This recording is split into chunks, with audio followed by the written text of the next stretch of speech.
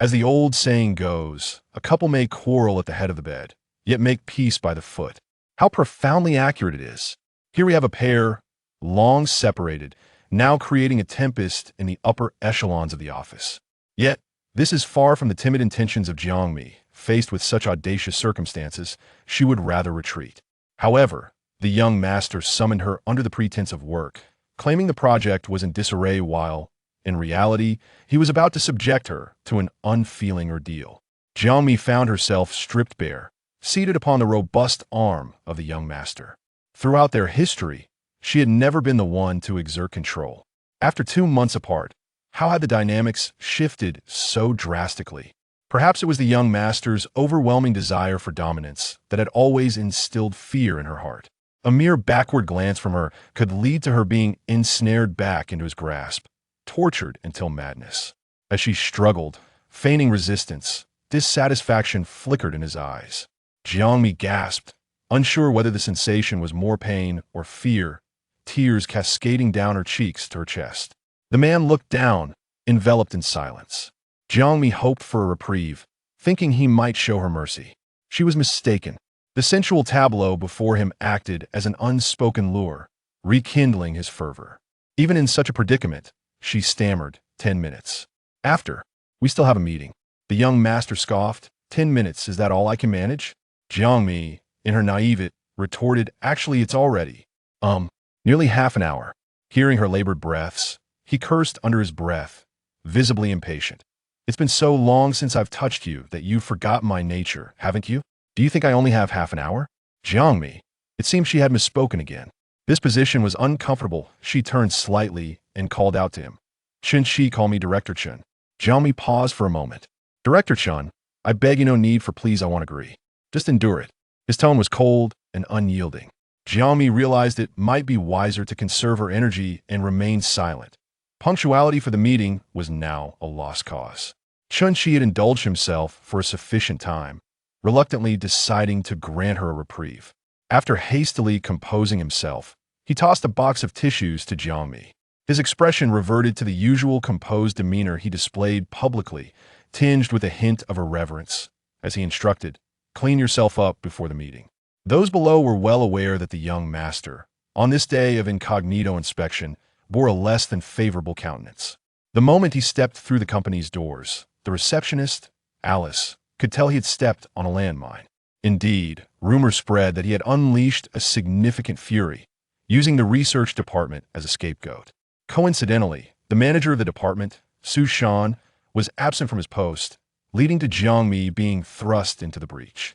Scion was in a state of frantic disarray, nearly pulling out the few remaining hairs on his head.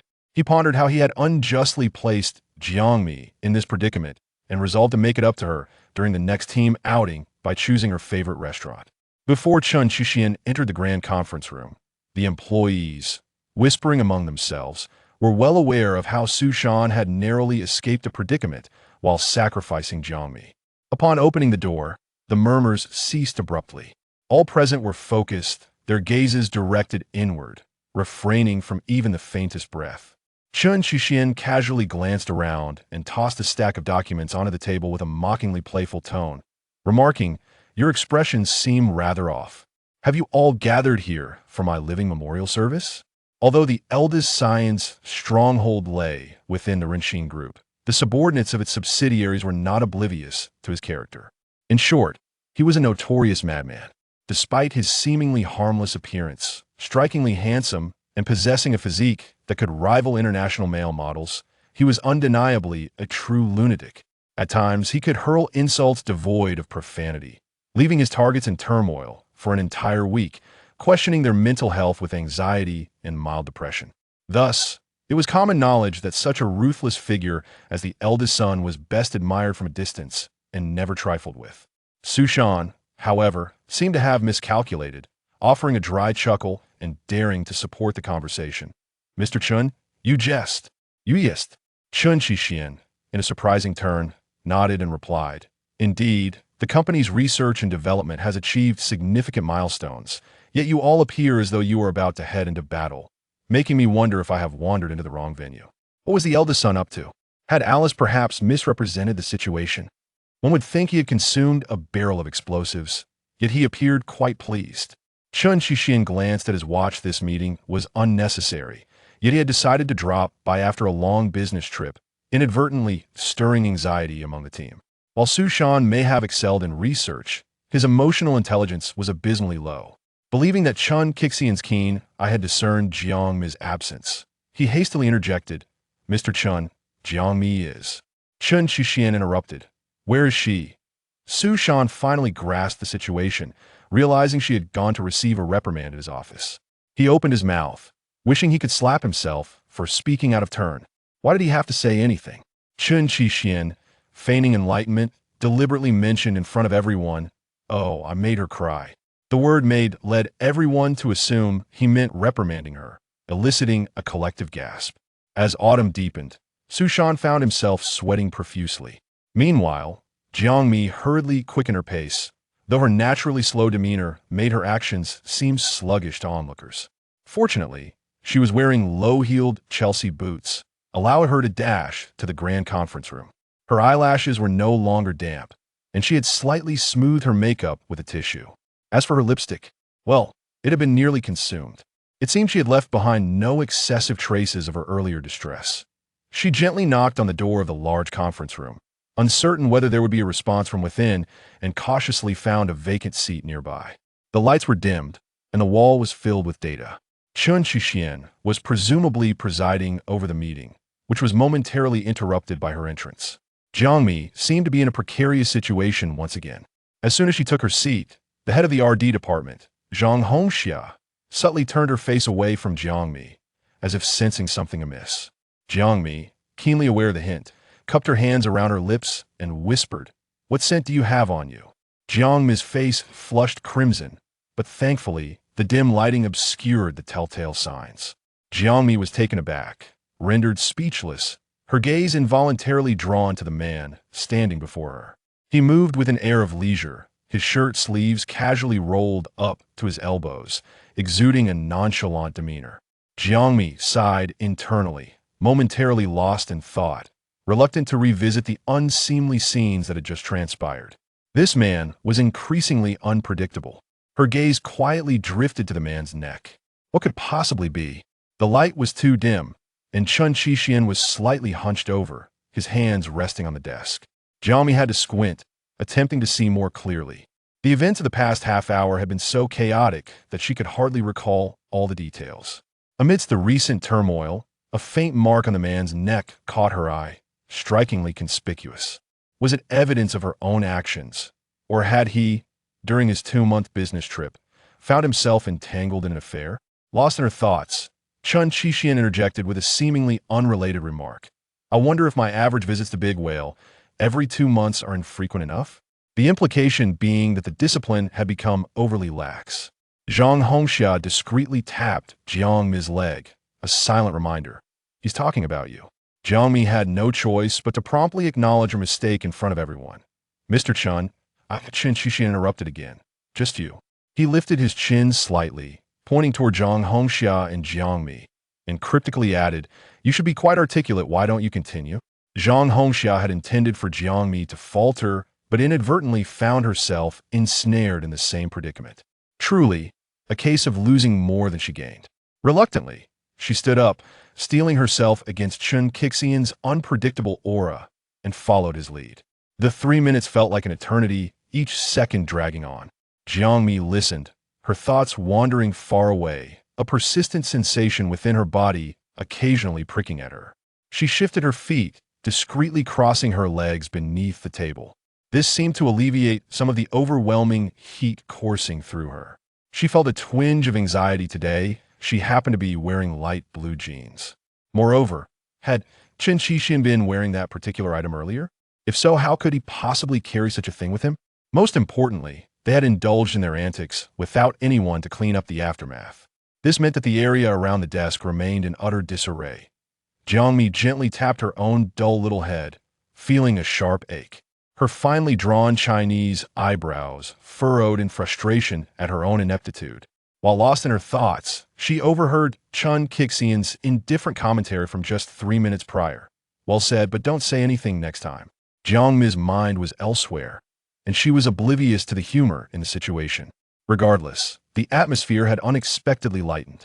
What occupied her thoughts was the urgent need to rush to Chen Qixian's office immediately after the meeting to erase the evidence. Thus, every second leading up to the end of the meeting felt like an agonizing ordeal for Jiang Mi. Chen Qixian, typically a man of few words, had today seemingly taken it upon himself to engage in lengthy discussions, meandering through topics, even delving into the arrangements and details for the banquet the following evening. Since he had broached the subject, several senior executives chimed in. The group held great importance on the groundbreaking innovations by its subsidiary, Big Whale Technology, in the field of new energy vehicles, having applied for several patents. To acknowledge Big Whale Technology as an indispensable part of the group, a lavish high-end banquet was to be held to express gratitude for the hard work of every individual, down to the janitorial and security staff, showcasing a commendable sense of equality. Finally, as the meeting drew to a close and the end of the workday approached, Jiang Mi hesitated, seeking an opportunity to approach Chen Qixian. With a stammering demeanor, she began, "Mr. Chen, it was only upon closer proximity that she noticed the vivid marks on his neck. It seemed she had not been particularly forceful after all." Unsure, she glanced again. Yet, with all the courage she could muster, she dared not provoke him further. It had to be someone else, it simply couldn't be her. Engaging in this self-reassurance, she suddenly realized Chen Qixian was patiently awaiting the rest of her sentence. Her frequent distractions elicited a frown from him, his tone laced with mockery. "What's wrong with you? Struggling to complete a sentence? This one seems to be lingering a bit too long." Just then, others who had exited the conference room caught wind of his words. Chen Qixian, regardless of beauty or ugliness, they all served as his punching bags. A wave of sympathy rippled through the crowd for Jiang Mi. With renewed focus, she dared not let her mind wander again and stated in one breath, "I left something in your office." Her manner of speaking was leisurely, and her words came out a bit muddled. Chen Qixian dismissed her comment, no longer teasing her. "Let's go." Jiang Mi followed closely behind him, his strides long, forcing her to quicken her pace to keep up. They entered the elevator and proceeded into the office, each lost in silence as they faced one another. Jiang Mi felt a sense of grievance akin to a puppy, having not seen him for 2 months and hardly exchanging any meaningful words. Once their encounter was concluded, he seemed to forget her entirely. The aloofness of the young master's silhouette appeared utterly heartless. Jiang Mi dared not voice her anger, merely murmuring, "We'll just lock the door." At that moment, they were alone, and Chen Qixian revealed his true self, half seriously inquiring, "Not satisfied? Are you planning for an encore?" What an encore that would be! Jiang Mi rushed towards the scene of the incident, only to find not a trace left behind. Impossible! Surely, someone must have tidied up. Jiang Mi flitted around Chen Qixian's chair like a headless fly, making him dizzy with her incessant circling. "Are you a reincarnated top? How can you spin so much?" Chen Qixian feigned a lack of mercy, deliberately exposing her flustered state. "Which document did Director Jiang leave with me?" Jiang Mi was left speechless. Is it truly so difficult to separate public and private affairs? Or perhaps you couldn't even wait a couple of hours to return home, and are now being... He replaced the vulgar word with a mere shape of his lips. Jiang Mi could not decipher lip reading, but she was not foolish. She opened her mouth, yet no words came forth, and she instinctively covered her face, attempting to flee. However, Chen Qixian swiftly caught her, lifting her effortlessly off the ground. Half of her sense of security was now intricately intertwined with him. Inside, she whimpered silently, afraid to voice her feelings, lest he concoct further schemes against her. "I seem to have found myself a mute bride." He paused, maintaining his customary blend of reality and jest. 2 months without seeing you, and not only can you not speak, but you've forgotten how to talk altogether." He leaned down, asking the one in his embrace, "Can you open your mouth?" She certainly could. Jiang Mi obediently parted her lips slightly. His agile tongue surged forth, conquering her territory. Jiang Mi whimpered, struggling against the fervent advance, instinctively retreating, only to feel a slight bite at the tip of her tongue. But it hurt. The man had deliberately applied just the right amount of pressure. Jiang Mi clenched her tiny fists, instinctively wishing to strike his chest.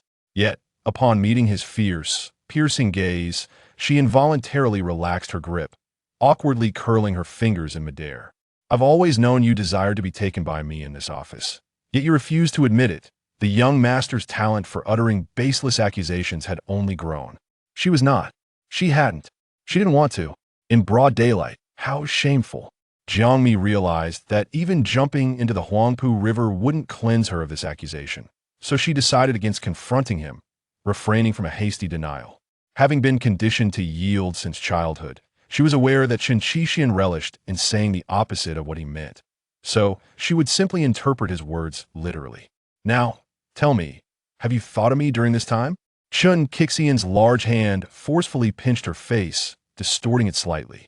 Before Jiang Mi could utter a compliment, he answered himself, teasingly remarking, "It seems you have thought of me.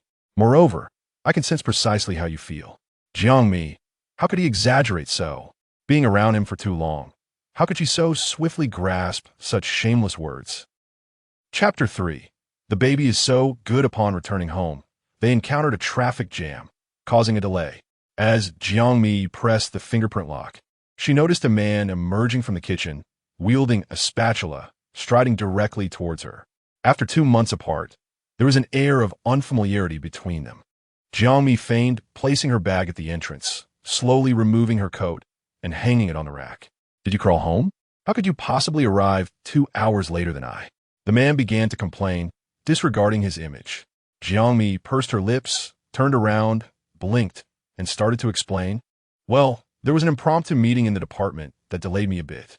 As she spoke, Jiang Mi noticed that the man had already showered and changed into loose, comfortable home attire. The spatula in his hand indicated that he was the one cooking today. Jiang Mi couldn't help but praise his culinary skills. With their busy lives, moments like these were rare, and she gazed at him with a mix of admiration and affection, her tone softening. "Are you cooking today?" Given the circumstances, it was somewhat of a rhetorical question. Presumably, the housekeeper had been sent home. "Yes." The man, relishing the expression Jiang Mi wore, softened his tone and gently reminded her to wash her hands as dinner would soon be ready. Jiang Mi responded with an "oh," and after washing her hands, she made her way to the adjacent kitchen to prepare the tableware. The man was just serving the last dish from the pot into a serving platter when he heard her movements. Unable to contain himself, he tossed the spatula aside and pressed Jiang Mi against the customized refrigerator door. Jiang Mi's back hit the surface unexpectedly, startling her. In this sudden grasp, she instinctively clutched the man's collar, her gaze fixed on him without a blink. Though it hinted at a plea for mercy, to him, it was an unambiguous invitation. Effortlessly, Jiang Mi had ensnared him. "I'm not happy." The man pressed against her, his lips parting slightly, his warm breath hovering near her lips, stirring a tempest within her. Thump, thump. Jiang Mi felt her heart racing as if she had just completed an intense workout. He claimed he was unhappy. As he mentioned, she sensed it earlier that afternoon in the office. Just as Jiang Mi was about to inquire about the source of his discontent, he could no longer resist and lightly bit her lip, teasingly rubbing his against hers before reluctantly parting. "After 2 months apart, you haven't once said you missed me." He began to hold her accountable. Jiang Mi found herself ensnared in his web of thoughts. Lowering her gaze, her cheeks flushed as she mumbled, "I didn't get the chance to say it. Today at the office, you looked at me and quickly turned away. When I needed you in the office, why did you respond so slowly?" "I'm not happy, very unhappy." Chen Qixian's eyes locked onto his prey. A cruel thought to grasp her delicate neck flickered through his mind, but he suppressed it, fearing she might cry out in pain. Jiang Mi remained silent, not immediately responding. Chen Qixian was still the same man he had always been, seen by others as a ruthless madman. Yet before her, he was a playful and warm-hearted golden retriever. According to Jiang Mi's understanding of him, if one does not soothe others, no one can enjoy the dinner. "I did not intend for it to be this way."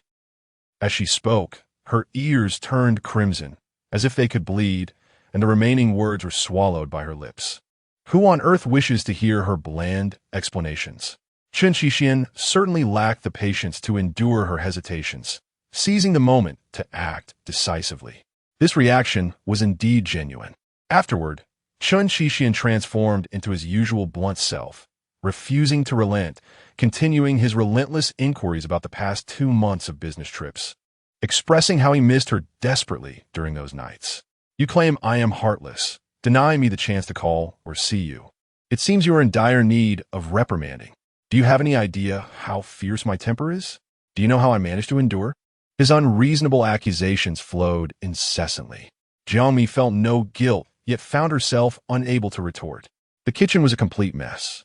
The food was growing cold, so she reignited the stove to warm it up. When it finally made its way to the table, there were 4 dishes and a soup. A delightful balance of meat and vegetables, utterly appetizing. Jiang Mi, thoroughly drained, felt too weak to shower. She ate faster than usual, shoveling generous amounts of rice mixed with the tangy chicken dish Chen had prepared for her, the aroma intoxicating. She savored her meal to the point of forgetting everything else. Chen, sitting across from her, observed her engrossed in her food and, in a huff, dropped his chopsticks, exclaiming, "The food is more fragrant than I am." Jiang Mi was momentarily taken aback, quickly lifting her gaze to scrutinize the man's expression. He seemed normal, yet carried an inexplicable awkwardness. "Do you think I would perish if you said you missed me?" Chen Qixian's displeasure resurfaced. Why had this matter not been settled yet? Jiang Mi remained silent, her nature ill-equipped for sweet talk. After they became a couple, she never anticipated that this gentleman would be so insatiably affectionate in matters of love. Frankly, for quite some time, she struggled to adapt. Although she had forced herself to grow accustomed, 2 months apart felt as if everything had reverted to square one. Memories of their acquaintance surged forth, and Jiang Mi still found it challenging to associate the man before her with the so-called gentleman. After all, he had not always been so attentive to her. Jiang Mi's thoughts drifted away again, but she promptly pulled herself back. "During your 2-month business trip, I often thought of you." She swallowed a mouthful of rice, adjusting her demeanor to reveal her heartfelt sentiments, though a hint of shyness glimmered in her eyes. Growing up with a sense of inferiority, many thoughts had never crossed her lips. Her toes curled tighter at the spontaneous admission of longing. "What do you miss about me?" he pressed, seeking to gain an advantage. "Simply, during those moments of thinking about you, it feels like I am not alone." At this moment, Jiang Mi realized that her only reliance and support was this man before her. Yet, he was too unpredictable and enigmatic. Jiang Mi was not very astute in matters of love, merely going with the flow, accepting whatever he said. "You're such a good baby." Chen Qixian finally relaxed, serving a bowl of hot soup and pushing it toward Jiang Mi. Just as she grasped the handle of the spoon, she noticed him waving his hand at her, compelling her to unceremoniously set the spoon down, rise from her seat, and make her way around the table toward him. The man, unable to contain himself, pulled her into his embrace. Jiang Mi dared not part her legs too widely, merely settling into a tentative position. "Tell me, do you yearn for me more? Or for Chen Xiaoxian?" he asked provocatively, his mischievous fingers crossing the line. Jiang Mi instinctively pressed her legs together to thwart his advances. Yet, under his fervent teasing, she found herself retreating gradually, until she was utterly overwhelmed. Throughout this exchange, he continually breathed softly into her ear, deliberately tormenting her to the point of involuntary shudders. Before teasingly declaring, "If you won't answer, I already know the reply." Jiang Mi felt utterly wronged. The truth was, she truly longed for him. However, exhaustion rendered her speechless as she watched the meticulously prepared dishes before her gradually grow cold. Yet her heart, in contrast, simmered with warmth. Chen Qixian, still concerned for her well-being, ordered a late-night snack during her shower. As she ate, he quietly sat beside her, patiently waiting. After a brief silence, he broke the stillness by asking, "Is my cooking better than what you find outside?" Jiang Mi, fearing disobedience, spoke honestly, "Yours is better." Chen Qixian, with a playful glint in his eye, pressed further, "What exactly is better about mine?" Jiang Mi could only respond with a flustered silence, thinking, well, it's certainly not as she imagined. Chapter 4. The familiar yet indifferent gaze, the anguish of 2 months apart cannot be wholly expressed in a single night. Jiang Mi has undeniably become a mere plaything in the hands of the man, molded and shaped at will. The price of this surrender to desire is a descent into languor, waking and sleeping, only to find herself slumbering until the afternoon of the following day. Naturally, there is no trace of the man in the bedroom, only the lingering essence of his crisp scent and a faint trace of tobacco on the pillow. Fortunately, it is the weekend, yet an upscale banquet organized by the company awaits in the evening, along with duties to fulfill.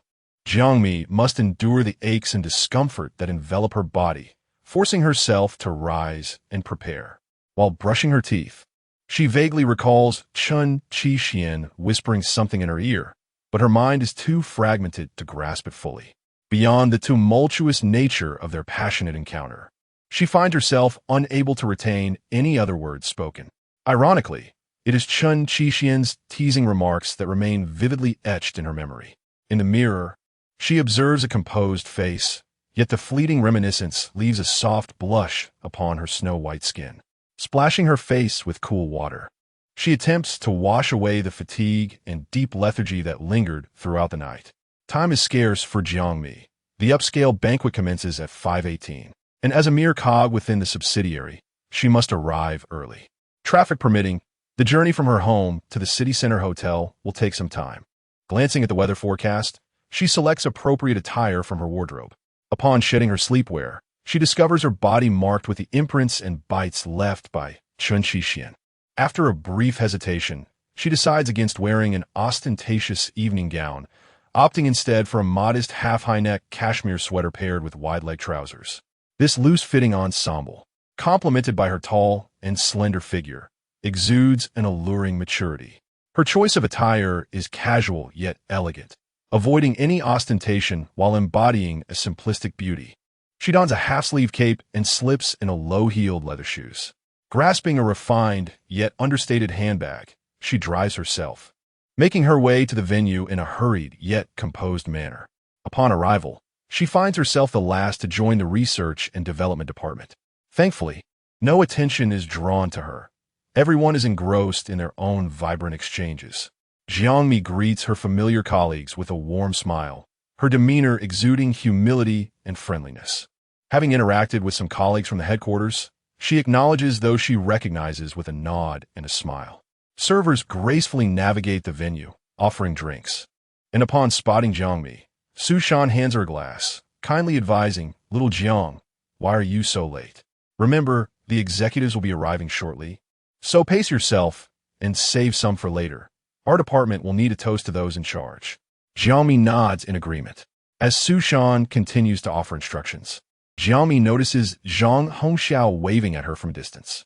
Su Shan follows her gaze, and in an instant, the previously bustling atmosphere falls silent, leaving only the soothing background music. Zhang Hongxiao has ceased her chatter, turning her attention to the entrance of the venue. The executives, adorned in formal attire, begin to make their entrance, exuding an undeniable aura of authority. At the forefront stands the chairman of the group, Chen Donghai, who possesses the highest authority. Appearing to be in his early 50s, he exudes a cultured gentility and self-discipline, maintaining a well-proportioned physique. Closely following him is the infamous Chen Qixian, known to the outside world as the reckless and ambitious eldest son, yet he is rumored to be the most neglected puppet in the Chen family. Behind him is the second son, Chen Qiji, who wears gold-rimmed glasses and presents a delicate, mild-mannered appearance, said to be the appointed successor of Renqin Group. Lastly, there is the third son, Chen Qilin, who, under the shimmering crystal chandelier, dons a pair of dark sunglasses that seem out of place in such a formal setting. Resembling a rap artist, uninformed observers might mistake his demeanor for pretentiousness, yet it is known among those familiar with him that one of his eyes is a prosthetic, a consequence of an incident involving his elder brother, Chen Qixian. The Chen family is vast and influential, their enterprises intricately woven into the fabric of the industry, with their status unassailable. However, within the trio of brothers, countless disputes arise over the family fortune, and various rumors circulate incessantly. Yet, these remain mere whispers. The truth is shrouded in secrecy. Curiously, amidst the bustling crowd, the presence of Jiang Mi goes unnoticed by anyone after the arrival of these four prominent figures. Yet, she cannot help but feel a physiological response, her pores dilating and goosebumps rising. Instinctively, she lowers her gaze, her hands and feet feeling icy. Despite the fact that the man wears sunglasses, Jiang Mi has the unsettling impression that his gaze is locked onto her. She tightens her grip on her wine glass, her body swaying slightly as she retreats a half step, nearly colliding with another person. It is then that Jiang Mi regains her composure, repeatedly apologizing, only to realize it is Yang Shu, the head of the second research department. Compared to Su Shan, he is a younger man, exhibiting a wolf-like tenacity in his work. Yet he carries himself with a refined elegance in social interactions, a contrast that commands respect. It's all right, just be careful, Yang Shu offers, lightly steadying Jiang Mi's arm. Their proximity heightens her anxiety, fearing he might hear her racing heartbeat, prompting her to distance herself and adopt a demeanor of deference suitable for addressing a superior. In a flurry of embarrassment, she hastily escapes and finally locates her colleagues, finding solace among them. As she gathers herself, the time for the banquet has arrived. The host's opening remarks quickly elevate the atmosphere in the room. Stealing her nerves, Jiang Mi dares not glance around, yet amidst the sea of elegance, she unmistakably catches a glimpse of a familiar, languid gaze. Those eyes, transcending all other sights and attentions, lightly ensnared her own, inadvertently beckoning her. The warmth of the previous night lingers vividly in her memory. Instantly, Jiang Mi feels her face flush, and she lifts her chilled wine glass to her cheek, attempting to cool herself down. The heat coursing through her body serves as a reminder of the man's warmth. She hastily diverts her gaze, only to overhear a few whispers behind her. One must admit, the eldest son is indeed striking, one voice comments. Truly, one could say he is a celestial being descended upon us. The air was thick with masculine allure, and one could only imagine the ecstasy that such a presence could evoke. I worry your delicate constitution might not withstand it. Such a wild, fervent man must possess an unexpected tenderness in the bedroom. Oh, how I adore those fierce and intimidating types. Yet, I find myself drawn more to the second son. He exudes an aura of cultured depravity that suggests he is far more unconventional in nature. It's surprising to see you, usually so reserved, harboring such desires. However, I must confess, I seem to be more inclined towards those with a charmingly fierce demeanor. Jiang Mi listened, gasping softly. Her female colleagues were audacious, whispering their fantasies about the young masters while Chairman Chen delivered his speech from the podium. Jiang Mi dared not turn around. She merely stretched her neck, pretending to pay rapt attention. Yet, she could not ignore the weight on her shoulder, a gentle tap that interrupted her thoughts. Chapter 5. Utterly adorable Jiang Mi feigned ignorance as she turned around, smilingly pulled by Alice to her side, who leaned in to gossip. Beauty Jiang, do you prefer the eldest son or the second son? Jiang Mi pursed her lips, about to respond, when Zhang Hongxiao interjected. Isn't it obvious? Of course. Manager Jiang prefers the second son. Otherwise, would she be a masochist, choosing someone who berates himself to tears? Jiang Mi cast her a glance, lowering her eyelashes to clarify. Mr. Chen did not scold me. Zhang Hongxia assumed she was merely saving face and continued, a hint of pride in her voice. Oh, Manager Jiang, don't hide it. Mr. Chen publicly stated in the meeting that you cried because of him. She aimed to humiliate Jiang Mi in front of everyone. Alice pursed her lips, caught between her position and her feelings, displaying a facade of indignation. Nevertheless, she discreetly tugged at Jiang Mi's finger, offering silent comfort. Suddenly, someone interjected for clarification. What Mr. Chen said was that Manager Jiang was made to cry. Jiang Mi. Oh, being scolded would be less humiliating. As the person involved, she could only vaguely admit, well, I can't hide it from everyone. I indeed cried when I couldn't hold back. How could one not cry when the demands were so severe? Zhang Hongxia scoffed. Amidst the idle chatter, the spotlight soon shifted to the eldest son, Chen Qixian. As he took the microphone, in that moment, all attention converged upon him. Even as Jiang Mi was lost in the crowd, she held her breath, slightly tilting her head, captivated by the spirited man on stage. Every gesture he made exuded an innate elegance, a quality embedded in his very being. Thus, She felt quite irked when people described him in private as reckless. In her eyes, he was simply devastatingly handsome. Unbeknownst to her, Jiang Mi was entranced. And when a man on stage cast her an ambiguous glance, she merely returned it with a gaze reminiscent of a lovesick fool. In Chen Qixian's eyes, she appeared dazed and oblivious, as if she hadn't absorbed a single word he spoke. As the prominent figures concluded their speeches, the banquet returned to a light-hearted atmosphere. The buffet style allowed for a more relaxed interaction, free from rigid protocols. Superiors and subordinates alike exchanged smiles, discussing both research achievements and amusing anecdotes. Toasting was an unavoidable interactive segment, typically starting from the lower ranks to the higher-ups. Following Su Shan, Jiang Mi toasted to the general managers of the headquarters. Noticing that the crowd around Chun Donghai was thinning out, Su Shan, intent on reaching the highest tier, encouraged her forward. Jiang Mi took a deep breath, finally mustering the courage to withdraw. Old Su, I drank too quickly and feel a bit nauseous. As she spoke, she covered her mouth with her hand, feigning a pained expression. Since joining Jing, she had never been in such a situation, remaining inconspicuous yet indispensable. Su Shan believed her words wholeheartedly, tending to her, even summoning Alice to assist Jiang Mi in finding a quieter place to rest for a while. Toasting to the boss is merely a formality. With so many individuals elevating the boss to a pedestal, how could he ever remember a mere cog in the machine? Jiang Mi sighed in relief, having narrowly escaped a predicament. Even though she had acquaintances among the Chun family and worked for Jing, their paths had not crossed directly over the years, and Jiang Mi preferred not to seek validation by approaching them. After all, no one had ever sought her out for such reasons. Alice was a vivacious young woman, a graduate with a Master S degree from a prestigious university, and hailing from a well-to-do family. Her greatest concerns each day likely revolved around whether her boyfriend would respond to her messages promptly or what to have for dinner the following day.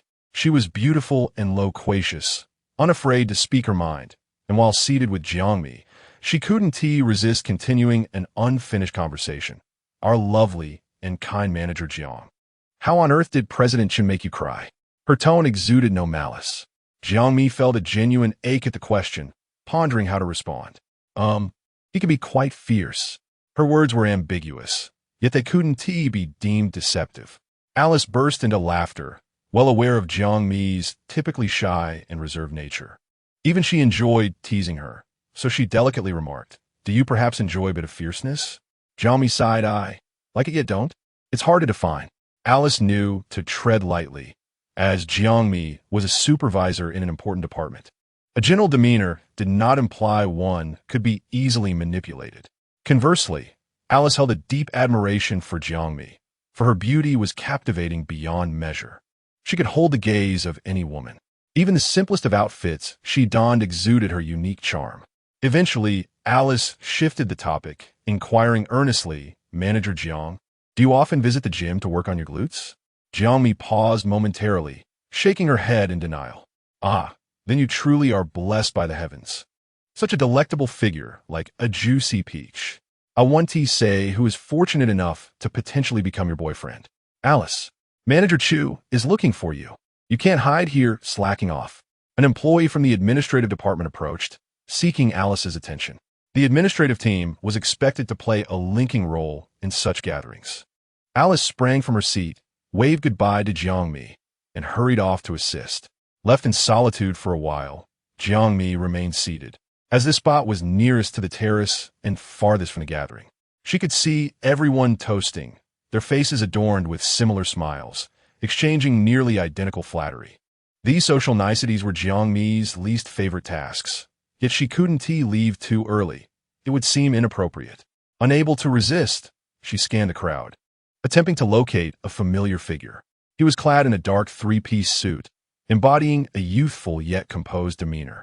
To the outside world, he rarely displayed anything but a serious, expressionless face. His stern aura could be quite intimidating. However, Jiang Mi alone understood the contrasting side he exhibited in private. In her presence, Chun Chi was merely a boy, immature and unreasonable. He resembled a meddling steward, overseeing this and that, a true chatterbox burdened with concern. After a lengthy search, as the crowd began to disperse, Jiang Mi finally located his face. He stood there, composed, seemingly indifferent to all that transpired around him. His emotions were concealed, with a slight furrow in his brow, exuding an air of displeasure. Those who encountered him dared not engage in lengthy conversation, hastily concluding their remarks, fearful of incurring his ire and leaving empty-handed. It was evident that Jiang Mi had indulged in a few too many drinks, her inebriation apparent in her unsteady steps as she carelessly approached him. However, unexpectedly, before she could take even 2 steps forward, Chen Xian, as if sharing a silent connection, began to walk towards her.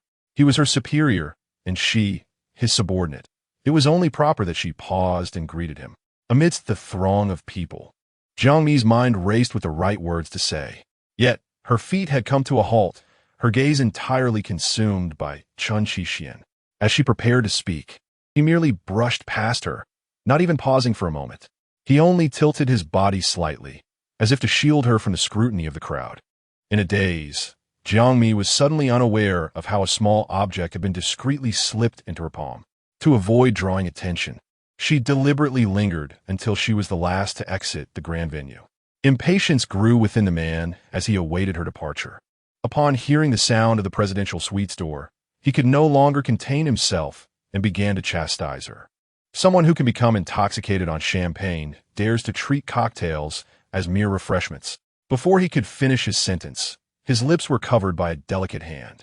Oh, I don't wish to hear grand philosophies. I simply desire to savor the black pineapples, she proclaimed. The man pondered. You've truly turned the tables on me. Damn it. How utterly adorable. How had I not noticed this before? Chapter 6. A night of madness once again. The world spun chaotically as Jiang Mi was swept off her feet, her shoes still on, and captured by the man's lips. Their bodies entwined. They kissed with an intensity that was both passionate and reluctant to part. Their foreheads touched.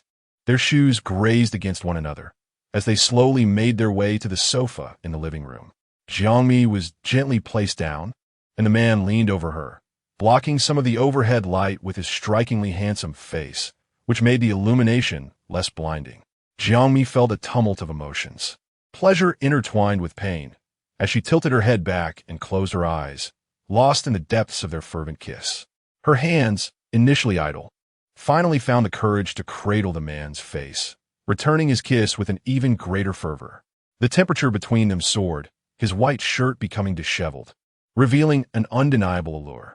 Only when Jiang Mi was breathless did he reluctantly withdraw his tongue, allowing them a moment of separation. Chen Xian cradled her partially in his arms, drawing her close, and with a soft gaze, he teased her earlobe, inquiring why she hadn't donned the new dress he had brought back for her. Jiang Mi, lying against him, took a moment to steady her breath, her mind gradually clearing. It dawned on her that this was what he had meant before he left. She hadn't quite caught it at the time. She bit her lip, still trembling slightly, wondering if he thought her attire too mundane and dismissive.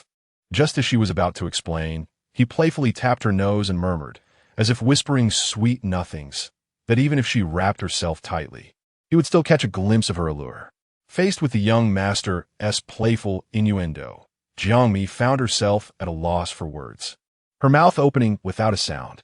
She wasn't inclined to indulge in such banter so soon. Instead, she leisurely tugged at her fitted cashmere sweater, only to receive a displeased glance from Chen Xian, who scrutinized her from head to toe.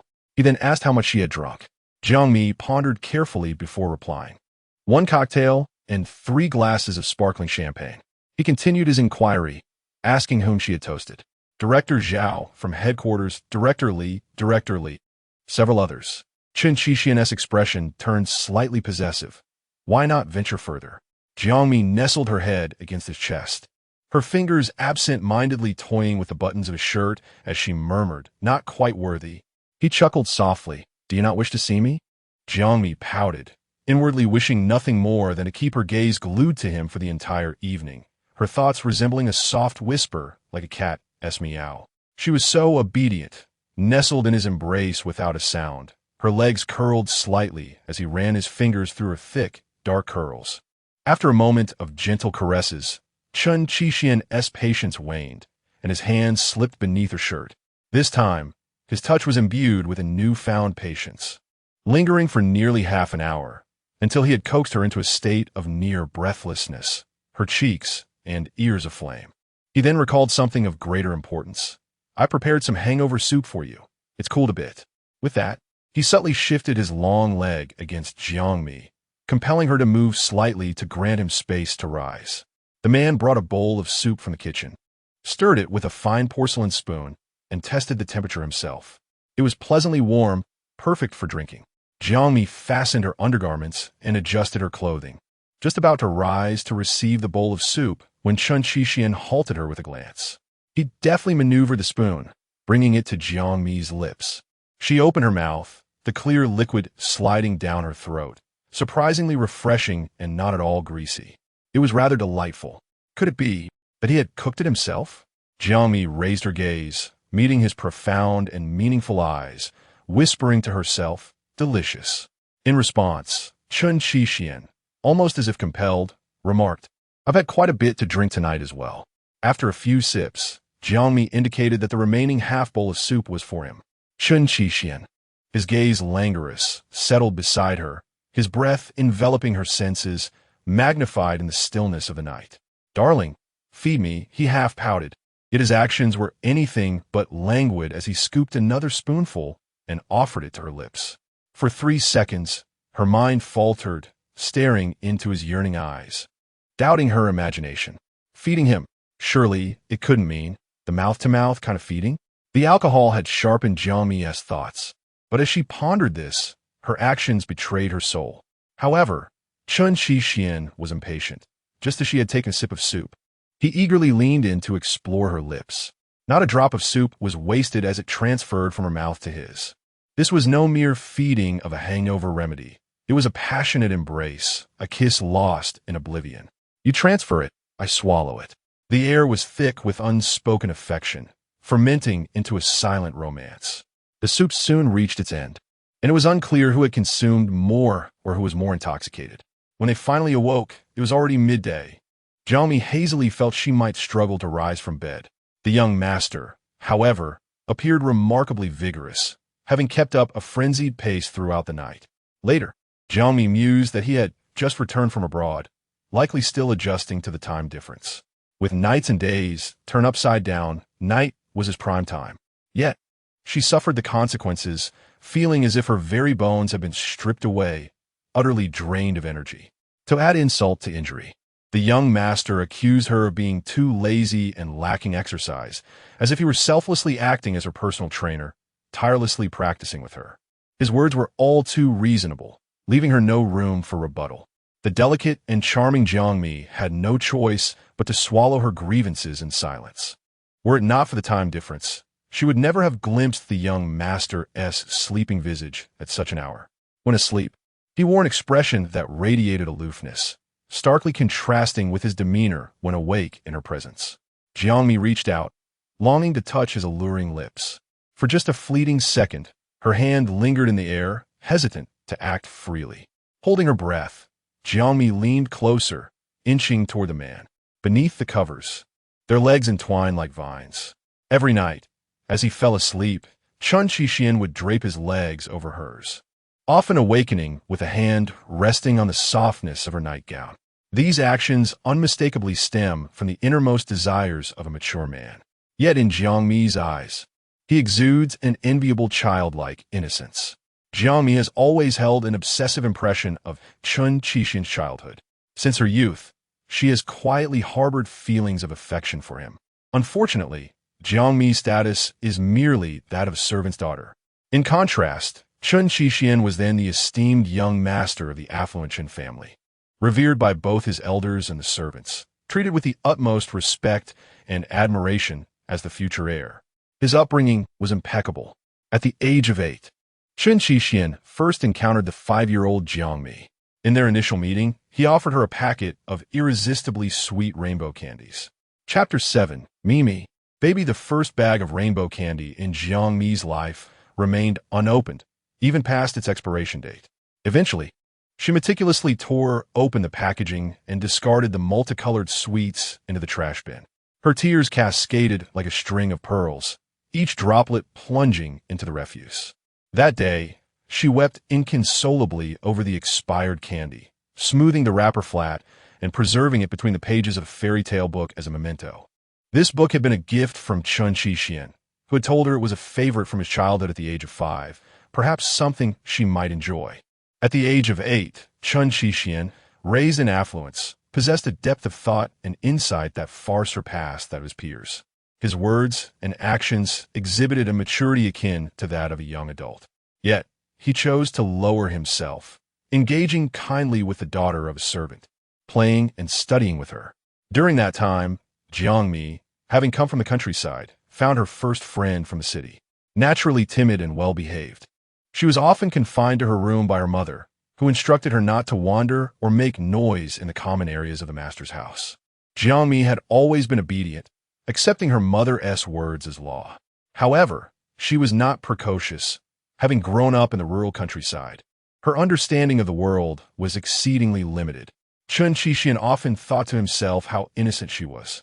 Her docility and thoughtfulness evoked a sense of compassion in others, and she was the most beautiful and endearing little girl he had ever seen. With her lustrous black hair, round cheeks, translucent skin, and lively eyes, her face radiated an enchanting vibrancy. He could not fathom what she had consumed to grow so delightful. The moment 8-year-old Chen laid eyes on Jiang Mi, an inexplicable urge to pinch her cheeks arose within him. Yet, it would take a span of 20 years before he would reach out to fulfill that impulse. Jiang Mi stood there, fixated on Chen Qixian's face, lost in thought for several minutes. The longer she gazed, the more she was drawn into a reverie, stirring up distant memories. Many moments had faded from her mind, yet the few interactions with Chen Qixian were treasured in her heart for 2 decades. As this realization washed over her, a warm sensation surged within her chest. She held her breath, increasingly tempted to lean in and steal a kiss. With her innocent, blinking eyes, she battled her inner desires. No, she would not resort to such tactics. She was not one for mischief. With a subtle sigh, the man she had been observing abruptly opened his sleepy eyes. The unexpected movement startled Jiang Mi, draining the color from her face. It felt as though her hidden thoughts had been laid bare, rendering her utterly embarrassed, her eyelids drooping and cheeks aflame. It was evident that she lacked the knack for mischief. The previous night, she had neglected to draw the curtains, merely draping a sheer white veil. The morning sky had remained overcast, but by noon, a feeble sunlight began to filter through. This gentle golden hue framed Chen Qixian's slightly tousled hair, softening his demeanor. His facial contours and angles were distinctly defined, with a jawline that flowed smoothly, creating an illusion of approachability. Without hesitation, he would kiss if he desired, disregarding any notion of payment. Chen Qixian saw right through her little schemes, bluntly pointing it out, leaving her no room for pretense. Jiang Mi stubbornly protested, claiming she had no intention of kissing. Chen Qixian, with a lazy demeanor, embraced Jiang Mi, playfully scraping her calf with his toes. She instinctively shivered, which only provided him with further justification to pursue her. "Mimi, darling, are you made of iron?" In no time, he had flipped over, pinning Jiang Mi beneath him, his breath deepening as he flirtatiously whispered in her ear, "Just this once, no more than that. All right?" The young master, in his twisted logic, even frightened himself. He spoke as if Jiang Mi were insatiably yearning. Jiang Mi, half resisting yet allowing him to continue, bore the discomfort with a semblance of tolerance. Truthfully, she harbored desires of her own. Chen Qixian leaned closer, his captivating lips lingering by her ear as he softly coaxed. Then, "Darling, can you endure just a little bit this time, please?" His tone was gentle, almost tender. Upon hearing this, Jiang Mi felt her heart leap to her throat. Her eyelids fluttered. If he wished for this, she might as well oblige. Who could tell her what just once and in a little while truly meant? Afterward, Jiang Mi, with a hint of grievance and tears glistening at the corners of her eyes, turned to see Chen Qixian looking utterly satisfied. It seemed they shared a silent understanding. Chen Chuxian's ability to read her thoughts had grown remarkably, and he unabashedly declared, "Did I not keep my word?" Jiang Mi mourned her own naivety. What was this called reaping what one sows? The young master had his tricks, and Jiang Mi felt the urge to retreat to the countryside.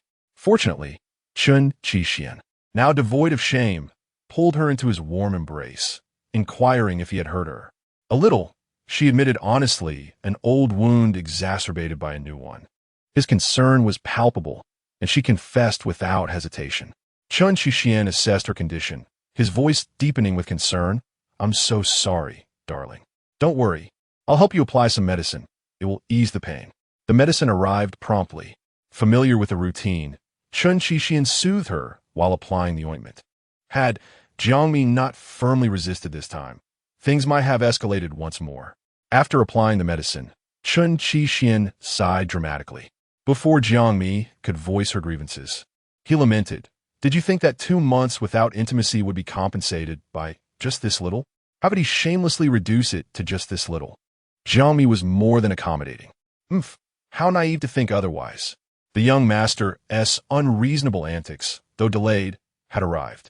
Seizing the rare moment together, Jiang Mi wished not to quarrel over trivial matters, knowing his remarks were primarily a jest aimed at her. The young master, when in Jiang Mi's presence, always preferred softness over severity. Jiang Mi turned the tables, soothing him as she earnestly said, all right, however you wish to make it up, I will comply.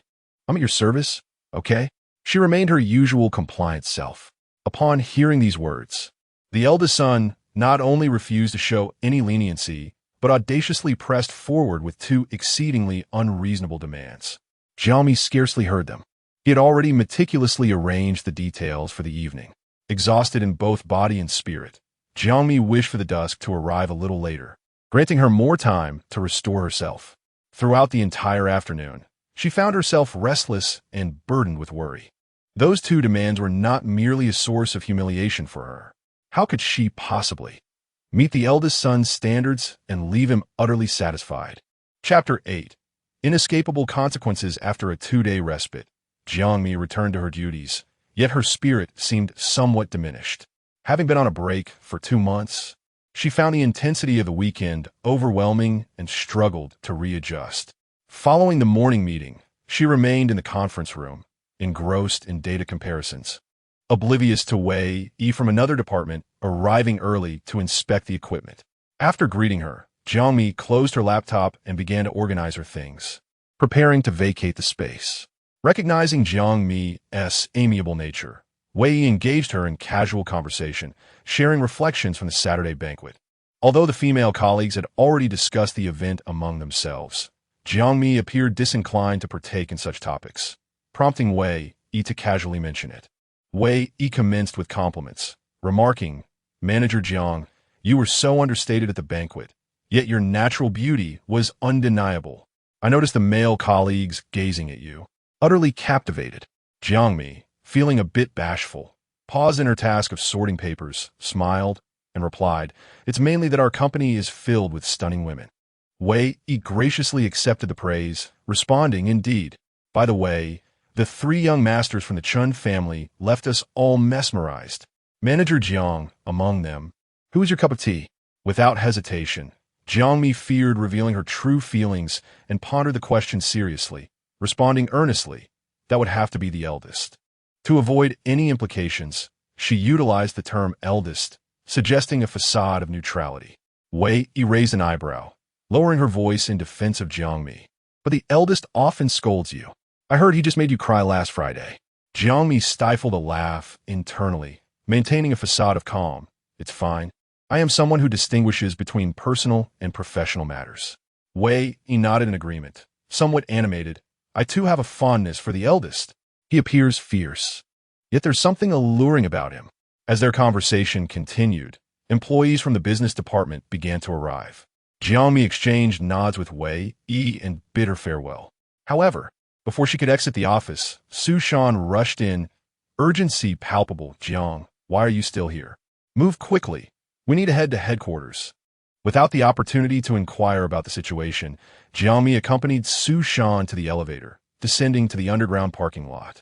It was only in Su Shan's vehicle that she learned that General Manager Chen wished to discuss their preliminary proposal regarding battery optimization.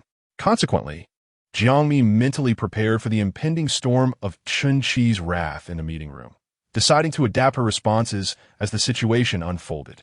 In this regard, her demeanor remained far more relaxed than Su Shan's. Upon entering the designated conference room at headquarters, Jiang Mi discovered that Yang Shu and Zhang Hongxia from the R&D department were also present. With the meeting still occurring within the room, they waited in the corridor.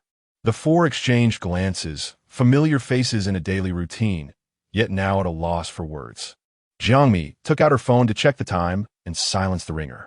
Just as Zhang Hongxia was about to break the silence, the meeting concluded, and a stream of impeccably dressed male and female professionals exited the room. At the moment the door swung open, Jiang Mi beheld the presiding leader of the meeting, Chen Qixian. He sat solemnly at the head of the table, his expression austere as he focused intently on the documents before him. Jiang Mi and her companions, seeing that the attendees had yet to disperse, continued to wait in the corridor. This was a grand conference room, one Jiang Mi occasionally visited for work reports, likely due to Chen Qixian's habitual use of this particular space. "Ah, is that not someone we know?" A casual mockery echoed clearly in the hallway, shattering the tranquility and igniting a wave of curiosity. Jiang Mi's eyes widened in surprise. There was no escaping what was destined to come. She remained silent, listening as the voice continued to hover above her, taunting her with a cold sneer. "On the evening of the banquet, I thought I must have misjudged." Jiang Mi feigned ignorance, unwilling to engage. Although her subsidiary belonged to the Renxin group, the nature of their work precluded any direct interaction between them. Thus, her decision to remain aloof was entirely reasonable. Yet, given the other party's status, she found it difficult to maintain her composure. Noticing Jiang Mi's icy demeanor, as if she regarded him as a stranger, Chen Qilan's tone grew increasingly abrasive. "It seems we are still old acquaintances. Yet now you choose to act as if we are not familiar?" Jiang Mi. He broke through the last barrier of pretense. If Su Shan could not sense the tension in the air, he might as well return home to sell sweet potatoes. As Jiang Mi's direct superior, despite being aware of Chen Qilan's identity and stature, he still felt compelled to protect her. Pretending not to discern the hostility in Chen Qilan's words, he unnecessarily interjected, "Xiao Jiang, this is Vice President Chen of the Renxin Group. Vice President Chen, please forgive Xiao Jiang. She seldom visits the group." "Be silent." Chen Qilan disregarded his interference with contempt and stepped forward, blocking Jiang Mi's path toward the conference room, leaving her no avenue of retreat as he pressed on with his questioning. "What brings you to the group today?" "To attend a meeting." Jiang Mi finally exhaled, suppressing her breath. The color drained from her lips as painful memories resurfaced, causing her stomach to churn uneasily. Chen Qilan made an outrageous and flippant demand. "Go make me a cup of coffee. Are you not a servant?" Before he could complete his sentence, a pin struck sharply against his head. The swift and precise action stunned the previously arrogant man in an instant. Chen Qilan stumbled back, wincing in pain as he pressed against the wall, nearly collapsing. He clutched his head, warm blood streaming down his forehead, mingling with the crimson that stained his face. "Who the hell?" The blood flowed increasingly, prompting Chen Qilan to curse as he beheld a figure slowly approaching him, the fear of years past rushing back. His words trailed off into silence. "Not you again." The suddenness of the incident left those in the corridor paralyzed, hesitant to react. This was the company, not a place for unruliness. If you wish to bark like a dog, just go far away and do so. The steady footsteps halted beside Jiang Mi. The words spoken were neither soft nor harsh, yet resonated with authority. Each phrase carried an undeniable weight.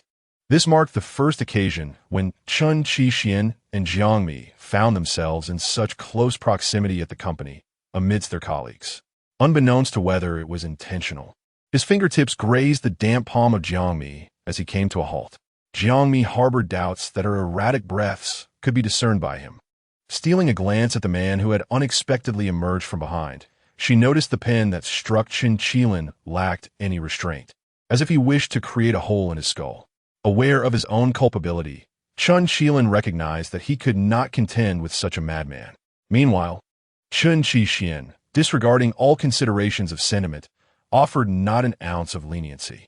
He instructed the newcomers from the big whale to enter and wait. Just as Jiang Mi was about to depart, Chen Qixin called her back, insisting she remain. He then proceeded to impose pressure on Chen Qilin, enunciating each word with gravitas. Apologize to Supervisor Jiang. These 6 words were laden with an unmistakable warning. Chapter 9. Are you concerned about me? The situation escalated, alarming Chairman Chen Donghai and another general manager, Chen Qiji, who held an equal position to Chen Qixin. To avoid confusion, everyone tacitly referred to Chen Qiji as Mr. Chen. Chen Donghai, even in his 50s or 60s, retained an elegant demeanor reminiscent of his youthful charm. What was happening? He hurried to the scene, his words imbued with an unmistakable authority. Memories flooded back. The Chen family was all too aware of how Chen Qilin lost one of his eyes. Thus, upon receiving the news, Chen Donghai rushed out of his office, still catching his breath. Chen Qixin firmly closed the conference room door and, maintaining his composure, reiterated for the final time, apologize to Supervisor Jiang.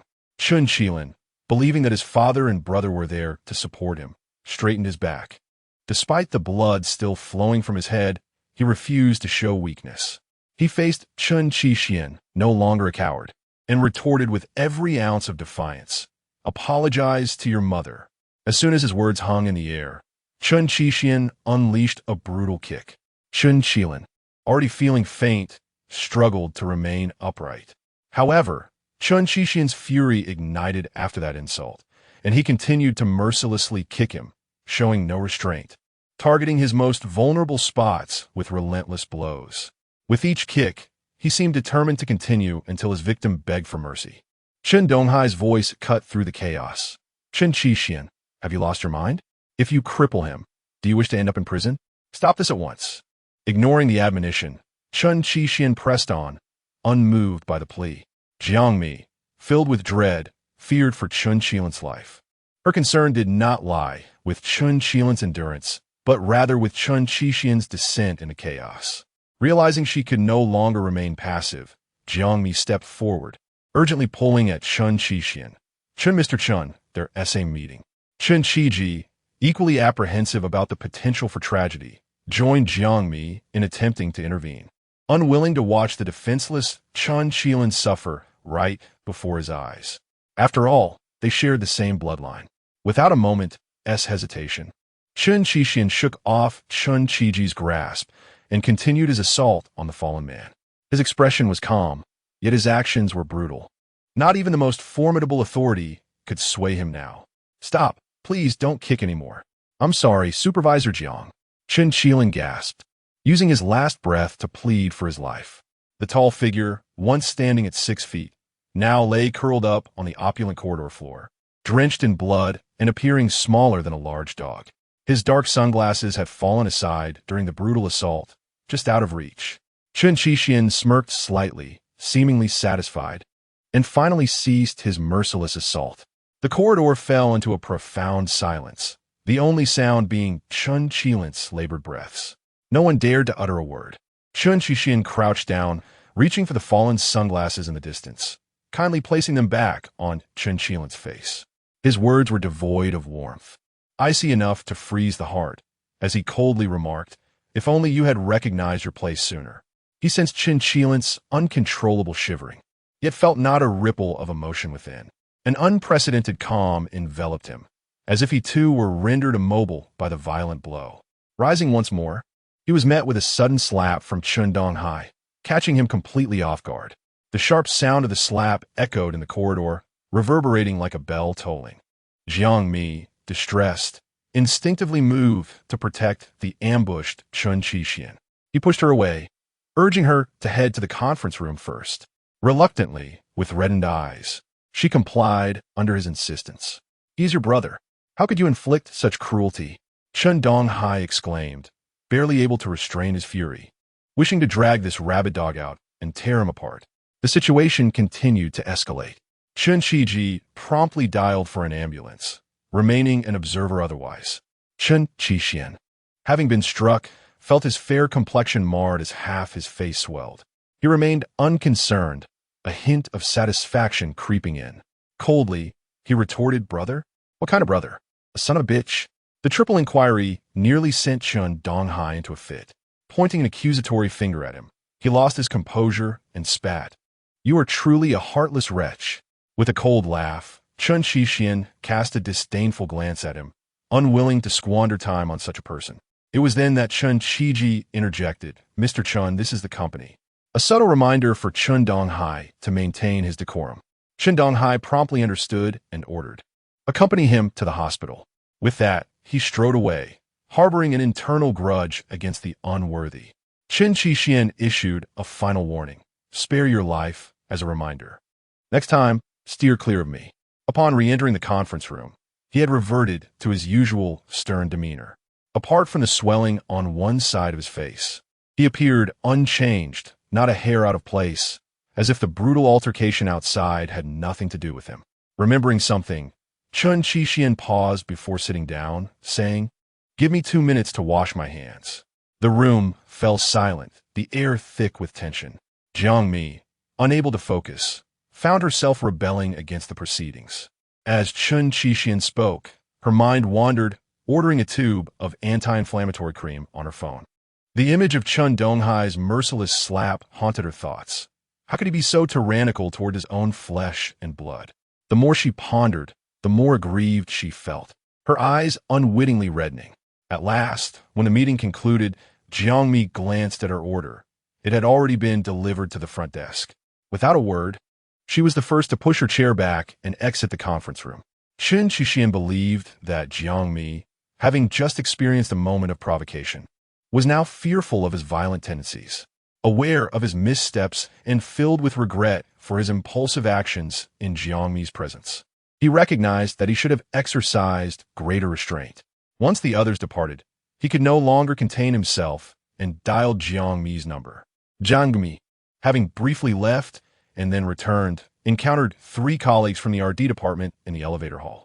Regardless of their varying expressions, she explained to Su Shan, General Manager, Chen had significant objections regarding the improvement proposals for the battery. I need to discuss this further with him. Su Shan, perceptive and astute, grasped the underlying message in her words and nodded in approval, urging her on with, "Go, go." Jiang Mi responded, "You needn't wait for me. I will take a taxi back."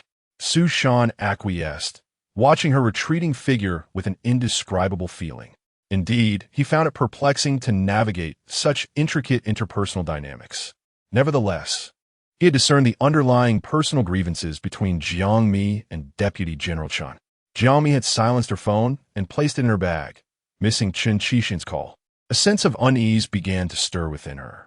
As she clenched her fist, preparing to dial a 3rd time, Jiang Mi reappeared in his line of sight.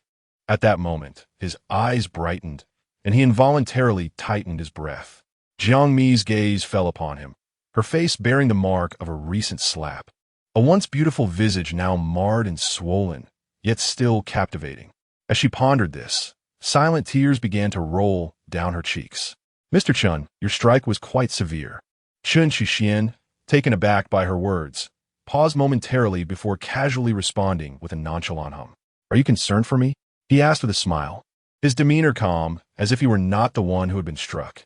Jiang Mi, holding back her emotions, ultimately succumbed and fell into his embrace. That slap had hurt her heart far more than it had physically wounded her. Chapter 10. Comprehensive protection having tended to the injuries on his face, which was now swollen on one side, Chen Shixian invited Jiang Mi to dine at the company. Naturally, his disfigured visage rendered him ill-suited for public appearances. His assistant, Zhang Xinyuan, delivered a sumptuous lunch to his office on the 28th floor. While this was not Jiang Mi's first visit, it was her inaugural dining experience here. She meticulously unpacked the meal boxes filled with Cantonese and Sichuan delicacies, accompanied by both rice and noodles, as well as delightful desserts. Observing the dishes favored by both herself and Chen Shixian, Jiang Mi remained preoccupied, her appetite waning as she frequently lost focus during the meal. In stark contrast, Chen Shixian appeared unperturbed, sharing half of his stir-fried rice noodles with beef and savoring a nourishing soup simmered to perfection, his appetite only seemingly enhanced by the circumstance. Reluctant to dampen the mood, Jiang Mi found herself on the verge of speaking several times, but refrained, not wishing to disturb Chen Qixian's enjoyment. She thought to herself, encouraging him to eat more. Chen Qixian, ever attentive, served her a tender leg of roasted pigeon. Jiang Mi felt that the robust flavors of Sichuan cuisine were somewhat inappropriate for the office setting, given that the general manager's office primarily hosted senior executives and clients.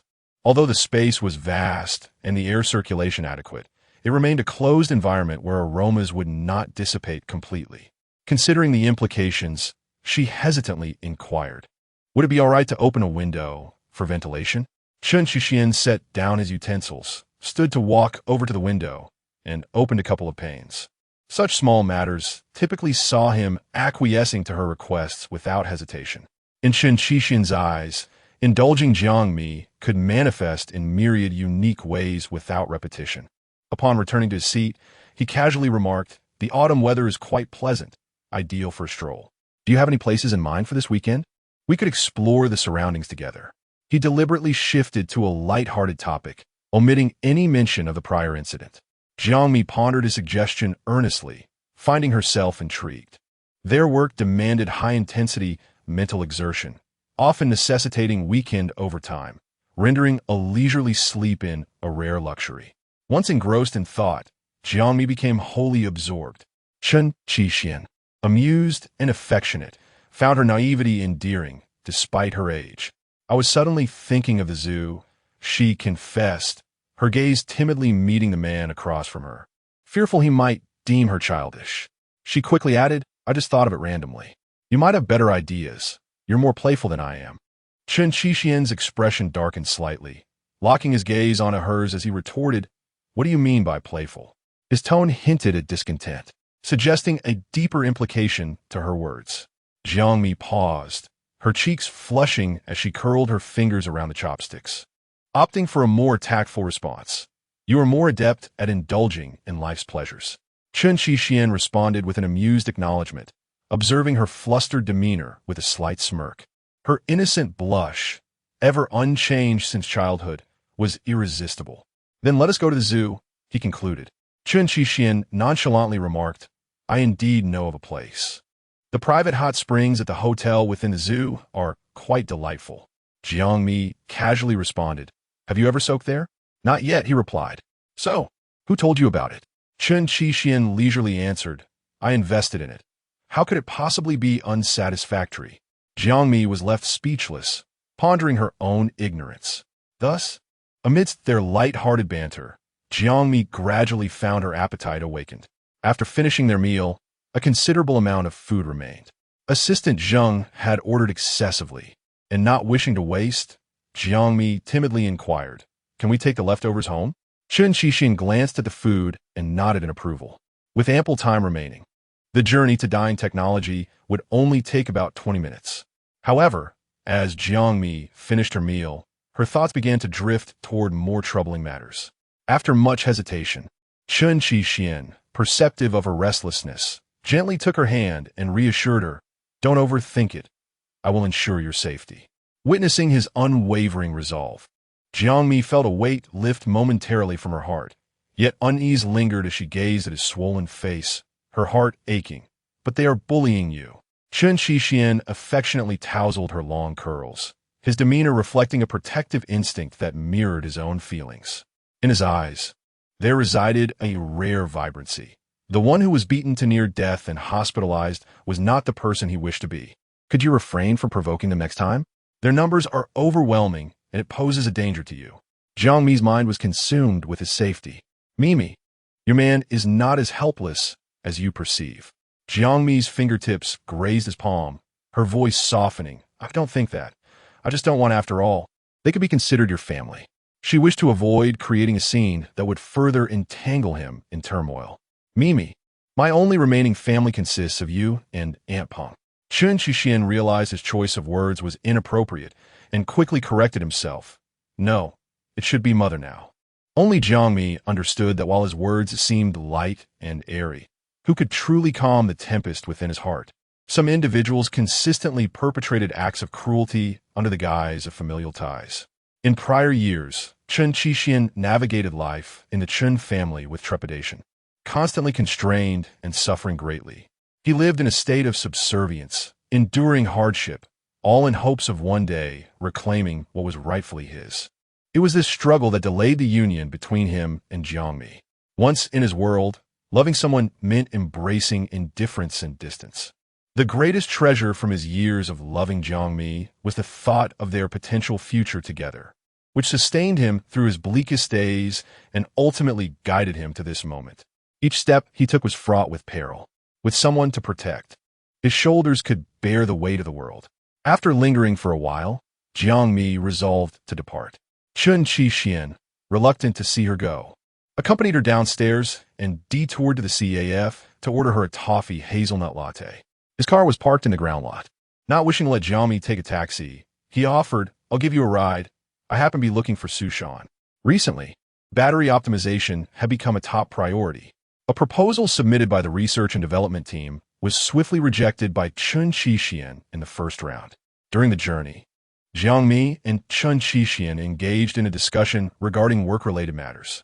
She had been fully involved in this battery optimization project, and her ideas were indeed innovative. However, in Chen Qixian's view, not only was it challenging to implement, but technically it was also unfeasible. "Mimi, are you trying to create a car for me with a PowerPoint?" Although Chen Qixian's demeanor towards her was gentle, he was unyieldingly critical towards Sushan, dismissing ideas as worthless. Chen Qixian spoke with data. "I've calculated that your proposed plan is overly idealistic and theoretical, and it simply will not pass testing. The value of the compact density is excessively high, surpassing the permissible range, which severely impacts the cycling performance. If the cycling performance is unstable, no matter how flawless the initial settings are, they're futile." Jiang Mi understood this logic, yet she believed that acquiring external battery research patents could facilitate the advancement of their entire project. A new type of material had emerged in the market. "I have been keeping an eye on it," Jiang Mi remarked.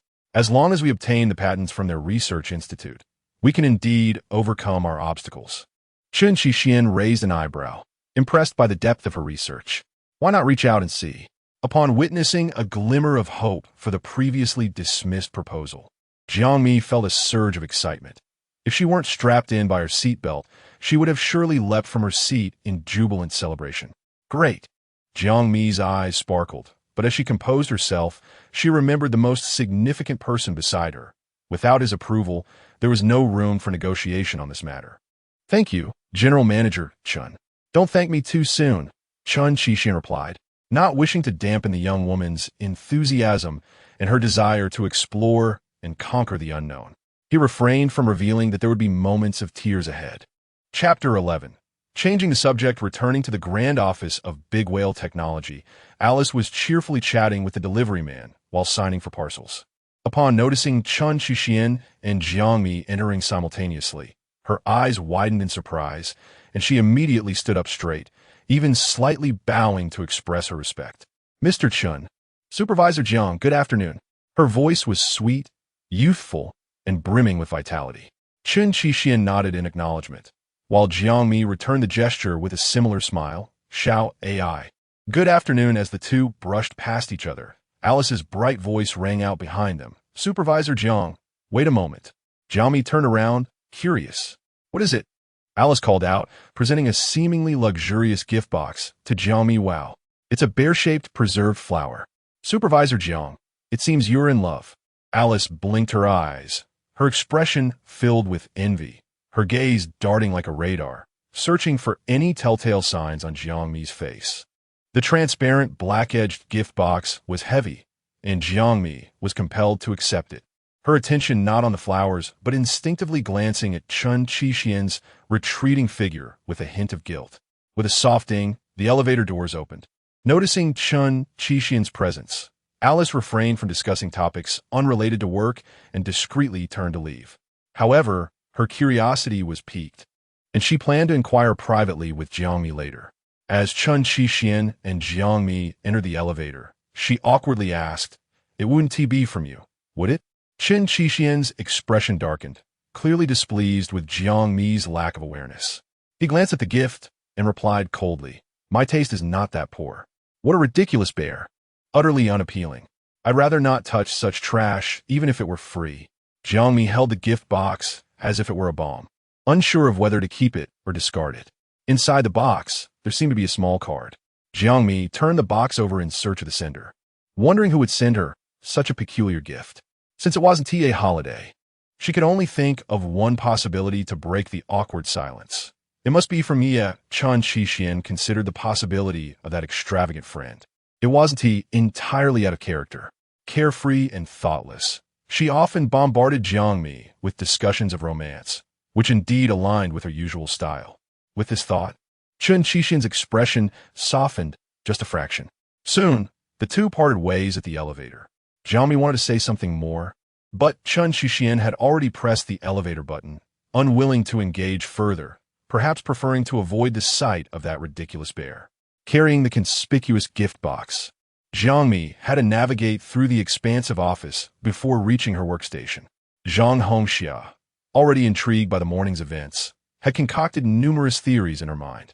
Upon seeing Jiang Mi return, seemingly triumphant and radiant, she felt a sudden pang of imbalance. With a sarcastic tone, she remarked, "Oh, Supervisor Jiang off on a date. Were we?" Jiang Mi preferred not to delve into personal matters with her, so she succinctly replied, "No, just a package received." She had initially thought it was a delivery from a colleague in the company. Zhang Hongxia's workstation faced hers, separated by a tall partition, necessitating a tilt of the head to discern each other's expressions while speaking. Zhang Hongxia continued her inquiries. "Director Jiang, I saw Vice President Chen put you in a difficult position earlier at the group meeting. Are you all right?" "It's nothing," Jiang Mi stated directly. "President Chen came to my rescue. Surely you all witnessed it." President Chen was indeed a person who distinguished between public and private matters, offering assistance to the deserving rather than to acquaintances. Zhang Hongxia pressed on, "Director Jiang, have you perhaps offended Vice President Chen in private? He was quite amiable to everyone else at the dinner." Jiang Mi offered an ambiguous reply, "Perhaps." Zhang Hongxia continued, "From his tone, it seems you are." "I am the daughter of a servant," Jiang Mi stated candidly. She believed that the others at their workstation were all ears, listening intently to their conversation. Or perhaps Zhang Hongxia had already divulged the events of the day before Jiang Mi returned to the office. Suddenly, Zhang Hongxia fell silent, creating an awkward atmosphere, as if they had reached an impasse. Jiang Mi added, "My mother used to be a servant for the Chen family." Now it was Zhang Hongxia's turn to feel somewhat embarrassed. She had not anticipated Jiang Mi's unreserved disclosure of her background in front of everyone. Jiang Mi's intention was to prevent gossip regarding Chen Qixian from circulating behind his back. His rise to his current position had been arduous, and she did not want to be the one to tarnish his reputation.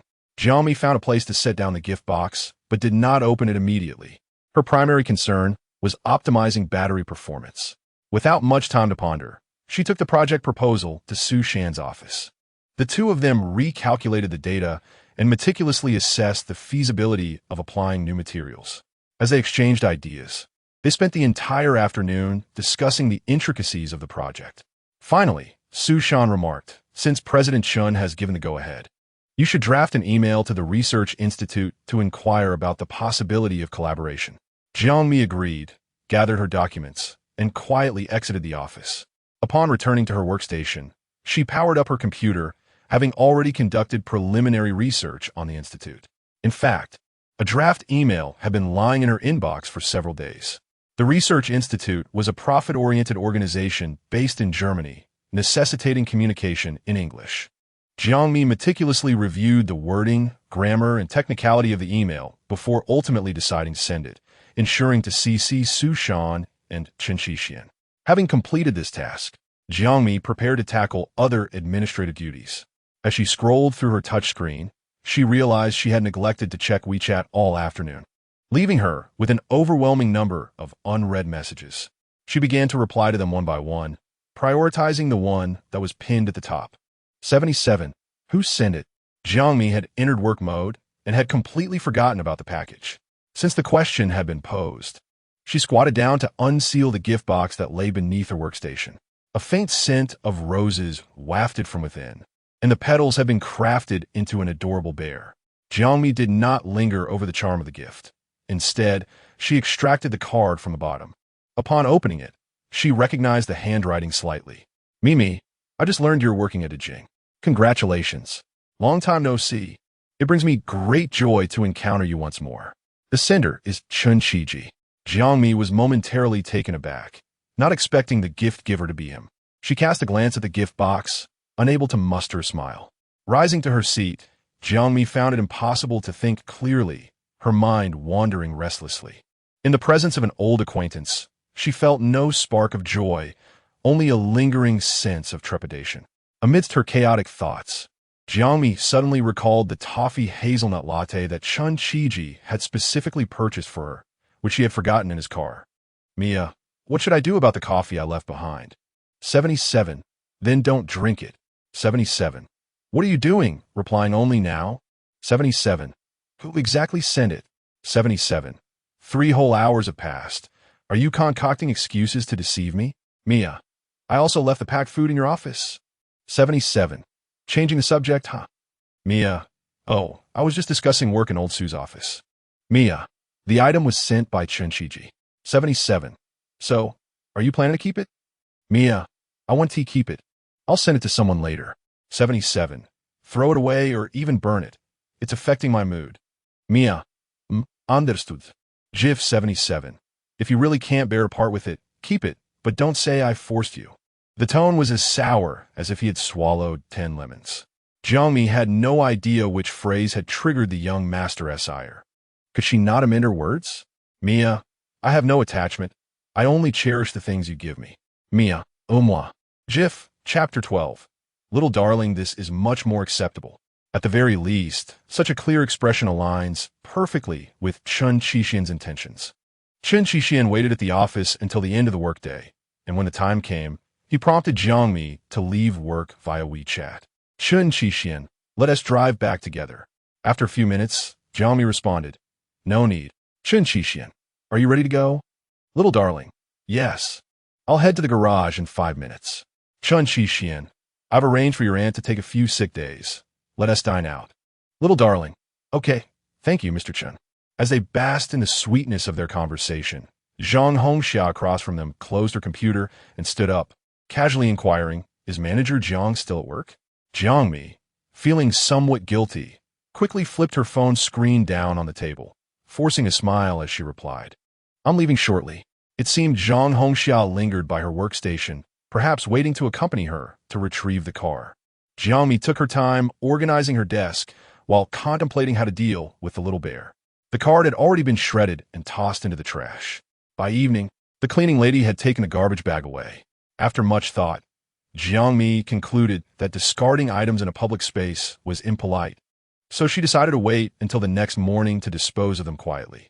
Once Chen Qixian got into the car, he sent Jiang Mi an address. Aware of her need to maintain discretion in public and choosing to leave first, the restaurant was discreetly situated, having been established in a repurposed factory on the outskirts of the city. The factory had relocated, transforming the space into a courtyard-style eatery. Although it was quite expansive, the entrance was surprisingly narrow, barely accommodating a single vehicle. Upon entering the courtyard and turning left, one would find a spacious parking lot. At night, the area lacked the vibrant lights of the city, illuminated only by a few dimly lit, winding path lights. This restaurant belonged to a friend of Chen Qixian's, and Jiang Mi had visited several times, becoming quite familiar with its layout. However, Chen Qixian remained in the car, waiting for her instead of entering the restaurant alone. Jiang Mi took a quarter of an hour longer than anticipated, driving at a slower pace than he had. Upon stepping out of the car with her bag, she noticed Chen Qixian emerging from the other side. He approached her with a playful remark. "Little snail, try to move a bit faster next time." Jiang Mi couldn't help but chuckle. It was amusing and somewhat strange to hear such words from him. Just as she was about to step forward and link her arm through his elbow, her phone began to ring. As she fished her phone out of her bag, she said, "You go ahead and find a seat." Chen Qixian instinctively glanced at the phone screen, said nothing, and simply nodded before entering the restaurant first. Upon pushing open the wooden door, she was greeted by an entirely different world. The decor, reminiscent of a quaint bridge over flowing water, exuded an ancient charm, with each private room showcasing a theme of rustic wilderness. Although the space was enclosed, it evoked a sense of an idyllic village, both expansive and comforting. Here, one could savor a rare, slow pace of life, a welcome respite from the urban hustle, which Jiang Mi truly appreciated. The owner, Wu Shimao, a friend of Chen Qixian, was over 40, exuding an air of maturity in both demeanor and attire. He was once a mysterious virtuoso in the stock market, thriving on the thrill of risk. However, his excessive confidence and obstinacy led to the disintegration of his family. Now, he has washed his hands of the business, leading a life of quietude, concealed among the masses. No matter the invitation, he refuses to return to the fray. Chen Qixian jestingly remarks that if he continues this path of asceticism, he might as well become a monk. Wu Shimao, inherently humorous, self-deprecatingly claims that his modest education renders him unworthy of such a calling. At this moment, only Chen Qixian is present, and Wu Shimao inquires with curiosity, "Where is Jiang Mi?" This private room is not open to the public and is reserved solely for Chen Qixian, who has never hosted guests here, only ever bringing Jiang Mi. On one occasion, he brought along a charming middle-aged woman, whom Wu Shimao, with a mere glance, deduces to be Jiang Mi's mother. His wife is outside taking a call. Nonchalantly, he notices a cigar between Wu Shimao's fingers and furrows his brow. Lacking the patience for such indulgences, Wu Shimao teases him, "What if I don't?" Chen Qixian retorts, "Then leave." Wu Shimao counters, "It's rather inappropriate to speak to an elder like that." Chen Qixian asks, "Are you going to smoke it?" As they exchange light-hearted banter, a server soon opens the door. The atmosphere shifts as Zhu Shimao resumes his usual aloof demeanor, nodding in acknowledgement as Jiang Mi approaches. Sister-in-law has arrived, he greets her. "Hello, Wu Gu," Jiang Mi responds, appearing far more serious than Chen Qixian. As she settles down, Chen Qixian's demeanor transforms. He slides the menu towards her. Seeking her opinion, old Wu mentioned the chef has introduced 2 new dishes. Shall we give them a try? Without delay, he opens the menu to the first page across the table. Jiang Mi, not particularly picky about food, agrees to his proposal. Chen Qixian consistently entrusts the decision of what to order to Jiang Mi, placing her in a rather difficult position. The dilemma of indecision. Yet, this gesture of respect carries immense weight and is truly priceless. After placing their order, Wu Shimao instructs the server to pair their meal with wine. Jiang Mi, with a low tolerance for alcohol and having driven, allows Chen Qixian to drink alone. Chen Qixian is a man of principles. He prefers that either they both drink or neither does. Drinking alone lacks spirit, he laments. Jiang Mi, therefore, sacrifices her own preferences for his sake, partaking in the house-brewed rice wine, crafted by a local retiree whose family has perfected the craft over generations. The rice, cultivated by their own hands, becomes the foundation of the brew. With a low alcohol content, it enters the palate softly and coolly, leaving a refreshing sweetness in its wake. Indeed, it is a remarkable concoction. Merely inhaling its fragrant sweetness clears Jiang Mi's mind considerably.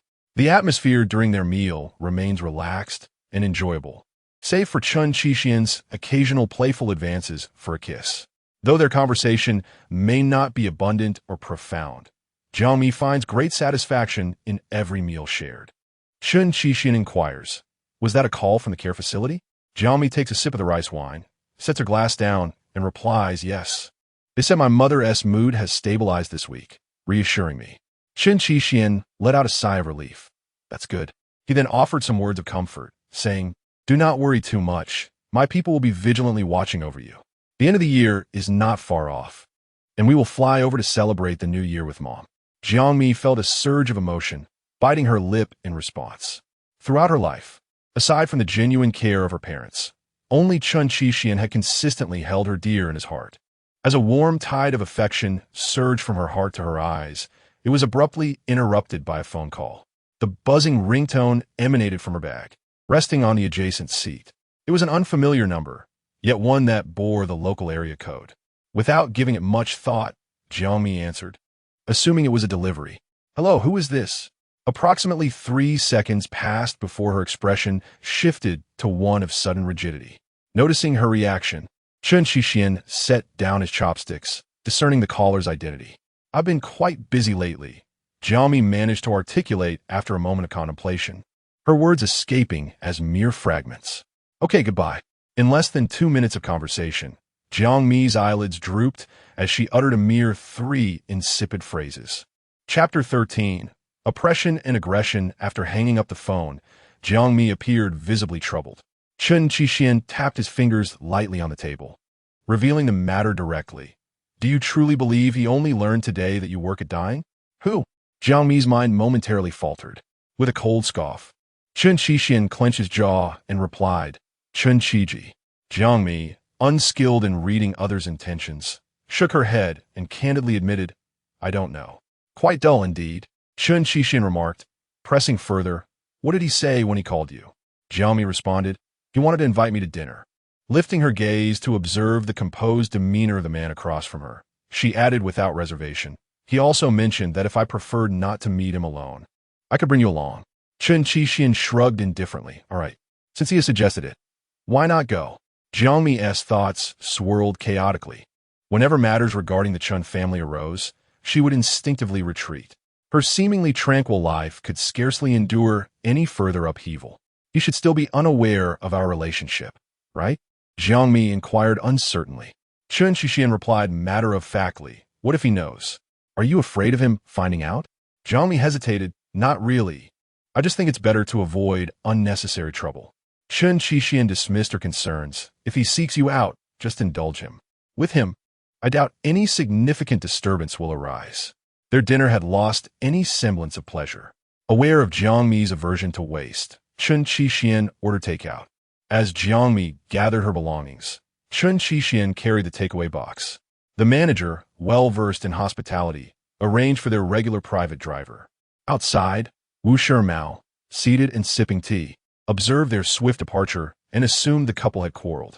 Just as he was about to intervene, he overheard their faint conversation. The trace of jealousy in Chen Qixian's tone wafting toward him. To be honest, during those years, did you not harbor some fondness for him? His voice, deep and resonant, lingered in the twilight, imbued with a sense of melancholic solitude. The memories, both genuine and fabricated, were scrutinized anew. Jiang Mi faltered slightly, taken aback by his perception, and hurriedly clarified, no, the one I have always liked is the man before me. From the tender age of 5, Jiang Mi had harbored feelings for the unattainable eldest son of the Chen family. Yet, she was astute enough to sense the invisible hierarchy that existed among people. Moreover, the grown-up master held her in such disdain that he barely spared her a glance. She had convinced herself that the 8-year-old master's willingness to play with her stemmed from his lack of discernment. Unable to distinguish between the friends he would later associate with, those of noble birth, as opposed to the daughter of a servant. Reflecting on the past felt like an immense weight pressing upon Jiang Mi's heart, suffocating her.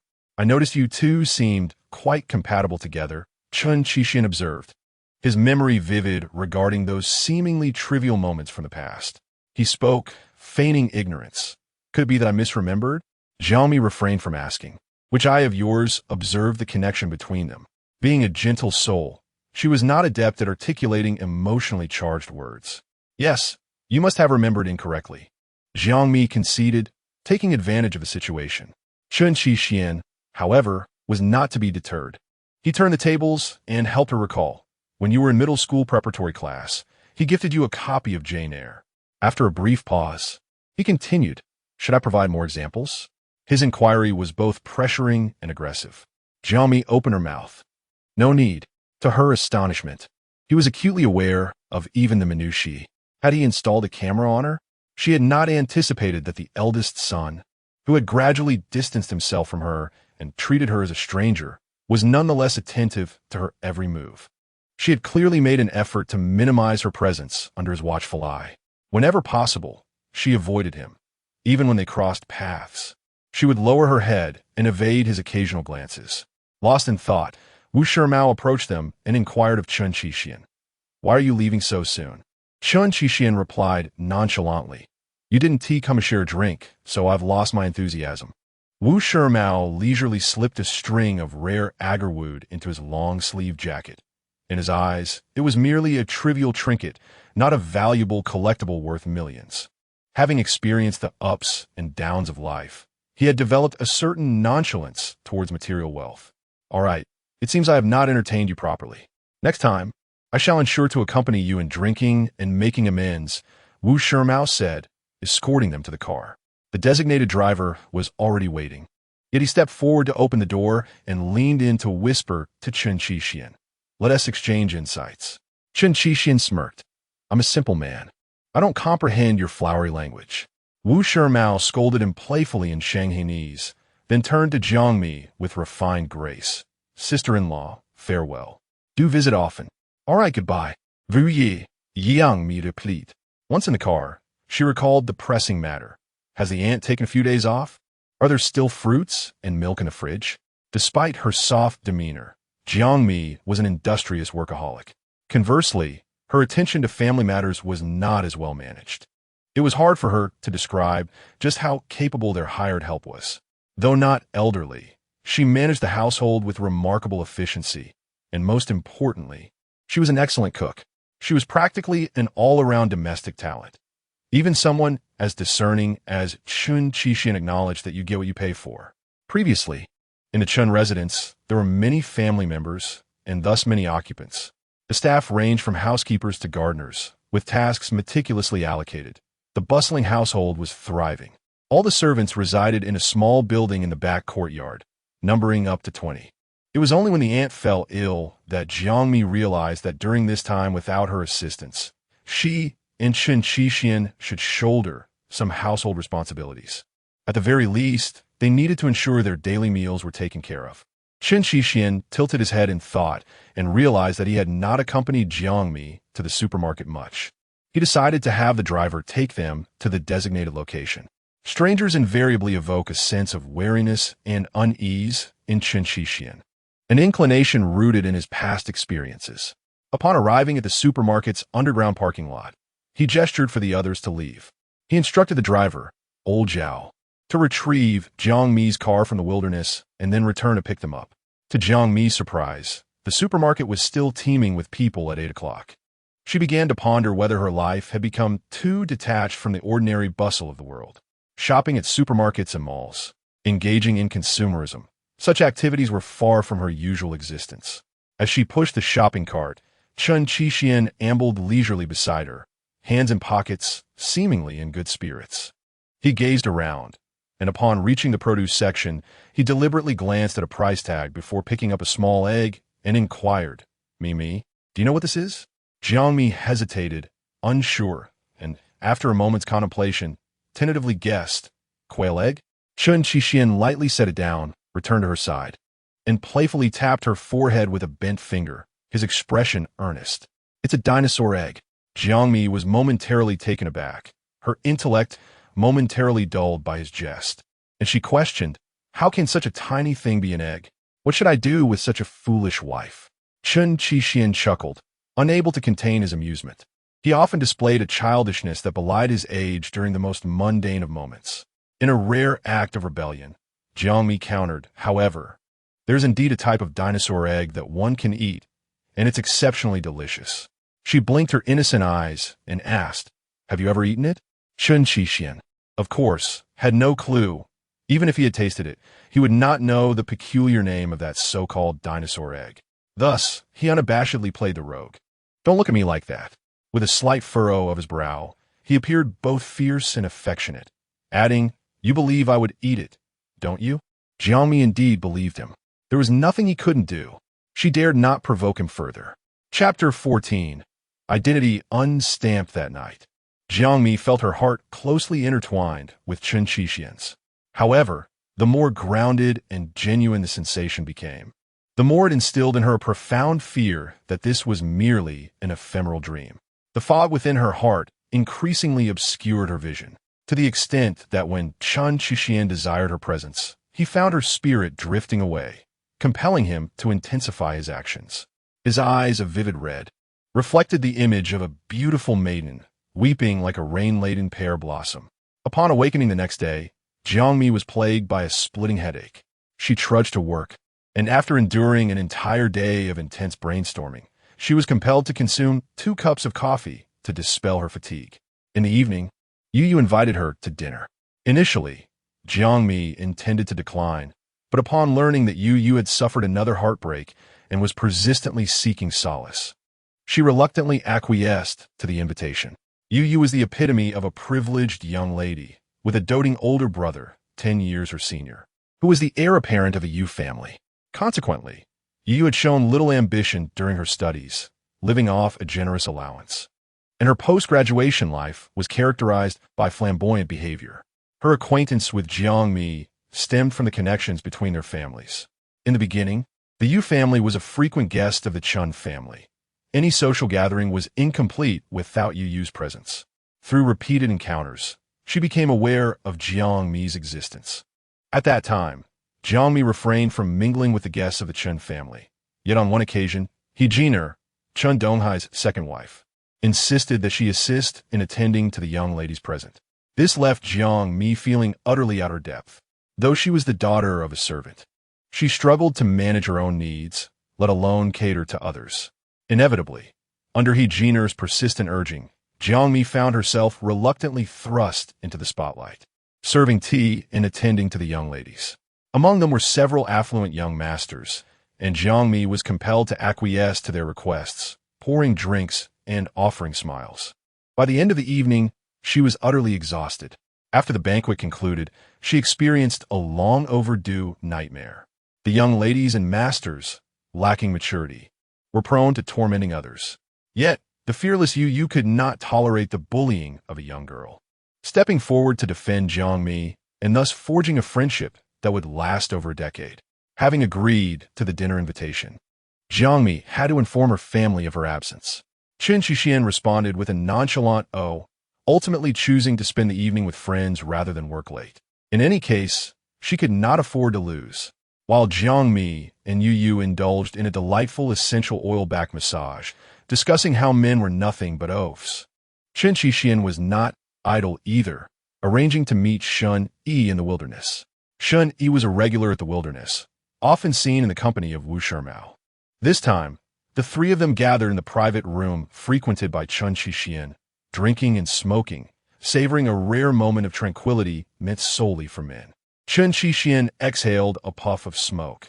Having only smoked half a cigarette, he extinguished the butt in the ashtray. Although Jiang Mi was absent, he felt it necessary to restrain himself from excess indulgence. Shen Yi cast a glance at him, flicking away the ash from his cigarette, and remarked with a charming air, "Young Master Chen, it seems marriage has made you increasingly self-disciplined." Shen Yi, possessing both striking looks and an impressive intellect, had always been popular with the ladies since high school. As Chen Qixian had aptly noted, Shen Yi was the most unorthodox lawyer he knew. However, his exceptional legal prowess attracted wealthy clients, and regardless of the appearances, winning the case was all that mattered. Upon hearing this, Wu Shimao lifted his gaze to Chen Qixian, who seemed unfazed, engrossed in his phone, fingers dancing across the screen, oblivious to the world around him. Just as Shen Yi was about to approach, Chen Qixian swiftly placed a hand on his shoulder, applying a forceful push. Shen Yi winced, cursing, as a grown man, "Why do you resort to such childish antics?" Chen Qixian shot him a disdainful look, scoffing, "At your age, you should be sturdier than that." Wu Shimao, meticulously arranging the agarwood, offered a rare piece of advice. "Shen Yi, while you may still be young, take care of yourself." Chen Qixian followed suit, teasing, changing assistants daily. "Aren't you worried about catching something?" Shang Yi, almost it, tossed a napkin at him, retorting, "How much better are you? You've been pining after Jiang Mi since childhood. Are you even human?" Wu Shimao fell silent, finding it hard to comprehend why Chen Qixian, a man of privilege, had steadfastly devoted himself to one person since childhood. Seeing that Chen Qixian had no retort, Shen Yi felt emboldened to provoke further. "Are you binge-watching too many dramas, playing the nurturing type?" Chen Qixian's expression remained stoic. Focus on your legal matters and mind your own business. Chen, nonchalantly exhaling smoke rings, found his antics bothersome to Chen Qixian, who lowered his head to peel a drunken crab. There's a trivial matter that might involve me. Tell me, what's the situation? Do I need to dirty my hands teaching that fool Chen Qilan a lesson? Shen Yi's firm was ostensibly the legal advisor for Renqing Group, yet he also dealt with certain family affairs for the Chen family. Thus, it was entirely unsurprising that news from the Chen household reached him swiftly. Behind the scenes, he was also Chen Qixian's closest confidant. Noticing Chen Qixian's reluctance to elaborate, Shen Yi surmised it likely had to do with Jiang Mi. I wonder, is this fool going to make me draft a lawyer's letter to you? Shen Yi speculated boldly. Chen Qixian dismissed it casually. If you need to draft it, then do so. Refusing to earn money would be foolish. Shen Yi clicked his tongue. I visited the hospital yesterday. You truly are ruthless, striking him mercilessly. Chen Qixian replied coolly. Ruthless? He brought it upon himself. Shen Yi continued to jest. Why the rush to turn against each other?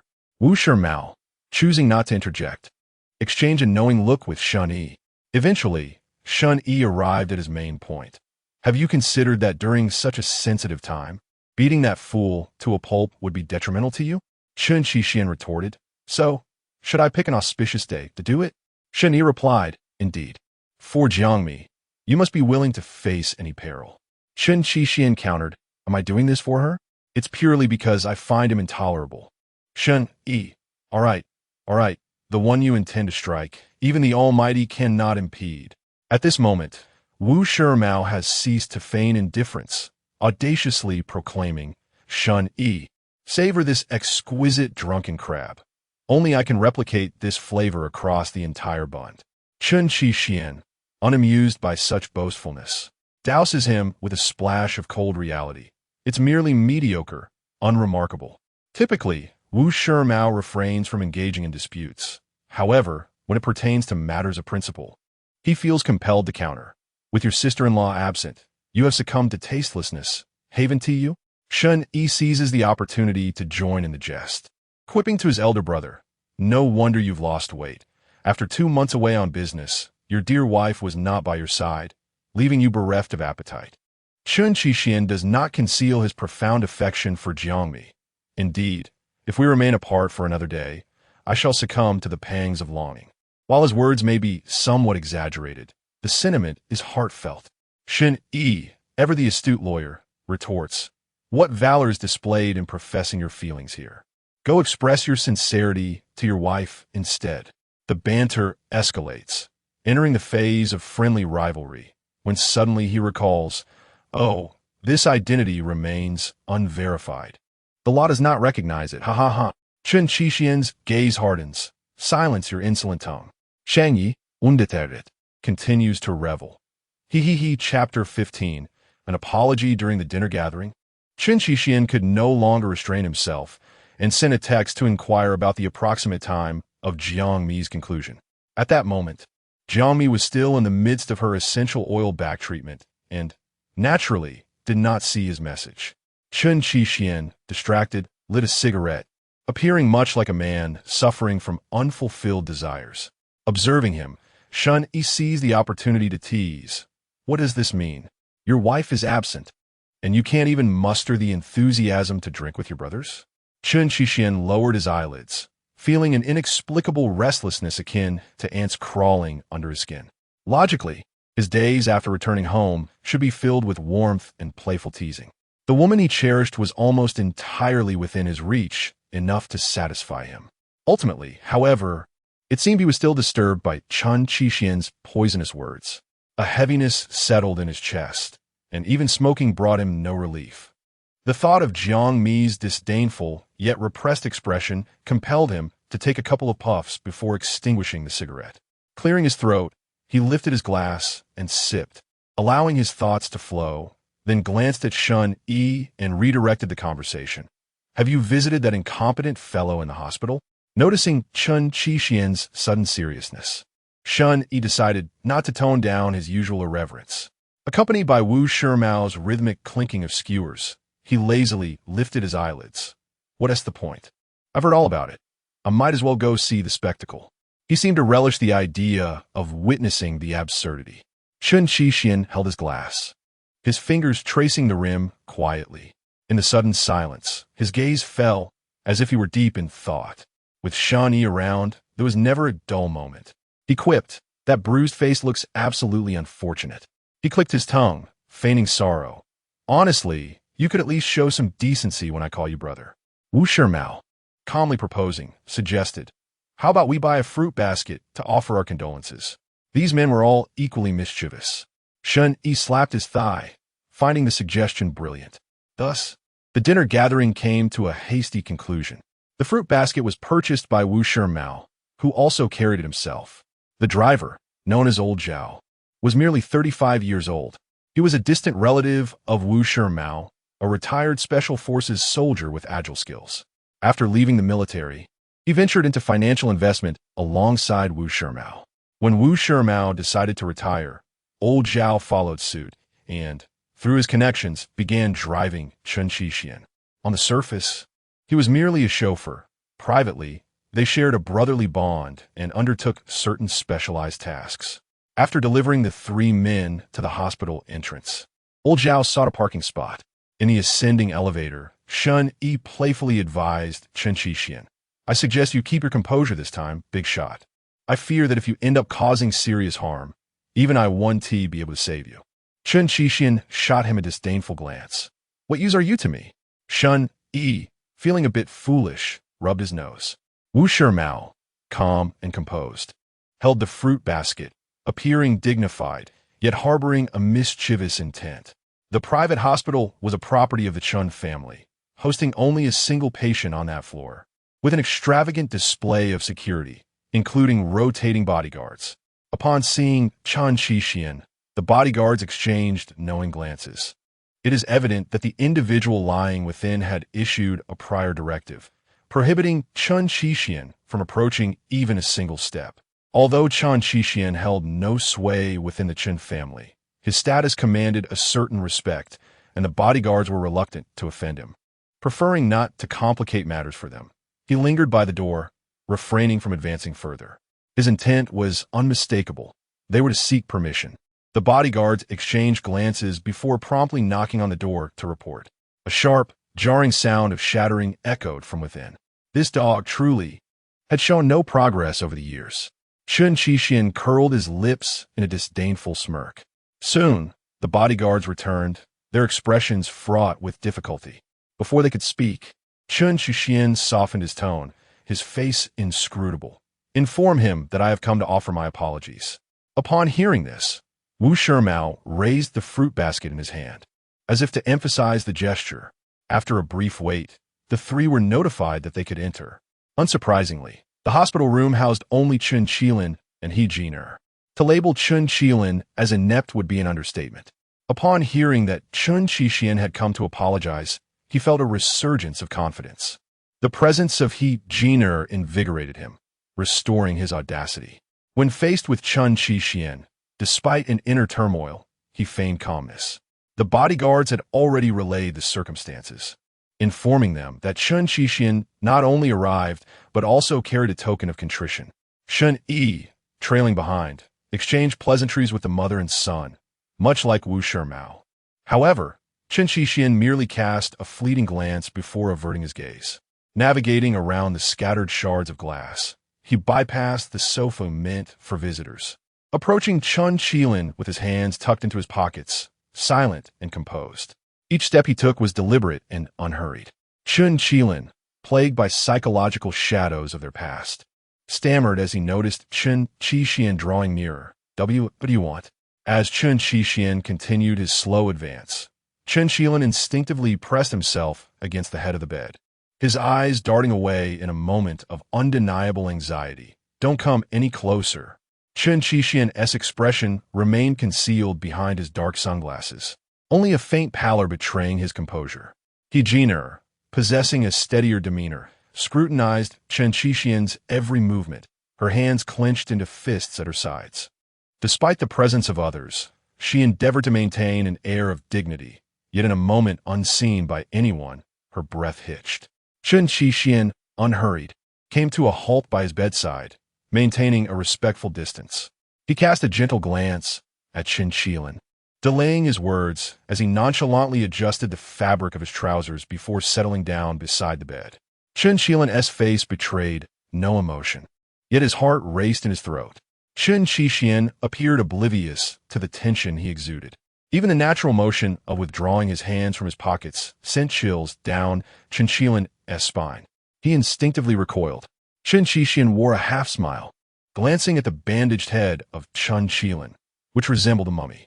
Just then, Wu Shimao broke the palpable silence, stepping in to articulate what Chen Qixian could not. The speaker's tone was deep and measured, imparting a sense of gravity to the listeners.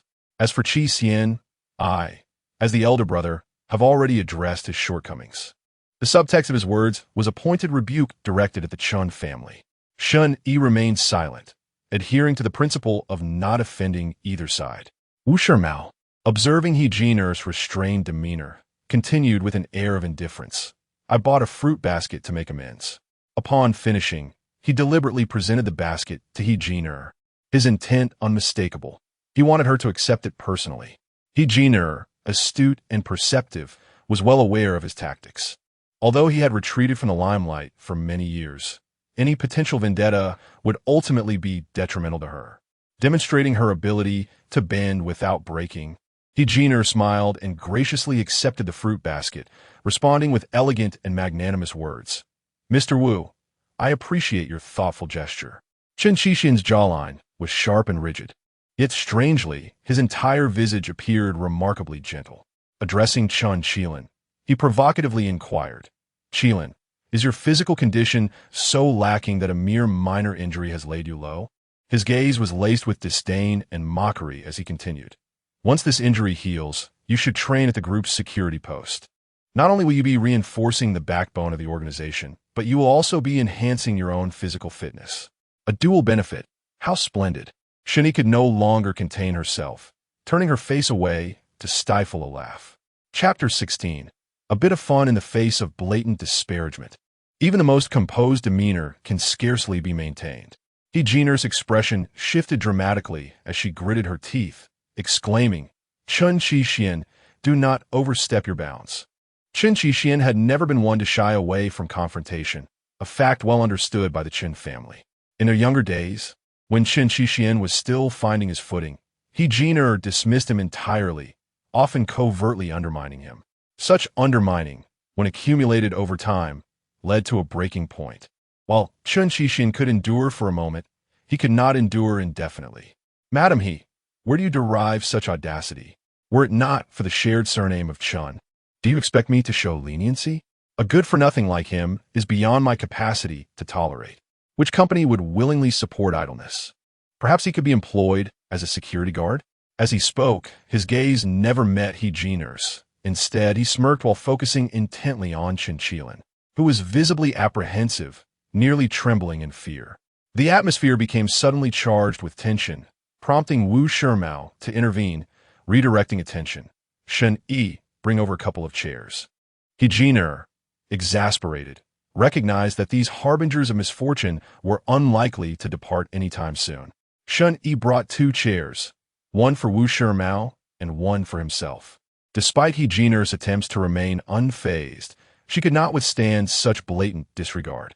Fortunately, within minutes, Chen Qiji arrived, shattering the eerie harmony. Dressed in formal attire and sporting spectacles that accentuated his scholarly appearance, he seemed to have rushed over from social gathering. Although he and Chen Qilin were biological brothers, their temperaments were strikingly dissimilar. In the starkly quiet hospital room, 3 familiar faces appeared, yet Chen Qiji felt neither discomfort nor intrusion. Instead, he calmly approached Wu Shimao. Mr. Wu, he greeted, then turned to Shen Yi, nodding in acknowledgement, Lawyer Shen. After a brief exchange of pleasantries, when Chen Qixian turned to him, Chen Qiji addressed him with a cool detachment, General Manager Chen. In their earlier years, whether at home or in public, Chen Qiji referred to him as Big Brother. However, upon entering Rinxin Group, he had adopted the formal address of General Manager Chen. This habitual address rendered their relationship more formal. Naturally, Chen Qixian had always maintained a cold and unapproachable demeanor. Yet today, for reasons unknown, he suddenly appeared intrigued, lounging comfortably on the hospital bed. His long legs sprawled carelessly as he regarded Chen Qiji's face, which bore a resemblance to his own. With a hint of curiosity, he inquired, "I hear you have recently developed a romantic interest?" Chen Qiji remained unfazed and retorted, "What brings this up? The gifts have been delivered to the front desk," added Jing. "What? Is the rabbit craving the grass near its burrow?" Chen Qixian's tone was mocking, his gaze laden with provocation. Chen Qiji did not refute the implication. Instead, he maintained a composed demeanor, having anticipated Chen Qixian's probing. "Just a token of courtesy for an old friend," he replied lightly, as if it were a trifling matter. The room was warm, prompting him to remove his suit jacket and hang it on a nearby coat rack. He carried out these actions with unhurried grace, his eyes concealed behind his lenses, reflecting a depth of insight as he chuckled softly. "Since when did you develop an interest in such matters, General Manager Chen?" Chen Qixian spoke casually. "Isn't it a coincidence? I saw a silly bear thrown by the trash can and felt it was a pity, so I thought to pick it up and bring to the office. Upon closer inspection, I found your name on the card." He rose, as if discussing a mundane matter, and continued to deride lightly. "I think Jiang Mi is rather ungrateful. Even if she does not consider your esteemed position as the general manager of the group, she should at least remember the bond of acquaintance we share." Chen Qixian did not mind performing a monologue. "Don't bother with her. I will criticize her later." Chen Qiji seemed to disregard his one-sided remarks, subtly hinting, "Public matters should be kept separate from private ones. It would not be appropriate for you to criticize me." He likely intended to provoke Chen Qixian further, adding unnecessarily, "I suppose I was remiss. Mimi has always been a shy person. I will be more discreet in the future and refrain from causing her discomfort during work hours." Chen Qixian appeared to agree with this sentiment, nodding in empathy. "I see your point." The atmosphere fell into a brief silence before Chen Qixian spoke again. "However, I must say, trying to win a girl's heart through the same method of gift-giving for 10 years is rather uninspired." Chen Qilan had many questions, but out of respect for the presence of others, he held them back with great difficulty. It wasn't until the three departed that he returned to his usual boisterous self, raising his voice in discontent. "Brother, how could you give that little vixen Jiang Mi a gift?" Chen Qiji shot him a fierce glance. "Mind your words and actions." He Jeaner interjected, "Qiji, you have never caused me concern since you started studying. You are far more measured in your actions than Qilan, and you know precisely what you want. As for Jiang Mi, she is fine for a bit of fun, but nothing serious." Chen Qiji, with a contemplative demeanor, seemed to absorb her words, reassuring, "Rest assured." Chen Qilan, exasperated, stomped his foot, unsure whether to be indignant on his brother's behalf or to belittle Jiang Mi. "Brother, a little vixen like her is unworthy of you. Even playing with her is showing her too much respect. She's merely the daughter of a servant. Better suited to be my dog." Chen Qiji coldly warned, "Stay in line and do not bother her." Chen Qilan rolled his eyes, clearly hesitant to oppose the man before him. Without Chen Qiji's support, given his past indiscretions, he would likely be languishing in confinement now. He begrudgingly accepted this reality, though his exterior remained defiant. Understood. Chen Qiji did not linger in the hospital for long, quickly bringing He Jiner back home. That night, the Chen residence was still brightly lit, akin to daylight. Chen Qixian had not been seen here for quite some time. The news of him bringing a fruit basket to visit Chen Qilan quickly reached Chen Donghai's ears, prompting him to call and summon him back immediately. Chen Qixian did not put on airs. Upon receiving the call, he instructed Lao Zhao to turn around and head to the Chen residence. In truth, he harbored little emotional attachment to this house. Over the years, his feelings toward this place had soured to their peak. Unless absolutely necessary, he seldom set foot here. Yet, he understood that the struggle against the Chen family had only just begun. So, when Chen Donghai called, he came to meet him. Furthermore, he exhibited a demeanor that was unusually obsequious. The visit to Chen Qilan, in the eyes of Chen Donghai, might have been perceived as a concession on his part. Chen Qixian, living up to expectations, even went so far as to seek a measure of credit for his actions. However, Chen Donghai was not easily swayed by his trifling words. That was not the essence of who he was. Yet, Chen Qixian, intent on maintaining an air of composure, was willing to participate in the charade of a heartfelt father-son relationship. Thus, he seized the opportunity to assert the authority of a corporate chairman and a family patriarch, broaching a matter he had long contemplated. "Clear your schedule for Saturday evening," Chen Qixian stated, delicately handling an exquisite blue and white porcelain cup, his gaze lifting to meet Chen Donghai's, as if genuinely unaware of his father's underlying intentions. "What is it?" he inquired. "Uncle Zhou's family will be joining us for dinner." Chen Donghai, irritated by his feigned ignorance, opted for greater directness. "Your Uncle Zhou's most cherished daughter will also be in attendance." Chen Qixian, surprisingly compliant, replied, "Very well." Chapter 17. The Pattern of Lace. As Chen Qixian raised his hand to check the time, he realized it was getting late. He thought to himself that no matter what, Jiang Mi's gathering should be coming to an end. Between the late-night snacks and the revelry, they had become so engrossed that they seemed to forget the world outside. Just a moment ago, she had dared to ask him for leave, inquiring whether she could spend the night at Yu's place. That fickle-hearted Yu, perpetually entangled in romantic misadventures. If he were to relent this time, would their future encounters not dwindle to mere fleeting moments? Without a second thought, Chen Qixian firmly declined her request. Chen Donghai's expression had softened slightly, but as he saw Chen Qixian rising to leave, he too stood up in response. Chen Qixian casually remarked, "Please convey my regards to Uncle Zhou. I happen to be traveling out of town this Saturday." The unexpected words caught Chen Donghai off guard, and his gaze darkened, laced with discontent as he retorted, "All you know is how to indulge in frivolities. Are you not aware of how many talented youths in the Shanghai market are vying to become your Uncle Zhou's son-in-law?" Chen Qixian replied, "Oh, I truly had no idea. Such a fortunate opportunity should not be squandered. Does Chairman Chen not have two other sons who are still single?" With that, he smirked, a subdued chuckle escaping him. Chen Donghai was nearly driven to smash the exquisite blue and white porcelain cup in his hand. Once in his car, Chen Qixian was about to dial Jiang Mi's number when she fortuitously called him first. He opened the car door and settled in as Lao Zhao slowly drove out of the Chen residence. "Are you home?" Chen Qixian's voice was soft and warm, betraying none of the fact that he had barely managed to finish dinner, juggling two social engagements while dealing with troublesome family matters. With Jiang Mi, he always exuded a rare warmth akin to a gentle spring breeze. The best version of Chen Qixian remained intact for Jiang Mi, a testament to his fervent affection for her. Observing Yu, who was blissfully intoxicated and oblivious to her surroundings, Jiang Mi stammered, Yu has had too much to drink, and I was worried, so I brought her home." Chen Qixian felt a throbbing headache. When would these two ever sever ties? He coldly acknowledged her with an "oh" before hanging up the phone.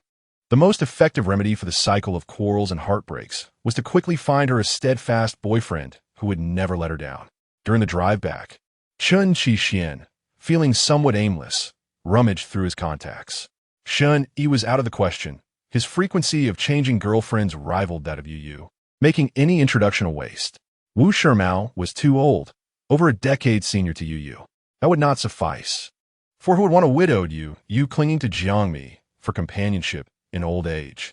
After much deliberation, an idea struck Chen Qixian. He set his sights on the loyal and straightforward Lao Zhao.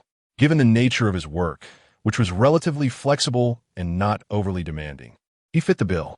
The only drawback was his age, slightly advanced. Pondering this, Chen Qixian chuckled to himself, realizing he was indulging in an idle whim by seeking a new romantic interest for the extravagant Yu. "Lao Zhao, are you interested in dating?" The unexpected inquiry startled Lao Zhao, leaving him more shocked than a ghostly encounter in the dead of night. His grip on the steering wheel trembled slightly. "Mr. Chen, I already have a girlfriend," he replied tersely, his demeanor serious and few words spoken. Chen Qixian felt as though he was being deceived. How could he suddenly have a girlfriend without any prior notice? Lao Zhao, at a loss for words, thought it strange that a man of 35 would feel the need to announce his romantic endeavors to the world. Lao Zhao never indulged in unnecessary lies and candidly revealed the details. They hailed from the same village, where her husband had passed away 3 years prior. She had come to Shanghai this year in search of work, and, after some communication, They gradually became a couple. Chen Qixin listened, finding no hint of falsehood in Lao Zhao's words, and abandoned his intention of introducing Yu Yu to him. It was indeed favorable that they were from the same village, as they shared a common background.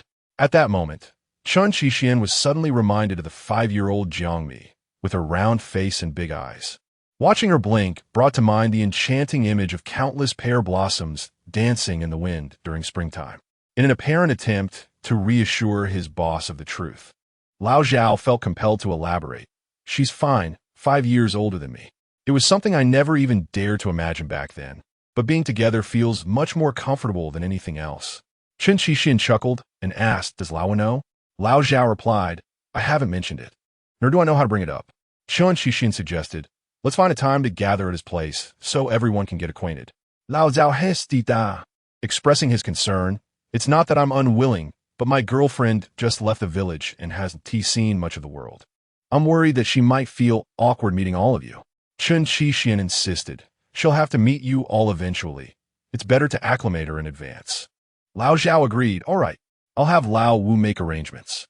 Chen Qixin couldn't shake his thoughts of a single Yu Yu and, with a hint of persistence, inquired of Lao Zhao, are there many robust young men in your village in their 20s? Lao Zhao replied, I'm not really sure. Chen Zong, is there something specific on your mind? Chen Qixin let out a cold laugh, choosing not to respond. The burly Lao Zhao was left puzzled by his reaction.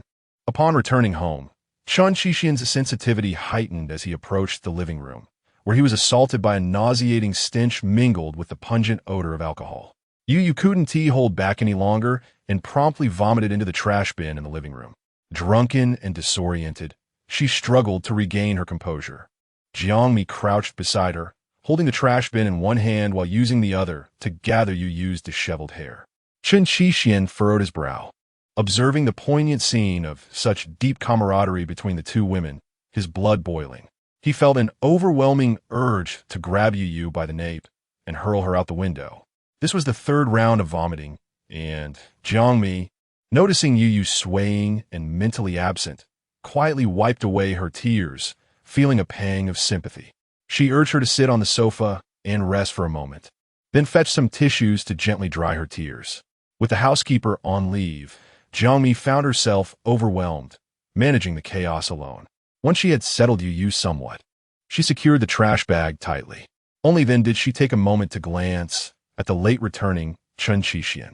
Unable to restrain himself, he approached the inebriated Yu Yu, kicking her ankle with his slipper-clad foot and unceremoniously stating from his elevated position, should I call your brother to come take you home? His tone brooked no argument. Dripping with disdain, Jiang Mi quickly interjected, no, it's too late. Yu Yu is already feeling unwell from the alcohol. Further commotion will only make her feel worse. Chen Qixin, now even more displeased, huffed and glared. Jiang Mi intended to quickly send the person away, so she gently expressed her concern. You should return to your room and rest. Chen Qixin, on the verge of voicing a complaint, refrained from doing so upon noticing Jiang Mi's flurry of activity. Once Jiang Mi had bathed Yu Yu and comfortably settled her on the large bed in the guest room, she felt at ease and prepared to fetch her sleepwear.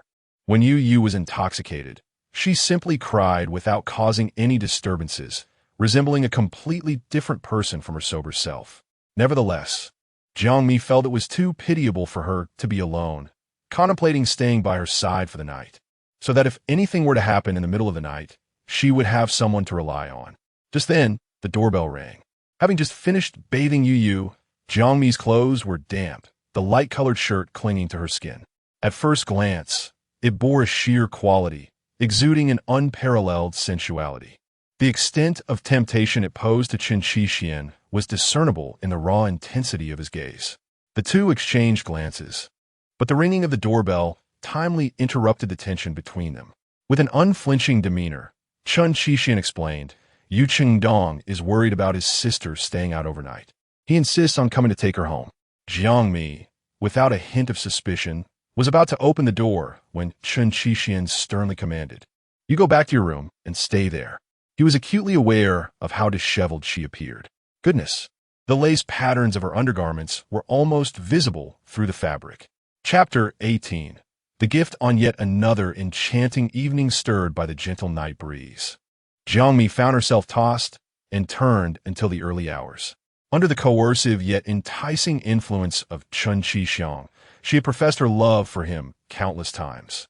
With no recourse left, she succumbed to his charms, curling up in his embrace and weeping herself to sleep. Who truly understands the struggles of a working individual? The following day, Jiang Mi had no choice but to face her job with dark circles under her eyes. After placing her bag at her workstation, she promptly headed to the pantry for a revitalizing cup of American coffee. Throughout the morning, she tirelessly cross-verified data, leaving her head spinning from the effort. As noon approached, an unfamiliar call appeared on her phone. She answered politely, but upon hearing the voice on the other end, she fell into a prolonged silence. Chen Xixiang requested to meet her, inquiring whether noon or after work would be more convenient. Jiang Mi's time after work was primarily devoted to Chen Xixiang. Her social circle was limited. Aside from the frequent meals and outings with you following her breakup, her life revolved around the monotonous commute between home and the office. Even when Chen Xixiang had work commitments or social engagements, she adhered to this routine. Thus, after much hesitation, she agreed to meet him at noon. Jiang Mi could scarcely recall the last time she had shared a meal face-to-face with Chen Xixiang. It must have been before her graduation when he happened to pass by her school and asked if she was free to meet. He waited for her in front of the library, and together they strolled leisurely from there to the cafeteria. Chen Xixiang had asked if she could treat him to dinner. After that, their communication had ceased. The meal they shared had stretched on for an eternity, marked by an almost palpable silence between them. Upon finishing, Chen Xixiang insisted on escorting her to her dormitory. As she bid him farewell and turned to enter the building, he posed a question that lingered in her mind. Though she had not responded directly, she had tacitly acknowledged it. He asked if she had ever liked his elder brother. Noticing her stunned silence, Chen Xixiang added that it was perfectly all right if she did. Jiang Mi had not grasped the meaning behind his words and did not dwell on them afterward. She was somewhat oblivious. Matters that eluded her understanding at the time were not ones she wished to unravel later. Chen Xixiang did not come to the office to pick her up, as he always maintained a perfect balance in all he did. The restaurant they had agreed upon was a kaiseki establishment located in the commercial area across from Jiang Mi's office. Familiar with the vicinity, she easily found her way there. By the time she arrived, Chen Xixiang was already seated. Upon seeing her enter the private room, guided by the waiter, he rose and greeted her with a warm smile. His tone was so familiar that the years that had passed seemed to vanish. "Mimi, it has been years. You have matured beautifully," he remarked. Jiang Mi felt her ears heat up from his gentle praise, and, like a fleeting dragonfly, she met his gaze briefly before lowering her own, reciprocating the courtesy. "Long time no see, Xixiangge. Please have a seat." Chen Xixiang instructed the waiter to serve the dishes, and soon after, he reminisced about their past. "I remember you loved steamed eggs." Jiang Mi chuckled softly, recognizing his remarkable memory, noting how he had paid attention even to such trivial details. "The chawanmushi here is quite delightful." He continued to elaborate, playfully probing, "I wonder if your tastes have changed." Jiang Mi lightly traced her fingers over the teacup, lowering her gaze as she replied, "I am not picky. I can eat anything." The exquisite dishes were served one after another, necessitating a brief wait between courses. Chen Shiji urged Jiang Mi to relax, assuring her that he would not bite. It was then that Jiang Mi realized her straightened back had become inexplicably tense. In stark contrast, Chen Shiji effortlessly cultivated a relaxed atmosphere. "I just learned you work at Big Whale," he remarked. Jiang Mi fidgeted with her chopsticks, finding the food bland, but suppressing any overt display of her distaste. In response to his comment, she honestly replied, "I joined Big Whale right after graduation." "Yes, I specifically reviewed your resume. It's quite impressive," he noted. Faced with such praise, Jiang Mi could only respond with a dry, "Thank you." Her grip on the chopsticks remained tense. She hadn't anticipated that their reunion at the conglomerate would end so unpleasantly. Chen Shiji lifted his teacup, toasting Jiang Mi. "As Qi Lin's elder brother, I apologize for his rudeness and extend my heartfelt apologies to you on his behalf." Jiang Mi set down her chopsticks and raised her teacup, lightly clinking it against his. "It's all right. Qi Lin is severely injured and still under observation and recovery in the hospital. Once he is discharged, I will personally ensure he comes to apologize to you. Chen Qiji continued. Jiang Mi's emotions surged, prompting her to hastily interject. No need. Chen Qiji noticed the fluster in her eyes. She appeared quite constrained, fidgeting since the moment she spotted him. Very well, he acquiesced, understanding that Qi Lin was indeed a rather bothersome character. It was perfectly natural for her not to wish to see him. During their casual conversation, the server brought forth the second course. But Mimi, you cannot distance yourself from me just because you dislike Qi Lin, Chen Qiji expressed with a hint of grievance. Though we are brothers, he is he, and I am I. We cannot be conflated. Jiang Mi shook her head, asserting that's not the case. Chen Qiji, perceiving her inner turmoil, remarked, you remain the same as before. You cannot tell a lie. Following this, he skillfully wove memories of their past interactions into the conversation. These reminiscences consisted mainly of weekends spent at the Chen residence when Jiang Mi was still a child, brought there by her mother. They spanned from her age of 5 to her current 25, with nearly 7 or 8 years having passed since she last visited the Chen home. According to Chen Qiji, he still possessed an oil painting she had created during her aimless days, depicting a flourishing Chinese, flowering crabapple tree outside her mother's room window. The meal stretched on for quite some time. Kaiseki cuisine is renowned for its leisurely pace of service. Jiang Mi felt as though she were sitting on pins and needles. Lacking in social prowess, while Chen Qiji deftly steered the conversation.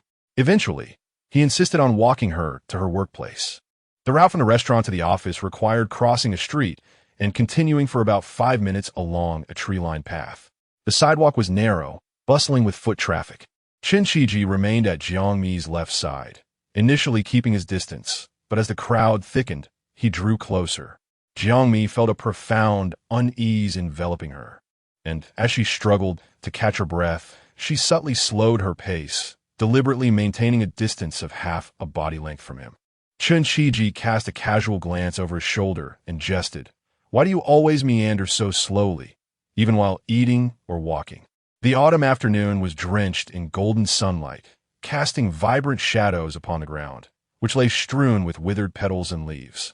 As Jiang Mi walked alongside Chen Qiji, mere minutes passed before a fine sheen of perspiration adorned her back. The warmth flushed her cheeks, and the sunlight kissed her face, as if sprinkling a delicate layer of gold dust upon her rosy complexion, adding an unexpected air of elegance to her charming demeanor. Upon escorting her to the company building, Chen Qiji seemingly mentioned in passing, "Mimi, that oil painting you gifted me back in the day has become a cherished possession of mine." Jiang Mi gazed at him with a hint of confusion in her eyes, her lips gracefully parting and closing. Though her gaze was intently focused on him, her thoughts wandered astray. That painting was not intended for him. So, if you find my gift lacking in your affections, would you kindly inform me, rather than discarding it without a second thought? Just as her words hung in the air, a tall shadow approached, drawing nearer from a distance. Chapter 19. Come sit on my lap. A flurry of delicate petals drifted down from the treetops, landing atop Jiang Mi's head. Oblivious to this, she remained unaware, while Chen Qiji had already taken notice. Not only did he see, but he reached out his fingertip to pluck them away. The gesture was overly intimate, leaving Jiang Mi momentarily frozen, as if nailed to the spot, before she hesitantly took a step back. Chen Qiji's eyes sparkled with mirth as he presented the vibrant petals before her. "Mimi, I hope you will take me to your university canteen to dine again.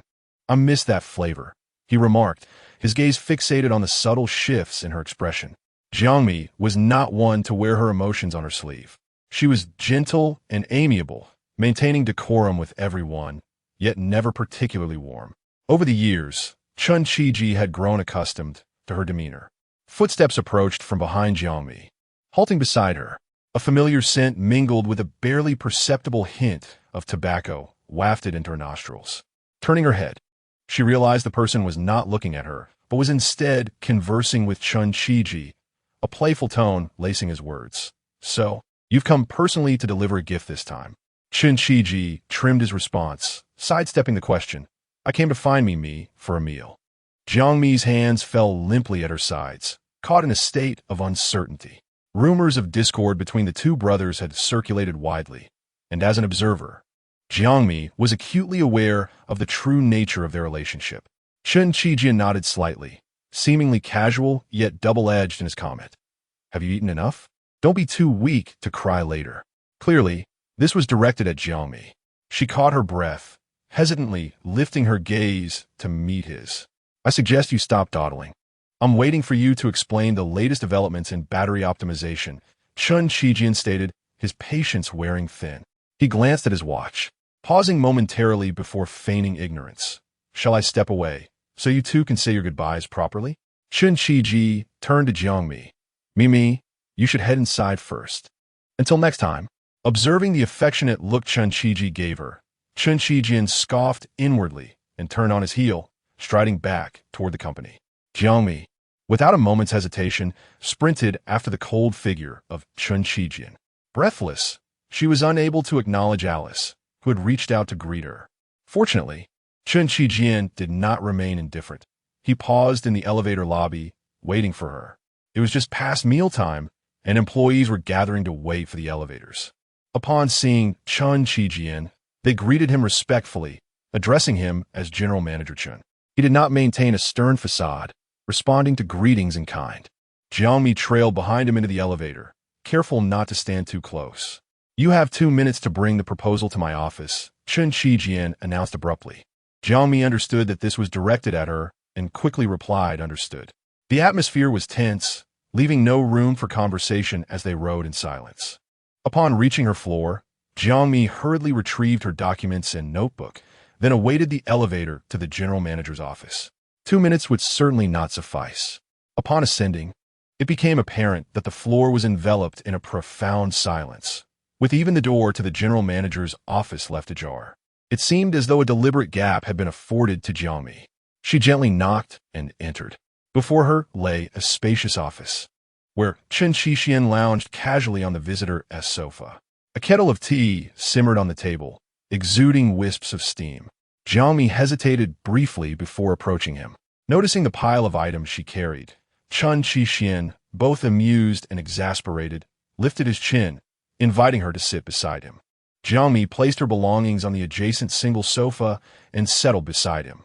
Just as she was about to explain, Chen Qijian inquired, "What did you eat?" Jiang Mi responded earnestly, engaging in a back and forth. The restaurant across from the company, Kaiseki Cuisine. Chen Qijian remarked, "Quite the ambience." Jiang Mi remained silent. Chen Qijian continued with a teasing tone. "No wonder you didn't reply to my message. Did a single meal spark a connection?" Jiang Mi protested. "That's not true." Her denial felt insufficiently sincere, so she added, "I just didn't check my phone." Chen Qijian furrowed his brow, suppressing his irritation, and for a moment, he refrained from speaking.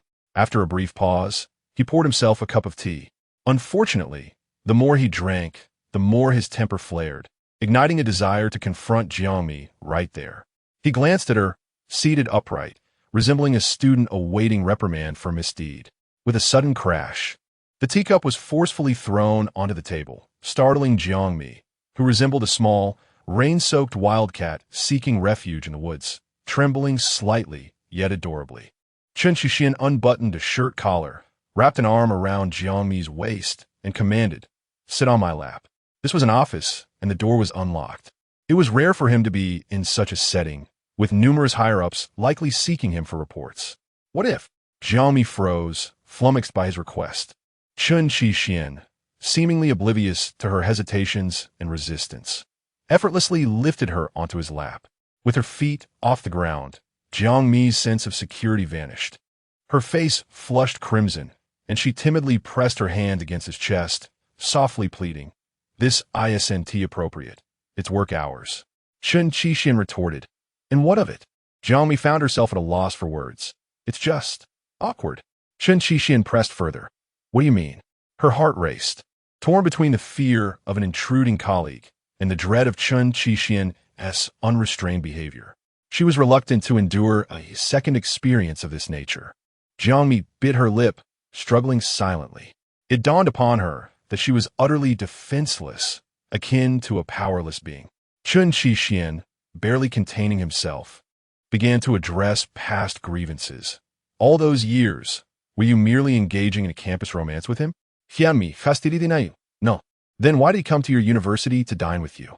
Chen Qixian's jealousy was unmasked, revealing his indignation over matters Jiang Mi had never disclosed. How many times did this occur? He pressed, his anger palpable. I can't recall, she admitted. The inability to remember implied countless instances. Chen Qixian pinched her thigh. So it was indeed a romance, wasn't it? Fearing further slander, Jiang Mi instinctively reached out to cover his lips, unwilling to allow him to utter any more irrational words. Chen Qixian, however, opened his mouth and bit down on her palm. The pressure substantial enough to bring tears to Jiang Mi's eyes. Despite the pain, she refused to relent. Chen Qixian's demeanor shifted. His supple lips began to peck at her hand. After a moment, his bent leg stirred slightly, causing Jiang Mi to jolt, her heart inexplicably tightening. Startled, she nearly tumbled from his lap, yet he instinctively cradled her rear, pulling her closer. The two were nearly fused together, an inseparable entity. Jiang Mi, overwhelmed with fear, lost her color, her legs straddling either side of Chen Qixian's thighs. Her gaze was elevated above him, allowing her to look down upon him with a hint of superiority. Chen Qixian allowed her scrutiny, tilting his head slightly back, his alluring atoms apple bobbing as he swallowed, emanating a ferocious intent as if he wished to devour Jiang Mi whole. She instinctively recoiled, wishing to bury her head in the sand. The hand that had covered his lips gradually loosened, succumbing to her waning strength. When had she ever gifted him a painting? Chen Qixian's interrogation showed no signs of abating. Meanwhile, the worst possible scenario unfolded as a series of knocks echoed from a few meters away. Chapter 20. The blind date arranged by family Jiang Mi was in a state of utter panic, while Chen Qixian remained unfazed, treating the situation with nonchalance. Noticing his indifference, Jiang Mi, for the first time, resorted to a forceful pinch on his cheek. However, her strength was limited, and to Chen Qixian, it felt more like playful flirting than anything serious. Chen Zong, Jiang Mi called out, her voice tinged with a hint of tears, as if she would burst into a flood of sorrow if he didn't release her from his grasp. Chen Qixian, understanding the depth of her helplessness, was reminded of how, at the tender age of 8, he had fallen into the depths of her gaze. He couldn't bear to witness her distress. Reluctantly, he let her go, and Jiang Mi tumbled off his lap, her legs still trembling as she stood, forcing herself to regain composure. She bent down to retrieve the laptop from the single sofa, just as a loud commotion arose by the door. Secretary Zhao Lei hurriedly reported, Chen Zong. Chen Dong is here. Ah, an uninvited guest. Jiang Mi was bent over, facing the door, with her back to Chen Qixian. He casually diverted his gaze from her poised form to the newcomer, standing up to smooth out the creases in his trousers. What brings you here today? He inquired. Jiang Mi met Chen Donghai's eyes, her hands instinctively tightening around the laptop and documents. After steadying herself, she politely greeted, Hello, Chen Dong. Chen Donghai disregarded Chen Qixian's words, nodding in acknowledgement towards Jiang Mi Xiaojiang. Following Chen Qixian's cue, Zhao Lei stepped outside, closing the door behind her. Once alone, Chen Donghai asked Jiang Mi Xiaojiang, Are you free this weekend? Come over for a casual meal. It has been years since we last met, and I had no idea you were working at a Jing. Jiang Mi was at a loss, hesitant to gauge Chen Qixian's reaction, and could only respond honestly, I'm sorry, Chen Dong, but I have plans this weekend. Chen Donghai inquired. Work overtime? Jiang Mi replied, Not exactly. I have plans with friends to visit the zoo. Chen Donghai pressed, Could be postponed? Jiang Mi responded, I'm out of town. Chen Donghai, with keen insight, glanced at Chen Qixian, who appeared oblivious as he poured himself a cup of tea, seemingly detached from the conversation. With a playful tone, Chen Donghai remarked, This friend of yours ISN to your brother Qixian, is it? He mentioned going out of town for a trip, even canceling his arranged blind date. I wonder if he's just making excuses or truly embarking on a journey.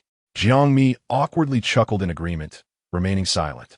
Chen Qixian's brow furrowed, his expression inscrutable. Jiang Mi found herself in a predicament, neither knowing whether to leave or stay. After a moment of internal conflict, she weakly spoke up, Chen Dong, Chen Zong, I'll head back to work now. Upon receiving a nod of approval, Jiang Mi hastily gathered her belongings and made her escape. The blind date arranged by her family lingered in her mind throughout the afternoon, leaving her in a state of restlessness. The milk tea offered by her supervisor tasted like sawdust to her. Just before the end of the workday, she received a WeChat message from Chen Qixian, dinner at Yellen. At that moment, Jiang Mi was engaged in a group meeting, her mind occupied with a succession of brainstorming sessions, leaving her no time to attend to her phone. 10 minutes later, noticing that Jiang Mi had not responded, Chen Qixian decided to make a phone call. Jiang Mi had set her phone to silent mode. As soon as the screen illuminated, she promptly ended the call. She then succinctly replied, in a meeting. The meeting concluded half an hour later. After tidying up, she finally noticed Chen Qixian's barrage of messages. 77. Stop driving. 77. I'm waiting for you in the basement. 77. Is it not over yet? 77. You work so hard for the company. Have you consulted the boss? 77. Is Su Shan attempting a power grab, treating the company like his own? Jiang Mi couldn't help but chuckle. Having such an employee was enough to wake one from a dream. Chen Qixian, on the other hand, had launched into complaints. Mia, heading to the basement. Are you still there? 77 seconds later. On my way. 77. I shouldn't have to rush you, with your slow nature. 77. Truly, the emperor is not as anxious as his eunuch. Jiang Mi hurried to the basement. Chen Qixian, fearing she might struggle to find her car, had parked his vehicle haphazardly beside hers. At this hour, the place was bustling, yet surprisingly, there were no employees from Dejing around. Jiang Mi circled to the rear of the car and slipped into the passenger's seat, fastening her seatbelt while urging him to drive. Chen Qixian muttered under his breath, "Now you're in a hurry." Jiang Mi let out a nervous laugh before asking, "Why are we heading to Yilin today?" "Lao Zhao has a girlfriend and wanted to introduce her to the guys," he replied. Jiang Mi understood. She had limited interaction with Chen Qixian's friends and typically played a quiet role during meals, indulging in food and drink without prying into matters that were not her concern. Arriving late, Jiang Mi and Chen Qixian found 3 men and 1 woman seated, the latter being Lao Zhao's girlfriend, Tian Xiaofu. She was an unpretentious woman, dressed simply with minimal makeup, yet exuding a fresh and pure aura, reminiscent of an untainted white lily. After mutual introductions, Wu Shimao began serving the dishes. As one of the only 2 women in the private room, Jiang Mi was naturally seated next to Tian Xiaofu. The 2 were quite refined and exchanged little conversation. Meanwhile, the 4 men, with Shun lightening the mood, ensured that there was no risk of awkward silence. Chen Qixian asked him, "Why didn't you bring your girlfriend along?" Shun Yi, with a sense of self-awareness, replied, "What kind of girlfriend do I have that could compare to yours?" Chen Qixian teased, "Then why don't you settle down and find someone you could marry?" Shen Yi candidly admitted, "I can't." Chen Qixian scolded, "Do you have a fear of commitment?" Shun Yi playfully nudged him, insisting that their paths diverged, thus awkwardly shifting the topic. "Come on, dear sisters-in-law, please don't hold back. Enjoy your meal and drinks." It was no wonder Shun Yi could thrive on his charm. His demeanor was quite pleasant. Not stopping there, he kept his glass low, adopting a modest demeanor that was refreshing to witness. Encouraged by Shun Yi, Jiang Mi sipped a bit of red wine. Tian Xiaofu, possessing a strong tolerance for alcohol, drank white spirits like the men. As they exchanged cups, the atmosphere grew increasingly amicable. In that fleeting moment, Jiang Mi's phone on the dining table vibrated twice. She cast a glance at it, unperturbed. After a while, the phone began to shake incessantly. Jiang Mi hesitated for a moment, contemplating whether to answer or decline, or perhaps to feign that her phone was out of reach. Chen Qixian, seemingly aware of her dilemma, subtly tapped her wrist, softly urging her to pick up. Reluctantly, Jiang Mi answered the call in his presence. "Hello? All right, I understand. Goodbye." The exchange was exceedingly brief, lasting less than 30 seconds. Chen Qixian appeared unfazed, continuing to engage in lively banter with his friends. They were reminiscing about the parrot his family had kept when he was 10 years old. It had been silent for 3 years, never uttering a word. Chen Qixian, feeling pity for the creature, one day took it upon himself to open the cage, deciding to set it free. Before flying away, the parrot bid him farewell. Wu Shimao incisively remarked, "In your Chen family, even the parrot possesses such composure." Chen Qixian refrained from sharing that this had been the most shocking incident of his 13-year existence. Reflecting on it, he realized there were far graver events awaiting him, demanding his endurance and resilience. That parrot was merely a trivial episode, hardly worthy of mention. Chapter 21. Enraptured after several rounds of drinks. The expressions of those present remained unperturbed, save for Chen Qixian, whose face flushed a deep crimson after consuming 3 or 4 cups of white liquor, clearly showing signs of inebriation. Propping his head up with his left hand, he appeared to be attentively listening to the idle chatter around him. Yet he was gradually succumbing to drowsiness. It was a rarity indeed. All his companions were seasoned drinkers, while he struggled with just a few cups. Seated beside him, Shen Yi, noticing his condition, mischievously snapped his fingers in front of Chen Qixian and teased, "President Chen, your tolerance is even lower than Sister Xiaofu's." Without a word, Chen Qixian retaliated by slapping a soiled napkin onto Shen Yi's face. Shen Yi, feigning disgust, tossed it aside and said with mock benevolence, "Would you like to take a break?" Jiang Mi was aware that Chen Qixian could not handle much alcohol. However, she understood that he was simply enjoying the company of friends and was not overly concerned. Upon hearing Shen Yi's jibe, she set down her chopsticks and turned her head to express her concern. Gently, she touched the warmth of his cheek with the back of her hand, finding it feverishly hot. "Are you feeling unwell?" Her voice was soft and slow, more alluring than any flirtation.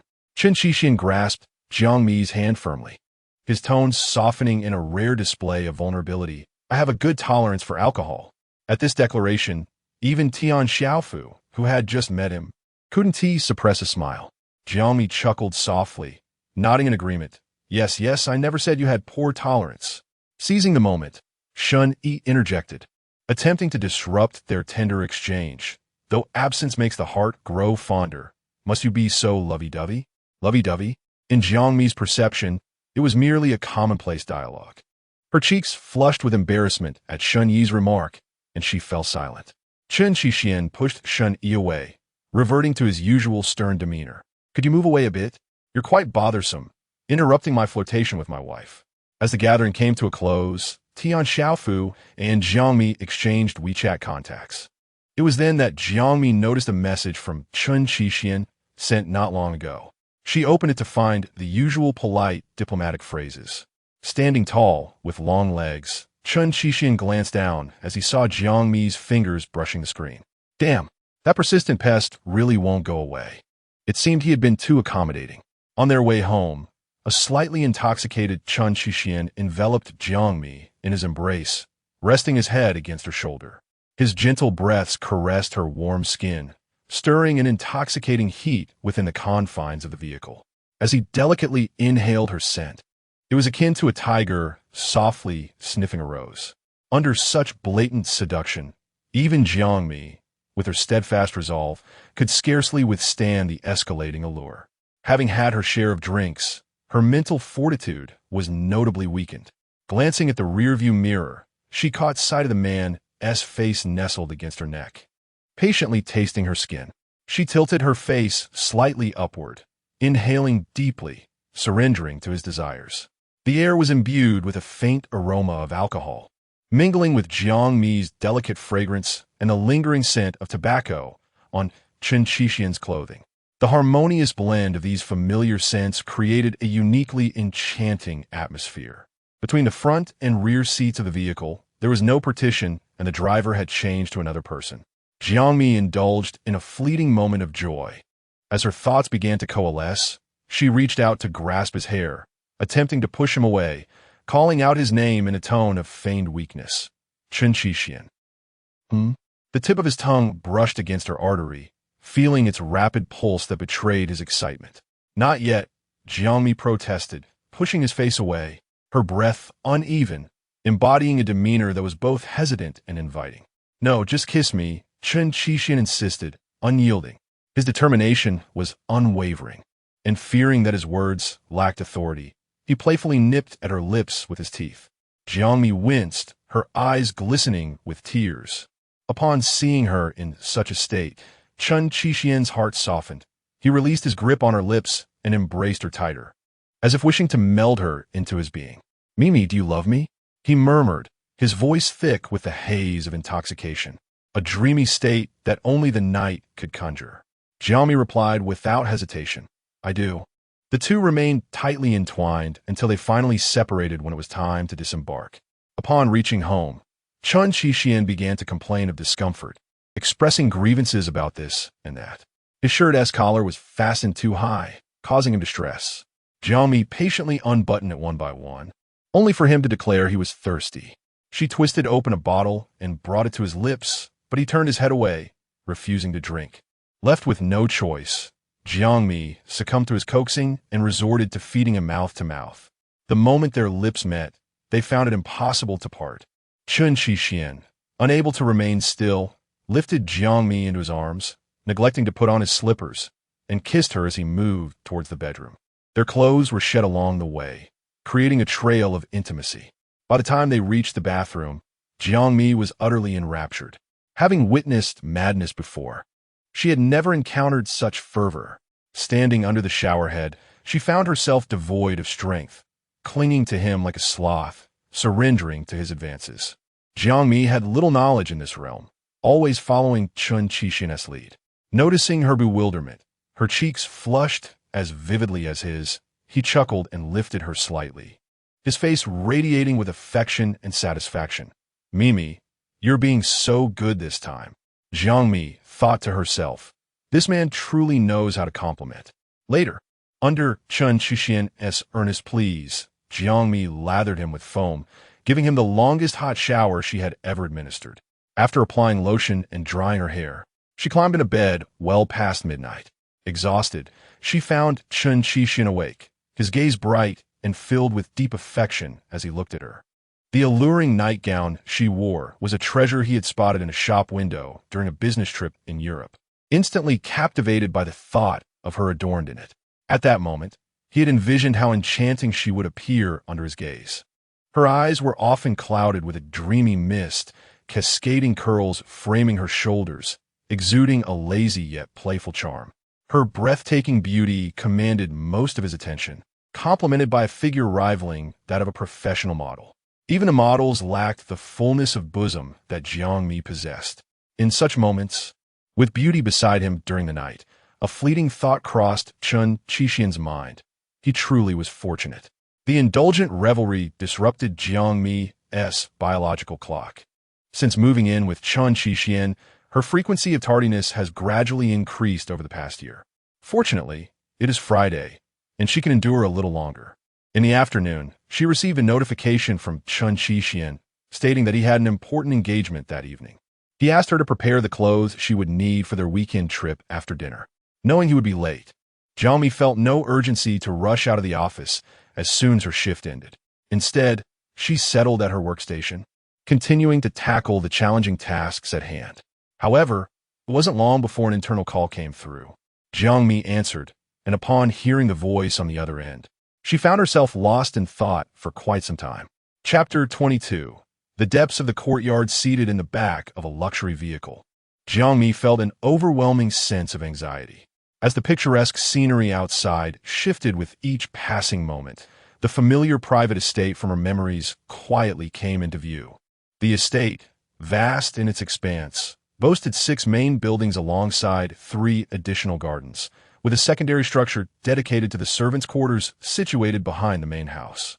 However, whether any changes had occurred over the years remained a mystery to Jiang Mi.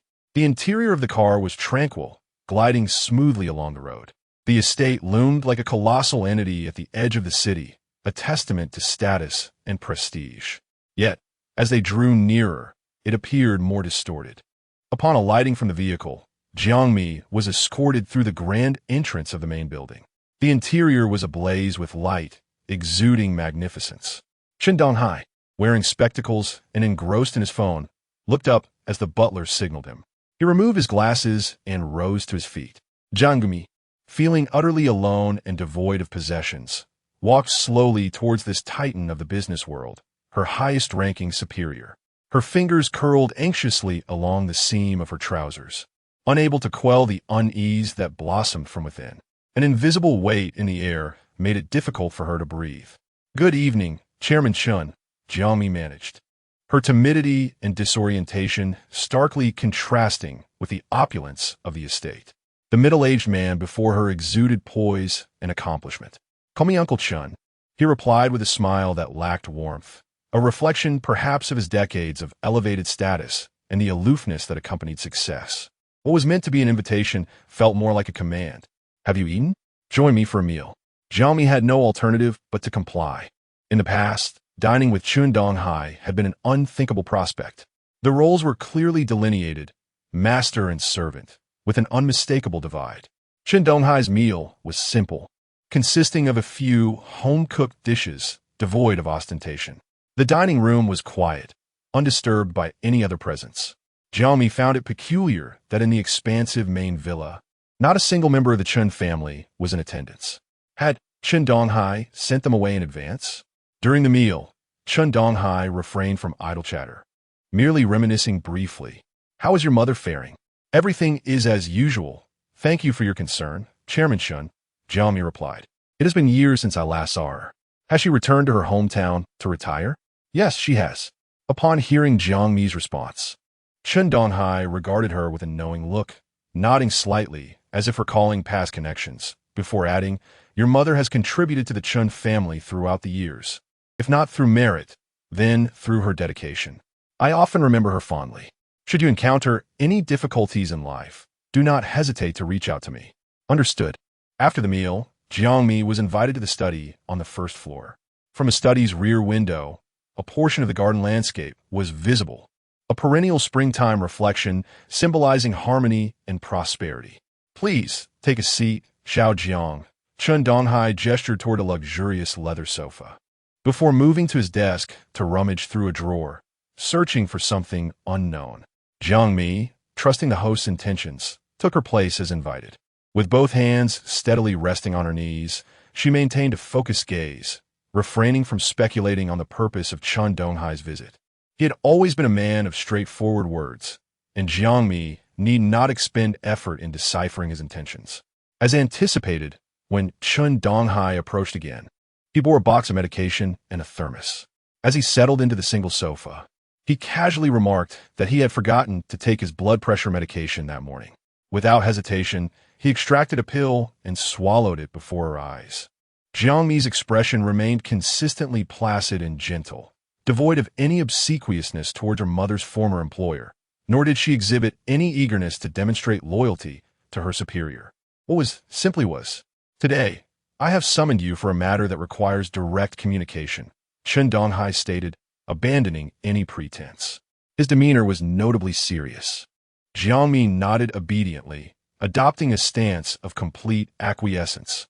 "I can turn a blind eye to your past relationship with Qi Xian," Chen Donghai continued, extending his hand.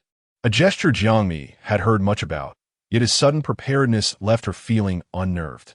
"But I hope this will suffice. Here, it is evidently Chen Donghai's domain." He didn't even require Jiang Mi's consent, as he continued. "This arrangement will be beneficial for both you and Qi Xian. Little Jiang, you are a sensible young woman. There are things best left unsaid. Speaking too plainly can harm feelings, and I wish to spare you both sorrow and embarrassment. For our family, neither Qi Xian nor Qi Ji is suitable. You are a fine girl, yet perhaps not suited to marry into our kind of family. Although Qi Xian and Qi Ji may have affections for you, they carry too many burdens and have their own predetermined paths. I am aware that your mother harbored inappropriate thoughts during your childhood. Let's not dwell on that. I can overlook the past. I will grant you a month to prepare yourself to part ways with Qi Xian. You are likely more aware than I of the perilous position he currently occupies, surrounded by countless adversaries. Little Jiang, you are not his ideal partner and cannot provide the support he requires in his career. Furthermore, feel free to voice any requests. Uncle Chen will not treat you unfairly." As Jiang Mi departed from the Chen residence, she was enveloped in a haze, her emotions somewhat muddled, rendering her unable to recall specifics. The numbness in her body left her mind in a state of confusion, and only upon her return home did she realize how intensely she was shivering from the cold. It was merely the beginning of autumn, and ordinarily, such a chill would not befall her. Chen Donghai's lengthy discourse faded from her recollection, save for his final two remarks. Little Jiang, you are not adept at deceit. Your mother is not residing in her hometown for her twilight years. Am I mistaken? Each word was laden with significance. The implications behind his words sent a chill down Jiang Mi's spine. She could acquiesce to many matters, yet when it pertained to her mother's safety, she was as a startled bird, unwilling to tolerate even the slightest miscalculation. She could not afford to wait, and so she reached out to her mother. At that moment, her mother was resting, and the call was answered by Aunt Tu, the caretaker. As Jiang Mi heard her words, the anxious heart she had been harboring finally found solace. She could only remind Aunt Tu to have her mother call her back after her afternoon rest. Just as Jiang Mi pressed her fingerprint to unlock the door, she unexpectedly encountered Chen Qixian at the entrance. With a disheveled appearance that seemed to reflect her troubled mind, she rendered Chen Qixian momentarily speechless, causing him to swallow the reproach that had been poised on his lips. Taking a step closer, he retrieved a pair of slippers from a shoe cabinet and placed them at her feet. Bending down and rising again, he cautiously softened his tone, asking, "What troubles you? Mimi? You seem burdened by heavy thoughts." Jiang Mi cast a glance at him before quickly averting her gaze, remaining silent and pretending to be intently focused on changing her shoes. Noticing her dispirited state, Chen Qixian sensed that something was amiss and inquired with genuine concern. "Where have you been? Why did you come home so late?" After careful consideration, Jiang Mi realized that in this vast world, aside from her mother, this man before her was the only person she could truly trust and rely upon. He would never deceive or mistreat her. With a sudden pang of emotion, Jiang Mi's eyes welled with tears, and without a word, she leaped into his embrace, holding Chen Qixian tightly. This unexpected display caught him off guard, and he stumbled back a couple of steps, taken aback by her fervent action. "Tell me, who has been bullying my little one?" he asked. Chapter 23. Planting a little strawberry, is it permissible to say this? Jiang Mi's first reaction was indeed this, rather than concocting a falsehood to evade the matter. Her entire face was nestled against Chen Qixian's chest, separated only by the fabric of his shirt. She felt the rhythmic thumping of his heart and the warmth radiating from him, so vibrant and fervent. Observing Jiang Mi cling to him like a needy kitten, silent yet gently nuzzling her small head against him, it was a gesture that seemed to flirt and yet also to seek affection. However, her heart was already easily stirred. Chen Qixian grasped her shoulders, gently yet firmly urging her away, then cupped her flushed little face in his hands, gazing at her with an expression of tender concern. Without needing to inquire, it was evident that she had suffered a great injustice. She managed to return to their cozy little home without complaints or tears, drawing warmth and solace from him. Chen Qixian felt both needed and affirmed by Jiang Mi, a sensation that was gratifying yet also filled him with worry for her situation. He patiently inquired once more, inquiring where she had been.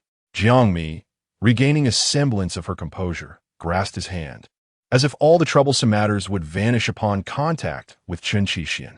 She led him gently into the house, her voice soft as she urged, "Let us sit and talk." Chen Qixian acquiesced with a reluctant hum, allowing her to guide him. Only in Jiang Mi's presence did he become compliant and easy to converse with.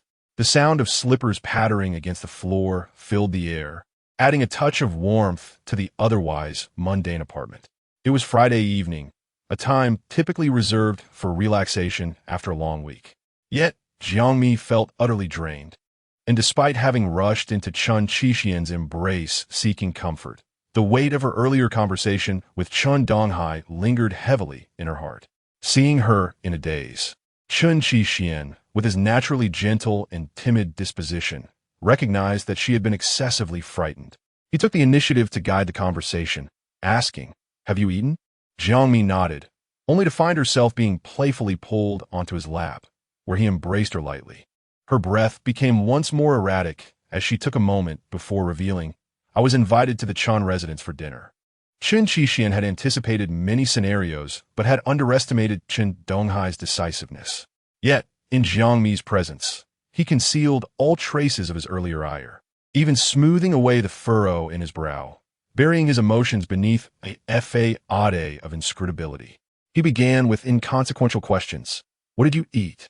Jiang Mi, still somewhat unsettled, found her thoughts diverted by his inquiries. Having only an hour passed since dinner, she needed to concentrate to remember the dishes served. Listing them one by one, shiitake mushrooms with greens, for happiness roasted gluten, 8 treasure spicy sauce, steamed cod, and nourishing soup. Chen Qixian scoffed lightly. For someone of Chen Donghai's stature in the Shanghai market, is this how he treats his guests? Jiang Mi managed to reveal a faint smile tinged with sorrow. Chen Qixian pressed further. After the meal, what did Chen Donghai say to you? Without hesitation, Jiang Mi confessed he asked for a month to leave you. Chen Qixian responded with a curious, "Oh," and inquired further, what conditions did he promise you? Jiang Mi paused, contemplating in silence for a moment before replying, Mr. Chen allowed me to propose my own conditions. Chen Qixian found her perched upon him, obedient yet unnaturally so, her entire being taut with tension, sitting as if bound. With a subtle exertion, he pulled her closer, enveloping her in an intimate embrace, noticing her cheeks and the nape of her neck flush with a rosy hue. He couldn't help but reminisce about her adorable childhood, although Jiang Mi had now matured into a slender visage. The only remnant of her youthful charm was her apple-like cheeks, which did not diminish her inherent cuteness. In the midst of their somewhat formal conversation, Chen Qixian's thoughts wandered. He reached out to tease her pert little nose, deliberately provoking her with gentle strokes. Jiang Mi, caught off guard, instinctively turned her face away. Chen Qixian would not allow it. He not only forbade her, but also playfully nipped at her. His voice lowered, intimate as if sharing secrets. So, what conditions has Mimi proposed? Jiang Mi, unable to withstand his overt flirtation, felt her shoulders tremble, and in the next moment, her body melted into his embrace. She shifted from a side-sitting position to lying back against Chen Qixian. As he leaned down, his lips grazed the smooth skin of her neck, a sight he had longed for. His gaze was fierce yet softened with tender affection, his deep voice dripping with allure. Tomorrow is Saturday. May I plant a little strawberry here today? It was a futile question. In this regard, he was nothing short of a tyrant, seeking consent on one hand, while ready to seize on the other. In the quiet expanse of the apartment's living room, a passionate scene unfolded, with only Jiang Mi's soft moans echoing, warming the night's chill. Tears of a physiological nature streamed down Jiang Mi's face as Chen Qixian's increasingly assertive touch sent shivers through her. She clung tightly to his neck, her emotions spilling forth. I never expected anything. Never have. But I also do not wish for you to fall into a deeper predicament.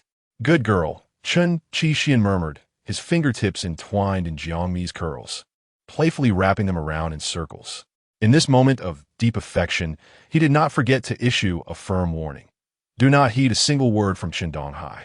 Jiang Mi acquiesced, but sensing her response was too simplistic, perhaps dismissive, he abruptly shifted from tender foreplay to mischief.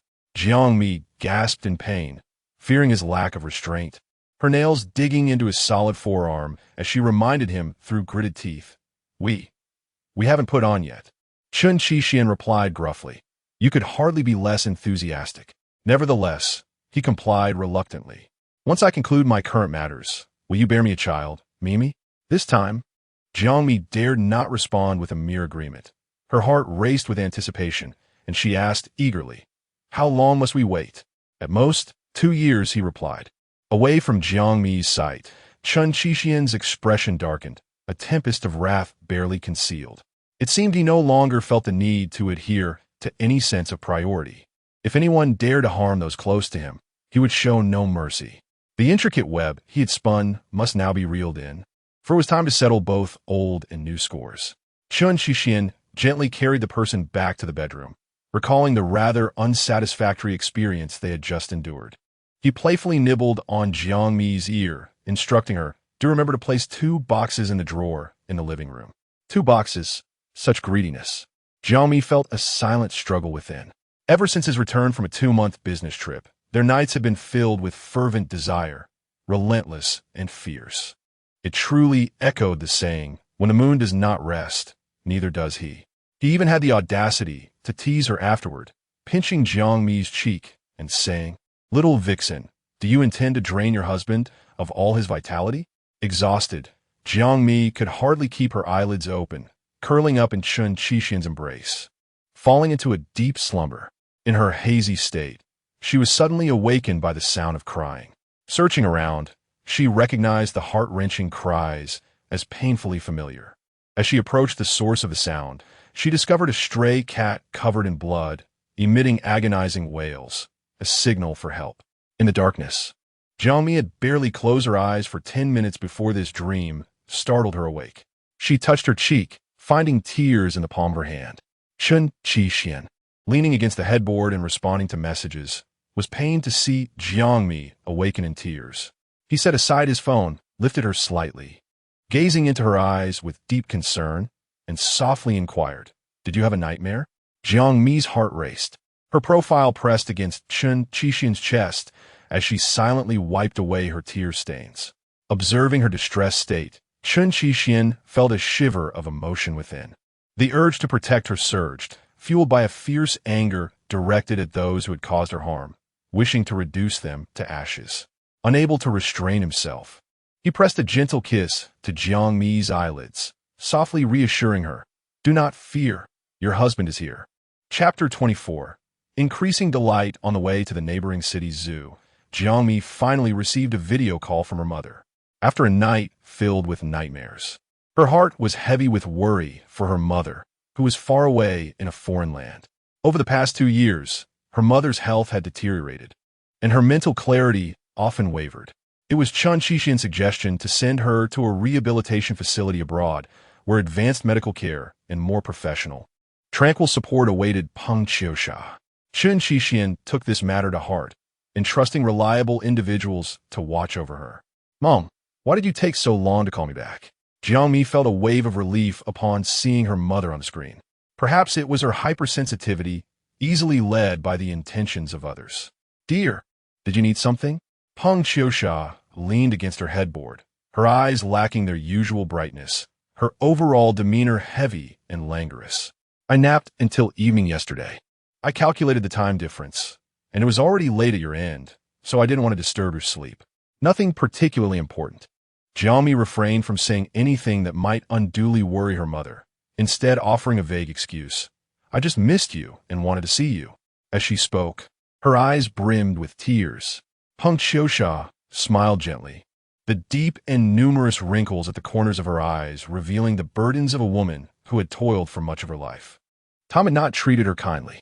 Witnessing her mother-esque frail, aged appearance filled Jiang Mi with discomfort and guilt. "Why do you suddenly miss your mother? Is it that the young master is treating you poorly?" Jiang Mi quickly denied, "No, he treats me very well." However, Peng Qiusha's heart remained uneasy. She knew her daughter well, accustomed to hearing only good tidings. Chen Qixian, who was driving with great focus, interjected, "Mom, I take good care of Mimi. Please set your mind at ease and focus on taking care of yourself abroad. We will come to see you during the spring festival." Peng Qiusha's feelings for Chen Qixian ran deep, and seeing him so cheerful naturally brought her joy. "All right, Mom will be waiting for you." Noticing that she could only hear her daughter and not see her, Peng Qiusha asked, "Mimi, what are you two up to?" "We're on our way to another city, planning to enjoy some outdoor activities. Chen Qixian is driving, so it's not convenient for us to video chat." "That's fine," Peng Qiusha responded after understanding the situation. "Mimi, please be careful on the road. I'll hang up now, so I won't disturb the young master while he drives." "Okay, goodbye, Mom." Chen Qixian instructed Jiang Mi. "Mimi, turn the camera towards me." He quickly glanced at the screen and sweetly bid farewell, "Mom, goodbye. Let us have a more enjoyable chat next time." No wonder it is said that a mother-in-law grows increasingly fond of her son-in-law. Indeed, it is true, with his affable demeanor and polite manners. Chen Qixian must be a sought-after candidate in the matchmaking market. Moreover, with his distinguished family background, even if he does not marry into a prestigious family, he is bound to wed an equally prominent heiress. Stepping back 1,000 paces, regardless of circumstances, it is beyond her reach to covet. What fanciful thoughts occupy her mind in this serene moment? Chen Qixian's voice pierced through Jiang Mi's silence. Indeed, Jiang Mi found herself reminiscing about an event that transpired over a year ago. She pressed her lips together and inquired, "What did you and my mother discuss the day before we made our vows a Hofchurch?" Chen Qixian responded, "You only just thought to ask?" The slow-witted Jiang Mi had not intended to raise the question. However, the words of Chen Donghai echoed in her mind. Relentless and inescapable, your mother harbored inappropriate thoughts when you were a child. Jiang Mi had never doubted that her mother's decision to bring her into the Chen household stemmed from such thoughts. Ultimately, her reflections were swayed by Chen Donghai's assertions, fully aware that even the slightest hesitation would be a slight against her mother. Yet, she stubbornly persisted, blinking and softly asking, "Was it my mother who pressured you into marrying me?" Chen Qixian frowned, clearly irked. "If I did not wish to marry someone, who could compel me?" "Mimi, has your brain short-circuited to produce such a foolish question?" Jiang Mi felt somewhat embarrassed by his reprimand, but attempted to clarify. "It's just, you suddenly proposed to me the next day at Hofchurch." Chen Qixian shot her a glance, exasperated. "Is my proposal to you so shocking and unexpected?" Jiang Mi, lowering her gaze and unable to see his expression, replied candidly, "Yes, I never even dreamed of it." Chen Qixian sighed. "So, that is why you hesitated for so long, and wouldn't he agree?" Jiang Mi countered, "It's not that. I simply felt we were not suited for each other." Chen Qixian posed two questions. "In what way are we incompatible? Then, who would be suitable?" Jiang Mi faltered, "Have not considered these matters, least of all you." Chen Qixian dismissed her thoughts. "Forget it. Your little mind will never grasp it." He then shifted the tone of the conversation to jest. "I worry our future children might be quite dim-witted." Jiang Mi remained silent. As they spoke, the grand sign of the zoo came into view. Following the clearly laid-out route, Chen Qixian drove directly into the villa area of the zoo.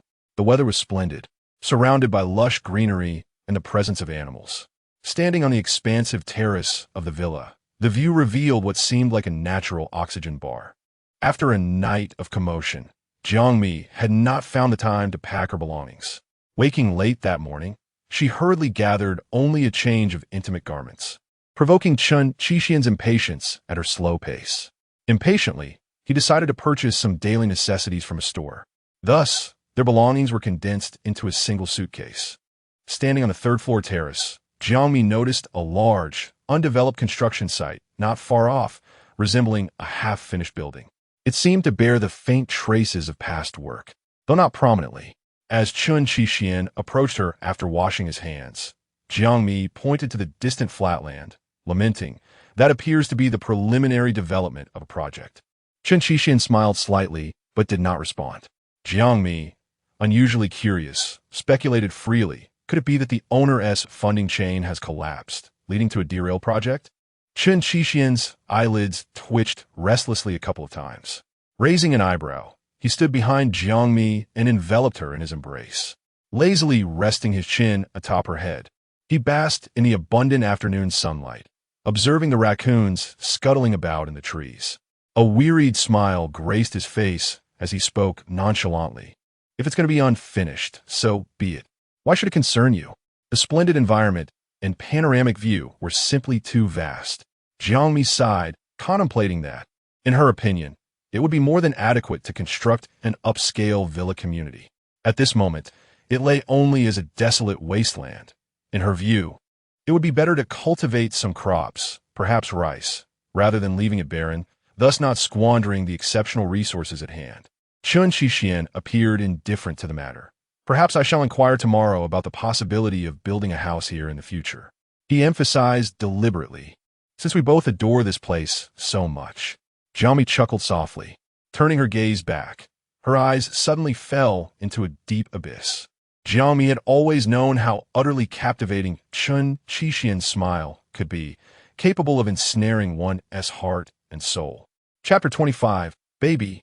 Warm me up, no spring breeze can rival the brilliance of your smile. Those who have never encountered you will never understand. There exists a melody and lyrics that at the right moment and place, perfectly encapsulate that individual. Just below, one can see the deer park, bustling with families, young parents joyfully feeding the deer with special treats. The atmosphere is vibrant and lively. Their residence is a standalone building, distanced from the deer park by merely a fence, allowing them to gaze upon each other from afar.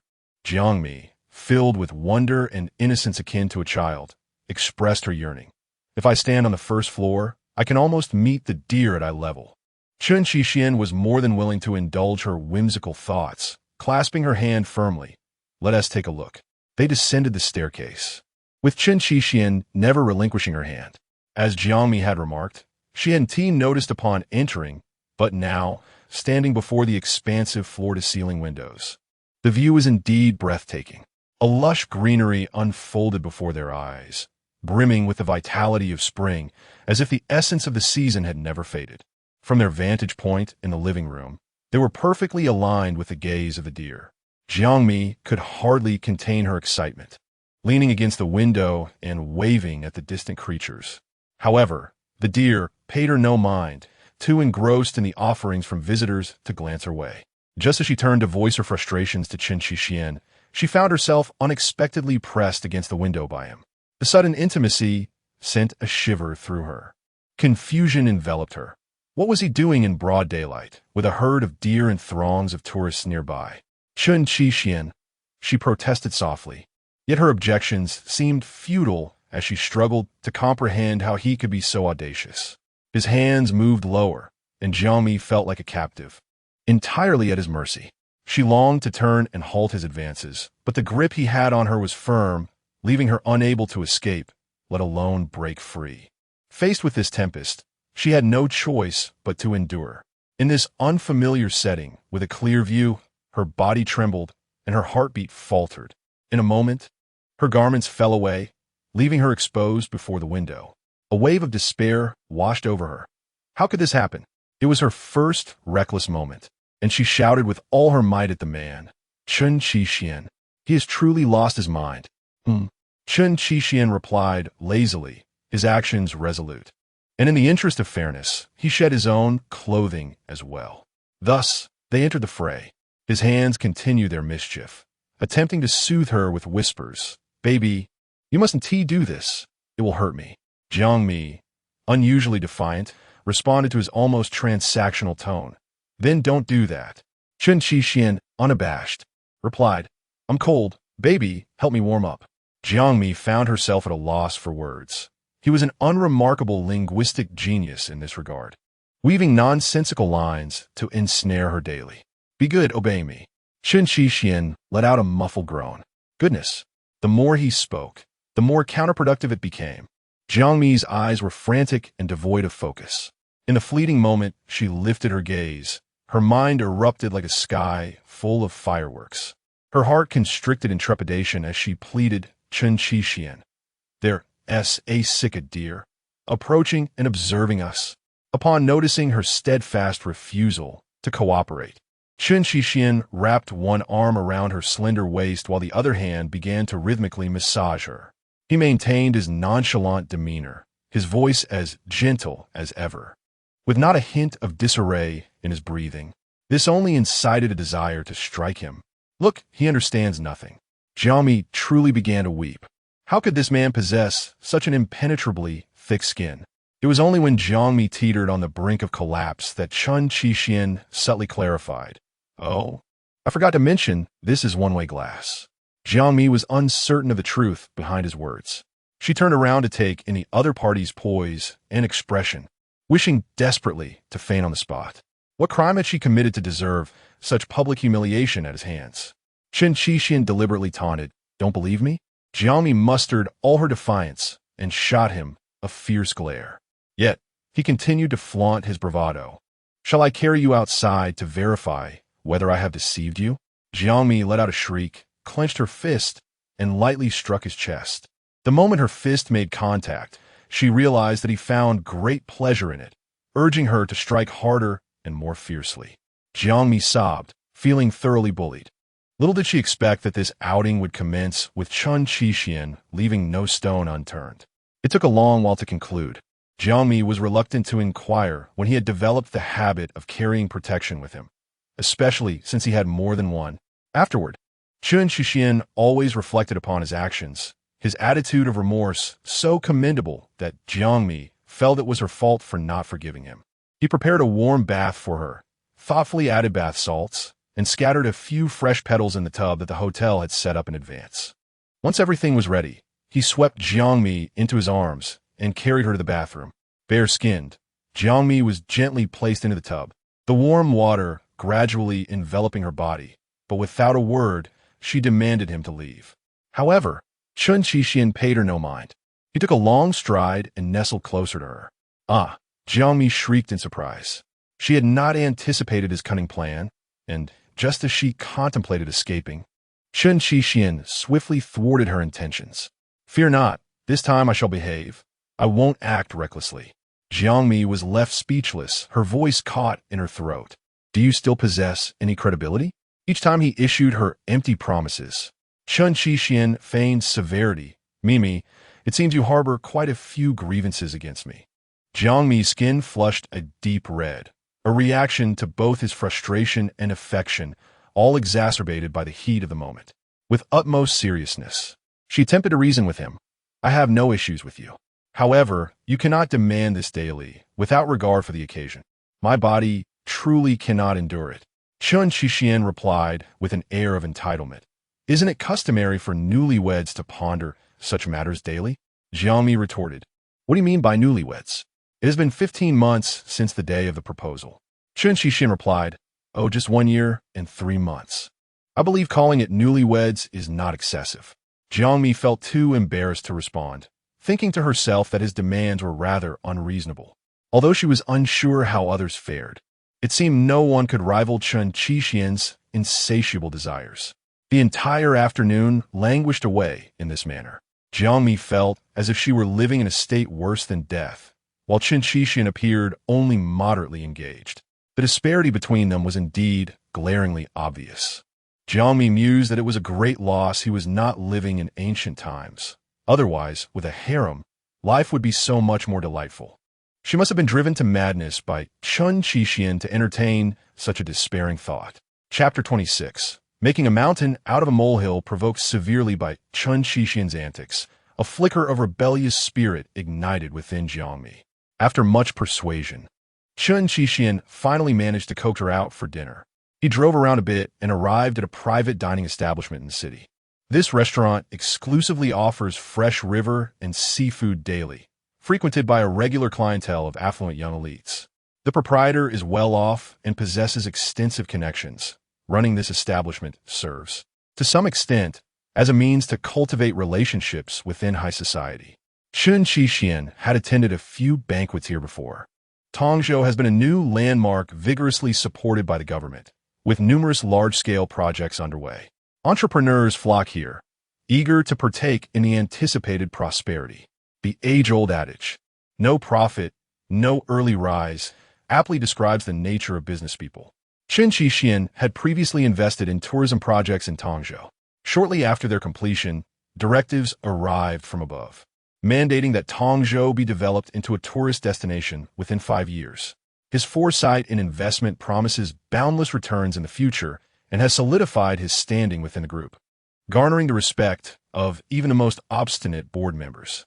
Tongzhou marks the commencement of his ambitious endeavors, yet it is merely the beginning. Today, however, the atmosphere is unusually relaxed. The dinner truly revolves around the meal itself. Yet, his wife's perpetual frown leaves him feeling quite helpless. Chen Shixian's reflections often skim the surface.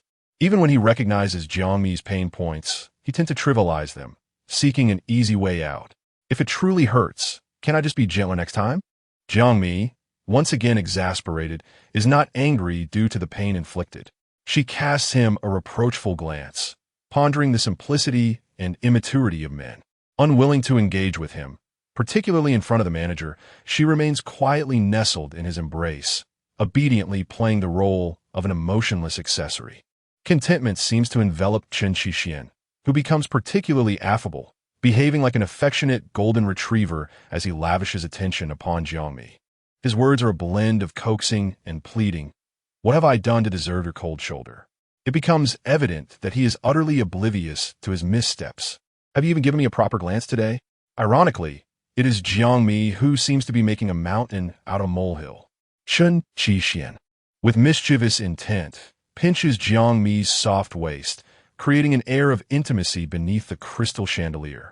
Jiang Mi feels a wave of discomfort, brushing his hand away and maintaining a polite social distance. The private room is located on the third floor, accessible via a dedicated elevator. As they await the lift, a group of distinguished individuals approaches, engaging in lively conversation just a few paces from Chen Qixian and Jiang Mi. Jiang Mi deliberately avoids looking their way, yet unexpectedly, she catches sight of a familiar figure in the elevator mirror. Their eyes meet momentarily, causing her to flinch as if scalded. At that moment, Chen Qixian had ceased his playful banter with Jiang Mi, turning to regard the approaching group. Familiar faces recently encountered over a meal and discussions in this very place. Greet him. As he turned his head, the company at the banquet shifted. The man beside him possessed a refined countenance, his gaze piercing, as he smiled and greeted each person behind him with a handshake. In the realm of business, Chen Qixian navigated with remarkable finesse, leaving no room for criticism. The manager persistently pressed the elevator button, while Jiang Mi refrained from turning back. She patiently awaited the conclusion of Chen Qixian's social exchanges, unhurried. Mimi, you have arrived too. That voice, amidst the polite exchanges, abruptly shattered the equilibrium. Jiang Mi's heart tightened as the scene deviated entirely from her expectations. Yet, given the circumstance, she feigned composure, offering a slight bow to the crowd before mustering the courage to respond. Yes, I came for dinner.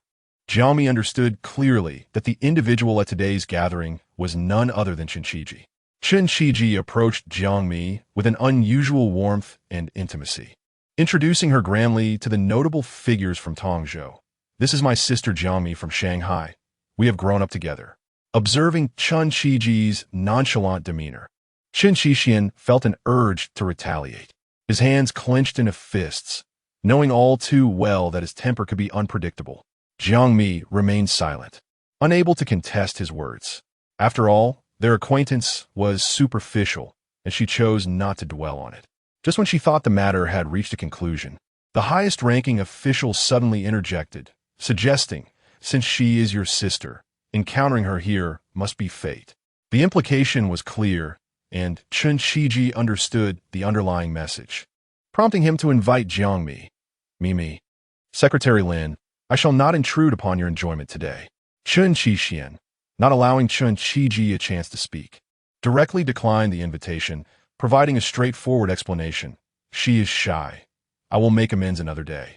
With just a few words, he had clarified the exceptional nature of his relationship with Jiang Mi. The man addressed as Secretary Lin, with a forced smile, merely nodded before striding towards the waiting elevator. Jiang Mi observed the subtle tension and promptly stepped aside. However, she noted Secretary Lin's dissatisfaction with Chen Qixian's actions. Together, they watched as the group ascended, until the elevator doors closed. Jiang Mi's back remained stiff, her apprehension palpable.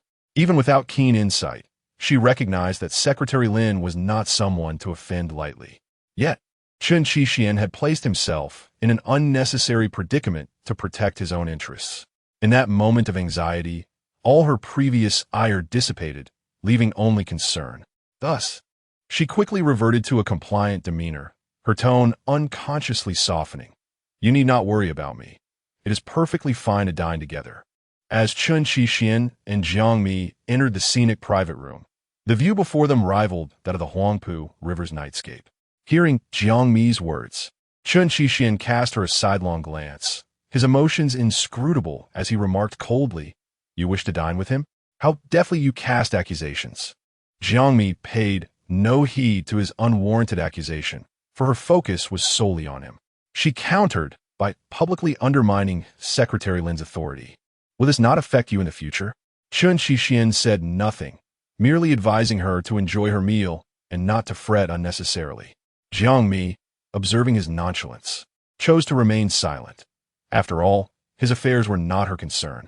Along the way, Chen Qixian, with a wine glass in hand, made his rounds among the distinguished guests, offering them toasts. Upon his return, Jiang Mi had already finished her meal and was passing the time with a casual game, her enthusiasm waning. Chen Qixian, having been away for a mere 10 minutes, returned with a slight flush of inebriation. Noticing his rosy cheeks, Jiang Mi hastily set aside her phone, rising to pour him a glass of cool water. She took the empty glass from his hand and guided him to the sofa by the window for a moment's respite. "Drinking too fast?" she inquired. "Not much. Just a token sip," he replied, skillfully concealing his poor tolerance for alcohol. Jiang Mi stifled a laugh, choosing not to expose him in that moment. If he wanted to be drunk, so be it. Pride often led one to suffer in silence. She offered him water slowly, instinctively bringing the cup to his lips. Chen Qixian, with a bemused expression, contemplated seizing this opportunity for some indulgence. Yet recalling the effort it took to soothe him moments earlier, he suppressed his desires. Obediently, he leaned towards the rim of the glass, relishing Jiang Mi's attentive care. After about 15 minutes, Chen Qixian unfastened the top 2 buttons of his collar, his eyelids fluttering as he remarked, "Earlier, Chen Qiji mentioned that during your university days, you nearly accepted his confession." Jiang Mi found herself momentarily speechless, her heart skipping a beat as she processed his words. Chapter 27. Never liked him. After finishing their meal, Jiang Mi navigated to a nearby large shopping mall. The two of them set out to select daily necessities. Chen Qixian was far more particular than Jiang Mi, dismissing one item after another. Ultimately, with a grand gesture, he not only purchased daily essentials, but also casually swiped over $1 million on luxurious bags and jewelry for Jiang Mi. In Chen Qixian's eyes, these were merely casual accessories, neither haute couture nor limited editions, and hardly worth much. However, Jiang Mi held a different perspective. Although her monthly salary was considerable, maintaining such an extravagant facade felt rather excessive. Aware that this was Chen Qixian's goodwill, she felt that rejecting it would appear ungrateful. In resignation, Jiang Mi murmured, in our line of work, who goes to the office carrying Hermes and Chanel for no reason. Chen Qixian feigned misunderstanding. Is there a company rule that states those in your profession cannot carry such items? Jiang Mi found herself at a loss for words against him. Fortunately, their light-hearted banter and leisurely stroll dissipated the remnants of his intoxication. Observing the numerous bags filled with items he purchased solely for himself, Jiang Mi felt a twinge of guilt. As they passed an ice cream shop, she thought to please him in return, suggesting, "Shall I buy you some ice cream?" Chen Qixian glanced at the bustling shop in trance, contemplated for a moment, then nodded earnestly, "A cone, please."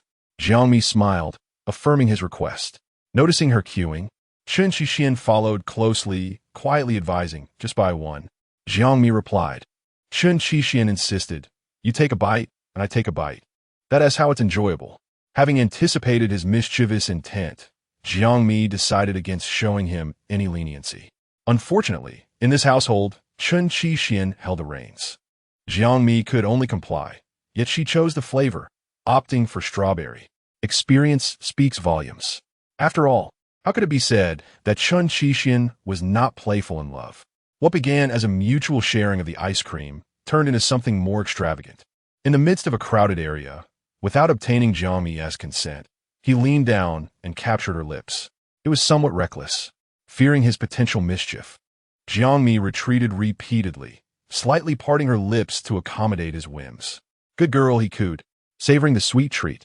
Chen Qixian appeared thoroughly satisfied, his eyes gleaming as he remarked, "Next time, let us try rum-flavored."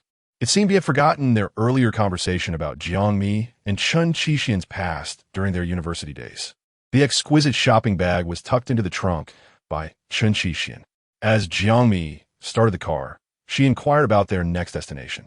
Chen Qixian, reclining in the passenger seat, casually mentioned, "I'll take you to the beach to see the fireworks." Jiang Mi, perplexed, replied, "Where are the fireworks?" Chen Qixian retorted, "Didn't I say by the sea?" Unsure of his state of clarity, she nonetheless handed her phone to him to input the address. It was of little consequence. Even if there were no fireworks at the beach, there would be the sea. It was a desolate stretch of ocean, and as they ventured further away, the roads became increasingly isolated, devoid of even a single streetlight as they neared the shore. Jiang Mi gradually reduced the speed of her car, her timid nature causing her heartbeat to quicken noticeably.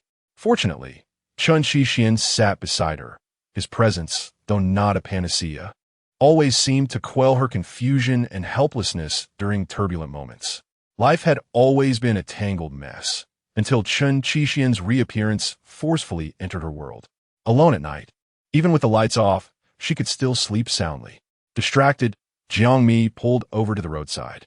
Chen Qixian, puzzled, inquired why they had stopped. He subtly glanced at the smart screen. It was merely 10:18 in the evening, hardly late. Jiang Mi casually turned off the radio, which was playing a popular song. The catchy melody was such that even someone as musically inept as she was could hum along after just 2 listens. That is my only tenderness. The reason I love you, in this melancholic moment, just like now. Jiang Mi pondered for a long while, initially hesitant to meet Chen Qixian's gaze. With her head bowed and eyes fixed on the steering wheel, she seemed lost in thought, her brow slightly furrowed, as if the words she was about to utter were difficult to articulate. Chen Qixian patiently waited, displaying unwavering composure. After a brief flutter of her eyelids, Jiang Mi turned her head and spoke in a conciliatory tone. In the future, could we refrain from mentioning any past connection between Chen Qiji and myself? Having not clarified earlier, Chen Qixian had already dismissed the thought, yet she felt compelled to clarify again. He raised an eyebrow, neither agreeing nor disagreeing. Jiang Mi understood that to elicit a response from him, she needed to present her utmost sincerity to earn his trust. Thus, she embarked on a path of honesty. During my 4 years at university, he indeed visited me a few times, but it amounts to less than 10 encounters. Chen Qixian seized upon the crux of her statement, exclaiming, "Less than 10? Is that too few for you?" The two were evidently not on the same wavelength. Realizing her blunder, Jiang Mi hurriedly attempted to rectify her statement. No. What I mean is, it was merely casual interaction. Yes, you. I have no feelings for him, and he has never confessed to me as you suggested. Chen Qixian's response was nonchalant. That sounds rather disappointing. A wave of jealousy washed over him. Jiang Mi inhaled sharply, instinctively reaching for his hand, gently reassuring him. I have never liked him, not in the past, and I won't in the future. Chen Qixian's expression softened slightly, though not significantly. Jiang Mi pressed on, feeling an unusual sense of vulnerability in her candidness. Her voice lowered, reminiscent of a lost creature in the night, evoking a sense of tenderness. So, let us agree not to bring this up again, shall we? As she tightened her grip on his hand, her sincerity was palpable. Chen Qixian, albeit reluctantly, acquiesced, taking Jiang Mi's hand and bringing it to his nose, inhaling her scent greedily. A mischievous thought suddenly crossed his mind. Unfettered by distant thoughts, Jiang Mi regained her composure ahead of him, shattering his fanciful notions. Then I shall continue on my way. The navigation indicated that a mere 3 kilometers remained to their destination. Chen Qixian could only suppress the shameful thoughts that lingered in secrecy and momentarily let her be. Upon arriving at the seaside, darkness enveloped the area. Jiang Mi refrained from turning off the engine, for this was her inaugural visit to such an unfamiliar place, and she was wary of potential dangers. Lowering the window slightly, she cautiously scanned her surroundings, searching for a locale to set off fireworks. Extending her head out, she surveyed the heavens and earth, only to find a resplendent moon hanging in the distance. The moonlight cast a serene glow, enhancing the romantic ambience of the shoreline.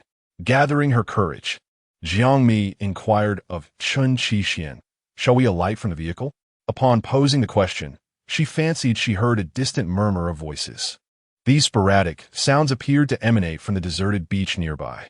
Jiang Mi hesitated, contemplating whether to switch on the high beams to assess the situation.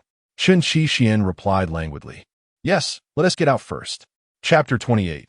The first time you enter my sight, as Chen Qixian observed Jiang Mi unfasten her seatbelt. He instructed her to wait for a moment. Jiang Mi, bewildered, watched as he gracefully stepped out of the car and approached her, opening the door to the driver's seat. A surge of warmth enveloped her heart. He was aware of her fear of darkness and concerned that she might feel anxious and unsettled in this unfamiliar setting. He sought not only to ensure her physical safety, but also to tend to her emotional well-being. Jiang Mi gazed at him, captivated by the man who had re-entered her life. After a long pause, tears welled in her eyes, but she fought to keep them from falling, turning her face away to conceal her vulnerability from Chen. He took her hand gently, and suddenly reminded of the cool night breeze by the seaside. Especially with the significant temperature difference between day and night in autumn, he retrieved a jacket from the back seat and draped it over her shoulders. Though he himself remained lightly clad, Jiang Mi sniffled, pulling the jacket tighter around herself, inhaling the faint scent of leather mingled with his fragrance. Chen Qixian's phone rang, and he answered it in her presence, responding with brief and inconclusive affirmations, likely a work-related update. Jiang Mi paid little mind until an unexpected loud bang startled her, causing her to flinch in fright. Fireworks erupted brilliantly overhead, painting the night sky with vibrant hues. As she tilted her head to admire the spectacle, awe escaped her lips in soft gasps. Chen Qixian stood beside her, his arm wrapped around her shoulders, mirroring her captivated posture. The fireworks display continued for a considerable time, their brilliance outshining the twinkling stars above. Minutes passed, and concerned that Jiang Mi might tire from standing, Chen Qixian casually inquired if she would prefer to watch from the car. She smiled and shook her head, declaring that this view was the most beautiful. Possessing a natural talent for romantic words, he playfully ruffled her tousled hair, a rare display of affection directed solely at her. "You are more beautiful than the fireworks." No sooner had he spoken than a breathtaking array of colorful iris-shaped fireworks burst into the air, creating a scene both grand and delicate. Jiang Mi covered her mouth, utterly enchanted by the beauty that touched her very soul. That night, Jiang Mi found herself entranced by the fireworks. Her emotions stirred like a tranquil pond disturbed by a sudden breeze. Even after the display concluded, she remained lost in the memory of the spectacular show that had lasted nearly half an hour, struggling to regain her composure. As she pondered, she could not recall any significant occasion for that day. Chen Qixian's elaborate efforts had been solely to bring her joy. "Mi, 20 years ago today, you first entered my sight," Chen Qixian spoke, his tone as calm as still water. Jiang Mi felt her mind explode with his words, a buzzing echoing in her ears, reminiscent of the magnificent fireworks still illuminating her thoughts. 20 years ago, that distant first encounter remained etched in his memory. Turning to him, she had no time to contemplate further before he leaned down and placed a tender kiss on her lips. "From that day forward, I knew you were the most adorable and beautiful little girl in this world," Chen Qixian said, a smile dancing in his eyes, his affection so profound that it seemed impossible to contain. "The wife I shall marry in the future must certainly be as lovely and enchanting as you." Jiang Mi found herself nearly overwhelmed by the sudden, heartfelt praise. She had always been oblivious to the fact that such sentiments lay buried within Chen Qixian's heart. Throughout her childhood, Jiang Mi endured considerable hardships. Her parents toiled in the city, leaving her in her hometown to be cared for by her frail grandmother. After her grandmother's passing, Jiang Mi was reluctantly brought to the city. She recalled her early years, during which she donned rather ordinary attire, lacking the vibrant and splendid dresses worn by city children. It was only her mother, tirelessly and lovingly, who would braid her hair into charming little pigtails, providing her a semblance of beauty amidst her lack of elegant garments. It was only later that she understood this was a form of self-consolation, a retreat into a lesser form of acceptance. Jiang Mi became lost in her memories, often reluctant to revisit her past, filled with insecurities and anguish. Some aspects of her history remained unresolved even to this day. Thus, she had no choice but to feign forgetfulness, striving to erase those painful recollections. With a gentle sniffle, she remarked, "You are the first person to ever say such a thing to me." In contrast, others, such as her classmates, would query her with cruel innocence. "Jiang Mi, you haven't changed your sweater in a week. Is this the only piece of clothing you own? Jiang Mi, you look so thin. Do you not have enough to eat at home? Jiang Mi, may I come over to your house this weekend?" Jiang Mi would awkwardly reply, "My home is quite far away." As she grew older, Perhaps the kindest words she ever heard were, "Mi, you hardly resemble the daughter of a servant." Little did that person know how deeply hurtful such a statement could be. In their eyes, people were merely categorized into ranks. Even the most gentle and humble demeanor could not conceal an underlying air of superiority. Chen Qixin opened the car door, inviting Jiang Mi inside. Once settled back in the vehicle, she removed her outer coat and placed it on the back seat. Chen Qixin, refusing to retrace their steps immediately, inquired with genuine curiosity, "Do you still recall how you felt when we first met? You were my first friend in whose city?" Though Jiang Mi was but 5 years old at the time, she retained a faint memory, one that would forever be painted in the softest hues of her life. At 5, she encountered the 8-year-old Chen Qixin, who taught her to play Go, card games, read books, and frolic in the garden, swinging on the swings. The happiest moments of her childhood, after moving from her hometown, were those spent playing with him. On one occasion, when a gardener arrived in the Chen family's backyard to plant flowers and trees, he procured a wheelbarrow for her to sit in, pushing her around the entire estate. Chen Qixin chuckled, evidently recalling that day, and the subsequent reprimand he received. It was the first time Chen Donghai had expressed his anger so vehemently, instructing him to keep a distance from Jiang Mi. That was when the seeds of rebellion first began to sprout within him.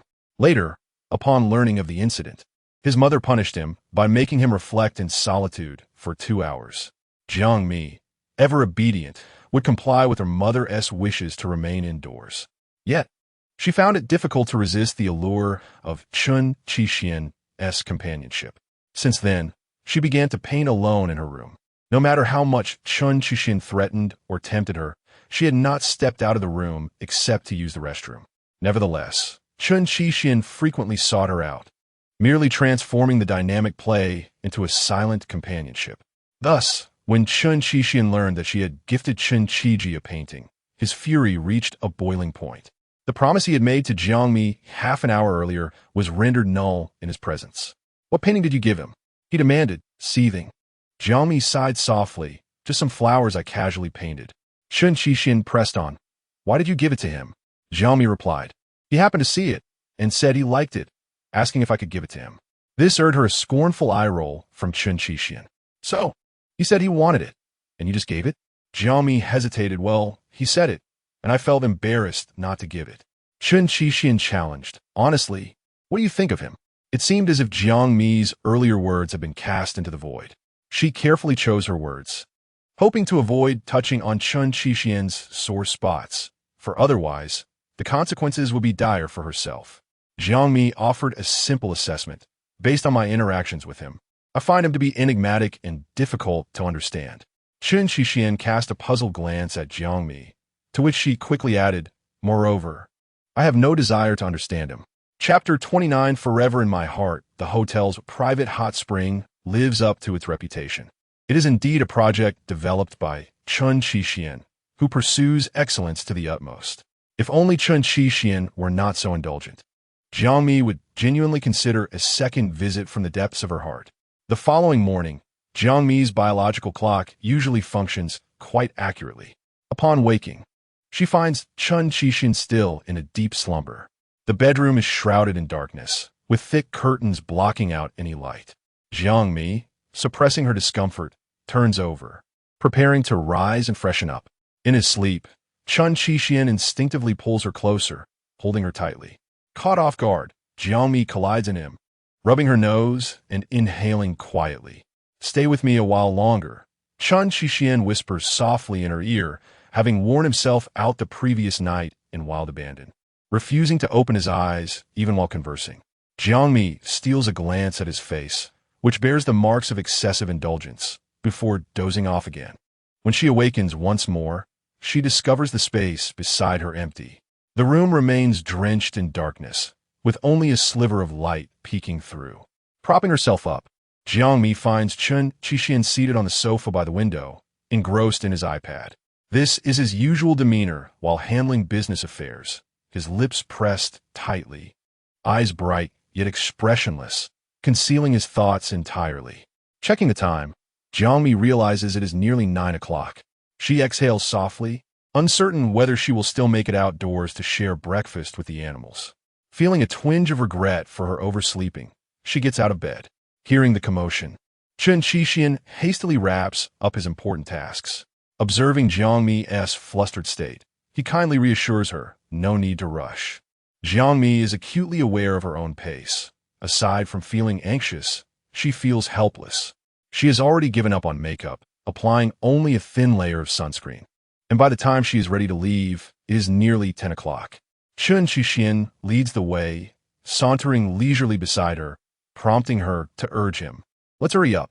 After saying this, she reaches for his hand, fearing they might miss the last wave of outdoor breakfast. Jiang Mi quickens her pace, and Chen Qixian, both amused and exasperated, remarks, "What on earth did you do in the bathroom for an hour?" In that hour, Chen Qixian could have completed a considerable amount of business. Jiang Mi feels her cheeks flush. Her activities were merely mundane. Brushing her teeth, washing her face, using the restroom, changing clothes, and applying makeup. She has no desire to elaborate on these trivialities to Chen Qixian. Fortunately, he does not press her for details, as he, like Jiang Mi, prefers a light breakfast. At the dining table, Jiang Mi chooses a dish of fried eggs, corn, and vegetable porridge, while Chen Qixian opts for even less, toast and coffee. He thoughtfully brings her an extra cup of milk. The outdoor seating is filled with people, so Chen Qixian and Jiang Mi must settle for a table with a less than perfect view.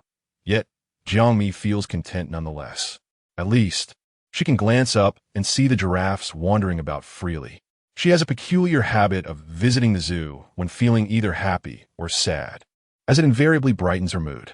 Here, families typically gather to enjoy their day. Parents accompanying their children is the most common of pairings. Chen Qixian, holding a cup of coffee, casually surveyed his surroundings, contemplating that he had yet to experience the project as completion firsthand. It was only upon Jiang Mi's suggestion that he ventured here as a tourist. However, he discovered flaws upon his arrival. If an outdoor open-air restaurant was to be established, it was imperative that every table afforded the best possible view. He snapped a couple of photos and sent them to the manageress phone. Jiang Mi was wholly absorbed in admiring the animals and the natural scenery, oblivious to Chen Qixian's presence. She focused on her observations while he busied himself with his tasks. The two shared a rare moment of tranquility together. Otherwise, Chen Qixian was incessantly chattering, as if even a fleeting silence might cast doubt on their relationship. The zoo was expansive, necessitating a ride on the sightseeing bus. Spending an entire day at the zoo felt interminable to Chen Qixian. Fortunately, Jiang Mi remained by his side, making it bearable. After enjoying afternoon tea, he drove her to the ruins she had mentioned. The project had only just begun when construction was halted, and the area was cordoned off to prohibit entry to the public and vehicles. With some time to spare, Chen Qixian surprisingly drove around the enclosed perimeter, taking a full 15 minutes to complete the circuit. Beyond that lay rural fields and rice paddies. Jiang Mi was reminded of her hometown, a place far more underdeveloped than this. She marveled, this is roughly half the size of Tongzhou district. Though Tongzhou was adjacent to Shanghai, it had never received significant development. Yet, the vastness of the area offered limitless potential and opportunities. Where there were opportunities, risks inevitably followed. Chen Qixian interjected, "This is the western part of Tongzhou." After a brief pause, he whimsically added, "Next, I'll take you to see the southern part of Tongzhou." That direction led further down, closer to the city center where tall buildings proliferated and bustling business districts and offices thrived. Chen Qixian inquired, "What do you think?" Jiang Mi hesitated, formulating her response based on instinct. The southern area is evidently developing better, almost rivaling a metropolis. The architectural style is modern, likely more aligned with the lifestyle of younger people. Chen Qixian chuckled lightly, "And you, if given the choice, would you prefer to live in the western or southern part of Tongzhou?" Jiang Mi shook her head. "It doesn't matter to me. It depends on the circumstances." Chen Qixian pressed, "What kind of circumstances?" Jiang Mi mused. Considering it casual conversation unburdened by taxes, she elaborated, "If I were to work in Tongzhou, I would lean towards residing in the western area, as convenient transportation is paramount for those of us in the workforce." Chen Qixian pondered the term office worker, furrowing his brow, and asked, "What if we considered it from the perspective of Mrs. Chen?" Mrs. Chen. Jiang Mi contemplated the title, somewhat unfamiliar, yet seemingly definitive. Though her heart was vast, it was not without its limits. She was acutely aware of the pressures and obstacles stemming from Chen Donghai. Regarding Chen Donghai's methods, she is acutely aware of his true nature. He is a devil, a sinister figure willing to inflict harm even upon his own progeny. Despite this, Jiang Mi has resolved to stand alongside Chen Qixian, ready to confront a multitude of adversaries single-handedly. Her abilities may be limited, yet she firmly believes that Chen Qixian will safeguard her. She holds his words in unwavering faith. Thus, it matters not where they reside. Jiang Mi rarely feels at ease. The words that reach Chen Qixian's ears carry a hint of playful mockery.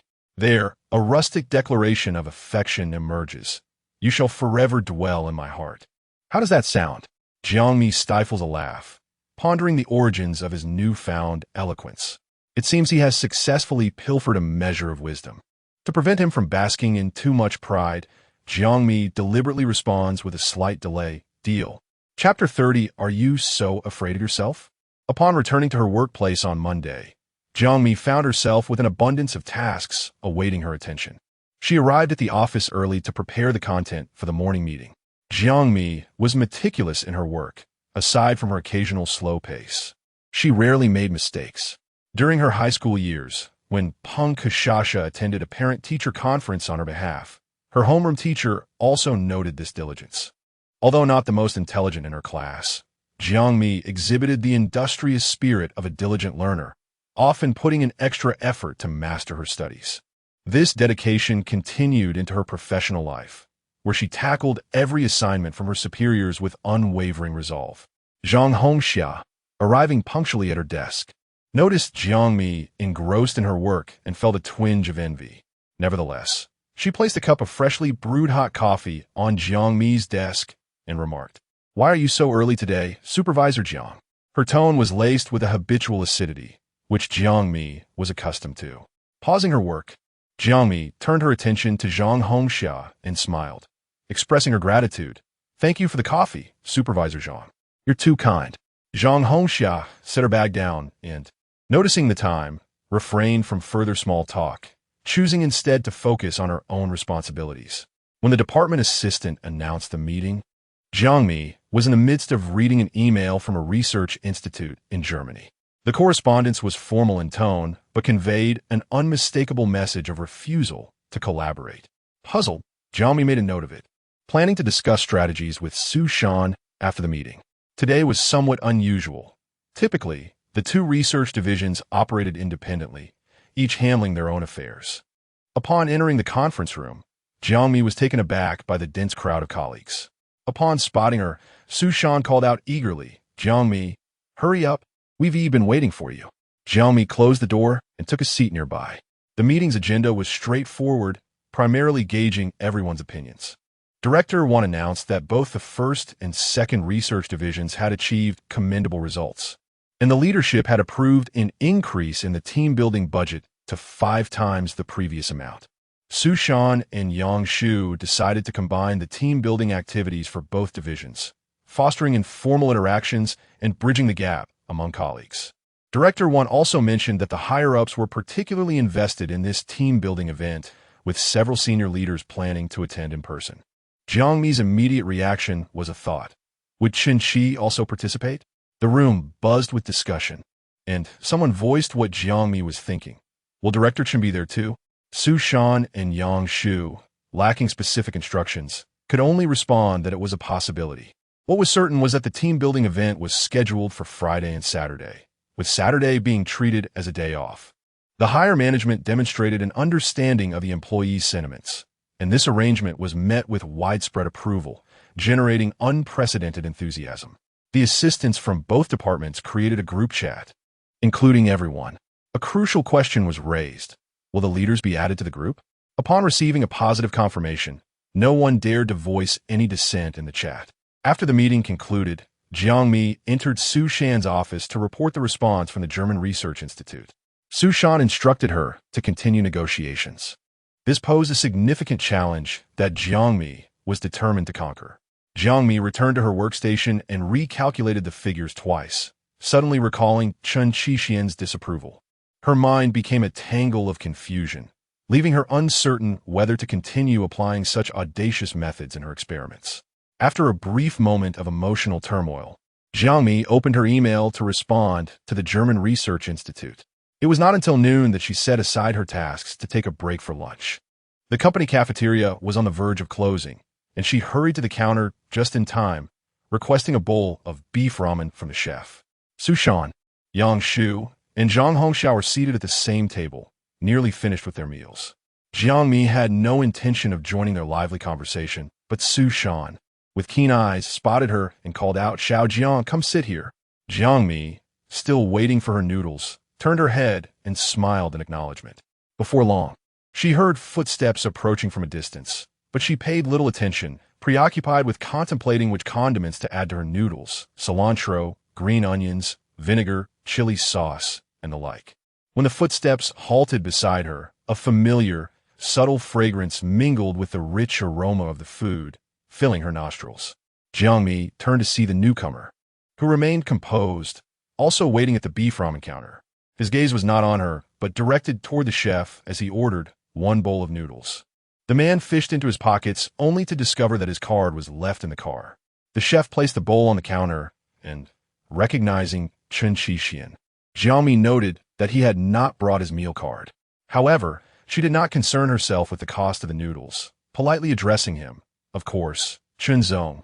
Just a moment. Feeling somewhat shy, Jiang Mi gestured for Chen Qixian to go ahead and enjoy his meal. He declined, thinking to himself that she was eating at a leisurely pace. Without further ado, he borrowed her meal card. The chef, seeing Chen Qixian's predicament, accepted the 18 yuan payment. As Jiang Mi was about to leave with her bowl, Chen Qixian remarked, "I owe you a bowl of noodles." Jiang Mi replied, "No need to repay." She turned and walked towards Su Shan's table. There was just enough space for 4 people, and the table was cluttered with plates, making it feel rather cramped. Chen Qixian, without much thought, took a seat at the adjacent table with his noodles. The 3 at the table greeted their boss, while Jiang Mi remained silent, focusing on her meal. The 2 sat across from each other, separated by a narrow aisle. Chen Qixian observed Jiang Mi, noticing the flush creeping from her cheeks to her ears. Did his presence truly intimidate her? It seemed as though his arrival had added an invisible weight of pressure upon her. Chen Qixian clenched his jaw, his eyes harboring inscrutable depths, beginning to reflect on whether his decision to keep their relationship private for now was a miscalculation. The atmosphere was somewhat strained. Chen Qixian did not leave, and the other 3 felt disinclined to depart. With no one initiating conversation, they were uncertain whether to break the silence. Jiang Mi was still eating, the noodles were scalding, and she could not hasten her pace. Compared to Su Shan, Yang Shu, as the manager of the second research department, not only possessed solid expertise, but also displayed a higher emotional intelligence. Having regular work interactions with Chen Qixian and being closer in age, he found it easier to communicate without the vast divide that often existed in such situations. Chen Zong, thank you for your generous support for the team-building event between our 2 departments, Yang Shu expressed. Chen Qixian smiled subtly. No need to mention it. Chen Hongxiao noticed that Chen Qixian was unusually amiable, so she seized the opportunity to interject. Everyone in the group is urging for Mr. Chen to join us. However, Chen Qixian appeared indifferent, focusing solely on his bowl of noodles. Chen Hongxiao felt a wave of embarrassment wash over her as she was so blatantly ignored by the boss, wishing she could disappear into the ground. At that moment, Yang Shu stepped in to smooth things over, stating, "Mr. Chen is a busy man. He may not have the time." Chen Hongxiao chuckled awkwardly, claiming she had urgent matters to attend to and excuse herself. Once she departed, Chen Qixian found his bowl of noodles perfectly finished. He glanced at Jiang Mi's bowl, noticing she had barely eaten a third, wiping his mouth with a napkin. Chen Qixian turned to Yang Shu and said, "Add me to the group." Jiang Mi felt a slight unease, her eyelids twitching involuntarily. Although she was focused on her meal, she could not help but overhear their conversation. Could it be that Chen Qixian had agreed to participate in the 2-day, 1-night team-building event? Chapter 31. An unmissable meal, the chosen location for the team-building event was a leisure estate on the outskirts of the city. The assistant shared the link in the group chat, but Jiang Mi, overwhelmed with work in recent days, hardly noticed the ongoing discussions. It was only after work that she stumbled upon the link. A quick perusal revealed that the estate boasted first-class facilities and a plethora of entertainment options. Indeed, one would need at least 2 days and 1 night to fully indulge in all it had to offer. Jiang Mi tucked her phone away, gathered her belongings, and prepared to head home. The elevator was crowded during the rush hour, with 4 elevators available, and she had already waited for 2. When the third one finally had a bit of space, she was surprised to find it filled with familiar faces. Sushan, Yangshu, Shen, Zhengxian, Alice, and even Chen Qixian. Lately, he had been frequenting the big whale so often that it might lead one to believe something significant was afoot. As Jiang Mi noticed Shen, he nearly blurted out sister-in-law. She quickly averted her gaze and greeted Alice, who stood at the edge of the group. Alice, undeterred by the presence of so many senior executives, struck up a casual conversation with Jiang Mi, Jiang's supervisor. Are you heading straight home after work today? The elevator stopped at every floor, making the ride feel interminably long. Yes, Jiang Mi replied. Do you cook for yourself every day? Alice inquired, having heard that Jiang Mi was not from the city and that her parents were not nearby. When she had previously failed to deliver a box of eternal flowers to Jiang Mi, she had assumed Jiang Mi was a single woman living alone. Alice's question was, in part, a friendly probe. Jiang Mi reflected for a moment, dismissing any hidden implications in Alice's words, and replied honestly, I'm not good at cooking. Alice chuckled awkwardly. Haha, but you seem incredibly gentle and nurturing. Even if you can't cook, don't rely on takeout too often. It's quite unhealthy. And poor nutrition can be detrimental to young women. Jiang Mi smiled and hummed in agreement, suddenly envious of Alice, a local girl who returned home to a warm dinner. It had been ages since she had felt the warmth of family. Throughout her life, such warmth had always been limited, making its memory all the more precious. Does your boyfriend cook well? Alice prattled on. Chen Qixian furrowed his brow at Alice's incessant chatter, but found himself instinctively glancing at Jiang Mi in the mirror. To his surprise, he met the mischievous gaze of Shen Yi, who raised an eyebrow as if awaiting Jiang Mi's response. He cooks very well, Jiang Mi replied. Upon hearing this, Chen Qixian could not suppress a smile. This was more like it. He could forgive Jiang Mi for pretending not to know him at work. Alice squealed with excitement. Oh, I knew it.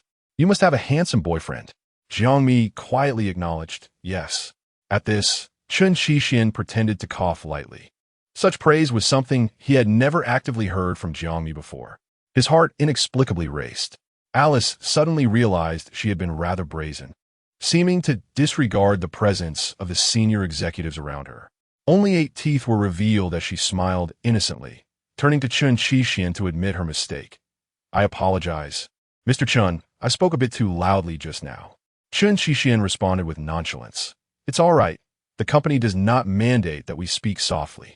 Observing Chen Qixian's indifference, Alice felt more at ease. Mr. Chen is truly kind. Meanwhile, Shen Yi harbored disdain.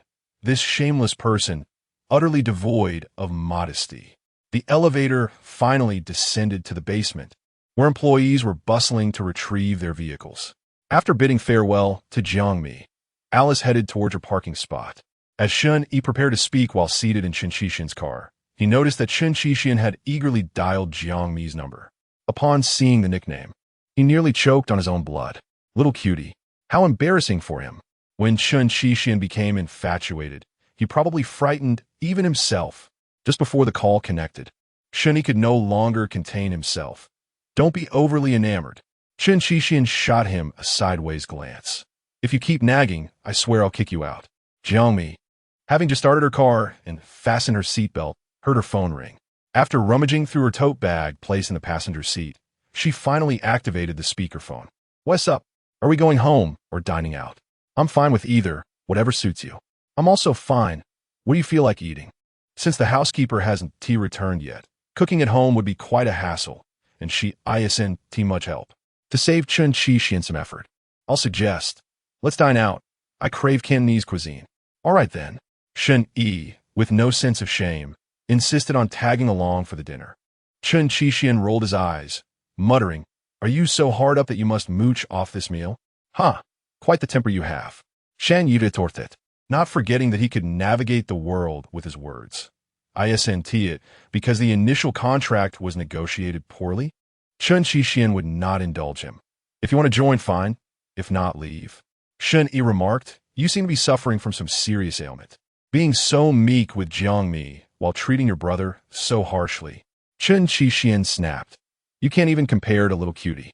Their banter was far from harmonious within the vehicle. Shen Yi sighed. This household truly needs old Wu. With him around, Chen Qixuan's temper could be somewhat tempered. Not one to back down, Shen Yi took it upon himself to coax old Wu over. Why should he be the only one playing the third wheel? Jiang Mi had no objections.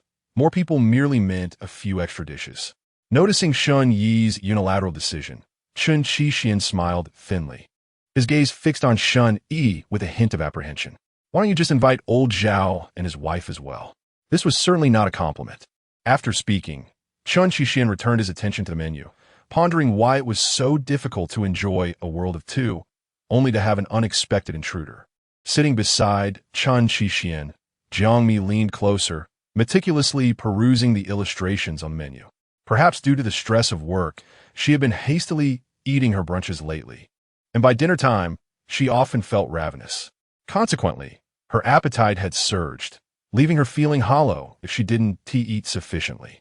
Chen Qixuan was well aware of Jiang Mi's appetite, initially suspecting that she might be with child. However, it soon became clear to him during the night that he had overthought the matter. Her relatives were simply making their monthly visit. This left him no choice but to cultivate his own temperament. Once Jiang Mi had selected her favorite dishes, Chen Qixuan passed the menu to Shen Yi. It seemed tolerable. He and T completely rendered himself invisible. Shen Yi pursed his lips, perusing the menu while inquiring of Jiang Mi, "By the way, sister-in-law, the young lady I chatted with in the elevator earlier seemed quite familiar. I feel like I've seen her somewhere before." Jiang Mi had heard whispers about Shen Yi's private life, knowing it was far less respectable than his professional demeanor suggested. One should not judge by appearances. Even a robust individual could be a heartthrob. Jiang Mi listened quietly, withholding her opinion. There was an odd sense of familiarity, as if they had crossed paths before. Jiang Mi, with a hint of cunning, replied with a trivial remark. "She is the receptionist at the Jing." "Oh, now I remember. She seems to be my nephew's ex-girlfriend. I believe her name is Alice," Shen Yi recalled. Jiang Mi felt a twinge of shame for her own pettiness and softly acknowledged, "MHM." Shen Yi was astonished. "Her name is indeed Alice? I always thought it was just a nickname." Jiang Mi was at a loss for words. To be honest, she had thought the same when she first heard it. Shen Yi continued, "It appears she has a decent rapport with you. Why not act as an intermediary for my nephew and inquire if there is a chance for reconciliation? Since their breakup, he has been utterly despondent. It's hard for me to bear." Chen Qixuan interjected, "Are you treating our company like a matchmaking service?" Shen Yi retorted, "As if my nephew isn't your concern. He is so heartbroken he has lost from 200 pounds down to 160. Chen Qixuan truly felt no sympathy. Let him thin down to 141st. Shen Yi, flustered and fiercely protective, exclaimed, "I'm asking sister-in-law for help." "Why are you meddling?" Jiang Mi intervened to halt their squabble. "All right, I'll inquire about the situation another day." With that, she reached out to grasp Chen Qixuan's fingertips, signaling him to temper his words and allow Shen Yi to speak. Chapter 32. United in heart and mind as they dined, Jiang Mi received a call from Yu Yu. This time it was delightful news. According to her, the new boyfriend she had found was emotionally stable and professionally accomplished, with the only slight drawback being his marginally older age. This was Yu Yu's way. Whenever she fell in love, she plunged headfirst into it. Jiang Mi patiently listened to her extol the virtues of her new partner for over half an hour. Shen Yi couldn't help but glance towards the terrace, while Wu Shimao fiddled with a string of rare agarwood, continuing his conversation with Chen Qixuan about the development projects in Tongzhou. "Have you seen old Lin yet?" The old Lin Wu Shimao referred to was, of course, Secretary Lin, the newly appointed head of Tongzhou, who had just transferred from the capital with the heavy responsibility of developing the new urban area.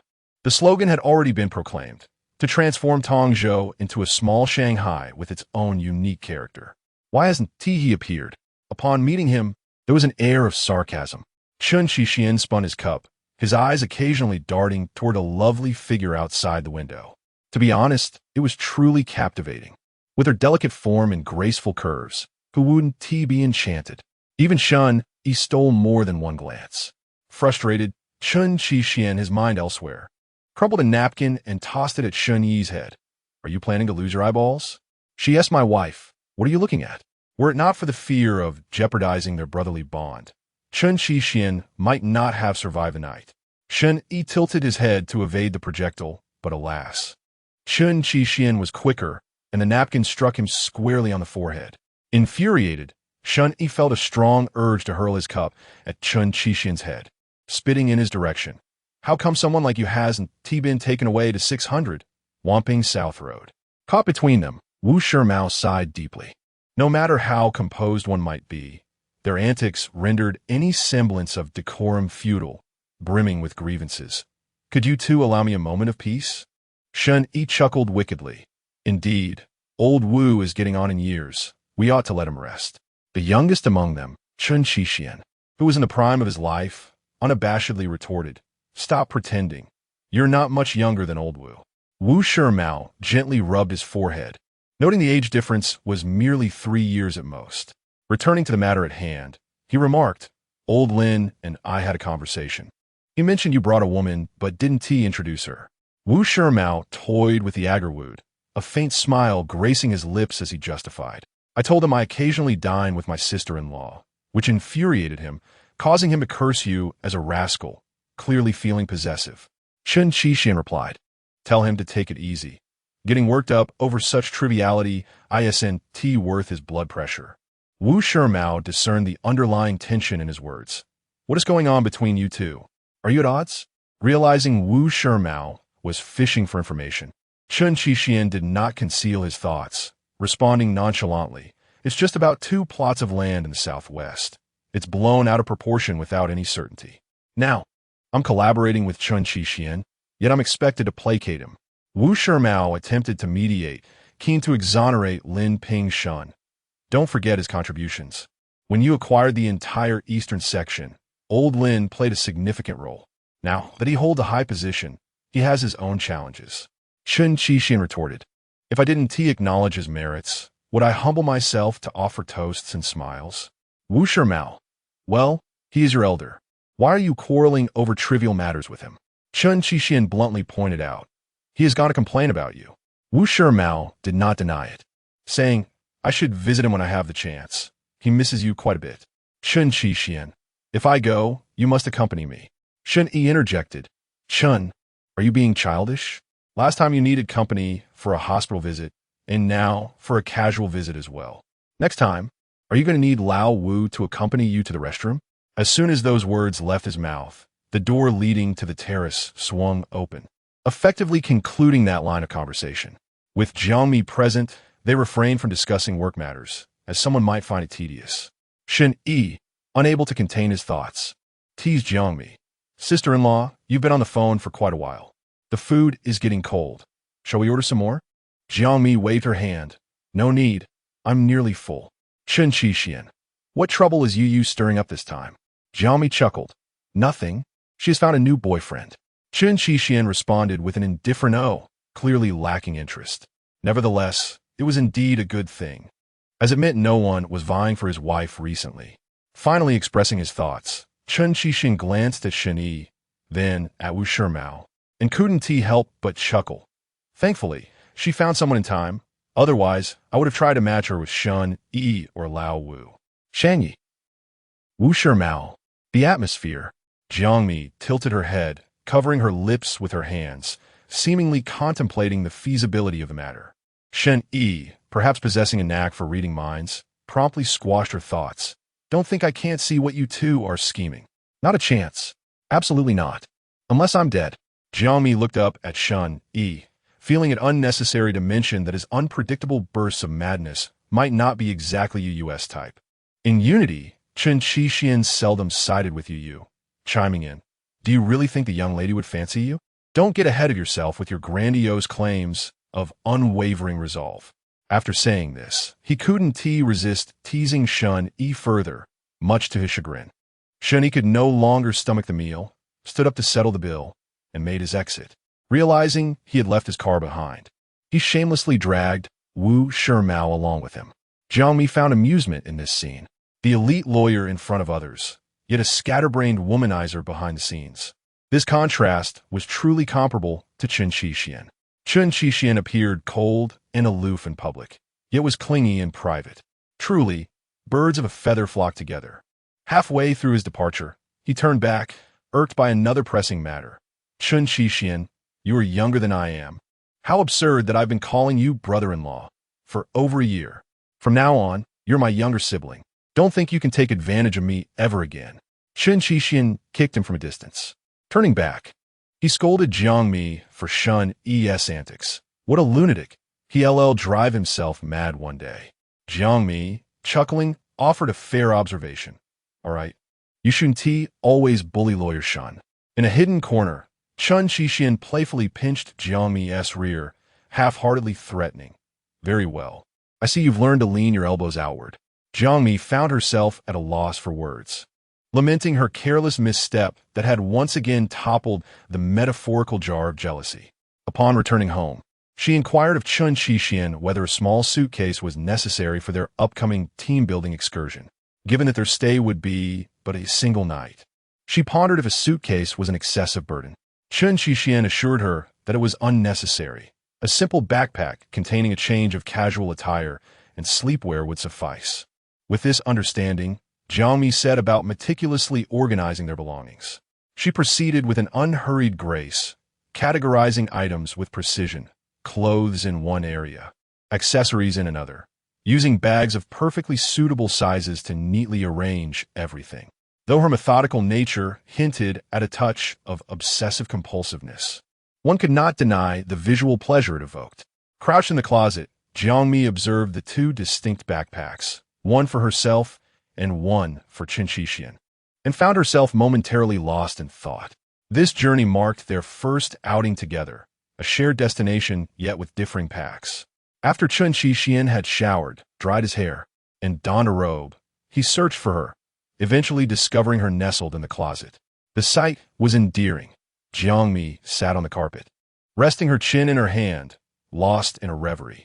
It was a charming juxtaposition, for while her professional life revolved around numbers, demanding meticulous attention to detail, in private she appeared adorably daft, radiating a gentle beauty devoid of any hint of aggression.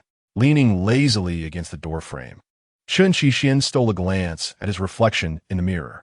After a brief moment of contemplation, he strode over to Jiang Mi, closing the distance in just a few strides.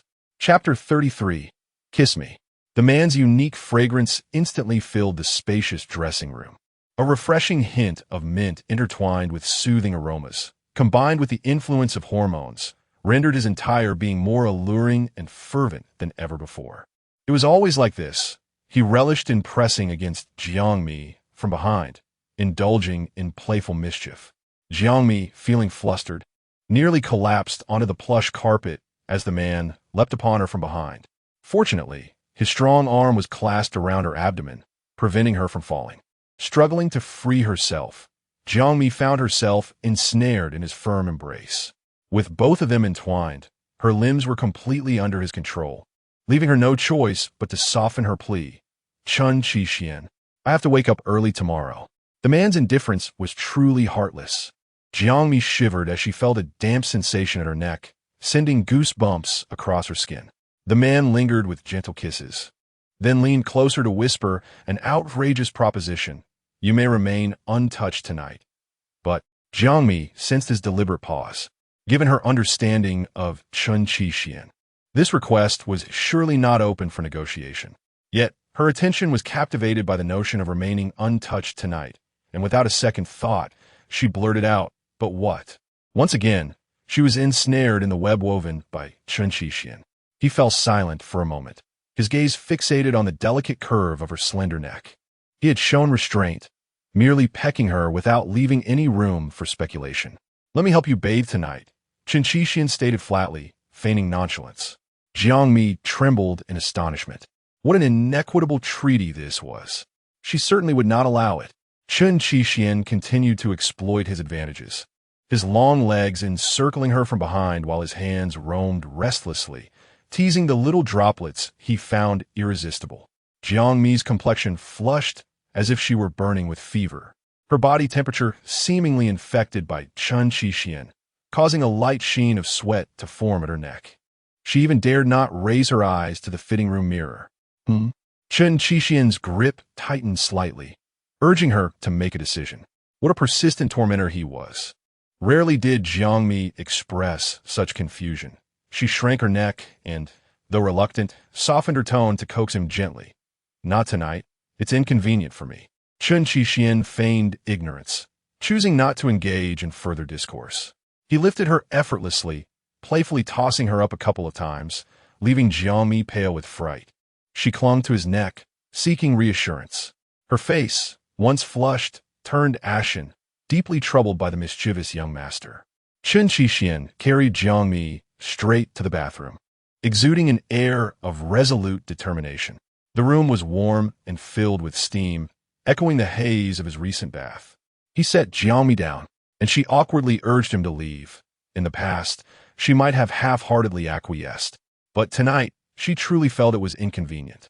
Chen Qixian, completely oblivious to her resistance, lowered his gaze and kindly began to undo the buttons of her shirt. Jiang Mi grasped his hands, eliciting an unexpected from him. Jiang Mi faced death with unwavering resolve, yet her grip tightened, unwilling to let him move further. An urgency flickered in her demeanor, her cheeks flushed, as if kissed by the heat. Beneath her fluttering eyelashes, a pair of tearful eyes emerged, pleading and poignant, capable of stealing one's very soul.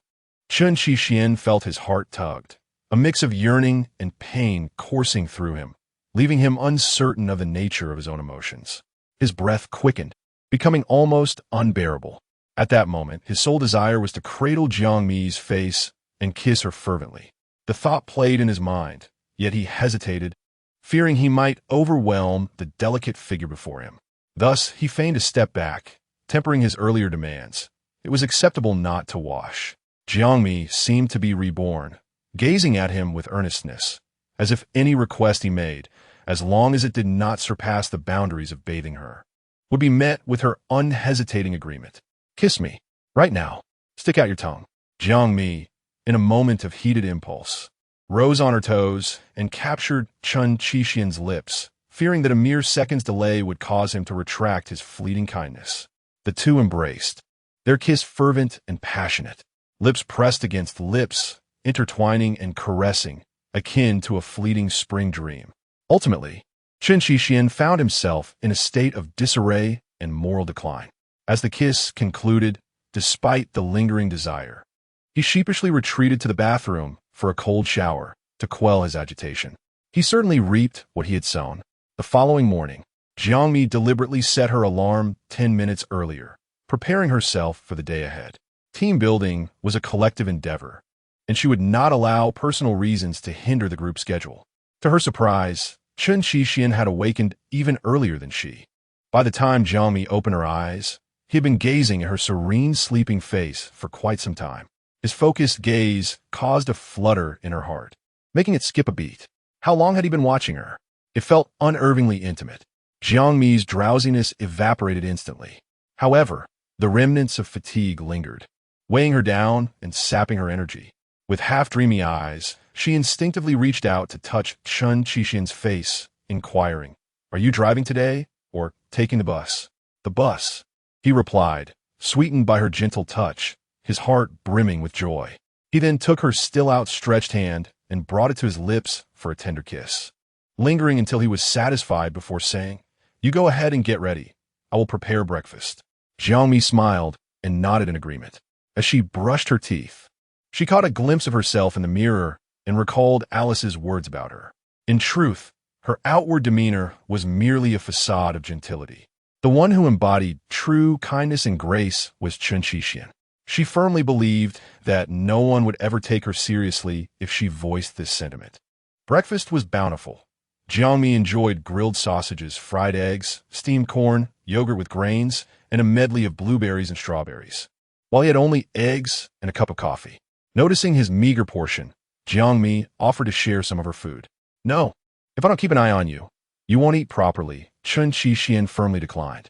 It was indeed an extraordinary coincidence that Jiang Mi was caught red-handed by Chen Qixian while indulging in beef ramen. In response, she offered a feeble explanation, claiming that it was an exception and that she usually has a hearty lunch. Chen Qixian raised an eyebrow, clearly skeptical. Jiang Mi insisted, "It's true." Feeling compelled to defend herself, she even praised the dining standards of their company cafeteria, adding that she particularly enjoyed that bowl of noodles, abundant with generously thick slices of beef. Amused by her flustered attempts at justification, Chen Qixian remained silent, a smile playing on his lips. Once Jiang Mi finished her breakfast, they both stood up from the table. With time to spare, he took his time to head to the cloakroom, where he retrieved 2 backpacks and set them by the entrance. Meanwhile, Jiang Mi busied herself with gathering a few belongings to stow in her familiar bag. Chen Qixian glanced over and casually inquired, "Aren't you using your new bag?" Jiang Mi's lips curled into a subtle smile, her gaze wandering. And though she felt a flicker of thought, she chose not to refute his well-meaning suggestion. Chapter 34. The fiancé, a stack of luxury items, was brought home. Yet, Jiang Mi had no time to unwrap them. It was not that she disliked them. Rather, she deemed them unsuitable for her daily commute. At this moment, she meticulously opened each item, carefully selecting until she found a bag that complemented her outfit. Pleased with her choice, she carried it out. The medium-sized elephant gray tote was elegantly simple, primarily serving the purpose of holding various odds and ends. Jiang Mi transferred the contents of her previous bag into the tote, and this pleased Chen Qixian. With ample time on her hands, she pondered and decided to propose a few conditions. Chen Qixian raised an eyebrow, reflecting on the points Jiang Mi had mentioned, and began to review them one by one. No sitting beside you on the bus. Maintain distance during team-building activities. Avoid solitary encounters. No late-night visits to your room. Well, Jiang Mi, in front of others, we keep the bridges and paths separate, do we? Chen Qixian playfully pinched her cheek, though he was not genuinely angry. It must be said that Jiang Mi's concerns were well within his expectations. He was mindful, outwardly. He would yield, yet privately. He considered Jiang Mi's feelings. After all, their relationship had not yet found an appropriate moment for public acknowledgement, and thus he refrained from any actions that might leave Jiang Mi as the subject of office gossip. Jiang Mi denied it, insisting, no, it's just. Some people are inherently sensitive, so we should try to avoid attracting attention. Chen Qixian shot her a glance, slightly displeased, remarking, "How is it that when it comes from your lips, it sounds different?" Jiang Mi, puzzled, responded with a soft huh, not fully comprehending his implication. It felt as if they were engaged in a clandestine affair. With that, Chen Qixian was the first to don his shoes, lifting 2 bags and heading to call the elevator. Watching his retreating figure, it seemed almost like a sulking gesture. In any case, before parting ways, he had neither agreed nor disagreed. Jiang Mi accepted her backpack in the garage, feeling a mix of relief and lingering tension. Perhaps she should seize an opportunity to privately communicate with Scion. With this thought, she drove towards the company. For the upcoming team-building event, the employees displayed an unprecedented enthusiasm. Everyone was punctual, boarding the bus 10 minutes early. The atmosphere on the bus was rather subdued. Aside from the quiet conversations between neighboring seats, no one dared to entertain. Perhaps it was due to the senior executives seated at the front, instilling a sense of restraint. The route was still congested, leaving one feeling drowsy. Jiang Mi sat at the back by the window, with Scion to her right. Scion was straightforward, his business acumen widely recognized, yet in terms of emotional intelligence, he was merely average. Initially, he attempted to engage Jiang Mi in small talk, but once the conversation veered towards personal matters, both found themselves in uncharted territory. Through their casual exchanges, Scion was quite taken aback to learn that Jiang Mi already had a boyfriend. Jiang Mi pondered for a moment and found the title of boyfriend somewhat inaccurate. After much hesitation, she softly corrected herself. "He is my fiancé." Indeed, he was her fiancé. The relationship between Jiang Mi and Chen Qixian had commenced without traversing the conventional path of romance. He had never been her boyfriend for even a single day. Yet one fateful evening at the Hof Chapel, in the presence of Peng Qiusha, he had proposed to her. At that moment, Jiang Mi was utterly bewildered, her eyes wide with shock as she glanced between Chen Qixian and the eager gaze of Peng Qiusha. In her confusion, she felt as if the world could be ruled by robots, and it would not matter. In a moment of impulsive surrender, she accepted his proposal, bewildered by the spontaneous nature of it all. No one had informed her how someone she deemed untouchable had descended from his pedestal to willingly become an ordinary companion in her life. She did not dwell on it, preferring to avoid needless turmoil, choosing instead to embrace the folly of the situation. Throughout her life, she had never earnestly pursued anyone or anything, yet this time, she was willing to test the waters. Not only Su Shan, but even Yang Shu and Zhang Hongxia from the other side cast unexpected glances in their direction. Yang Shu, a male leader from another team, refrained from expressing his thoughts. However, Zhang Hongxia, who considered herself quite familiar with Jiang Mi, spoke freely. Jiang, you actually have a fiancé?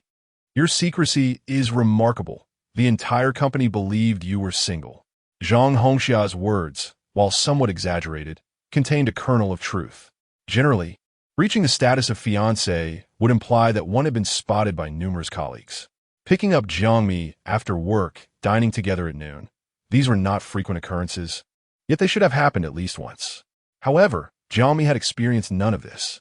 Thus, it was no wonder that many in the company, believing Jiang Mi to be single, harbored secret affections for her. Jiang Mi replied nonchalantly, "Alice knows." At this, Zhang Hongxia quieted down somewhat. But their conversation had already stirred a small commotion in the otherwise silent carriage.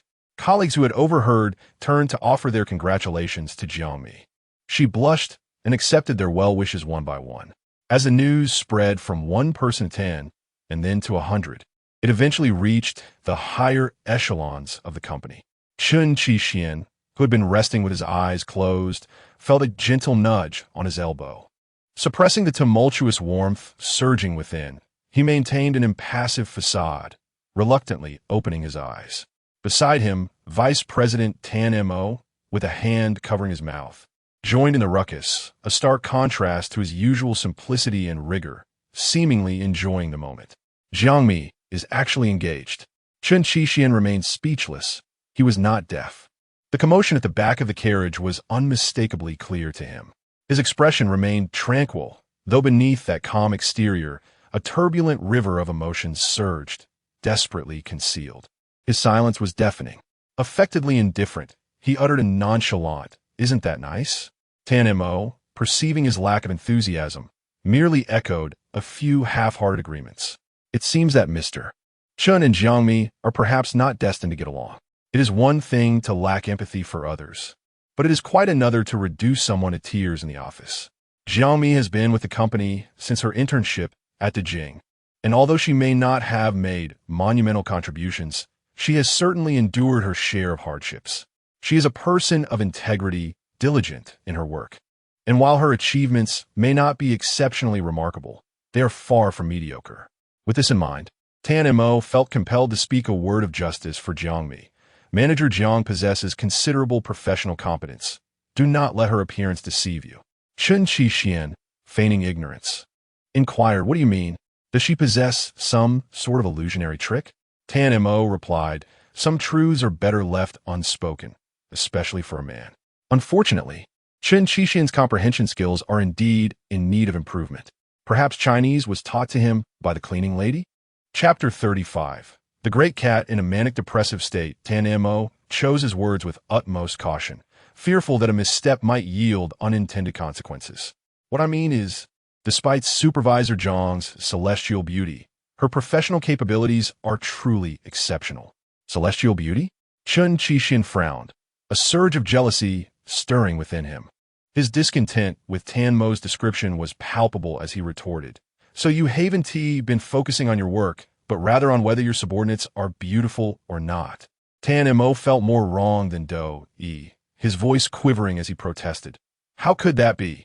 I merely said it offhandedly." Observing Chen Qixian's unyielding demeanor, Tan Mo had no choice but to forcibly change the subject. Supervisor Jiang, may you be blessed by fate. I've done my utmost. For the remainder of the car ride, Tan Mo kept his silence, feeling as if he were seated on pins and needles.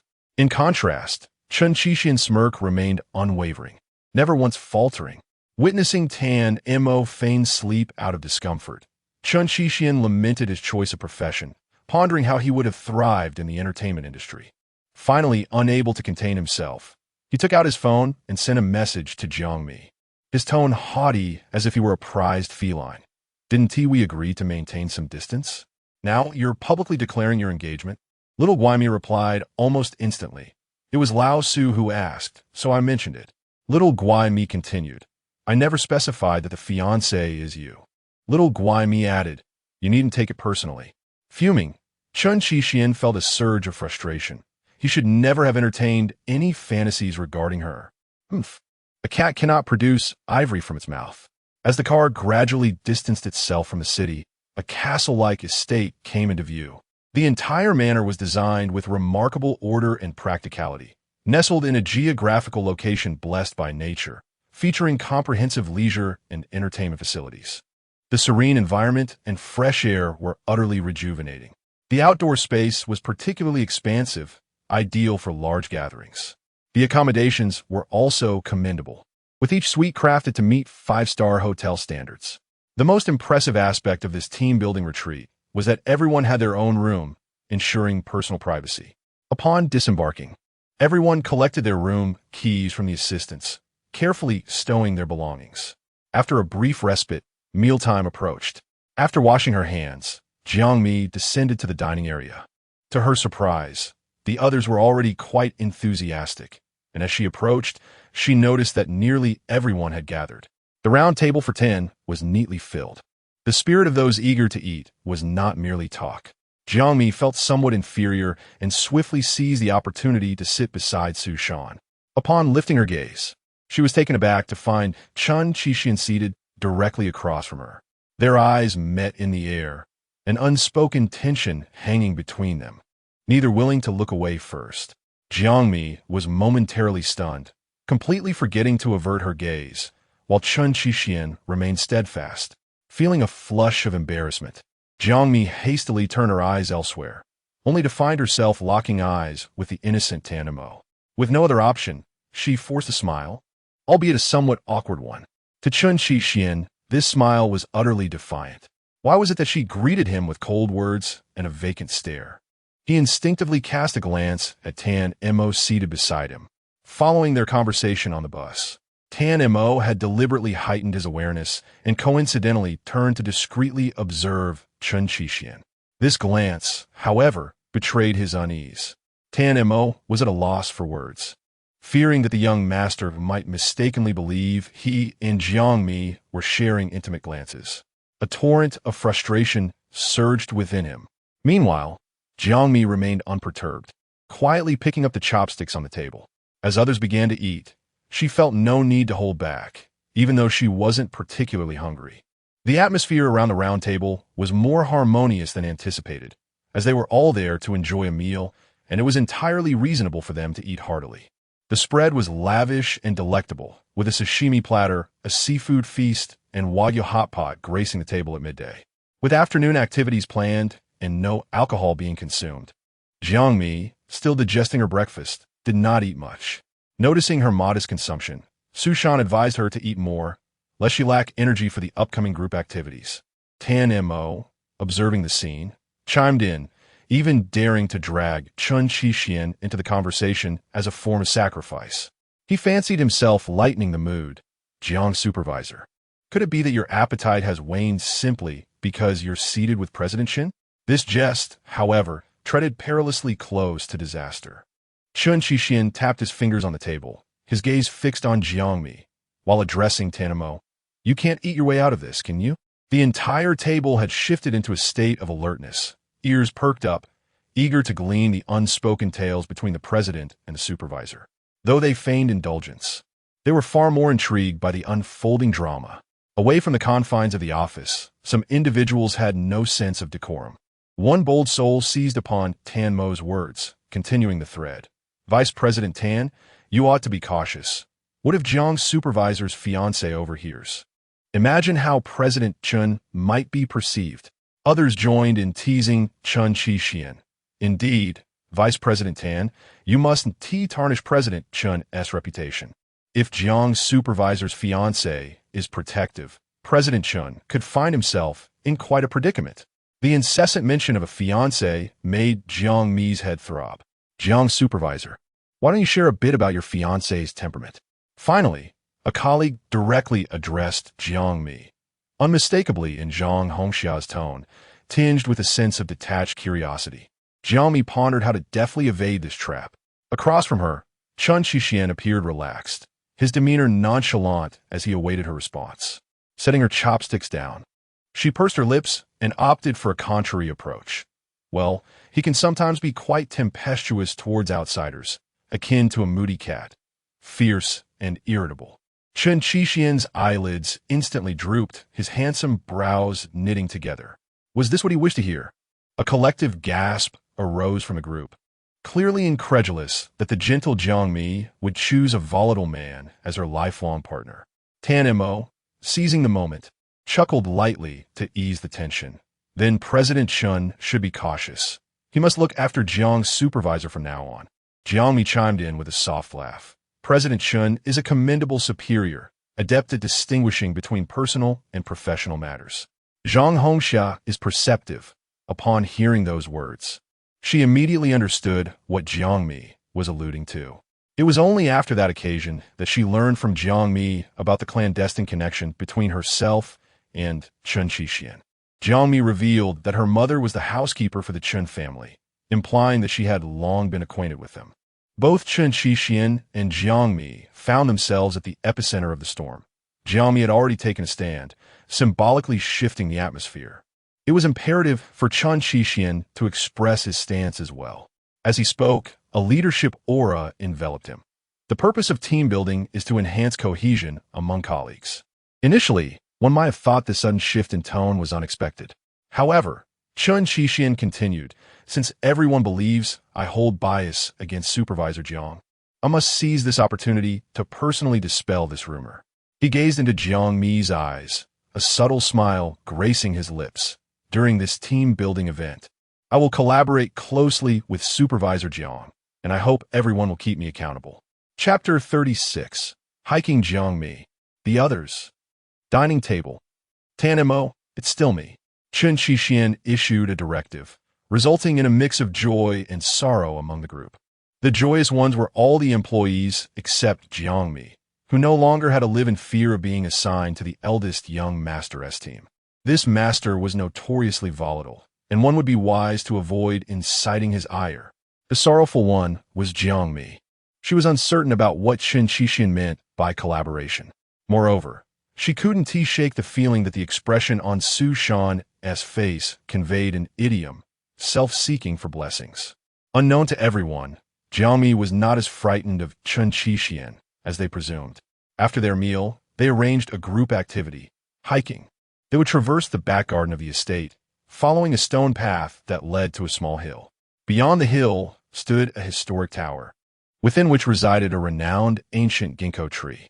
This tree had lived for over 1,000 years and had recently garnered acclaim from travel bloggers, drawing visitors from afar, eager to catch a glimpse of its beauty. The timing was fortuitous. The assistant had successfully arranged group tickets. Hiking was immensely popular among the younger generation, and everyone deemed the distance manageable. Before the expedition commenced, 2 assistants distributed small packages to the participants. Each package contained a baseball cap, sunscreen, bottled water, chewing gum, tissues, and a power bank, items commonly used by hikers. Though referred to as small packages, they were actually Under Armour drawstring bags. Upon receiving them, the colleagues felt that the company was astonishingly generous, making it hard to justify not working until retirement. The hike was organized in pairs, ensuring that if one encountered any unexpected situation, the other could provide immediate assistance. Jiang Mi had already locked in her partnership with Chen Qixian during the meal. The rest of the group was free to form their own combinations before setting off. The estate's manager, aware of their activity, had also prepared logistical support, arranging 5 temporary rescue vehicles ready to respond at a moment's notice in case of emergencies. With all preparations in place, Jiang Mi and Chen Qixian embarked on their hiking journey. According to the assistant, the first 3 pairs to arrive would receive rewards prepared by the company. Everyone knew that Big Whale Technology had ample resources, and all were eager to compete, aiming for the championship. While Jiang Mi lacked grand ambitions, she still wished to test her limits. Chen Qixian's physical prowess was unquestionable, while Jiang Mi was merely average, compounded by a relative who tended to lag behind. Yet, even in potential defeat, there could be honor. Naturally, Chen Qixian was the focal point of attention. As Jiang Mi drew closer to him, she mentally prepared herself to withstand the added scrutiny. Chen Qixian, considerate as ever, offered to take the bag Jiang Mi was carrying as they set off. She dodged slightly, unwilling to appear overly delicate, and politely declined, stating, "It's fine, it's not heavy." The only items of notable weight were a bottle of water and a power bank. Observing her insistence, Chen Qixian, aware of the many eyes upon them, refrained from being overly indulgent and simply remarked softly, "Let me know if you get tired." Jiang Mi turned her head and smiled at him. "All right." Then, she softly suggested, "You need not accommodate my pace too much. You may go a little faster, and I will keep up." Chen Qihuan evidently raised a question mark regarding her confidence, knowing better than anyone her physical condition, which was not suited for exertion. Thus, before setting off, he had already opted out of the hiking segment. However, the enthusiasm of the employees exceeded his expectations, all casting their votes for the hike under the pretext of checking in on the ancient ginkgo tree. Following the principle of majority rule, Chen Qihuan had no choice but to acquiesce. To be honest, he was also uncertain about the rewards for the top 3 positions. Such approval merely required Tan Mo's signature. Speaking of Tan Mo, he, alongside Zhang Hongxia, caught up with Chen Qihuan. Standing tall, with long legs, Chen Qihuan had developed a keen athleticism during his school years and maintained his fitness after entering the workforce. For him, the hiking distance was trivial. "President Chen, we're all keeping an eye on you. Be sure to take good care of Supervisor Jiang. Don't just pay lip service."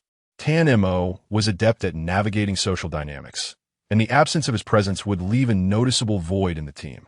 Upon hearing this, Chen Qihuan offered a nonchalant smile, lifting his eyelids to glance at Tan Mo. That gaze sent a chill down Tan Mo's spine. Yet he had to maintain the composure befitting a vice president. "I wouldn't dare," fearing retribution from Supervisor Jiang's fiancé. The remark sounded somewhat peculiar. Jiang Mi's expression stiffened, leaving her momentarily at a loss for words. Tan Mo chuckled awkwardly, pondering the implications of Chen Qihuan's words. When Zhang Hongxia seized the opportunity to interject, "Supervisor Jiang, how does your fiancé treat you?" The 4 of them were now engaged in conversation, though regrettably, the topic that had already reached a conclusion at the dining table was resurrected. This left Jiang Mi feeling somewhat overwhelmed. With her fiancé walking beside her, the earlier jest at the table had already left him slightly displeased. Jiang Mi could only backtrack. "He is willing to give me his very best." Such a commendation was surprising. Tan Mo fell silent upon hearing this, while Chen Qihuan felt a stirring in his heart. Zhang Hongxia remained quiet for a moment, seemingly questioning the veracity of her words. After all, she had no means of discerning the truth. Ultimately, the words belonged to Jiang Mi, who knew best whether she was embellishing her mysteriously described fiancé for the sake of appearances. With the 2 men silent, Zhang Hongxia, undeterred, continued the dialogue. "What do you mean by that?" Jiang Mi did not respond directly, instead deflecting. "Supervisor Zhang, you have a ragdoll cat at home, right? What did that have to do with whether she owned a cat?" Zhang Hongxia was left in a state of amusement, struggling to comprehend Jiang Mi's train of thought. "Yes. And so what?" Jiang Mi described lightly. "Even a moody cat, when with those it trusts, will reveal its soft belly and tender paws. Fierce to outsiders, yet docile to its own." Jiang Mi retorted. "Can Supervisor Zhang understand that?" Both Tan Mo and Zhang Hongxiao were quite perceptive. There was nothing difficult to grasp. Was it not simply a matter of being cherished by someone? Indeed, although the subject of description is Jiang Mi's fiancée. How could it possibly align so perfectly with Chen Qixian? Even though this thought seems utterly absurd, Tenmo could not help but glance at Chen Qixian's expression. To his disappointment, Chen Qixian was parched, rummaging through his bag for a bottle of mineral water. He tilted his head back, taking several gulps. His alluring Adam's apple moved unconsciously with each swallow. The delicate afternoon sun cast a warm glow upon his face, presenting a demeanor far more relaxed than during work. As if every casual pose resembled a private fashion show of an international supermodel. Jiang Mi also turned her gaze in response to the commotion, but Tenmo quickly averted his eyes.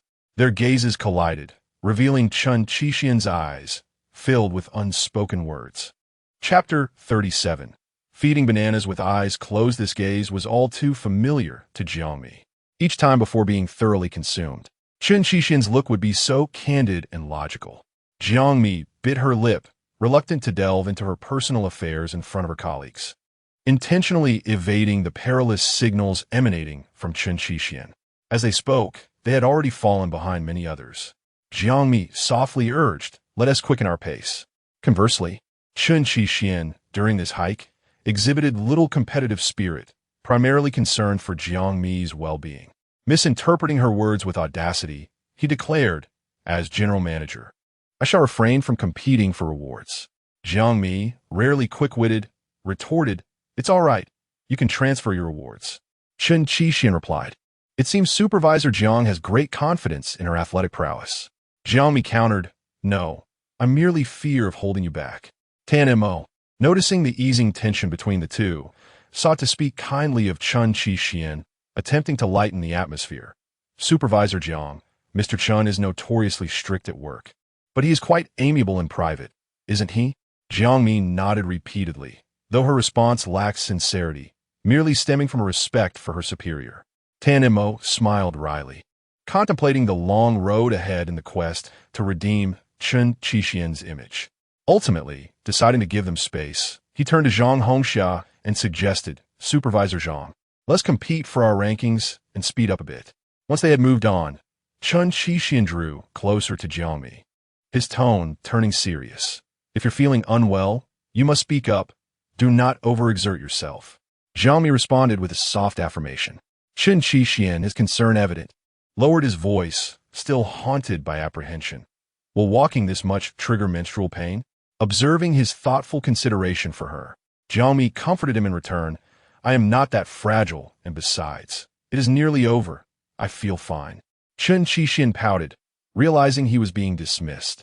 His incessant chatter could indeed be somewhat bothersome. Nevertheless, without further ado, he removed her sports bag from her shoulders, slinging it onto his own before she could protest. Such a minor burden was negligible for him, yet it felt cumbersome for Jiang Mi. Along the way, their exchanges were sparse, mostly initiated by Chen Qixian. "Drink some water," he instructed. "The sun is getting stronger. Do you need to reapply sunscreen? Your complexion looks a bit pale. Are you feeling exhausted? If you are, just say so, and we can take a break." Chen Qixian's concern was evidently directed solely at her. Jiang Mi felt touched, yet she inexplicably recalled the 8-year-old Chen Qixian. In her memories, he appeared softened by a gentle filter, devoid of malice, embodying the fervor of youth. This was his most admirable quality, the very essence that captivated Jiang Mi. 2 decades later, he still treated her with such tenderness, his unwavering empathy and reckless concern. To the outside world, he extended sharp claws, yet reserved for himself a soft, tender underbelly. Upon reaching the opposite side of the small hill, the ancient pagoda came into full view. Surrounding the renowned ancient ginkgo tree, a throng of tourists clamored to capture the moment. Estimating a mere 10-minute walk, they would soon arrive without any injuries, rendering the excursion quite successful. The pagoda was explored, and the ancient ginkgo was duly commemorated. On the return journey, there was no need for further trekking, as the company had arranged for a luxury vehicle. This team-building event was fundamentally centered on relaxation and leisure, with the hike merely a concession to popular sentiment. Upon returning to the estate, it was still early evening, with 2 hours remaining before dinner. This provided a perfect opportunity to distribute gifts.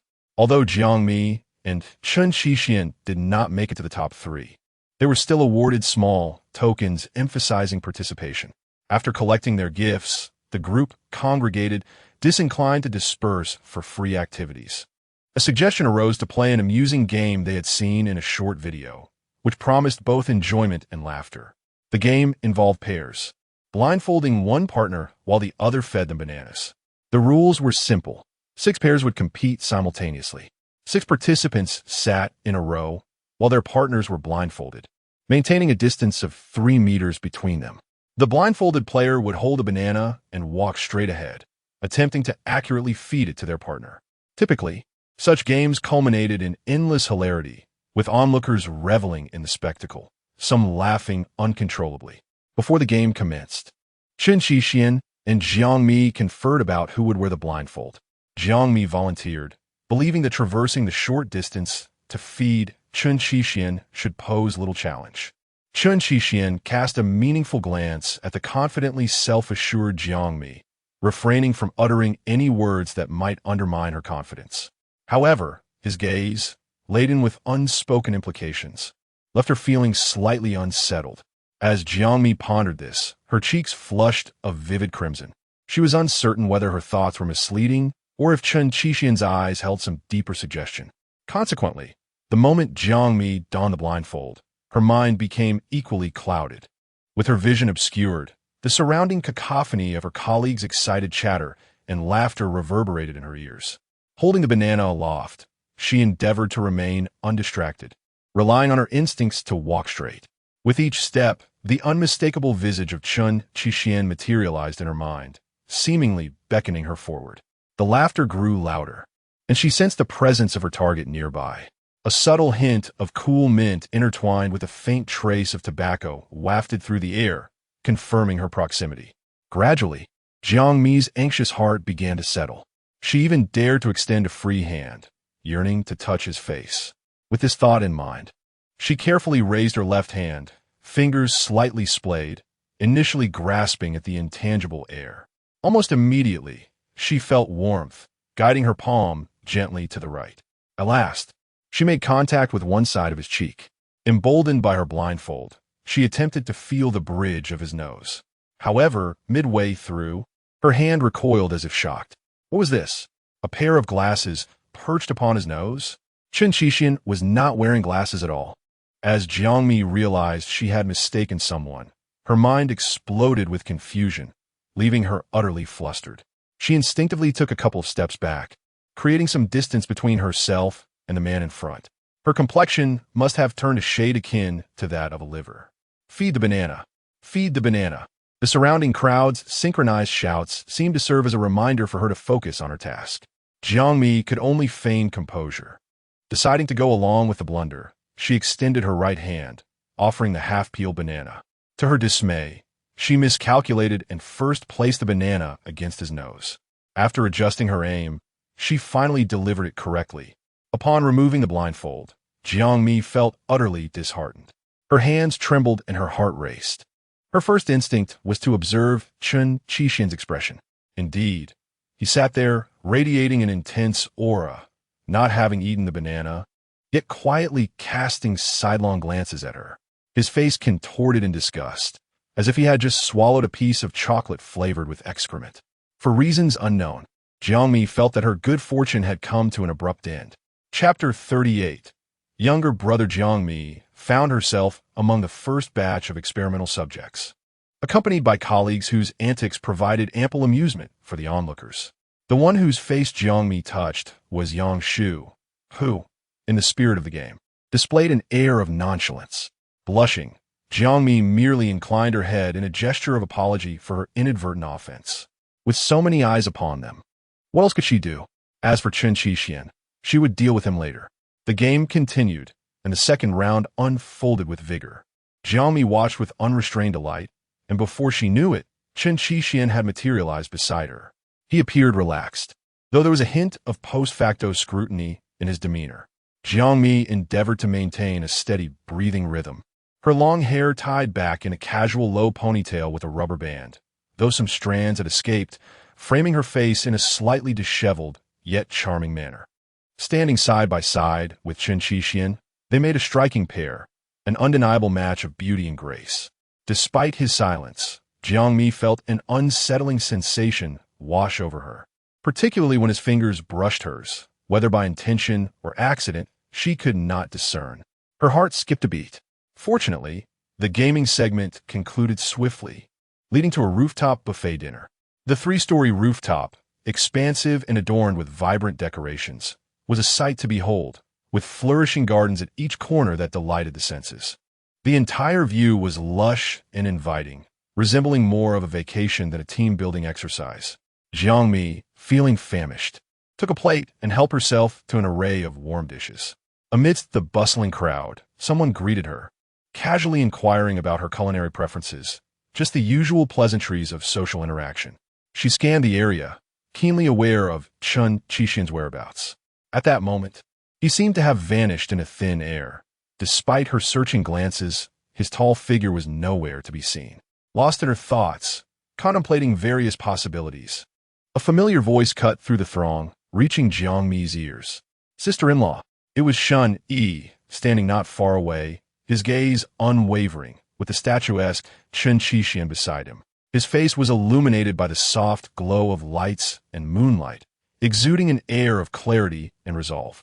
With chiseled features, his expressive eyes beneath thick brows added an irresistible allure. When his gaze softened, it seemed as if all the starlight in the heavens was captured within his pupils. His high nose imparted a sense of aloofness, while his full, supple lips suggested a certain expertise in the art of kissing. Shen Yi's call caused a moment of surprise among those present. Everyone knew that Shen Yi was closely linked to Chen Qixian, their relationship shrouded in a delightful ambiguity. Whispers of their rumored romance had circulated in hushed tones, though such talk had only lasted a brief period. Given Shen Yi's notorious reputation for frequently changing partners, legends that continued to circulate within the company. As Shen Yi approached with measured steps, it became clear that Jiang Mi was indeed the fiancé of Shen Yi's younger brother. Could it be that Shen Yi was the matchmaker for Jiang Mi? Did lawyer Shen possess any remarkable resources? The allure of the women at the Jing is not limited to just manager Jiang. Thus, the uninvited Shen Yi inadvertently became the center of attention. Originally, he was here discussing a project with a client when he learned that Chen Qixian was also present, prompting him to make a phone call to inquire about the situation. After a few exchanges, he decided to come over to greet everyone and enjoy a drink or two. As it turned out, he found himself unable to extricate himself from the gathering. Shen Yi, youthful in appearance and seasoned in matters of the heart, was widely recognized as a charming figure. With his profession and good looks as his allies, he remained an object of admiration among the young women present. Some even claimed that they would line up for a chance with him, waiting for his next heartbreak to seize their opportunity. Jiang Mi couldn't help but find this amusing. Had contemporary views on romance become so liberated? Perhaps it was best for her to focus on her meal. Shen Yi's arrival invigorated the atmosphere, reaching a small crescendo. After a couple of drinks, someone began to showcase their talents, strumming a guitar and singing. The science and engineering crowd was not as dull and wooden as one might assume. They were capable of more than merely coding and crunching numbers. As the light melodies filled the air, the effects of the alcohol began to take hold. Some began to subtly inquire about Shen Yi's brother, attempting to glean insights into his character. Jiang Mi tightened her grip on her fork, feeling a prickling sensation as her brother sat right next to her, beside Shen Yi. A wave of anxiety washed over her, causing her to cough slightly as she lowered her gaze.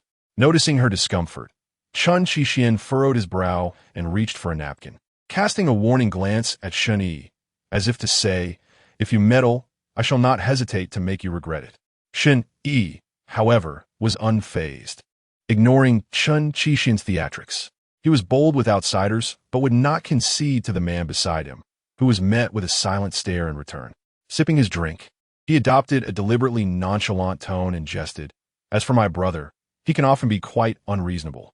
Shen Yi was well aware that, with Jiang Mi present, Chen Qixian would refrain from losing his temper. Seizing the moment, Shen Yi mused to himself about how he was adept at leveraging his connections.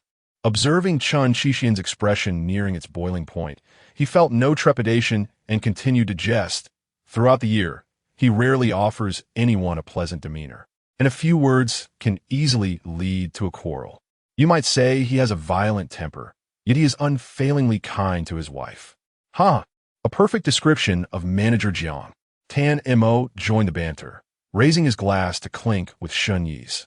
Jiang Mi felt wronged. She never claimed that Chen Shixian had a violent temper or was unkind. Perhaps she merely suggested he could be a bit fierce. Stealing a guilty glance at the man beside her, she contemplated retorting but restrained herself, realizing it would only worsen her predicament. As the evening progressed and drinks continued to flow, Shun was unbothered by sharing more juicy tidbits with his colleagues, considering it a form of retribution for Chen Shixian's habitual dismissal of him. Consequently, Manager Jiang has been reluctant to endorse my brother for a permanent position due to this very reason, he revealed. Tan Mo nodded gravely in agreement. Praising Jiang Mi from afar, Manager Jiang is absolutely right. Love can be pursued freely, yet marriage necessitates careful consideration. After hearing this, Zhang Hongxiao remarked, Director Jiang, you truly ought to be more vigilant. From the descriptions provided by Lawyer Shen and yourself, I can't help but worry that your fiancé might possess a touch of split personality. At the epicenter of this storm, Jiang Mi responded earnestly to Zhang Hongxia's somewhat piercing conjecture. His mental state is sound, and he is quite normal. Shen Yi, noticing her agitation, let out a chuckle. The couple truly shared the same disposition, fiercely protective to the point of absurdity, becoming flustered at the slightest external commentary. Chen Shixian, having tapped his glass against the table with a noise that was not entirely discreet, attracted the attention of their colleagues. A smirk played at the corners of his lips as he turned to Shun Yi, raising an eyebrow in a challenge. Lawyer Shun, is your brother aware of this disparagement you're directing at him? Shun Yi burst into laughter, feeling an inexplicable sense of comfort at the mention of brother from Chen Shixian. As if, does he possess the gift of far-reaching ears? Shen Yi winked at him, embodying the essence of a petty triumph. Chen Shixian pressed on, the brother you speak of, is he the same one I am acquainted with? Chapter 39, Seeking Attention. Grasping weakness, Shun Yi could not fathom the intentions of Chen Shixian and could only follow his lead in their cryptic exchange. I have just one younger brother. The one you know. Jiang Mi's eyelids fluttered anxiously as she watched the two engage in their theatrical performance, feeling utterly powerless. Observing her surroundings, she noticed that everyone's attention was fixed on Chen Shixian and Shun Yi. Adjusting her posture, she placed her hands on her lap. The long table was adorned with a white tablecloth. Seeing that no one was paying her any mind, Jiang Mi lightly pinched Chen Shixian's thigh, intending to subtly remind him to refrain from speaking recklessly. Given Chen Shixian's notorious tolerance for alcohol, having already consumed 2 glasses of beer, it was likely that further indulgence could lead to unguarded revelations. Chen Shixian, however, remained oblivious to Jiang Mi's hint, continuing to banter with Shun Yi as if he were entirely unaware. It's your younger brother, the one you've been beating since childhood. Indeed, a rare talent. He extolled himself while belittling Shun Yi. No wonder you regard him with such trepidation, embellishing your words to such an extent. I understand now. Shen Yi gritted his teeth. What do you understand? Chen Shixian, unacquainted with humility, replied, you have idolized him since childhood, yet refused to admit it. Shen Yi took a deep swig from his drink, feeling exasperated. The jest had lost its charm, and his countenance darkened. Nevertheless, he maintained an air of composure, remaining seated for a while longer. Jiang Mi sighed, utterly bewildered. Time and again, Shun Yi was mercilessly tormented, leading to his frustrated departures. Even Jiang Mi found herself sympathizing with him. Once Shun Yi had left, Tan Mo showed no inclination to engage with Chen Shixian. Since the dinner began, Chen Shixian had exhibited a peculiar demeanor, while his actions and expressions appeared appropriate. His words hinted at an underlying sarcasm. Silently, he rose to fetch more food, mingling at another table. Chen Shixian seemed to possess a certain toxicity. With Shun Yi's jests absent and Tan Mo's joviality lacking, the atmosphere grew strained. Gradually, guests began to rise, citing the need for more dishes, until only Jiang Mi and Chen Qixian remained at the long table. They sat not merely facing one another with wide-eyed stares, but rather side by side in an ambiguous proximity.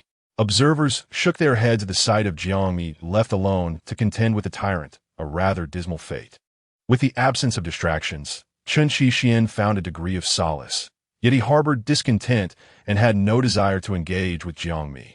She, however, concentrated on the food before her, having taken only a modest portion initially, which vanished in a matter of moments. It was far from sufficient. She glanced at Chen Qixian's plate, noting its meager contents, seemingly untouched, as if it did not appeal to his palate. Jiang Mi recognized this as a sign of his sulking. Without uttering a word, she stood to fetch more food. This time, she patiently waited in line for freshly grilled steak and lamb chops, along with a vegetable salad. Passing by the fruit section, she deliberately searched for something and, to her delight, found a banana. Upon returning to the table, she found Chen Qixian engrossed in his phone. As she took her seat, she casually placed the banana on his placemat. Surely, this would bring a hint of relaxation to his furrowed brow. A minute later, the person beside her could no longer contain their curiosity and asked knowingly, "What is this?" Jiang Mi continued to relish her salad, smiling without responding. Chen Qixian, growing impatient, asserted, "Aren't you going to help me peel this?" Jiang Mi savored a cherry tomato, refusing to turn her head, bold enough to deny him the indulgence he sought, mumbling, "No." Without assistance, Chen Qixian swiftly peeled a banana and consumed it entirely. It was far from the taste Jiang Mi would have provided. Indeed, quite unpalatable. Frustrated, he could hardly wait to confront her privately. Biting down hard on his molars, Yu touched his face. The fault lay in Jiang Mi's slightly compromised sense of balance. Though it hardly warranted such severe repercussions, she explained with a nonchalant air, "I didn't recognize it was Manager Yang." Chen Qixian took a deep breath, his expression easing from irritation. "You couldn't discern my taste?" Jiang Mi's head hung even lower, resembling a student caught in wrongdoing. "I was careless." At this juncture, with no chance for regret, she could only indulge in the delectable lamb and beef ribs. Chen Qixian, infuriated by her actions, lifted his beer mug and drank several gulps, attempting to drown his sorrows in alcohol. The rooftop was windy, the autumn night crisp and cool. Beads of condensation dripped down the side of the beer glass, the frothy bubbles appearing quite inviting. The man was dressed lightly, wearing only a loose, dark gray t-shirt, clearly seeking Jiang Mi's concern. He had indeed struck at her soft spot. Jiang Mi set down her utensils, noticing he had little appetite and had already consumed several drinks. For someone like Chen Qixian, who had a low tolerance for alcohol, this would inevitably lead to intoxication and potential gastrointestinal discomfort. With a silent sigh, Jiang Mi observed the proud cat display its displeasure. "What would you like to eat? I can fetch it for you," she said soothingly, while gently admonishing, "You shouldn't drink so much. It won't look good if you lose your composure in front of your subordinates." As Chen Qixian listened to her gentle scolding, his anger dissipated by half. Wasn't this rather nice? She still cared. Where had this concern been before? He nearly rolled his eyes in exasperation. It was all Shen Yi's fault for intruding. He had turned him and his wife into spectacles, reducing their private moments together. Chen Qixian still harbored some resentment, particularly because Jiang Mi had touched Yang Shu's face and, to add insult to injury, had fed him a banana. He seethed inwardly. Just as Chen Qixian was about to speak, Tan Mo, having socialized with others, returned to join them. He approached with an air of righteousness, intent on rescuing Jiang Mi. How could he allow the most beautiful employee in the company to endure the tyrannical whims of her boss in solitude? His conscience would not allow it. Tan Mo felt compelled to play the role of a good Samaritan. "Jiang's supervisor, if you find it dull, you might engage more with the young ones over there," he suggested delicately, clearly implying something more. Chen Qixian was left utterly speechless, casting a puzzled glance at him. Tan Mo, interpreting Chen Qixian's expression as a desire for him to urge Jiang Mi to leave, waved to her, as he had not yet set his hand down. He heard Jiang Mi, disregarding his good intentions, calmly reply, "No need, no need. I happen to be quite hungry and feel very comfortable dining here." Chen Qixian openly mocked Tan Mo for his meddling. He then rose to fetch some soda and food. Seizing the moment of Chen Qixian's departure, Tan Mo took the opportunity to express his concern for Jiang Mi. Manager Jiang, is Chen's attitude towards you acceptable? Jiang Mi replied honestly, yes, very good. Tan Mo, well acquainted with Jiang Mi's character, knew she was one to report only good news and not sorrows. Even if she were to be scolded to tears by Chen Qixian in the office, she would merely laugh it off afterwards. Manager Jiang was magnanimous, often tolerating Chen's character flaws. Aside from a somewhat irritable temperament, Chen's qualities were commendable. Tan Mo took it upon himself to extol Chen Qixian's virtues to Jiang Mi. In a manner akin to gentle rain in spring, Jiang Mi spoke a fair word for Chen Qixian. Vice President Tan, you may have a certain misunderstanding of President Chen. In truth, he does not lose his temper with subordinates indiscriminately. He only stands firm on principled issues. After hearing this, Tan Mo felt even more appreciative of Jiang Mi. To possess such a perceptive female subordinate was indeed a stroke of fortune for Chen Qixian. With this thought in mind, Chen Qixian selected several seafood dishes and returned to his seat. Suddenly, Tan Mo, without preamble, inquired, President Chen, do you often go to the temple to burn incense? Chen Qixian responded, if you're drunk, go to sleep early and spare yourself the embarrassment here. Tan Mo exclaimed, is this what you call a misunderstanding? Is this what you mean by not losing your temper with subordinates? Even if one is the provider of food and sustenance, one should not speak such nonsense with open eyes. While a minister's broad mind may not always accommodate a ship, Jiang Mi certainly could. Chapter 40, Approaching Perfection. After Tan Mo left, looking disheveled and defeated, Jiang Mi pondered for a moment, gathering her thoughts before addressing Chen Qixian. Chen General. She nearly uttered his full name, but quickly corrected herself, recalling they were in a team-building setting. She continued, could you be a tad more courteous to Vice President Tan next time? Chen Qixian dismissed her concern entirely. He mocks me all day long. Why don't you say anything about that? Jiang Mi replied, primarily, he and the other colleagues often misconstrue your temperament as overly harsh. This misunderstanding compelled her to repeatedly advocate for him, even when no one believed her. Chen Qixian scoffed, what's wrong with having a bad temper? If they can't stand it, they should leave. Jiang Mi suggested, how about you enjoy your breakfast and then retreat to your room for some rest? It appeared he had indulged a bit too much in alcohol and was becoming increasingly affected. Having already dissuaded Chen Yi from joining and now urging Tan Mo to leave as well. Chen Qixian's gaze darkened. You're not accompanying me. His tone carried a hint of petulance, resembling a forlorn pet seeking affection from its master. Jiang Mi found it difficult to maintain eye contact with his pleading expression, fearing her compassion would lead her to capitulate. If she softened, the metaphorical city gates would fall. Thus, she averted her eyes, feigning indifference.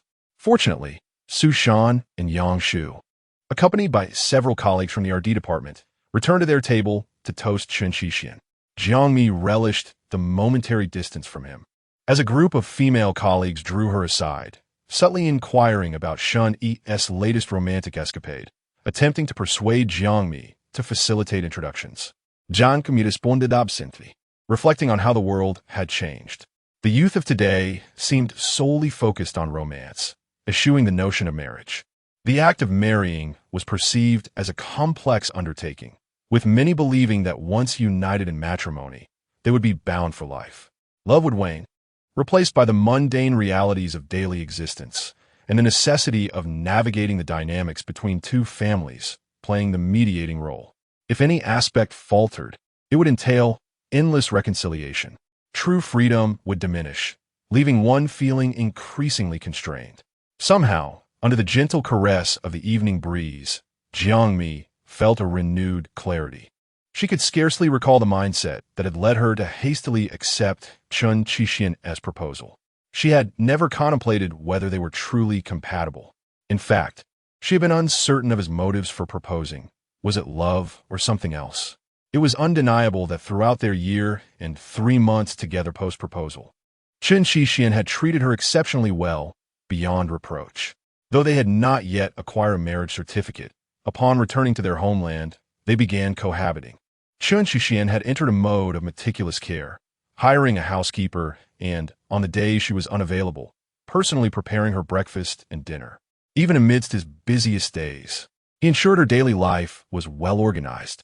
During a 2-month business trip, he consistently updated her on his itinerary, providing her with a sense of security. Jiang Mi conceded that, as a fiancé, Chen Qixian was nearly impeccable. In contrast, she felt she fell significantly short compared to him. The disparity in their family backgrounds, her languid disposition, coupled with her demanding work schedule, left her with precious little time and affection to spare for Chen Qixian. The gentle warning from Chen Donghai echoed in her mind, as he had given her a month to resolve the emotional entanglement with Chen Qixian. Reflecting on it, nearly half a month had elapsed since that fateful night. Chen Donghai had not sought her out again, yet Jiang Mi remained in a state of unease. Based on her understanding of Chen Donghai, it was unreasonable for him to so easily relinquish the matter. However, for her, parting ways with Chen Qixian was no simple task. All she could do was gamble everything she had. Time drifted on, and after a considerable while, Jiang Mi feigned a headache and retreated to her room. As she departed, her complexion appeared somewhat pallid. Her assistant inquired whether she needed pain relief, to which Jiang Mi replied that she had brought her own, urging her to enjoy herself without concern for her. Once back in her room, Jiang Mi sat motionless at the table for an extended period, her gaze fixated on the time displayed on her phone screen. The curtains were drawn only with a sheer white fabric, fluttering gently in the wind. From the rooftop, faint sounds of merriment wafted in. She had always harbored a distaste for such boisterous gatherings, her own awkwardness and dullness starkly contrasting with the vivacity around her. She found herself increasingly perplexed by the fact that the person standing beside Chen Qixian should not be her. Her head throbbed painfully. Jiang Mi shifted her stiff neck and rose to the bathroom to freshen up. Before retiring for the night, she exchanged a few messages with Chen Qixian. "Mia, I'm feeling a bit tired. I've returned to my room to rest." "Mia, what about you?" 77. "Just got back." 77. "Want a video call?" As she read Chen Qixian's replies, she felt a wave of distraction wash over her. He had this uncanny ability to cling to her thoughts. Even shortly after their separation, Jiang Mi responded tangentially. As they say, alcohol emboldens the timid. Although she had not touched a drop, she found herself audaciously broaching the thoughts in her mind. "Mia, it's only been less than 2 hours since we parted, Mia. You went 4 years without contacting me. Each year during festivals." She had mustered the courage to send him messages of goodwill, all of which had fallen into an abyss of silence. How had he endured those 4 years? For Jiang Mi, that period was marked by profound sorrow, the most agonizing since losing her father. She had immersed herself in her studies, keeping herself excessively busy with academics and extracurriculars, striving to avoid dwelling on him. Yet she still bore the burden of insomnia. After a long wait, Chen Qixian's response did not come. Perhaps her words had struck a nerve. Indeed, during the years they had lost contact, he had never broached the subject, and she had never inquired. They shared an unspoken understanding, yet both were acutely aware that silence did not equate to the absence of grievances. A sleepless night ensued. Jiang Mi tossed and turned, her eyes open as she watched the darkness give way to dawn. She chose not to sleep any longer, rising to wash up, planning to take a stroll around the estate.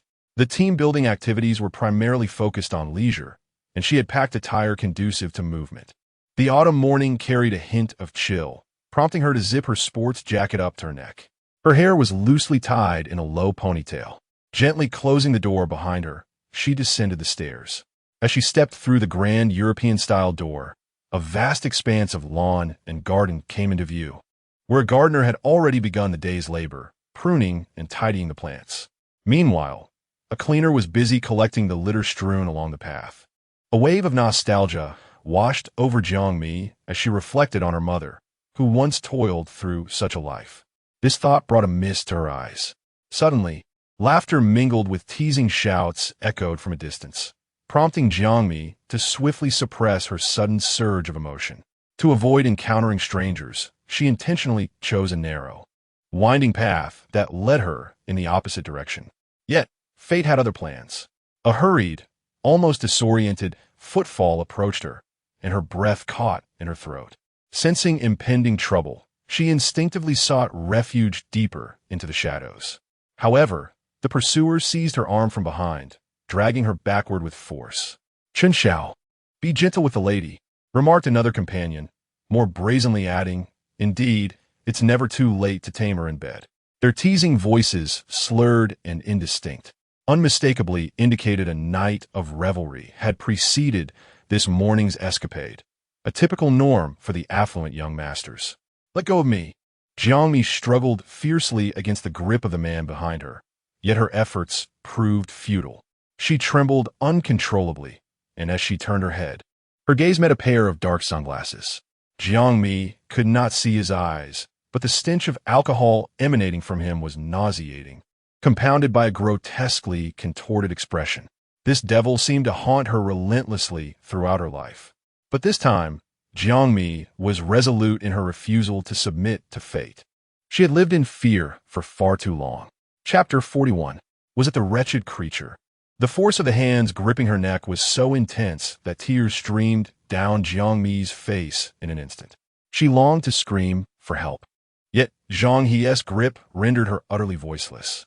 Desperately flailing her arms in the air, she sensed the man was intent on taking her life, his grip lifting her feet off the ground. Ugh! Jiang Mi struggled fiercely, her complexion shifting from pale to blue, her emotional state teetering on the brink of collapse. She had lost count of how many times she had endured the malicious whims of this man. There was no escaping, no fighting back. "You little wretch, what a nuisance." Chen did not genuinely wish to harm her. He merely sought to toy with her until he had had his fill. However, his nature of tormenting others, honed since childhood, had not waned in the slightest. Witnessing Jiang Mi's pitiful state, ensnared by his cruelty, his eyes flared with a manic intensity. Having consumed a significant amount of alcohol, his mind was as volatile as a firecracker, igniting at the slightest provocation. Jiang Mi, slender and frail, was no match for him. With a mere gesture, he could subdue her, leaving one hand free to pinch her face, and after doing so, he struck her cheek lightly, as if to further vent his frustrations. Jiang Mi felt an overwhelming sense of humiliation. She had always recognized that in Chen Qilin's eyes, she was nothing more than an object, devoid of humanity. He wielded his status as the third young master of the Chen family with arrogance, looking down upon everyone else. Those weaker than him were mere playthings, and regrettably, Jiang Mi was among them. Thus, on an otherwise ordinary day, when Chen Qilin lost an eye, she was not the least surprised. He had brought it upon himself. Yet, as she found herself ensnared by him, her mind was unnaturally clear. She knew she could not provoke him in such an unequal contest of strength. Suppressing her disgust, she adopted a humble demeanor to negotiate. "I am not making a fuss. Please let me go." Chen Qilin regarded her as a thorn in his side. The last time of the company, it was because of this little wretch that he had lost face before his subordinates. He had ended up severely injured, forced to languish in a hospital bed for over half a month. Jiang Mi remained indifferent, but he harbored a deep-seated resentment. Unable to contend with Chen Qilin, he felt he could still dominate this little wretch, Jiang Mi. With that thought, a darker malice brewed in Chen Qilin's eyes. Noticing Jiang Mi's submission, his tone grew more arrogant. "Why are you so docile today?" He ground his teeth, speaking to himself. "Do you really think that wretched creature can protect you for a lifetime?" He spat at Jiang Mi's face. Jiang Mi closed her eyes. The overwhelming stench of smoke and alcohol made her stomach churn. Struggling to suppress the nausea surging within her, she remained silent. "Don't be naive. You truly do not understand your own worth." Chen Qilin suddenly raised his voice, intoxicated and increasingly animated. Unable to resist, he reached out and scratched the bridge of Jiang Mi's nose, clicking his tongue in a lewd manner, chuckling lightly. "You are indeed a delicate beauty, but you are merely the daughter of a servant. Let me tell you, do you really think that with this beguiling face, you can confidently marry into the Chen family as a wealthy matriarch?" Jiang Mi remained silent, quietly listening to his madness. There exists no common language between humans and beasts. Chen Qilin was greatly dissatisfied with Jiang Mi's mute demeanor throughout, gripping her chin with a heavy hand, forcing her to endure pain. The sight of her discomfort brought him a perverse pleasure.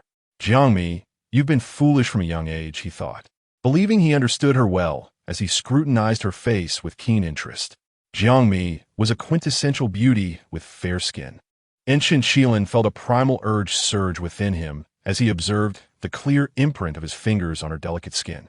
He leaned closer, gazing at her pitiful visage, yearning to kiss her and taste the moment. It was no wonder that even his esteemed elder brother harbored a flicker of affection for this woman of lowly origins. And that vile creature, he suspected, also harbored impure thoughts about her. Contemplating this, Chen resorted to sowing discord, furiously exclaiming, "Jiang Mi, you are nothing but a natural-born wretch. You can't truly believe that vile creature is interested in you, can you? My brother covets everything he desires, like a rabid dog that bites anyone it encounters. Speak, are you inciting him against me because you think that, since we are not blood-related, he will defend you?" His relentless insults belied his disregard for Chen Qixian, revealing his contempt. Reflecting on the moments when he had begged for mercy after being beaten, he wondered why he should not temper his words. Jiang Mi, fully aware of her inferiority, refused to retreat in fear. She despised such petty schemers who only dare to strike from the shadows. She thought it better to be choked to death by him than to be humiliated by a coward. If he hits you, why don't you retaliate? Jiang Mi's words, though not boastful, belittled him, implying that he lacked the ability to stand up for himself. Chen was easily provoked. Her words struck at his vulnerabilities, reminding him of past humiliations. He vividly recalled the times he had been bullied by Chen Qixian in the Chen household. As the eldest son, Chen Qixian had inadvertently blinded him in one eye, but with time, forgiveness had emerged in the eyes of Chen Donghai. All of Chen Qilin's resentments and indignations were displaced onto Jiang Mi. Beneath the dark lenses of her sunglasses, his eyes widened with a feral hunger. "What did you say?" "Repeat it." Chen Qilin, clearly incensed by her words, perceived them as a revelation of his inadequacy. Just as Jiang Mi was about to respond, he forcefully covered her mouth, accusing, "So you're just helping him speak? Have you been tainted by that vile creature?" This accusation exhilarated Chen Qilin, intensifying his grip on Jiang Mi. He envisioned her cheeks sunken, imagining her pleading for mercy beneath him. Just as he was about to escalate his actions, he found himself yanked away by the hair from behind, forcibly removed from Jiang Mi's side. Was losing it not enough? Did he wish to sacrifice his hand as well? A familiar voice suddenly resonated, low and hoarse, akin to a messenger from the depths of hell, intent on purging the world of its vile elements. The disheveled Jiang Mi could no longer contain herself. She turned, leaning against a tree, and squatted down, weeping as she expelled a torrent of bile. Thus, she remained oblivious to the brutal spectacle of retribution unfolding before her. As she turned, she beheld Chen Qi's shoe firmly pressed against the face of a man sprawled on the lawn, questioning him from above. Who is the wretched creature? The man, his face submerged in the mud, was utterly incapable of response. Truly, he was a fool who never learned from his mistakes. Have I not warned you not to provoke Jiang Mi? He ground the tip of his shoe, seemingly intent on ensuring the demise of the one beneath him. The more composed he appeared while speaking, the more it signified the peak of his fury. Do you not understand human language? The pressure of his shoe shifted directly to the man's ear. Chapter 42. It was my failure to protect you. A heart-wrenching scream pierced the sky, infusing the slumbering estate with an aura of violence. The clouds, transparent and serpentine, were adorned with rich and vivid hues, presenting an air of the uncanny. A fiery sunrise from autumn ascended gradually from the east, its brilliance almost blinding. In an instant, the dawn light dispelled the chaotic remnants of the previous night, warming the once cool tones and gradually elevating the temperature. Jiang Mi felt a searing pain in her throat. The metallic taste of blood lingered in her mouth, parched to the point of being devoid of saliva. The dry heaving exacerbated her agony, a torment that was truly heart-wrenching. She instinctively wrapped her arms around herself, her entire being feeling as though submerged in frigid seawater, shivering uncontrollably. Her teeth chattered, and her face bore no trace of color. The long locks of her hair, previously secured, now cascaded down as she struggled. In that moment, she resembled a solitary spirit lost amidst the grass, her frail form seemingly ready to be scattered by the wind. A persistent buzzing echoed in her ears as her consciousness teetered on the brink of oblivion. Surrounding her were the anguished cries and pleas for mercy, and suddenly, several shadowy figures materialized. Jiang Mi turned her gaze towards the heart of the crowd. Chen Qixian's countenance remained as calm as ever, though the fury simmering in his eyes was unmistakable. Jiang Mi understood him well. If this continued, he might lose control. Summoning her last reserves of strength, she stepped forward. Chen Qixian, without waiting for her to approach, retracted his hand and issued commands to a few black-clad bodyguards who had appeared. Take him to Qingdong High. He then hurried towards Jiang Mi moments before. He had overheard a cleaning lady calling for help at the front desk, frantically reporting an incident in the garden pathway. Chen Qixian had been preparing to go for a run, initially intending to remain uninvolved, until he heard that the girl who had been bullied was named Jiang Mi. He quickly instructed the lady to lead the way to the scene. Regrettably, he had acted impulsively, neglecting to assess Jiang Mi's injuries at first, consumed instead by the desire to confront the brute. It was only when he held her close that he noticed the multitude of bruises and marks on her pale neck, along with faint imprints on her face. A profound anguish gripped his chest, a sensation far more painful than any blow he could have received. Gently, he brushed his fingers through Jiang Mi's disheveled hair, his eyes glistening with unshed tears as he comforted her. Mi, hold on. He retrieved his phone and called Shen Yi, urging him to rise and drive them to the hospital. Then, with utmost care, he lifted Jiang Mi and made his way toward the parking lot. Throughout the journey, he incessantly inquired about her injuries, asking if, aside from her neck and cheek, any other part of her had been harmed. Jiang Mi shook her head, assuring him that she was unscathed. Shen Yi accelerated the car, seeking out a nearby top-tier hospital for a comprehensive examination. Despite his meticulous planning, he had never anticipated that the vile brute would dare to harm Jiang Mi right under his nose. Before they even reached the hospital, Chen Qixian could no longer contain himself. The veins on the back of his hand bulged, his entire body taut with tension.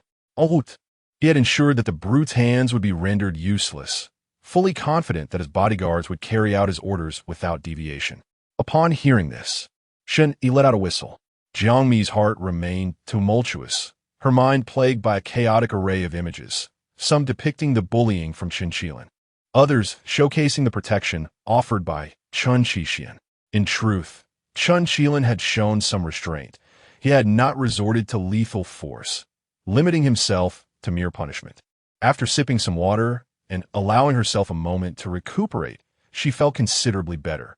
It was evident that remaining idle was not a viable option. Frowning, she began to engage in self-reflection, questioning her own actions. I should not have left so early. Chen Qixian, still engulfed in a state of extreme emotional turmoil, could not bear the sight of Jiang Mi's injuries. The mere thought of gazing upon them ignited within him a fierce desire to dismantle Chen Qixian piece by piece. This was not merely a fleeting thought. Are you foolish? Does leaving early grant him the justification to torment you? Chen Qixian anticipated her response and preemptively cut her off, stating flatly, "There is no time. My people act swiftly." Once again, Jiang Mi had inadvertently complicated matters for him. She was acutely aware that Chen Qixian had been marginalized within the Chen family following the death of his mother.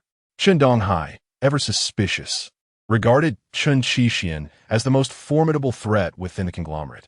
His exceptional abilities and decisive nature, coupled with the extraordinary connections from his maternal lineage, made him a source of concern for Qingdong Hai, who had initially relegated him to a peripheral role within the company as a mere formality. Yet Chen Qixian, driven by ambition, had been willing to submit and had painstakingly clawed his way to his current position. Each step had been perilous, often bordering on the brink of catastrophe. It was not an exaggeration to claim that he had danced with death.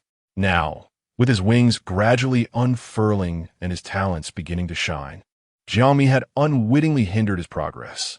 She had resigned herself to the fact that she could not contribute positively to their marriage, a significant regret. Despite having better options at his disposal, he stubbornly chose the more arduous path, unwilling to take shortcuts, ultimately deciding upon her.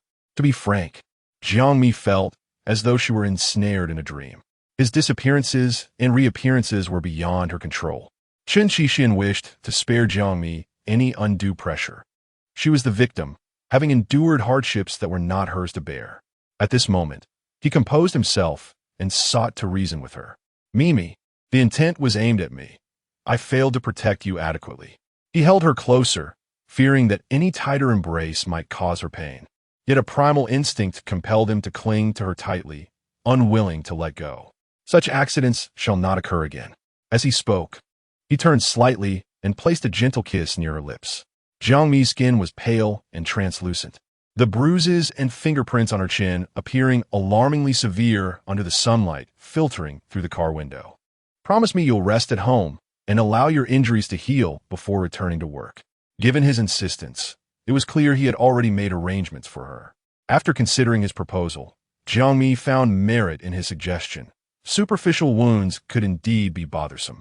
Returning to the office with a damaged appearance would likely invite speculation. She nodded in agreement, but added a condition. As long as my head is unharmed, can I work from home? Her love for her job was genuine. Chen Qixian gazed at her helplessly. Despite her persistence, he wondered if his words held any sway. Upon arriving at the hospital, he entrusted Shen Yi with the task of managing the subsequent affairs at the estate. As a lawyer, he understood Chen Qixian's sentiments, making him the most suitable candidate for the job. Before departing, he offered a few words of comfort to Jiang Mi, only to be hastily dismissed by Chen Qixian. Shen Yi owed him as well. He had left his beloved car for Chen Qixian's use, while he himself was left to endure the dismal journey back by taxi. This predicament was indeed quite vexing. However, contemplating Jiang Mi's injuries quelled his grievances. It truly took a beast to commit such an act. Had he been in Chen Qixian's position, he would have rendered the perpetrator powerless, if not worse. After the X-rays were taken, it was revealed that the injuries were merely superficial. Yet, rather than feeling relieved, Chen Qixian bombarded the doctor with inquiries regarding the treatment of these wounds, insisting on the finest medication and clarifying the maximum and minimum dosages. The doctor, overwhelmed by the barrage of questions, nearly reconsidered his career choice. It was early morning, and the injuries did not appear to be the result of a fall. Out of respect for patient privacy, the doctor hesitated to pry further. Internally, he scoffed at the irony. Now he saw the importance of cherishing delicate feelings, yet during the act, there was no restraint whatsoever. The hospital was teeming with people, and Chen Qixian and Jiang Mi had inadvertently become the focal point of many curious gazes. Chen Qixian bore the weight of immense pressure as strangers openly criticized him, their indignation palpable. How could one so beautiful endure domestic violence? Some suggested he would be better off dead. Their judgments were misguided. Domestic violence exists in absolutes. Either it has never happened or it occurs repeatedly. It was clear to him that an early separation would lead to liberation. With zero tolerance for such abuse, divorce was imperative, and he should leave with nothing. The accusatory voices grew increasingly brazen, reaching Chen Qixian's ears. He rolled his eyes, feeling the sting of being the target of public scrutiny while remaining unable to defend himself. Grasping a bag of medication, he decided to lift Jiang Mi into his arms, burying her face against his chest, and swiftly resolved to exit this den of gossip. It felt as if they were trying to conceal their truth, further compounding the absurdity of the situation. Chapter 43. Abundance of Pets and Treasures. Aunt Kai has returned. On a weekday morning, upon entering the house, she immediately spotted a young couple seated at the dining table, carrying fresh fruits, vegetables, and dairy products. Aunt Kai was about to greet the host with exuberance when she was startled by the sight of Jiang Mi, whose face was marred with bruises. This injury seemed more akin to a beating than a fall, causing Aunt Kai's heart to clench, leaving her in a predicament. As she pondered the atmosphere, it felt notably heavy. The couple sat in silence, their expressions inscrutable, leaving her uncertain about whether to extend her greeting. The initial excitement was swiftly supplanted by a sense of dread, as the inner conflict between her better instincts and her apprehensions waged war within her. Yet, she reminded herself that she was there to fulfill her duties. Having worked for this family for several years, her responsibilities began with merely caring for the male host and ensuring the house was tidy. Due to Chen Qixian's busy schedule, their encounters were few and far between. Aunt Kai was not well versed in the ways of the younger generation, who required specialized clothing and shoes to be cleaned at designated establishments. Thus, those tasks were managed by younger assistants. A year prior, the male host had brought a wife into the household. Although this increased her workload, her salary was adjusted accordingly, and the young couple treated her with utmost respect rather than disdain. Aunt Kai felt a deep sense of satisfaction and belonging. However, she harbored a profound disdain for men who resorted to domestic violence against their wives, a sentiment that lodged heavily in her chest, causing an internal struggle. Despite Chen Qixian's previous kindness towards her, her gaze now revealed a hint of contempt. After swallowing hard, she approached the dining table. Jiang Mi was engrossed in an article from a group chat, oblivious to the surrounding commotion. Chen Qixian, however, was acutely aware of Aunt Kai's entrance. Just as he was about to call out to her, he was thwarted by her discerning and disapproving gaze. He set his coffee cup down with a thud, feigning indignation as he declared, "Aunt Kai, what kind of look is that? Why didn't he do this?" Aunt Kai, possessing a high emotional intelligence, quickly adjusted her demeanor to one of kindness, eagerly explaining, "Oh dear sir, you've misunderstood. I was simply taken aback by the sudden appearance of so many bruises on Madam after not seeing her for a few days. It pains my heart. I meant no ill will. Please don't take it to heart. How could I ever suspect you of being violent? I see how dearly you cherish and care for Madam. It warms my heart." Chen Qixian scoffed, thinking to himself that the words of an old woman could indeed be deceptive. Jiang Mi, lifting her gaze, felt a mix of embarrassment and gratitude as she listened to Aunt Kai lavish praise on Chen Qixian. A smile graced her lips, and she politely nodded towards Aunt Kai. Expressing concern, "Aunt Kai, I heard you were unwell. Are you feeling better?" Yes. Thank you for your concern, madam," Aunt Kai replied. Aunt Kai carried a considerable number of items, prompting Chen Qixian to rise and approach her. With a light cough, he took the shopping bag from her hands, walking alongside her while feebly lamenting, "Fortunately, I was astute enough to have Mimi take a day off. Otherwise, not just the entire company, but the whole nation would brand me as an abusive husband." The last visit to the hospital had left him quite rattled by the accusatory glances he received. Sensing the tension, Aunt Kai adeptly reassured her employer, "Sir, you are overthinking it. Besides, no one at the company is aware of your marriage to Madam. So, do not burden yourself with such thoughts. Just focus on your work and earn a good living for your family." This local Shanghai aunt certainly possessed the gift of gab. Chen Qixian pressed his brow in contemplation. "Aunt Kai, you know too much." Complying, Aunt Kai fell silent and exchanged a few more intimate words with Jiang Mi before heading to the kitchen to busy herself. Upon learning that Jiang Mi was recuperating at home, she rolled up her sleeves and decided to prepare nourishing soups for her daily. Assuring herself that only once Jiang Mi regained her health would she be at ease. Chen Qixian's long hours at work meant he spent less time at home. With Aunt Kai tending to Jiang Mi, he felt a slight relief, allowing him to dedicate himself to his responsibilities. Meanwhile, Jiang Mi was far from idle, consumed by her work and feeling overwhelmed. Her recent encounter at the German Research Institute had been disappointing, and the new proposal was making no headway. She found herself adrift in a sea of data, facing a professional impasse. The bruises on her face and neck, which she had hoped would fade swiftly, remained stubbornly unchanged after several days. Anxiety gnawed at her, yet she felt powerless to alter her situation. The discoloration had only lightened slightly, and returning to her original complexion would require both time and patience. To prevent her friend Peng Qiusha, who was recuperating in Switzerland, from worrying, Jiang Mi concocted various excuses to avoid video calls with her. Each conversation inevitably ended with her hastily hanging up after only a few hurried words, leaving her feeling unsettled despite Peng Qiusha's outward lack of suspicion. One evening, Jiang Mi overheard Chen Qixian speaking on the phone with Wu Shimao. The The latter had likely learned from Chen about Jiang Mi's predicament with Chen Qixian and expressed concern, but the conversation primarily revolved around business matters. Jiang Mi caught snippets of their discussion, including mentions of the group's stock plummeting. After only a superficial listen, Chen Qixian excused himself by claiming he needed a cigarette, retreating to the terrace as if to intentionally avoid Jiang Mi. The phone call stretched on for a considerable time, stirring an uneasy premonition within her. Intuition suggested it might be connected to the recent incident at the manor. In recent times, Jiang Mi had taken to sleeping earlier, while Chen Qixian typically returned home late. By the time he finished a shower and climbed into bed, she was already fast asleep. However, this night was different. Chen Qixian returned home a bit earlier. When he arrived, Jiang Mi was still toiling away in her study, tirelessly refining that troublesome proposal to perfection. Observing her dedication stirred a pang of sympathy within him. It had been a while since they had shared genuine intimacy, with only fleeting caresses marking their connection.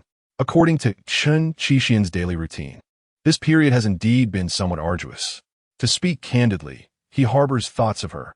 However, the sight of the unhealed scars on Jiang Mi's body during the stillness of a night renders him reluctant to disturb her.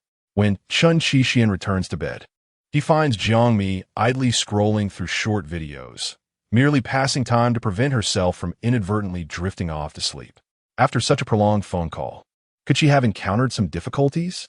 Jiang Mi turns off the screen and adjusts her previously casual posture against the headboard, sitting up a bit straighter. Her gaze towards Chen Qixian is excessively tender, with brows like spring mountains and eyes like autumn waters, perfectly embodying an innocence she remains oblivious to. Chen Qixian meets her gaze with an inscrutable look, a gaze that encompasses a myriad of meanings. Jiang Mi is likely the one who understands it best. The atmosphere is thick with ambiguity and allure, enveloping her senses and surrounding her entirely. Jiang Mi seems effortlessly captivated by this gaze, momentarily forgetting the more pressing matters she intended to share with him. Chapter 44. Sinking while awake following Chen Qixian's rhythm, Jiang Mi tilted her head back, cradling his face as they shared a kiss that left them both breathless. It had been a long time since she had experienced such an impassioned kiss. While she embraced it, she also reciprocated fervently. Jiang Mi struggled to keep pace with Chen Qixian's longer breaths. Where her lungs neared their limit, he would pause, granting her a moment to catch her breath. And so, the kiss continued back and forth, seemingly without end. As the buttons of Jiang Mi's nightgown were gradually undone by Chen Qixian's patient hands, her fragrant shoulders were partially revealed, illuminated by the warm glow of the wall lamp, casting a translucent radiance upon her fair skin. Captivated by the sight, Chen Qixian, without a second thought, lowered his lips. He gently enveloped her elegantly curved shoulder, bestowing a multitude of delicate kisses, careful not to exert too much pressure. Nestled in Chen Qixian's embrace, Jiang Mi felt his body heat radiate intensely. The coolness of the terrace had vanished, replaced by an intoxicating atmosphere within the room. The man kept his eyes wide open throughout, drinking in the entrancing expression on the woman's face. His hands began to explore every inch of Jiang Mi's contours, eventually gripping her long legs and drawing her closer, settling her onto his lap, their bodies fitting together seamlessly. The light in his eyes conveyed an unmistakable desire for control. He sought to have her both awake and submerged in the moment, yearning for her absolute surrender. Jiang Mi, overwhelmed by his increasingly assertive movements, let out a tantalizing whimper, sending shivers down Chen Qixian's spine, momentarily forgetting her scars. His face brushed against hers, and he extended his tongue to tease her ear, his voice husky with desire. "Have you thought about it?" Jiang Mi felt his hand gently cradling the back of her head, her entire weight resting upon him, akin to a vine clinging tightly to the man before her. Immersed in a lingering and tender prelude, she found herself needing to shift perspective to grasp the depth of his question. Her cheeks flushed, and she hesitated to speak the truth. Jiang Mi bit her lower lip, signaling Chen Qixian with a clear message. Tonight was possible, as she too had contemplated. Chen Qixian smiled, his gaze like water as he looked upon her. The beauty before him resembled fragile crystal, and all he could do was to cherish and protect her carefully. For what seemed like the first time, Jiang Mi not only matched his rhythm, but also took the initiative to lift his shirt. Little did she know, the journey from admiration to possessing his heart had been a solitary endeavor, spanning countless long years. Chen Qixian possessed a physique that was both muscular and appealing. The lines of his back were smooth and graceful. When Jiang Mi's cool fingertips made contact, she noticed the rare tremor that coursed through him. Perhaps it was her boldness that elicited his soft moan. A sharp intake of breath made Jiang Mi realize something was amiss. Her mind cleared momentarily as her fingers grazed the rough, long scar on Chen Qixian's back. Startled, she withdrew her hand and lifted his head, which had nestled against her chest. He was so immersed in the comfort of the moment that he failed to notice the change in Jiang Mi's expression.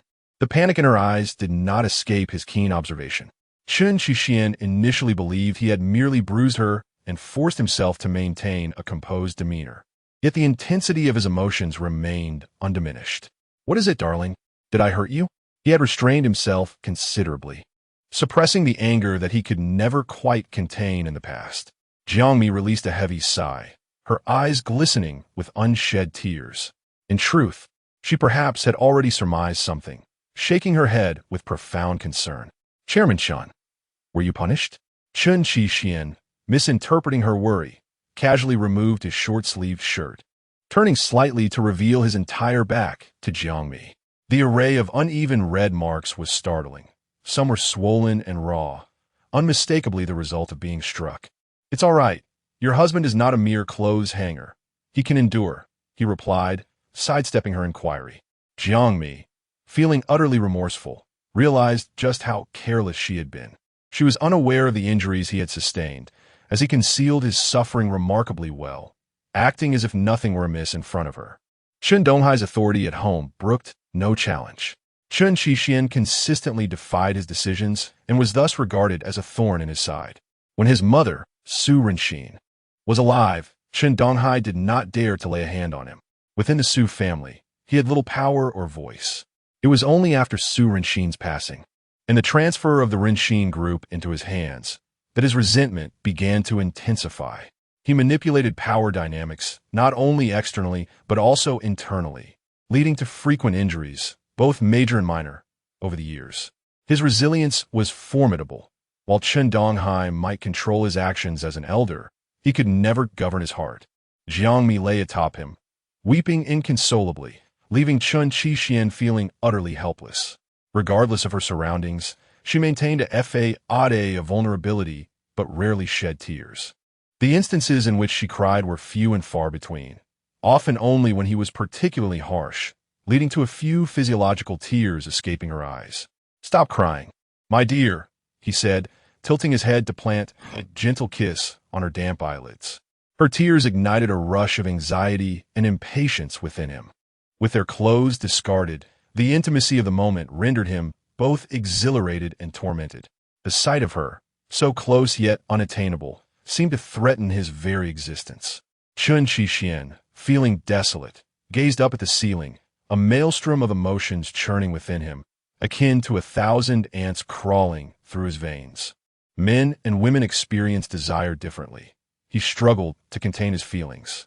He sighed, observing her still sobbing, her face a portrait of sorrow, and he fought against his own cravings with sheer willpower. Inwardly, he vowed that if Chen Donghai dared to lay a finger on him again, he would ensure that the Chen household would never know peace. The injuries he had sustained were merely a performance for Chen Donghai's benefit.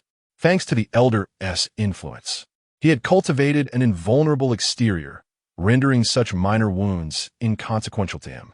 Unlike Chen Qilin, who had been left in the ICU after a few swift lessons from him, these injuries were trivial in comparison.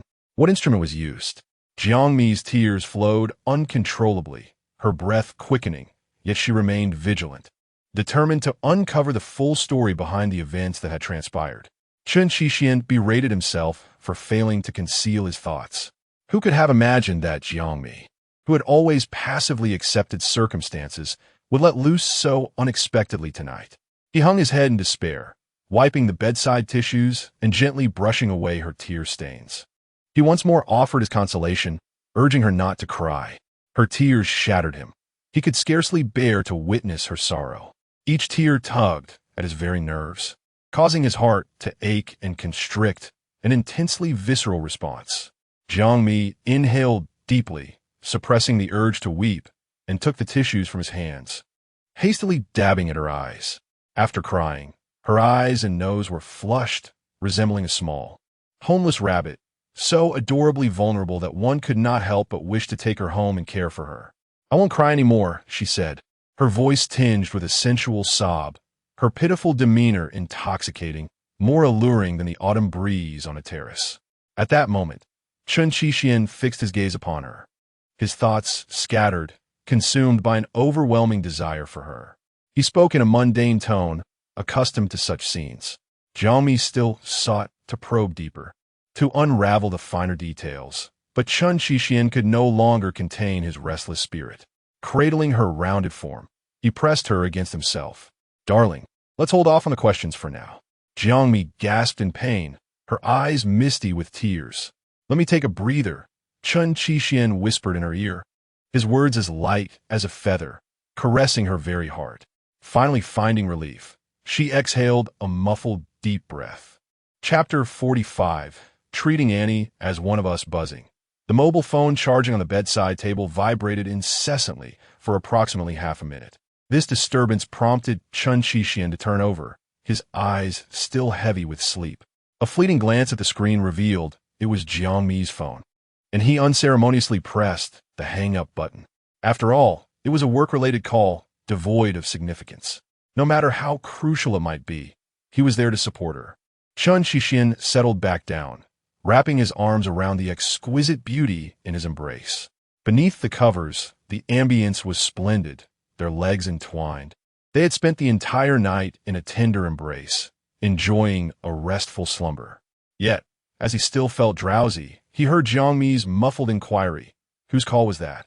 "A nuisance call," he replied, and she, without a hint of suspicion, closed her eyes once more. Having been restless throughout the night, her head felt heavy, and her eyelids seemed laden with lead. Her thoughts were still muddled, but soon she drifted into another realm of dreams. The mobile phone on the bedside table, relentless, buzzed anew, rousing Chen Qixian from his last vestiges of laziness. It appeared he must take measures to improve the work culture within his company. Why did his employees refuse to relish their weekends, choosing instead to toil tirelessly? Was this reasonable? He certainly did not require such zealous dedication from those who could not appreciate the joys of life. It contradicted the very values he upheld. Thus, a dilemma arose. Should he answer the call or let it ring? In mere seconds, Chen Qixian transitioned from a state of slumber to one of theatrical deliberation. If he were to answer and the assistant from the RD department recognized his voice, would it cause Jiang Mi distress? More troubling was the fear that exposing their relationship without her consent could lead to his own downfall. As he hesitated, the phone's ring ceased once more, narrowly averting a potential blunder. Chen Qixian's finger nearly slipped to the small green button at the bottom of the screen.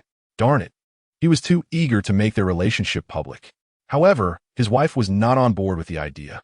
When the phone's persistent ringing resumed, Chen Qixian's concealed intentions became increasingly hard to suppress. Just as he unplugged the charging cable, a small head with a delightful mop of curls emerged from behind him, embodying an adorably bewildered expression. Her eyes playfully glared at him, as if she had caught him in a heinous act. Fortunately, she said nothing and simply took the phone from his hand. Chen Qixian's plans were laid bare, foiled before they could come to fruition. Discontent simmered within him. Yet he feigned nonchalance and lay back down, listening intently to every sound. He heard Jiang Mi's muffled responses, followed by a flurry of excitement, culminating in a frantic desire to escape. Understanding the situation, Chen Qixian realized that the company had learned of Jiang Mi's illness at home and intended to send assistant Xiao Wenyi to check on her. Under Xiao Wenyi's persuasive insistence, Jiang Mi had to concoct an excuse, claiming she was at the hospital for medication and would return home later. Jiang Mi was far from prepared. She had yet to settle in the city. The lease on her previous rental had already expired. She found herself devoid of ideas and could only seek assistance from Chen Qixian. What should Chen Qixian do? When he mentioned that Lao Su and she would come to visit her in the afternoon on behalf of their department. Chen Shixin clearly understood her concerns but chose to remain silent, instead adopting a contrarian tone. Come on, I'll have the aunt prepare some extra dishes. Jiang Mi, feeling powerless, raked her fingers through her hair, momentarily casting aside the pain in her face and neck. Her only worry was whether her relationship with Chen Shixin would be exposed. She was on the verge of a meltdown, letting out a frustrated wail towards the heavens. Time was running out for her to devise a solution. Should she rush to U.S. house now? No, absolutely not. Her lifestyle was exceedingly extravagant, residing in a villa far more luxurious than her own, where the toys in the living room alone were worth millions. Su Shan and Xiao Wenyi would surely be left in utter shock upon seeing it. Soon, her phone, which lay discarded on the bed, buzzed twice. Each vibration sent a wave of panic through Jiang Mi. Upon checking, it was Xiao Wenyi requesting her location. Jiang Mi sighed in exasperation, glancing back at the man who lay obliviously in bed. Forget it. He had no intention of lending her a helping hand. Jiang Mi got out of bed to freshen up, and surprisingly, Chen Shixin did not follow her. This clearly indicated his resolute decision to remain a bystander. Staring into the mirror at her bewildered reflection, she suddenly realized that this extraordinary identity would inevitably come to light. Delaying for another day meant taking on additional risks. As she pondered, an idea struck her.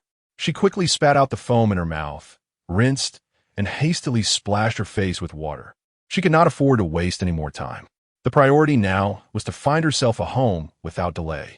Jiang Mi, not lacking in intelligence, set her sights on Aunt Kai. She dashed out of the master bedroom, where Aunt Kai was busy in the kitchen, her ample figure moving with agility. Aunt Kai, Jiang Mi exclaimed, gazing at her as though she were a savior, her eyes filled with earnestness. However, Aunt Kai's appearance indeed left much to the imagination. Her low-cut camisole dress barely concealed her thighs, and she was not wearing a bra. The little charms bounced with her quick strides. The area below her neck bore signs of night filled with passionate affection from a man, unmistakably evident. Aunt Kai, having seen the world, was somewhat accustomed to such displays. Furthermore, the affection of the male master of the house had become something she was nearly immune to. When it came to intimacy, she would not shy away, treating her as one of the family. Yet, it was the first time Aunt Kai had witnessed Jiang Mi in such a flustered state. Jiang Mi had always presented herself in an orderly fashion, emphasizing image management and maintaining a composed and graceful demeanor. In this fast-paced international metropolis, she had taken her time to live at her own leisurely pace, exuding a unique charm. Consequently, Aunt Kai was momentarily taken aback, thinking something serious had occurred. Steadying her, Aunt Kai asked, "What is the matter, madam?" Jiang Mi succinctly recounted the matter to Aunt Kai. With a sigh, Aunt Kai readily agreed without hesitation, exclaiming, "What is the problem? Come, I shall drive you to my home." Upon finishing her words, Aunt Kai swiftly extinguished the stove and removed her apron, her movements decisive and unencumbered. Yet, she pondered whether the gentleman might be displeased. Aunt Kai's composure faltered for a fleeting moment as she considered Chen Xixian's feelings. Truly, her worries seemed endless. Jiang Mi, taking Aunt Kai's hand, led her out of the kitchen. Her thoughts solely focused on managing Su Shan and Xiao Wenyi before addressing anything else. There was no way to balance both sides at the moment. Aunt Kai, with a heart as clear as glass, expressed her concern, "But what if the gentleman's feelings are hurt?" Jiang Mi replied, "I will find a way to mend his wounded heart." Aunt Kai responded with a playful tone, "All right then, but be warned. The cost of your reparations may not be light." Chapter 46. Market value plummets by over 50 billion. Aunt Kai resides in a neighborhood that bridges urban and rural areas. In a bustling community along the street, the weekend thoroughfare is lively, filled with the sounds of chatter and the aroma of street food. Aunt Kai expertly parks her car and engages in cheerful conversation, stopping by the nearby market to purchase an array of fresh vegetables. Claiming she intends to prepare a grand feast for her colleague, Jiang Mi, who is visiting her in illness. Jiang Mi feels a warmth in her heart, touched by Aunt Kai's hospitality, and their shared laughter deepens their bond. Before stepping out of the car, Jiang Mi earnestly reminds her, Annie, please don't call me madam later. Remember, Aunt Kai calls out to Jiang Mi as she exits, not forgetting to grab the groceries, and adds, please don't find fault. This place is truly an old, dilapidated abode. Jiang Mi steps forward to assist with the bags and looks up to see a vibrant residential area. Many elderly individuals gather, engaged in idle conversation, while others occupy stone benches, playing cards or chess. Jiang Mi could never look down on such a place. Unlike Chen Xixian, she has no home to call her own. With a smile, she shakes her head, assuring Aunt Kai that her community is indeed a lovely place to live. The vicinity boasts a large commercial district, hospitals, and markets, providing convenience and familiar companionship. In retirement, with children preoccupied by their careers, the elderly often experience a degree of neglect. It is heartening for them to gather and converse, offering mutual support and alleviating the solitude of their twilight years. Jiang Mi recalls her mother, who is far away seeking treatment and recuperation. A pang of sorrow wells up, but she masks it well. She knows she shouldn't dwell on melancholic thoughts. A vast world awaits her exploration. Ultimately, everything is in pursuit of a day when mother and daughter can reunite in health and safety. As Aunt Kai greets familiar neighbors when asked about Jiang Mi, she dutifully recalls her promise, introducing her as her niece. Aunt Kai lives on the second floor in a two-bedroom apartment. The aging complex features a spacious living room that is bright and welcoming due to its southern exposure. Jiang Mi places the vegetables in the kitchen, feeling somewhat clumsy and unhelpful. Aunt Kai, noticing her unease, promptly invites her to the living room to enjoy some tea and even prepares some sliced fruit for her. Observing Aunt Kai bustling about, Jiang Mi feels a wave of guilt. However, before she can settle in, she receives a call from Chen Xixian. He had been exhausted the previous night, only to be roused early by a barrage of calls. After an argument with Jiang Mi upon waking, he inadvertently fell back into a deep slumber. When he finally opened his eyes, he found the apartment empty. Not only Jiang Mi, but Aunt Kai had also vanished without trace. On the stove, a pot of broth simmers, half prepared, while freshly cut tomatoes lie on the counter. Even Chen Xixian, despite his lack of perceptiveness, could deduce Jiang Mi's little schemes. Where had they gone? He refrained from video calling her, allowing her a semblance of an escape route. Jiang Mi briefly explains her request for Aunt Kai's assistance. Chen Xixian, perceptive as ever, implies his discontent. Must you trouble Aunt Kai to cook for them? What a nerve. Aware of her own shortcomings, Jiang Mi quietly responds, I will remember Annie's kindness. Chen Xixian, feeling quite irritable, exclaimed, Are you leaving me to fend for myself? Jiang Mi, with soothing words, replied, Could you please prepare a meal? I will do my best to wrap things up here promptly. Determined to engage her in a playful argument, Chen Xixian thought that if he did not seize the opportunity to negotiate some benefits now, when would he? With a feigned tone of lingering annoyance, he unwittingly revealed his intentions, perfectly interpreted by Aunt Kai. How do you plan to make it up to me? Jiang Mi could not help but admire Aunt Kai's perceptiveness. Indeed, experience has its merits. At that moment, the doorbell rang. It must be Su Shan and Xiao Wenyi arriving. As Jiang Mi rose, she hurriedly reassured the man on the other end of the phone. I will do as you say. Chen Xixian scoffed outwardly, but inside, he was elated, feeling that this moment was tailored just for him. All right, I shall ponder this later, he replied coolly, allowing Jiang Mi a brief respite. Both Jiang Mi and Aunt Kai went to open the door, revealing Su Shan and Xiao Wenyi standing outside. Su Shan brought along a spirited child, his mischievous son.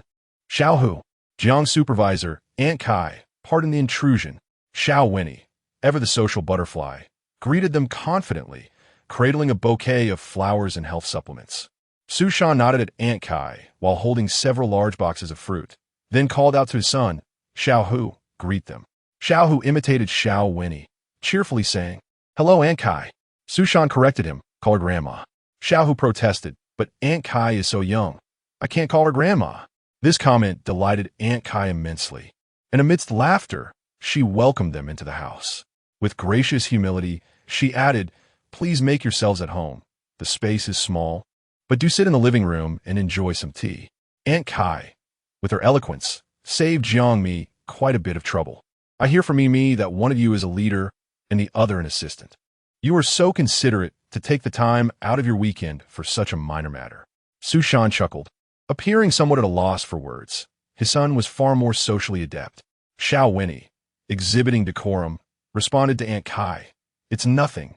Our company's policies are commendable, especially concerning our employees. Moreover, Jiang's supervisor was injured during a team-building event, so it is only right that we show our concern. So it was merely an excuse of injury." Xiao Winnie then turned to Jiang Mi, exclaiming, "Oh dear, Jiang's supervisor, how unfortunate that you injured such a stunningly beautiful face." The flattery was, indeed, somewhat excessive, causing Jiang Mi to blush and feel slightly flustered. Pretending to play with a curl of hair by her cheek, she sought to conceal her embarrassment. Aunt Kai brought out 2 cups of tea and a glass of juice, her spirits lifted by the compliment. "I shall not be modest. Mimi struli mitterful." Young and sometimes thoughtless in her speech, Xiao Winnie candidly remarked, "Indeed, I wonder how our good cabbage, Jiang's supervisor, ended up being plucked by some hog." Aunt Kai's lips twitched slightly, offering a gentle admonition. "Young lady, such words are not suitable for the workplace. Otherwise, you might find yourself in quite a predicament one day." Aunt Kai insisted on keeping them for dinner and immediately went to the kitchen to prepare. Su Shan entrusted this responsibility to Xiao Winnie, saying, Xiao, do not let Aunt's kindness go to waste." I still need to take Xiao Hu to drumming," he replied. Before leaving, Su Shan advised Jiang Mi, "Xiao Jiang, take your time to recuperate before returning to the company." He then glanced at his watch and urged Xiao Hu, "Hurry up, we're running out of time." Su Shan took Xiao Hu to bid farewell to Aunt Kai. As an elder, Aunt Kai inevitably spoke fondly of Jiang Mi, urging Su Shan to look after her at work. Su Shan readily agreed, his commitment sincere rather than perfunctory. Once Su Shan departed, Xiao Winnie could no longer contain herself and began to divulge a plethora of juicy gossip about the big boss's family. Jiang Mi was completely oblivious. Xiao Winnie assumed Jiang Mi had been focusing solely on her recovery this week, ignoring the outside world.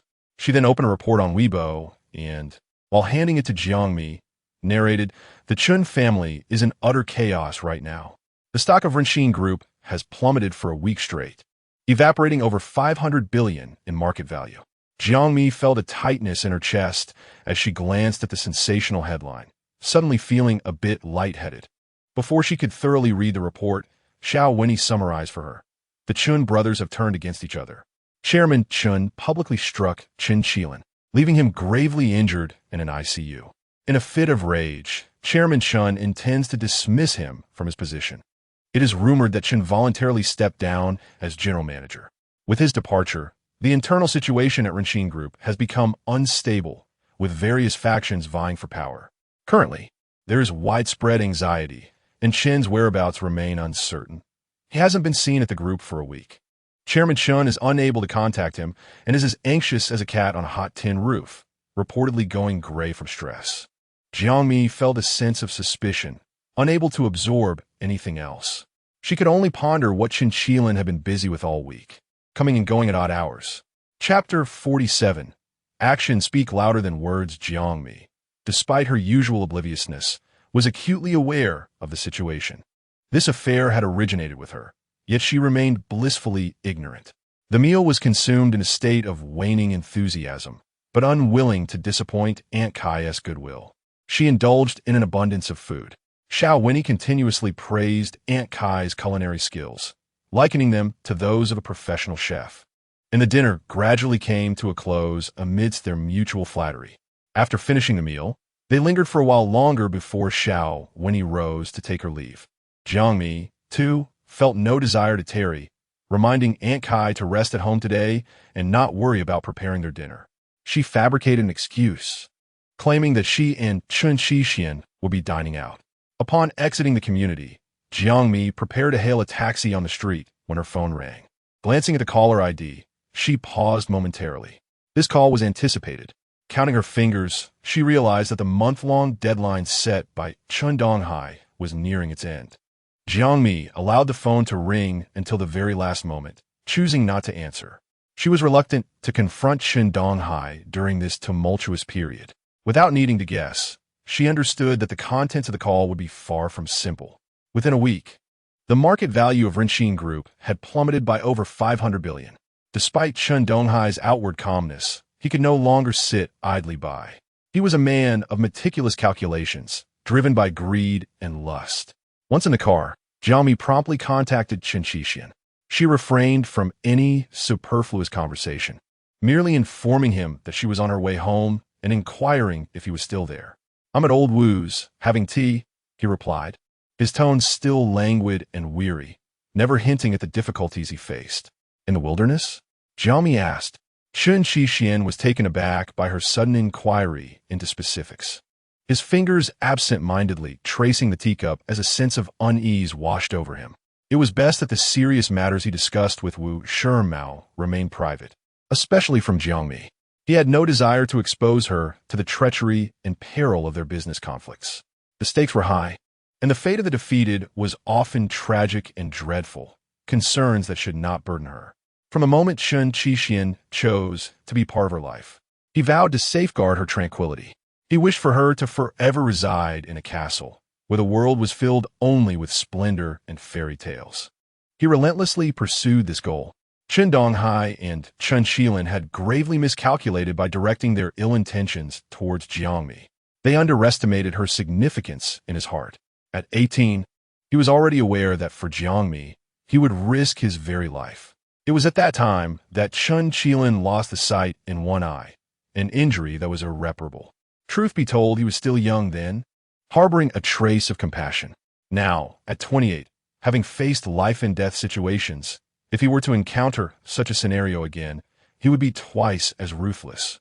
He would never be kind enough to leave Chen Qilin with the use of his other eye. Chen Qixian had pressing matters to discuss with Wu Shimao, and it was inappropriate for Jiang Mi to be present, leading him to tell a white lie. "I'm at Old Wu's." He could not afford any missteps in his plans. Every step taken is a gamble. Thus, he wished to shield Jiang Mi from even the slightest possibility of danger. Each individual within the Chen household resembled a ravenous beast, devouring without leaving a trace. Even he had concealed himself for a decade, enduring all manner of hardships before gradually arriving at this point, finally attaining a semblance of authority to challenge Chen Donghai. Father and son would inevitably clash. Jiang Mi discerned the hesitance in Chen Qixian's voice. She was astute and did not wish to burden him further. With a light-hearted tone, she remarked, "All right, you two discuss it. I shall return home first." "Very well. I shall inform Aunt Kai not to prepare dinner for us tonight. I might arrive home later, so do not wait for me to eat." Chen Qixian reported his plans with subtlety, intentionally leaving his words ambiguous to avoid arousing Jiang Mi's suspicions. Yet, he remained concerned that this culinary novice might neglect her own hunger, patiently advising her, "If your cooking is unpalatable, order takeout and eat well. You are too slender." "Where am I slender?" Just days prior, Jiang Mi had weighed in at just over 100 pounds. "Understood," she replied. Chen Qixian had more to say, but he turned to see Wu Shimao exiting to smoke. He couldn't help but chuckle at the irony. While the world labeled him as heartless and unfeeling, he found himself unable to resist mothering Jiang Mi, earnestly advising her on this and that, treating her as though she were a child in need of guidance. Compelled to reiterate his concerns to ease his own mind, he worried she would neglect her meals, fail to care for herself, or forget to dress warmly as the weather turned. In short, he felt compelled to interfere in every trivial detail. Once Wu Shimao returned after finishing his cigarette, he casually twirled a piece of rare agarwood, his demeanor calm, yet his teasing tone remained intact. "Have you finished your call? Is this your way of implying I'm tedious?" Chen Qixian readily acknowledged this truth. They resumed their serious discussion, and as they neared its conclusion, Chen Qixian lit a cigarette, taking a drag before teasing Wu Shimao in return. "I'm not being formal with you. I stepped out to smoke, which seems rather redundant. Do you think I wish to witness your displays of affection?" Wu Shimao retorted. Chen Qixian, indignant, replied, "What displays of affection? This is merely how Mimi and I interact daily." Wu Shimao was irked. Chen Qixian was being deliberately provocative, subtly mocking him for his solitary existence. He clacked the beads in his hand noisily, a reminder that he too was a man with desires. Casting a sidelong glance at Chen Qixian, he shot back, otherwise, if you linger in your little romance, do not involve me in tonight's strategies. Chen Qixian, reclining on the sofa with his legs crossed, carelessly tilted his head back to smoke, a smirk playing at his lips. Old Wu, it's rather dull to remain hidden for too long. Have you considered emerging to openly support your brother? Wu Shimao pondered this suggestion seriously, indicating he was neither impulsive nor jesting. I might consider it. However, the grudges he held were genuine. So, might you treat me, a solitary old man, with a modicum of respect in the future? Chen Shi, exhaling clouds of smoke, truly resembles a quintessential rogue. The rolling of his Adam's apple and his restrained gaze render him strikingly handsome, leaving one weak at the knees. He straightens his posture, leans slightly, and casually extinguishes the cigarette in the ashtray. With an inscrutable expression, he declares, I shall make a call to someone surnamed Chen. Having said that, he rises and departs, giving Wu Shimao a solemn pat on the shoulder. See you tonight. He is a man of few words, yet intense demeanor. The faint, almost imperceptible smile at the corner of his lips is nothing short of mesmerizing. It seems that the commercial landscape of this city is on the brink of a seismic upheaval, all due to these seemingly inconsequential 3 words. Chapter 48. Discord. The phone in her bag vibrated several times. Jiang Mi assessed the road conditions and instructed the driver to pull over in a convenient spot. Chen Qiji texted, Mimi, before Aunt Peng left, she left some belongings at the Chen residence. He further inquired, let me know when it would be convenient for you to collect them. Jiang Mi stared at the screen, reading those 2 messages repeatedly. She was indeed ready and eager to retrieve them at this very moment. Yet, it was perplexing that it was neither too early nor too late. But precisely at this instant, it had to be amidst the turmoil at Renxin Group, with Chun Donghai's phone call preceding and Chen Qiji's nonchalant demeanor following. Jiang Mi refrained from responding to the messages, forcing herself to remain composed. The more adverse the situation with Chen Qijin became, the more she resolved to maintain her calm, refusing to succumb to panic. Exiting the chat interface, she opened her missed calls. She contemplated whether to return the call, grappling with indecision. Beyond reminding her that her time to depart from Chen Qijian was swiftly approaching, she could not fathom what else there was to discuss. Furthermore, Jiang Mi had not availed herself of the promised benefits nor established any verbal agreement. She would not leave Chen Qijian, not under any circumstances. Steadfast in her resolve, she prepared herself thoroughly before dialing Chen Donghai's number to return the call. After several rings, he finally answered, Mr. Chen, this is Jiang Mi. She did not elaborate on the delay in her response. He replied tersely, as was his custom. To Jiang Mi's surprise, he no longer urged her to vanish from Chen Qijian's life. Instead, he shifted his approach, subtly alluding, I trust you have heard about the current state of Renxin Group. The company is facing the gravest crisis in its history. Jiang Mi listened quietly, remaining silent. A foreboding sense gnawed at her, and her palms began to perspire slightly as she gripped the phone. She held her breath, awaiting his next words. Renxin Group was founded by Qijian's maternal grandfather, thus. Chen Donghai's intentional pause hinted at the difficulty of his next statement. A man of his stature, grappling with the words, regarding the matter you previously declined. I will find a way to accommodate you. However, Qijian's willingness to engage with the youngest daughter of the Zhou family is ultimately a positive sign for the group and the entire Chen family. Chen Donghai chose not to elaborate further, granting Jiang Mi a semblance of dignity. Given your mother's connections with the Chen family, I remain concerned for your situation. I hope you can understand the challenges faced by an entrepreneur and empathize with Qijian's emotional ties to his mother. Jiang Mi chose not to divulge her true feelings, simply responding, I understand. Not a word of Chen Donghai's assertions rang true to Jiang Mi. No one could easily sow discord between her and Chen Qijian. In fact, she felt a sense of relief as she stood beneath a tree, exhaling deeply. The wind stirred the dust beneath her feet, while the road was bustling with traffic. The sun cast a blinding glare, causing her vision to blur. She shielded her eyes from the light, a profound sense of helplessness enveloping her senses. Their apartment was merely a few kilometers away. She refrained from taking a taxi, opting instead to walk straight ahead. blending into the throngs of people as she entered the subway station. Just 3 stops separated her from her home. The bustling atmosphere of the subway on a weekend, teeming with passengers, somewhat alleviated the solitude that weighed heavily on her heart. She began to reply to Chen Qiji's WeChat message. No need, thank you. She had no desire to meet Chen Qiji, nor did she wish to set foot in the Chen household again. The memories there, apart from the fleeting moments of her acquaintance with Chen Qijian, held little worth reminiscing over. Chen Qiji responded promptly. All right, I respect your decision. Whether it was the ache in her heart or the cramped conditions of the train, Jiang Mi found it difficult to breathe. After several deep breaths, she gradually felt a modicum of relief. Upon reaching home, she began to scour the internet for news regarding Rinxin Group, leaving no stone unturned in both serious and gossip sections. The once magnificent group, now in crisis, faced a flurry of competitors eager to see it falter. It seemed as though they wished for Rinxin Group to collapse entirely. Only the official WeChat account of the Zhou Group posted an ambiguous status. Zhou Group was prepared to stand shoulder to shoulder in battle. This vague statement elicited an explosive reaction, with comments pouring in, rife with speculation. The most liked comment came from a netizen making an unfounded conjecture. Is the editor trying to stir up some romance? How about the Zhou family's youngest daughter and the Chen family's eldest son? This netizen was astute, clearly privy to some insider information. The curiosity of the half-informed netizens was piqued, and further inquiries yielded no additional hints. Jiang Mi closed the web page, yet her swirling thoughts remained uncontainable.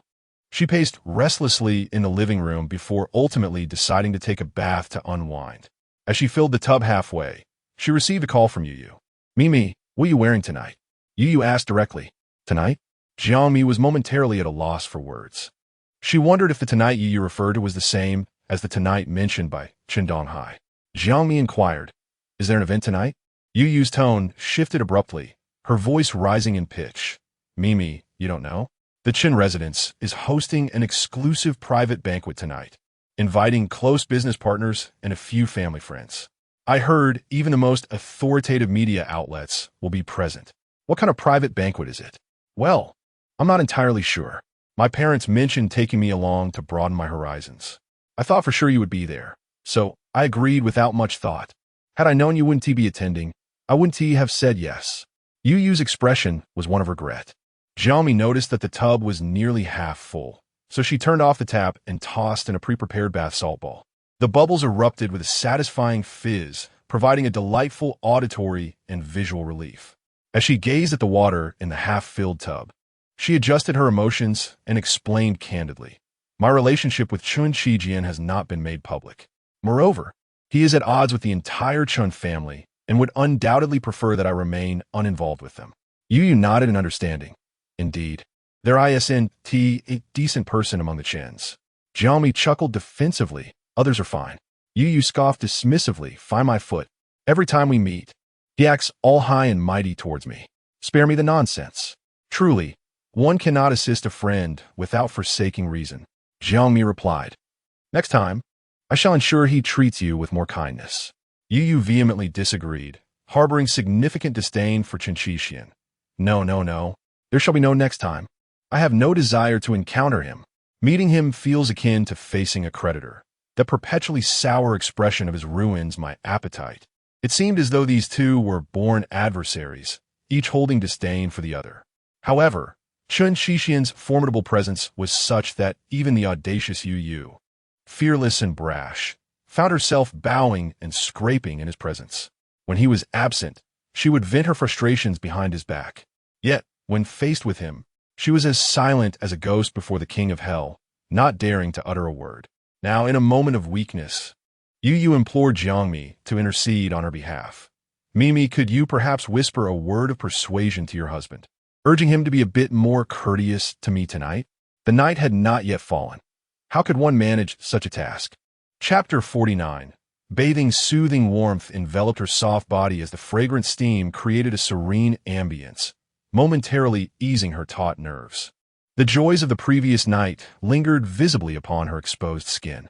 Alone at home, Jiang Mi lay on her back, gradually closing her eyes, unburdened by any concerns.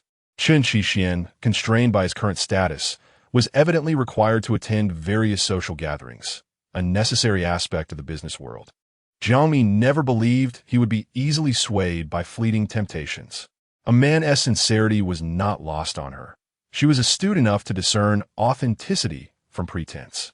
Thus, despite the myriad rumors surrounding him, as long as they did not originate from his own lips, she could effortlessly turn a blind eye. Her trust in Chen Xixian was unwavering, for she alone knew the depths of his actions. Her mind was filled with the image of Chen Xixian's face from the age of 8, gradually shedding its boyish innocence for a more mature visage. 20 years flashed by in an instant. The gilded passage of time, even if reduced to ashes in memory, had indelibly imprinted itself upon her heart, becoming a medal of honor and an eternal mark of devotion, cherished and remembered for a lifetime. Suddenly, her phone vibrated twice, sending a shiver through her senses. It was a video call invitation from Chen Xixian. Glancing at her current state, she instinctively pressed the decline button. Mia, not convenient for video call. Is something wrong? 77 seconds later. Why isn't it convenient? 77 followed up. What are you doing? Mia. Taking a bath. 77. Isn't that quite convenient? Disregarding her response, Chen Xixian issued another invitation. Unable to resist him, Jiang Mi sighed, her cheeks flushed, and reluctantly accepted the call. The steam had reddened her complexion, rendering her face a soft, luminous glow, both clear and striking. If there existed a zenith of innocent allure, it would surely be Jiang Mi holding her phone. She aimed the camera to capture only her neck and above. She was untroubled by the thought of anyone else being with Chen Xixian. Otherwise, he would not be so insistent on the video call. He was, after all, a man of unmistakable jealousy, often casting sidelong glances at her whenever she revealed even a hint of shoulder or leg. Though he would suppress his words for the sake of appearances, the discomfort would gnaw at him internally. On several occasions, when Jiang Mi had inadvertently exposed too much, she found herself marked by his fervent kisses, leaving traces of their shared intimacy. He had his ways of asserting his desires, and with time, she learned to be more cautious. As she observed Jiang Mi's flushed visage, Chen Xixian's Adam's apple bobbed conspicuously, revealing his unrestrained yearning for her. How could she think of bathing in the afternoon? He stared intently into her eyes, his voice gravelly as he inquired. Jiang Mi averted her gaze momentarily, feeling the heat radiating from him as if he were about to consume her whole. His possessiveness was glaringly evident. Jiang Mi casually remarked, "I'm a bit tired. I just want to relax in a bath." Chen Xixian's expression darkened.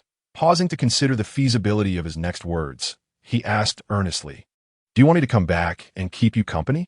Jiang Mi, resigned, replied, "No, I'll be done soon." This man, it seemed, was perpetually preoccupied with how to take advantage of her. Jiang Mi was troubled, fearing that he might act boldly and propose even more outrageous demands. She inquired, "Do you need something from me?" Chen Xixian replied, "Nothing in particular. I just found a moment of free time to call you." Jiang Mi responded, "Oh, then I'll dry off and get dressed. Soaking too long makes the skin wrinkle." Chen Xixian nodded, casting a suggestive glance at Jiang Mi, his gaze akin to that of a predatory wolf. She would encounter this look every night they shared the same bed. He always appeared full of vitality. No matter how complex or challenging the day's work had been, once night fell, all burdens were cast aside, and his attention and thoughts revolved entirely around Jiang Mi. His exuberance was such that she often found herself pleading for mercy. His audacity and inventiveness resembled an addictive pursuit, leading to a myriad of playful antics as their encounters unfolded. The bathtub, of course, was not exempt from this fate. In many households, bathtubs eventually became mere decorations. Yet this particular one retained significant utility. One of Chen Xixian's greatest pleasures was the playful intimacy shared within its confines. For a considerable time, Jiang Mi refrained from indulging in the thought of a relaxing bath at home, for a soak would often last the better part of a day. Transitioning from the bathtub to the shower became a tiresome ritual. The exhilarating memories made her blush for hours upon recollection. Later, Yu discreetly educated Jiang Mi. explaining that many men's first lessons in such matters often came from the more risky amusements of certain nations, where indulgence in the carnal arts was a national pastime. One could easily deduce the bizarre practices that must ensue. While Yu spoke in jest, she herself, under the encouragement of several boyfriends, had found the subject quite thrilling. The private escapades were nothing short of exhilarating. She even audaciously claimed to Jiang Mi that scientific studies proved women's lustfulness surpassed that of men. At one point, she shared numerous videos with Jiang Mi on a cloud drive, suggesting she might benefit from a refresher course on matters of intimacy. Jiang Mi found herself conflicted about whether to indulge in these so-called educational materials. When Chen discovered this, he was infuriated and promptly changed her cloud drive password, accusing her of treachery for daring to sneak a glimpse at other men's indecent exploits. Chen Qixian's wrath was genuine, leading him to harbor a lasting disdain for Yu, thereafter offering her naught but cold shoulders. As for Jiang Mi, her fate was nothing short of tragic. She was utterly overwhelmed, reduced to a state of submission, even teetering on the brink of exhaustion. At that time, Jiang Mi was a novice in these matters, lacking any experience, and the two were inherently mismatched, requiring her considerable time to adjust to the circumstances. The painful journey from resistance to acceptance was one Chen Qixian could never truly comprehend. Fortunately, despite his desires, he exhibited a degree of care and respect for Jiang Mi. Yet, in the throes of passion, he occasionally lost sight of balance, inevitably causing her distress. Jiang Mi's video call seemed likely to linger indefinitely. Chen Qixian, in a playful manner, transformed into a little imp, asserting with an authoritative tone, "Place your phone on a stand. I want to see you." Jiang Mi exclaimed, "No way." The affection that Chen Qixian shows towards Jiang Mi is evident to all. In this matter, he is unwavering.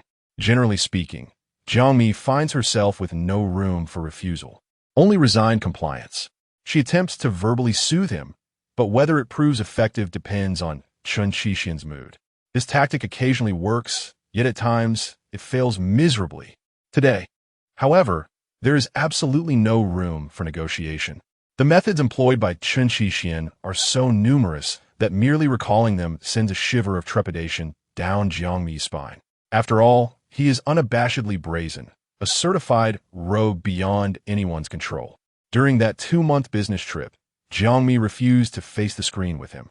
She is too bashful, unlike Chen Qixian, who often concocts schemes to put her in a difficult position. Chen Qixian's voice, now tinged with heavy breaths, is irresistibly seductive. "You promised me you would fulfill one request last time." Jiang Mi feels a wave of darkness envelop her when it comes to his desires. There is no room for failure. The corners of Chen Qixian's lips curl into a sly smile. "I demand that you redeem the reward now. Immediately, within 10 seconds. Chapter 50. A series of surprises. Jiang Mi concluded this bizarre bathing experience with a silent sob. She vowed never to engage in video calls with Chen Qixian again. Afterward, wrapped in a bathrobe, she rested for a considerable time on the sofa opposite the bathtub. Her head felt heavy, devoid of any capacity for contemplation. How could Chen Qixian compel her to do such a thing? Jiang Mi felt wronged. Her eyelashes dampened, and 2 streams of tears cascaded down her cheeks. Exhausted, she fell asleep without drying her hair. Her phone's battery had also drained, and she neglected to charge it immediately, leaving it on the stand, indifferent to its fate. Otherwise, who knows how many more tricks Chen Qixian would devise to torment her. On the other end, Chen Qixian, with his eyes closed, was not faring much better.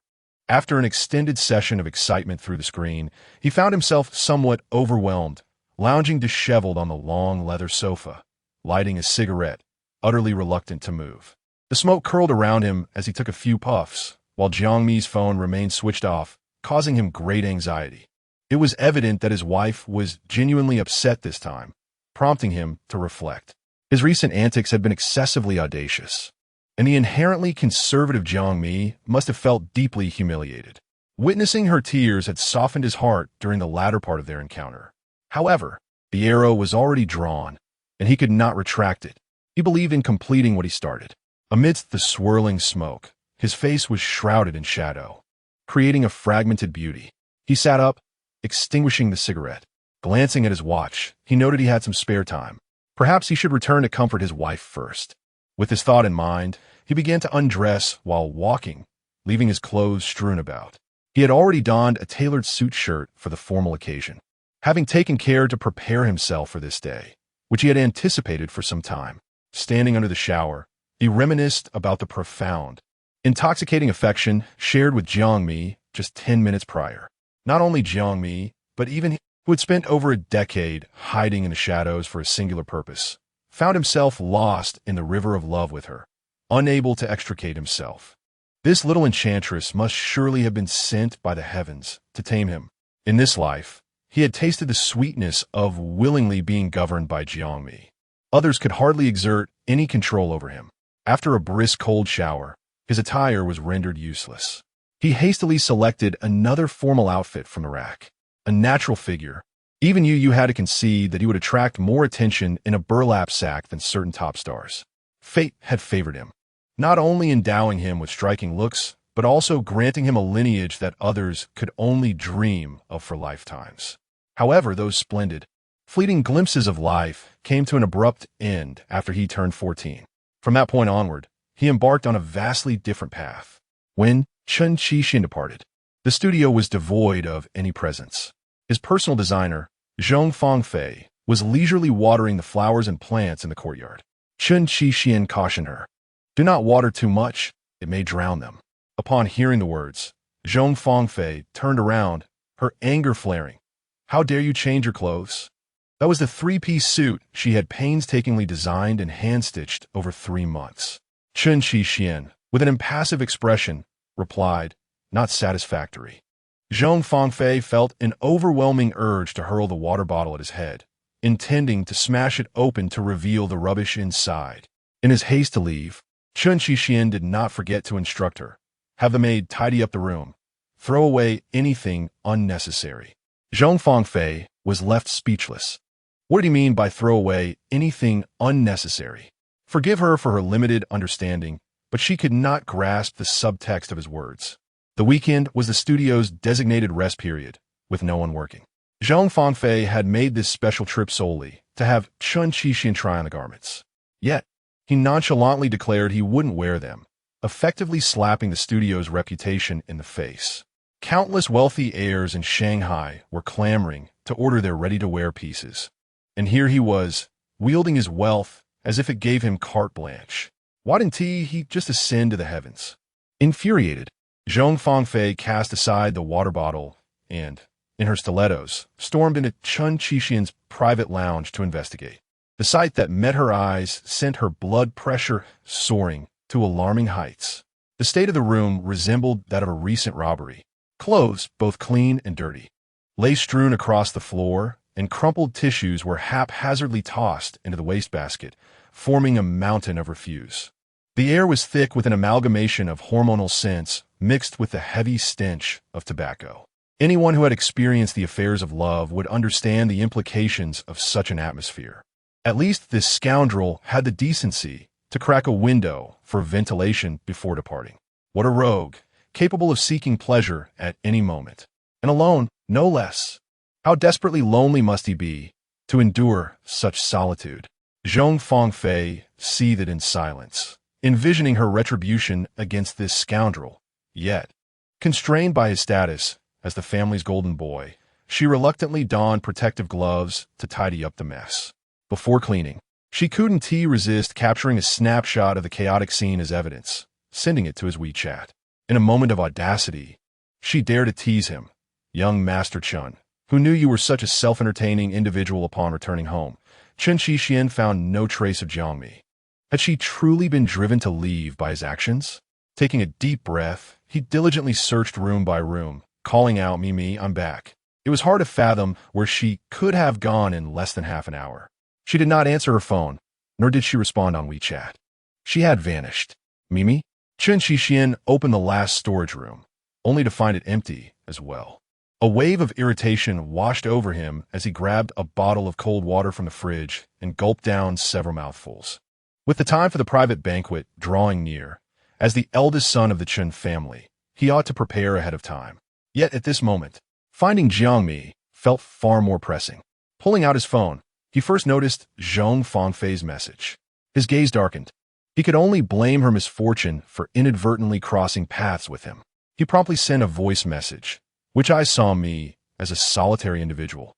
The design of the clothes is so unappealing. Clearly, he has diverted his attention to meddling in others' affairs. Zhong Fangfei nearly choked on her words. What a wretched man. Is this a manifestation of his unfulfilled desires? His words cut deeply, akin to daggers piercing the heart. Initially, she intended to tidy up the house and take his attire for dry cleaning, but it seems that is no longer necessary. He brought this upon himself. Were it not for the kindness shown to her by Aunt Renshine, Zhong Fangfei would have severed ties with this wretched man long ago, never to cross paths again. She exhaled a heavy sigh, rolling her eyes to the heavens. As she tidied up, she muttered and cursed, hoping that this wretched man would not give her further ammunition. For then he would surely have cause to lament. Jiang Mi's tire had been punctured by a nail, resulting in unstable tire pressure. She first headed to a nearby shop to have it repaired.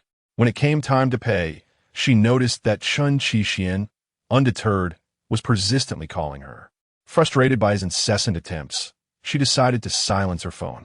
To her surprise, his determination lingered as he continued his relentless redials. Resigned, Jiang Mi answered, her face flushed with embarrassment. Before she could utter a word, he eagerly sought to confirm her presence. Mimi, no matter how angry you are with me, you mustn't make yourself unreachable, all right? His tone was so urgent that anyone unaware would think Jiang Mi had vanished from the world. I understand. Jiang Mi felt distressed. Each time she was only half irritated, Chen Qixian would interrupt her thoughts. He inquired, why aren't you at home? I'm getting my tire fixed. Where are you headed? To the office to retrieve some things. Everything appeared reasonable, and Chen Qixian did not ponder further, simply advising, enjoy your weekend and spend time with family. Don't dwell on work matters. It's not work-related. I'll explain later. Chapter 51. The Mysterious Package, although the company. Big Whale does not advocate the concept of overtime. Being a research-oriented industry, there are still some employees diligently occupied at their posts. Jiang Mi parked her car and coincidentally encountered Tan Mo, who was preparing to head home. Having heard of Jiang Mi's injuries on the day of the team-building event, Tan Mo, as the vice president, had already expressed his concern via WeChat. Upon meeting, they exchanged a few pleasantries. After a brief conversation, Jiang Mi ascended to retrieve her belongings. To be honest, she felt a twinge of anxiety, unable to comprehend the intention behind the message from an unfamiliar number. The message merely stated that someone had left her something at her workstation. This suggested that the item was rather mysterious and potentially significant. Jiang Mi's initial reaction upon reading the message was to disregard it. However, curiosity is an inexplicable force. Eventually, she succumbed to temptation and inquired within the group chat if any colleagues were at the office, specifically asking someone to check if there was an unopened package at her desk. A colleague sent her a photo, revealing a small cardboard box. Thus, Jiang Mi decided to come and investigate. This brought to mind the message from Chen Qi. If it was indeed from him, why use an unfamiliar number just to play a prank on her? As Jiang Mi speculated on various possibilities, the elevator swiftly ascended to her designated floor. The overhead lights illuminated brightly, and a few colleagues were still present. The company was functioning as usual. Although it was quiet, everyone was engrossed in their tasks. Jiang Mi's footsteps attracted the attention of several colleagues, to whom she nodded in acknowledgement, quickening her pace. The small cardboard box was prominently placed in the center of Jiang Mi's desk. She hesitated, contemplating whether to open it immediately or to take it home for later. Just then, the colleague who had responded in the group chat approached her to exchange pleasantries. Director Jiang, what did you buy that you rushed over to collect? Jiang Mi replied with a light smile, it's something sent to me by someone. The colleague nodded in understanding and then inquired, I heard you were injured during the team-building event. Are you all right? Jiang Mi replied, thank you for your concern. I've nearly recovered. The colleague raised the package in her hand. That's good to hear. I'll head home now. Goodbye. Jiang Mi waved her farewell. Once the colleague departed, Jiang Mi retrieved a utility knife from her pen holder and carefully sliced through the tape, sealing the box. The box felt somewhat heavy, and upon opening it, she discovered yet another box inside, adorned with an iPad advertisement. Who could have sent this to her? The outer box was pristine and devoid of any sender information. A parcel without a shipping label was indeed peculiar. It was evident that the sender wished to keep their identity a secret. Jiang Mi proceeded to unbox the tablet. Strangely, it was not entirely new. A distinct scratch marred the upper right corner of the device. She extracted the tablet and searched the box for any clues. The sender had left no notes or messages. Thus, it seemed that all the information the sender intended for Jiang Mi to see resided within this tablet. She pursed her lips and sat down, feeling a sense of disinterest wash over her. With a mere tap on the screen, it unlocked effortlessly without even shutting down. The device contained only the pre-installed applications. It was evident that the pertinent information lay within the photo gallery. Following the other party's lead, Jiang Mi opened it. Since she had been guided step by step to this point, whether it was a trap or a prank, Jiang Mi found herself with no other options or means of retreat. The album contained but a single video, lasting a full 2.5 minutes. The individual in the video was someone Jiang Mi knew all too well. She did not finish watching the video. She was uncertain how she felt as she left her workstation. Locking the iPad away in her drawer marked the first time she had ever secured it since starting her job. The shock that the video's content instilled in her was comparable to the moment when Chen proposed to her in the church years ago. However, this was an entirely different matter. It was so absurd that it felt like a dream. Jiang Mi's mind was a tumultuous whirlpool, and she felt as though she were plummeting into an abyss. The already slender figure swayed precariously as she walked, the scenes before her appearing hazy. Eventually, she mustered her resolve and made her way to the security office. Inside, Jiang Mi waited for them to review the surveillance footage from the past few days, stressing that a package had been left at her workstation by an unknown individual. Fortunately, the security captain was present. After hearing Jiang Mi's explanation, he assured her that he would promptly identify the person who had left the package. The situation soon clarified itself. The parcel had been delivered to her workstation on Friday. The receptionist, Alice, aware that Jiang Mi was recuperating at home, had asked an assistant from the research department, Xiao, who had come to visit on behalf of the company that day, to place it on her desk. At the time, the package bore a small note indicating it was for Jiang Mi. The note's adhesive was insufficient, and it fell to the floor, later discarded by a cleaning lady. The surveillance footage depicted events with an almost flawless precision. The security captain, displaying keen vigilance, dutifully suggested to Jiang Mi, "Supervisor Jiang, the surveillance can only reveal so much. For further details, I recommend inquiring with the courier and Alice about how the handover was conducted." Jiang Mi nodded in acknowledgement and expressed her gratitude. Just as she stepped outside, the security captain caught up with her, noticing her despondent demeanor and clearly troubled state, which heightened his concern for her welfare. Without needing to ask, it was apparent that the mysterious package had significantly impacted her psyche. "Supervisor Jiang, if you receive anything suspicious or potentially threatening, I advise you to consider reporting it to the authorities." Jiang Mi managed a faint smile, appreciating his kindness. "All right, I understand." Back in her car, she felt utterly drained. Who could have filmed that video? The person behind the camera was far more terrifying than the one who sent her the package. Or could it be the same individual? What was their intent? Was it merely to force her away from Chen? Jiang Mi was at a loss, unable to untangle any threads of understanding. If what transpired in the video was indeed true, it would surely qualify as a scandal of the year. Yet, she could not bring herself to believe it, not even a little. So what should she do next? Should she uncover the truth of the past, or confide in Chen? Jiang Mi perceived that the item sent to her by the other party was merely a transaction. It served as a reminder that her month-long grace period was nearing its end, and she would have to remove herself from Chen-Chi's vicinity. Should she contemplate any further tricks, the video she had seen would be made public. At that moment, it would not only be Chen who would suffer disgrace, but the entire Ren group would face imminent destruction. Jiang Mi felt a profound sense of confusion. She could hardly believe that the video had been recorded by Chen Donghai. After all, the downfall of Ren group would yield him no benefits whatsoever, unless, of course, he harbored a mindset of mutual destruction, orchestrating such a scheme. It was utterly terrifying. Distracted, Jiang Mi started her car, determined to return home as swiftly as possible. However, after just passing 2 traffic lights, an accident occurred. It seemed that she had collided with someone. Chapter 52. The accident. In a moment of sheer panic, Jiang Mi instinctively slammed on the brakes. Yet, it was too late. The courier fell to the ground with a thud, a cascade of packages scattering across the pavement.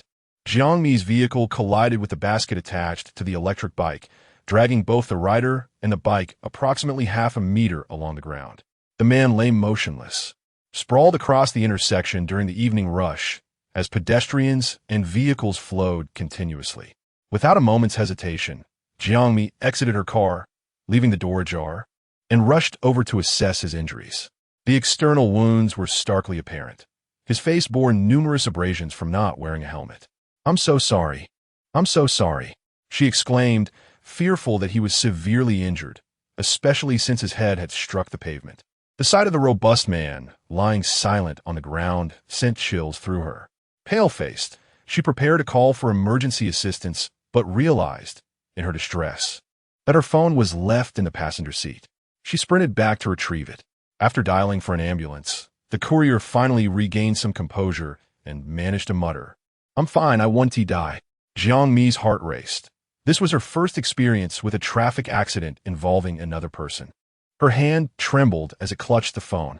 Yet, upon hearing his reassuring words, she felt a slight sense of calm wash over her. Unable to articulate anything more, she fervently prayed, "The ambulance will arrive shortly. You must be all right." Within 10 minutes, both the police and the ambulance arrived. In such a situation, one truly cannot manage alone. Jiang Mi's phone rang. It was Yu calling. Without waiting for her to speak, Yu, noticing the commotion on Jiang Mi's end, urgently inquired, "Mimi, why is it so chaotic over there? Is it an ambulance? Something has happened here." Jiang Mi struggled to conceal the tremor in her voice, her entire body feeling weak, as if she might collapse at any moment. "Where are you? What happened? Tell me quickly. I'll come right over," Yu insisted. When Yu and her brother Chen arrived at the hospital, Jiang Mi was anxiously awaiting outside the emergency room. Within less than half an hour, it felt as though an eternity had passed. Her legs grew numb from standing, and she silently prayed for the courier's well-being. At the accident scene, the police had already questioned Jiang Mi about the incident. She recounted the events truthfully. 4 officers had responded. 3 remained to handle the aftermath, while 1 accompanied Jiang Mi to the hospital to gather more details regarding the injuries for further processing. The other 3 quickly reviewed the surveillance footage, revealing that the courier had disregarded traffic regulations, recklessly making turns and running red lights, thereby taking full responsibility for the incident. This had left Jiang Mi with little time to react, resulting in the unfortunate injury. However, for Jiang Mi, the reality remained that she had indeed struck someone. Out of moral obligation, she could not absolve herself entirely of responsibility. She knew she could not shirk her duty, no matter the circumstances. When Chen arrived, Jiang Mi had her back turned to him. Yu, trailing behind, called out with the loudest voice, "Mimi." Turning around, Jiang Mi was momentarily taken aback by the trio's attire, which seemed entirely out of place in a hospital setting. A wave of guilt washed over her. She felt she had disrupted their plans. Chen tightened his jawline, uncertain whether it was due to the heat or urgency. As he hurried over, a thin sheen of sweat broke on his forehead. He loosened his tie, held his suit jacket in hand, and carelessly tossed it onto an empty chair. The moment he laid eyes on Jiang Mi, the heart that hung in suspense finally settled. Ignoring the presence of others, he pulled Jiang Mi into his embrace. Concern etched on his face as he asked, "Are you all right?" All of Jiang Mi's weight rested upon Chen. Having held on until now, she felt utterly drained, her head half leaning against his chest. After steadying her breath, her lips moved. "I'm fine. I just bumped into someone." Upon hearing this, Chen gently ran his fingers through her disheveled curls. Before they could exchange further words, a doctor emerged from the emergency room. The patient stated that he had no family present and inquired who would cover the expenses. Yu Qingdong stepped forward, declaring, "I will." The patient's injuries were not life-threatening. He had fractures in his right wrist and right kneecap, with varying degrees of abrasions on his skin. Chen Qixian listened intently, realizing that this was the mildest injury one could sustain in a traffic incident. Shortly thereafter, Zhang Xinyuan arrived. He was the only one in the company aware of Chen Qixian and Jiang Mi's relationship, and Chen Qixian entrusted him with the remaining matters. After the police recorded the general situation, they departed.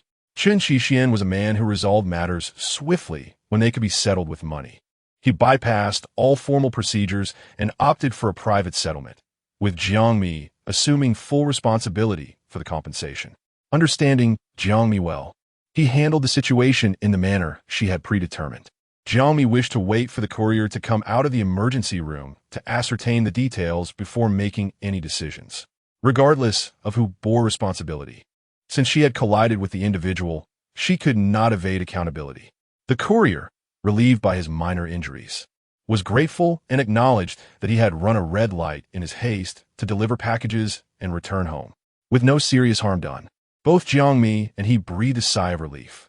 Jiang Mi reassured him that there was no need for concern, as she would cover his lost wages. Yu Yu remained by her side, providing moral support. Their negotiations progressed smoothly, and they eventually exited the four-person ward.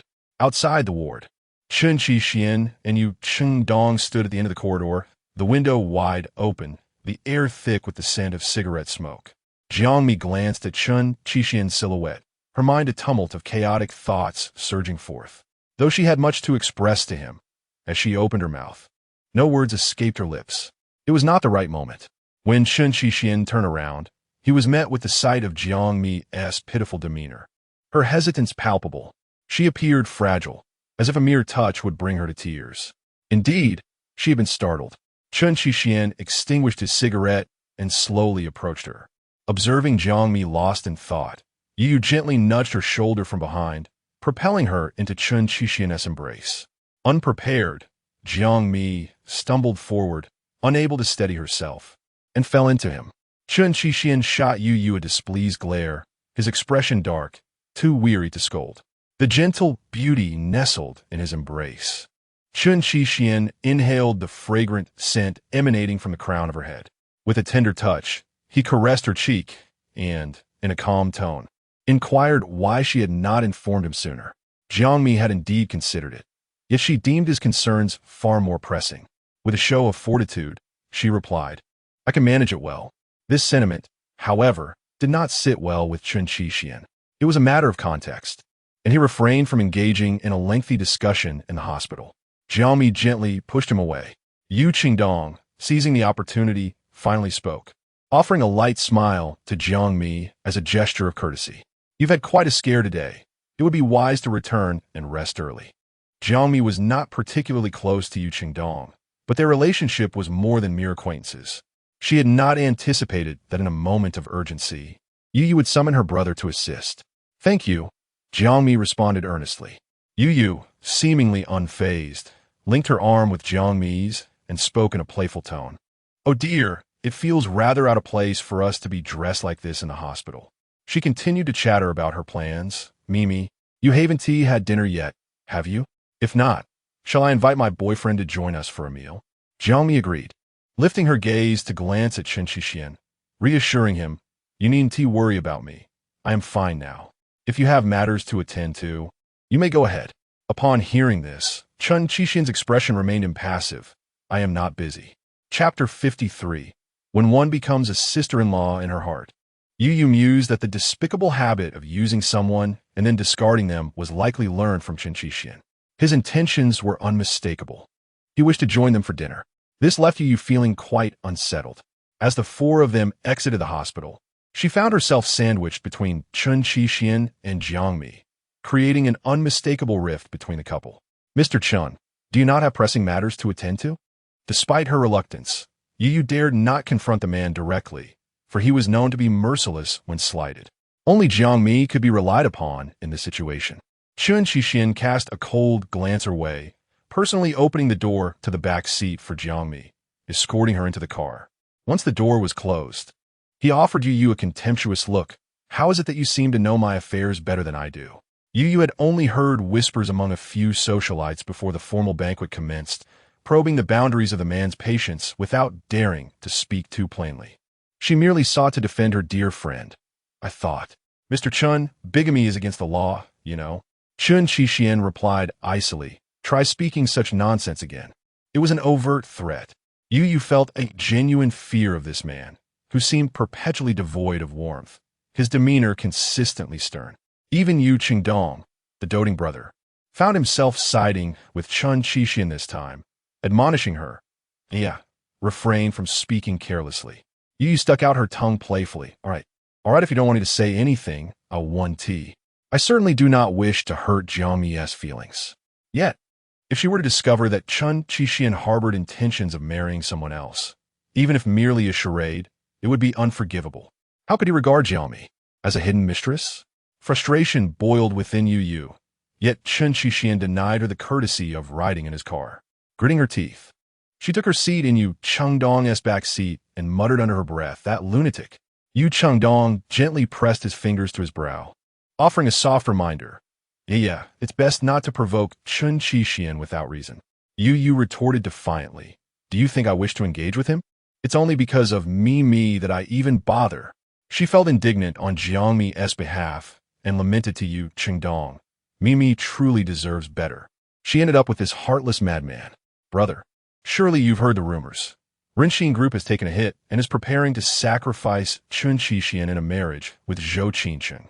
Her voice was laden with grievance. My Mi is so unfortunate, still blissfully unaware of it all.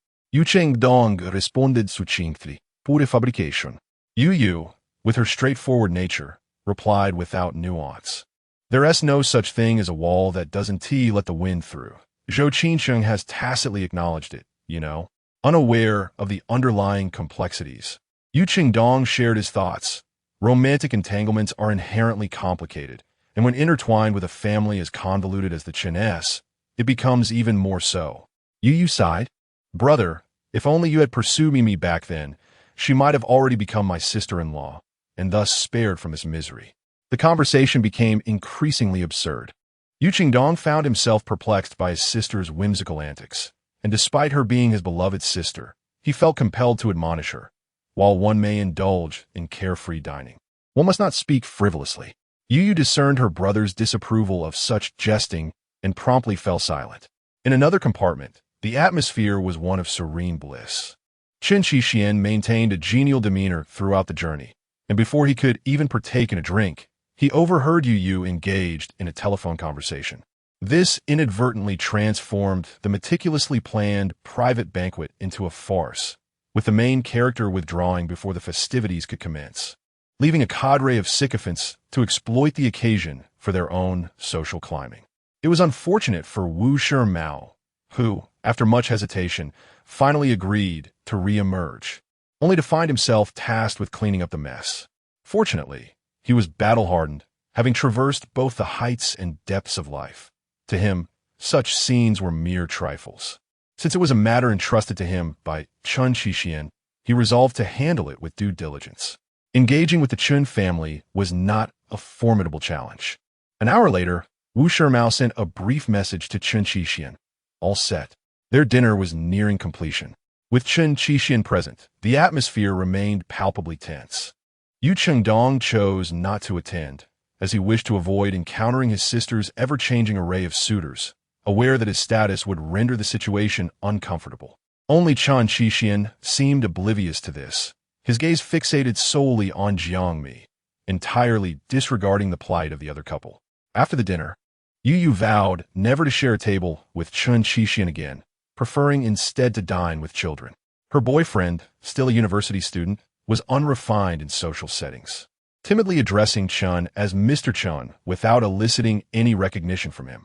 Indeed, within just a few days, Yu's boyfriend had shifted from mature, affluent demeanor to one bursting with youthful exuberance. Among men, there existed no type that she could not captivate. As they parted ways, Yu, unwilling to concede defeat, whispered to Jiang Mi, "You should really keep a close eye on your man. He possesses no social skills, no respect, and no awareness." A product devoid of any merits had thus emerged. Jiang Mi remained silent, but Chen Qixian, with keen ears, shot her a glance, and retorted. Then perhaps she should not come around anymore. After all, he was the one footing the bill. The adage about being soft when accepting favors seemed lost on Yu. Following this exchange, she pulled Jiang Mi into the car. Their dynamic was fraught with tension, leaving Jiang Mi caught in the middle. After some contemplation, she ventured a fair observation. Chen Xixian, why must you always be so harsh towards Yaya? She is a girl, and her dignity and self-esteem are of utmost importance. Chen Xixian countered, am I not entitled to dignity and self-respect merely because I am a man? Jiang Mi replied, she never said anything disparaging about you. Chen Xixian redirected the conversation back to Jiang Mi. You know better than I whether she spoke ill of me. Jiang Mi pressed on. Could you not show a little leniency? Her boyfriend is still present. Chen Xixian scoffed. Why should I show her any leniency? Does she require my permission? She seems quite adept at managing herself. After all, consistently harboring aspirations for you to play the role of her sister-in-law. What nonsensical exchange this had become. Jiang Mi felt a throbbing headache as he unearthed old grievances, reminiscent of ancient almanacs from a bygone era. If he possessed the audacity to continuously bring them up, he should at least do so with some discretion. Jiang Mi remained silent, yet Chen Qi persisted relentlessly. Just tell me, have you ever contemplated the notion of becoming the elder sister-in-law? Jiang Mi let out a soft chuckle, responding with an off-topic remark. Though I must point out, you are indeed the eldest in your family. Chapter 54. 2 decades of addiction. These words resonated deeply within Chen Xixian, bringing a gentle smile to his face. The city's nightscape flickered with neon lights, the downtown area ablaze with brilliance. As the weather turned cooler, the streets remained bustling with life past 10 o'clock at night. Nearby was Binjiang Avenue, a place for leisurely strolls, where one could enjoy music and drinks by the roadside, or simply gaze at the river, lost in thought while feeling the evening breeze. Jiang Mi's gaze lingered outside, her desire to step out and share her innermost thoughts with Chen Xixian growing stronger. Noticing her demeanor, Chen Xixian, without waiting for her to voice it, made a decision. Let us take a walk. He quickly found a nearby parking lot. Before exiting the car, Jiang Mi recalled that Chen Xixian's suit jacket had been left carelessly on the hospital chair, forgotten in their departure. He was always so dismissive of material possessions, treating them with the same disregard as one would discarded footwear. Jiang Mi felt a pang of reluctance at his nonchalant attitude towards wealth, believing that even with ample resources, one should not squander them so recklessly. Although he earned money easily and abundantly, it was still hard-won. In his position, countless eyes were ever watchful, scrutinizing every significant decision he made, fearing he might falter.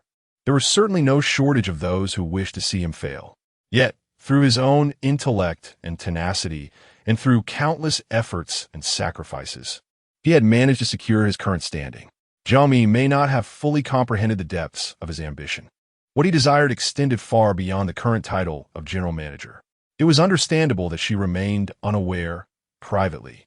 Chen Xixian could hardly confide in her about such burdensome matters. In her presence, he consistently portrayed an innocent demeanor, relishing moments of closeness, affection, and playful intimacy.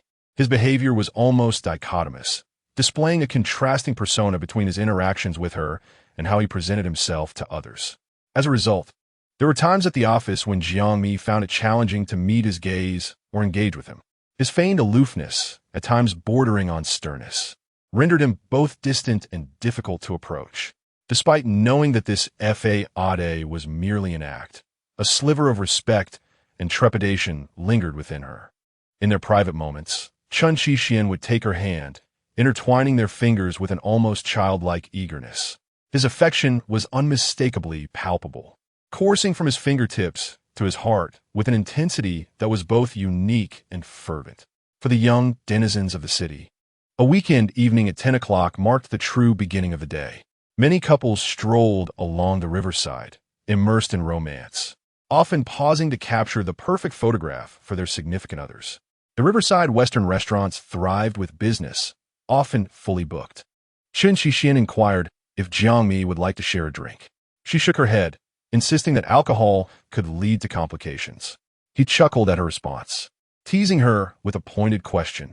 Complications in what? Jiang Mi's cheeks flushed crimson, aware of his mischievous implications. Chen Qixian playfully squeezed her delicate hand and asked again, "Come on, what complications?" His persistence transformed him back into that distant boy from the past, prompting Jiang Mi to reminisce about a shared memory between them. She slightly lifted the corners of her lips, her thick curls caught by the wind, floating gently, stirring one's heart and spirit. At least, Chen Qixian could not help but come to a halt. He cradled Jiang Mi's face with one hand, bowing his head to place a delicate kiss on her soft hair. How fragrant! The aroma enveloping her was so enchanting that it rendered one oblivious to everything else. Chen Qixian inhaled deeply, finding it eternally delightful. In total, he had been addicted for a full 20 years. Jiang Mi appeared wise and mature, yet in Chen Qixian's perception, she remained that bashful and innocent girl. The most arduous years for him were those 4 years when he lost all contact with her. In her life, there were more than just Chen Qixian vying for her affection. He was fully aware of all of them. However, he alone understood that none of them could capture Jiang Mi's heart. It seemed she had also been waiting and watching over him all along. Their union was entirely the result of mutual pursuit. Whenever Jiang Mi met his deeply affectionate gaze, she was always convinced that among the countless lovesick individuals in the world, there existed a pair like them. Reality was harsh, yet their bond was solely governed by love, not by wealth or interests. Chen Qixian was jolted back to reality when she called his name.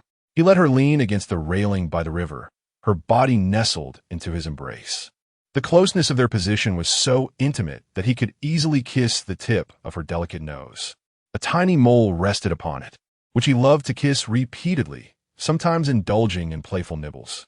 In that regard, it was quite exhilarating. He admitted that his possessiveness over Jiang Mi seemed to border on an obsessive attachment. He yearned to see her cry at his hands every day. "What's wrong?" Chen Qixian's gaze darkened as he held Jiang Mi's hands, raising them to his chest. He delighted in this playful flirtation, enjoying the way she shyly averted her gaze. Jiang Mi rarely threw tantrums. She often displayed a rational side. Perhaps influenced by her upbringing, her personality was remarkably independent, deeply afraid of being a burden to others. Even her attempts at being coy were filled with trepidation. Despite Chen Qixian's countless reassurances that it was perfectly natural for her to act out with him, she would not listen. Yet in certain matters, she bravely confronted her feelings. Perhaps she could not master the art of emotional control in a relationship, but she strived for mutual honesty and refused to let unresolved issues linger. For instance, I think I just heard something about bigamy. She bit her lip, as she seldom questioned Chen Qixian this way, unconsciously fiddling with the buttons of his shirt to ease the awkwardness. Chen Qixian raised an eyebrow, hearing her speak again. Her tone slightly smug, it was somewhat unlike her usual self. "What do you mean? Do you want to marry two wives?" Jiang Mi summoned her courage to voice her doubts. Her voice grew softer towards the end, as if it were swallowed by the wind. Chen Qixian focused on her face, noticing her eyelids flutter and her eyes glisten with emotion. Beneath the surface lay a love that was both yearning to be expressed and profoundly restrained. She exercises remarkable restraint over her emotions, fearing that any overt display might inadvertently complicate matters for Chen Qixian. Chen Qixian finds her coyness and her genuine little moods utterly endearing. With a smile, he lowered his head, yearning to kiss the adorable little mole on Jiang Mi's nose.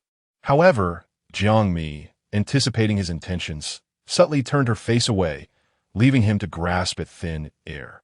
Yet he was not vexed. Just as he was about to exact a playful punishment, Jiang Mi preempted him, grasping the pristine collar of his shirt with a playful insistence. "Speak up," she urged, her tone charmingly teasing. "The woman I wish to marry, from childhood to now, is only you." He stifled his laughter, adopting a solemn demeanor.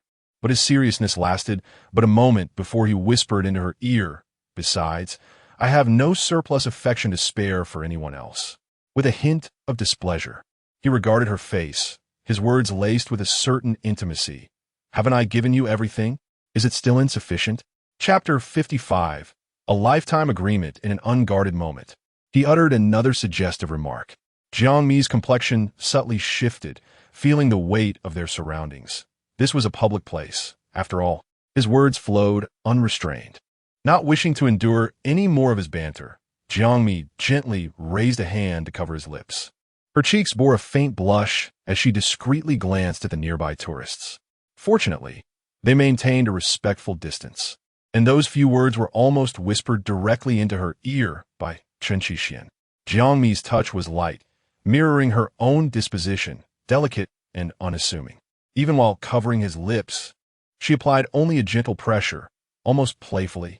Chen, emboldened, opened his mouth and playfully inserted a few fingers inside. Ah! The shock left Jiang Mi blushing furiously.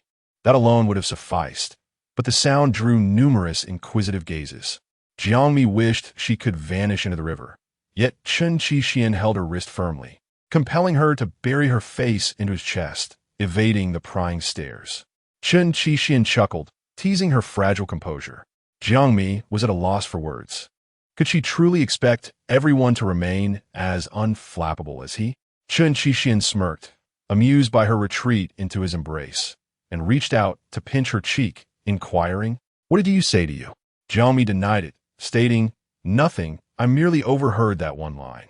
Chen clearly skeptical, remained vigilant, pressing further. "What about from others?" Jiang Mi fell silent for a moment, unable to respond. Chen patiently waited, hoping she would willingly divulge her thoughts. Gathering her thoughts, Jiang Mi gradually lifted her head, her eyes glistening, perhaps touched by the evening breeze by the river. There was an inexplicable allure about her. "I received a call from Chairman Chen," Jiang Mi expressed, believing that since they had decided to embark on the journey of marriage, honesty between them was paramount regarding significant matters. Secrets, if left to accumulate, could breed resentment over time. "Well, what did he say?" Chen Adam's apple bobbed, his alluring demeanor accentuated under the moonlight, his sharp features taking on an even more pronounced clarity. He possessed a countenance that seemed inherently unapproachable, as if etched with a warning for strangers to keep their distance. Yet, when speaking to Jiang Mi, his tone was measured and patient, imbued with a sense of cherished intimacy. He has relaxed his stance, no longer insisting I leave you, Jiang Mi said, tilting her head with a wry smile, devoid of any personal sentiment, simply stating the facts. She continued, "He allows me to be maintained while marrying someone else. Truly a remarkable arrangement." Chen scoffed. He likely believes that all men are as vile as he is. With that, he turned her head, refusing to let her hide away like an ostrich. Beneath the moon's gentle glow, they shared a profound gaze. Chen solemnly promised, Mi, there will never be another beside me in this lifetime." Jiang Mi gazed at him, nodding earnestly. Chen coaxing tone resonated. "Tomorrow, bring your household registration book, and we shall obtain the certificate." Previously, she had not perceived marriage as something that could be bound by mere documentation. As long as their hearts belonged to one another, everything else was inconsequential. Once proud and imperious, Chen never anticipated that a day would come when he would bow to societal norms. Yet, for the beloved lady, he found himself paralyzed by the fear of losing her. With each passing day without the formal bond of matrimony, his anxiety deepened, haunted by the specter of dreams unfulfilled. The turmoil surrounding him was exacerbated by the incessant disturbances from others, creating a cacophony that frayed his nerves. Jandu mi stood frozen, uncertain of the whereabouts of their household registration book. Was it at her hometown or elsewhere? This fleeting hesitation led Chen to misconstrue her true sentiments.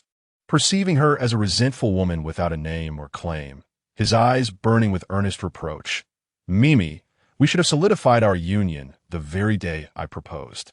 Jiang Mi had never contemplated remaining unwed and blurted out, "Of course it is." Chen responded, "Then grant me a title." He pressed forward, believing that only with a formal recognition could they shield their relationship from the prying eyes of others and prevent the weaving of malicious tales aimed at driving a wedge between them. "It seems the household register is not in my possession," Jiang Mi said, observing his skeptical expression. "I'll ask my mother." Just then, a drop of water fell on her, signaling the onset of rain. Glancing up at the sky, She noted the intensifying downpour as they made their way home. Upon returning, they each took a shower. Chen Qixian, quick in his movements, was well aware of Jiang Mi's leisurely pace, so he leaned against the headboard and placed a call to Wu Shimao. They briefly discussed the events of the private banquet, where Wu Shimiao's remarkable presence was undeniable. Even the influential Chen Donghai, known for his vast network and affluence, had to regard him with a modicum of respect. Once a legendary figure in Shanghai, Wu's retirement had not diminished his standing. He still commanded significant authority within the circle. This status symbolized his enduring influence, one that had not been easily shaken over the years. In the midst of their conversation, Jiang Mi's phone, charging on the bedside table, rang urgently with a designated video ringtone, a classic tune, Tian Mi. Having adored Teresa Tang's songs since her youth, Jiang Mi had set this as her ringtone for easy identification. Chen Qixian swung out of bed just as the sound of water ceased from the bathroom. He pushed the door open to find Jiang Mi, completely unclothed, hastily wrapping herself in a large towel. Upon hearing the noise, she scrambled to cover herself, terrified of Chen Qixian's scrutinizing gaze. Irritated, Chen Qixian thought it absurd that she treated him as if he were a ravenous beast.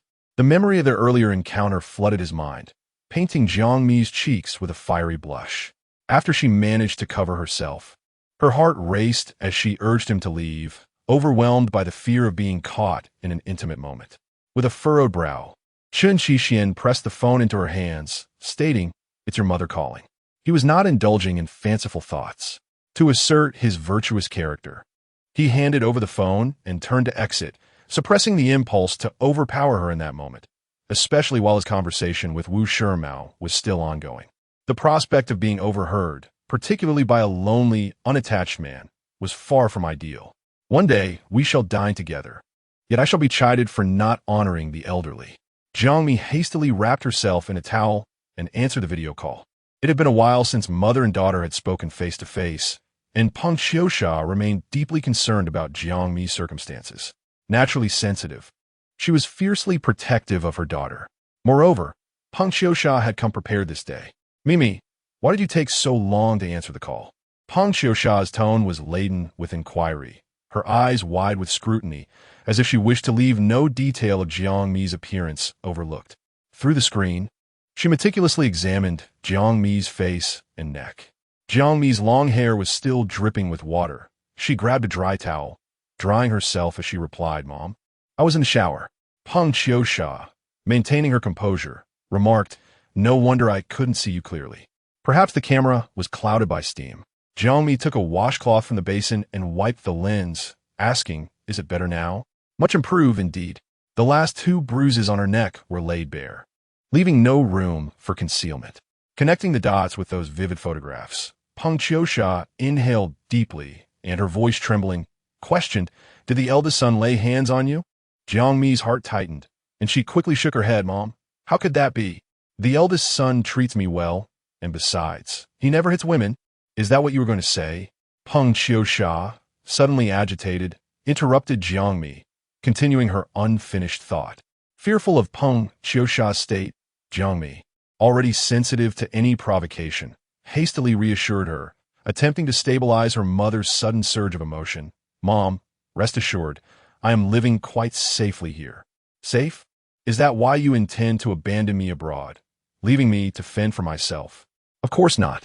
Mom, there are inherent advantages here. The eldest son has found the best." Peng Qiuxia interrupted, "Once more, Mimi, you have been deceived. He does not have your best interests at heart. He seeks to control me. You know nothing. You are utterly unaware. The eldest son, he holds leverage over me, and he uses it as a threat. I remember now. I remember everything." Chapter 56. Absorbing warmth. Jiang Mi found herself uncertain of the veracity of Peng Qiuxia's words. Yet she was certain that Peng had once again succumbed to a state of mental instability. Her emotions teetered on the brink of collapse. Jiang Mi realized that a direct confrontation would no longer suffice. In such extreme circumstances, reasoning fell short. The only course of action was to align with her thoughts, striving to stabilize her, lest in a moment of desperation she might inflict harm upon herself. The consequences were unthinkable. "Mother, could you please calm down for a moment?" Jiang Mi's voice softened, her tone soothing, like a gentle spring breeze. However, Peng Qiusha perceived her attempt to forcibly shift the topic and, caught off guard, burst into tears. Her sobs were heart-wrenching. Jiang Mi watched in agony, her heart aching with guilt. Why had she been so heartless as to send her mother to an unfamiliar place? Peng Qiusha's accusations, though delayed, arrived. "Mimi, you simply consider me a burden, conspiring with the eldest son to send me abroad, don't you? It's fine. I shall no longer be a burden to you." "How could that be? You are the most important person to me," Jiang Mi replied, feeling the weight of her mother's despair. As Peng spoke dejectedly, Jiang Mi was nearly overwhelmed with tears, yet she fought to swallow them back. She could not afford to show weakness. Compromise was her only option. "Mother, if you wish to return to the country, I will come to bring you back. All right? Or I could resign from my job to be by your side. How does that sound?" "Absolutely not. You all present one facade while harboring another behind my back. My life is a torment, a constant nightmare. You know nothing. You understand nothing. You have no idea what the eldest son uses to threaten me." Peng Qiusha cried out, her voice hoarse from emotion, and in her agitation, she inadvertently tumbled from the bed to the floor. Hearing the commotion, Aunt Tu hurriedly entered the room. "Oh, Qiusha, how did you fall to the ground?" Jiang Mi could only hear the noise.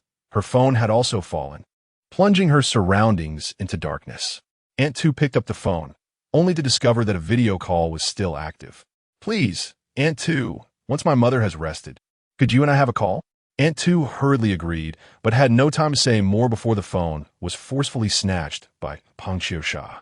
Her demeanor had shifted dramatically, losing the kindness she once possessed, now appearing grotesque and twisted. In Jiang Mi's memory, her mother had rarely raised her voice. Working in the Chen household, she had always maintained a calm and patient disposition, even after a long day of labor. Her strength was subtly woven into her stability, and her diligent nature earned her the admiration of Su Rinxin.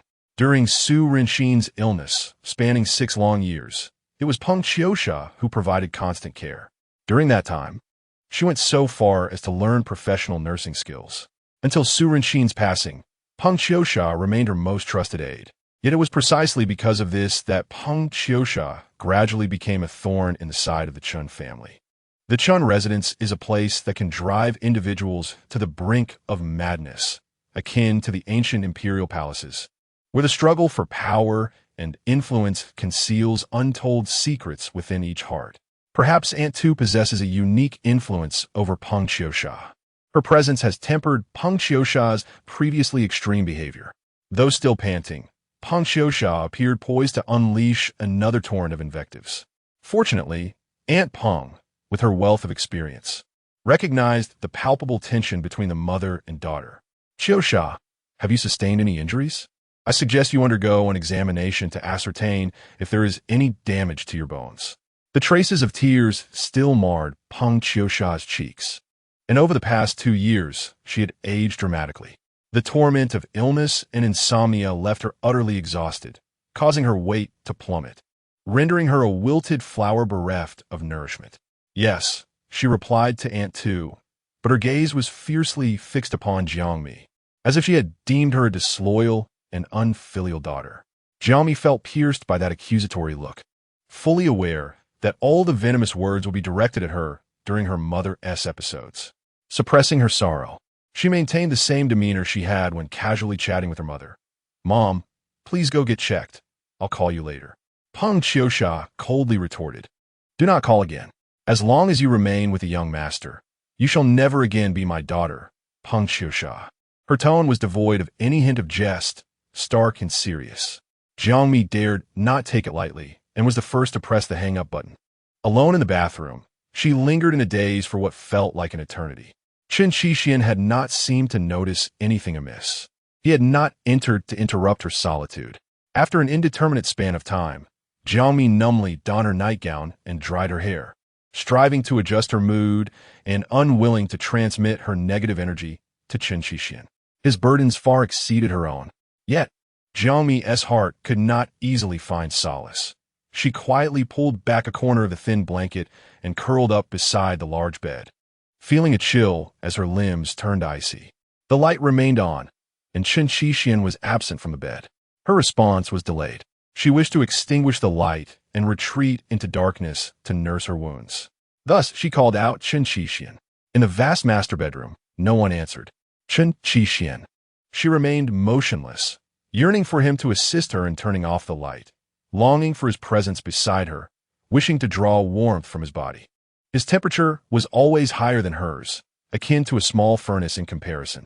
From the direction of the terrace door came the sound of gently rolling wheels, followed by the click of a lock. I went out for a smoke, Chen Qixian explained, his voice tinged with guilt. He was not a heavy smoker, usually refraining from indulging at home in the evenings, but occasionally he would sneak out to the balcony for a cigarette. Over time, he grew increasingly persistent, clinging to Jiang Mi without letting go. Did you call for me? His tone was laden with intentionality, imbued with a sultry timbre, deep and husky, reminiscent of the whispers he would share in her ear. Jiang Mi pulled back the blanket, opened her arms in a gesture that pleaded for an embrace. Her teeth trembled slightly, and her eyes and nose were reddened, resembling a lost rabbit, pitifully bullied by passers-by. Chen Qixian, I'm cold. She seldom shows vulnerability, whether in life or at work. When faced with challenges, she always relies on her own resourcefulness to overcome them until they are effortlessly resolved. In short, seeking assistance from Chen Qixian is never within her realm of consideration. She fears inconveniencing him or adding to his burdens. Tonight marks a first. Chen Qixian is stirred. He steps forward, bending down to catch a rare and precious embrace. Only upon holding her does he realize how visibly she trembles, her entire being quivering. With her eyes closed, she sniffs delicately, striving to suppress her tears. I wish to turn off the lights and sleep, Jiang Mi softly requests, her words imbued with a gentle understanding. All right, Chen Qixian replies, raising his hand to extinguish the light before guiding Jiang Mi to bed. Why are you still shaking? He inquires with a light-hearted laugh, though his face remains shrouded in darkness, devoid of any discernible expression. Jiang Mi, unable to see him, merely nestles closer into his embrace. Previously, you didn't tremble this intensely, Chen Qixian remarks, observing her curled, damp eyelashes while teasing her with playful banter, even as his demeanor remains chillingly stoic. Warm lips descend upon hers. He relishes in the darkness, silently watching Jiang Mi, doing nothing but kissing her eyelids.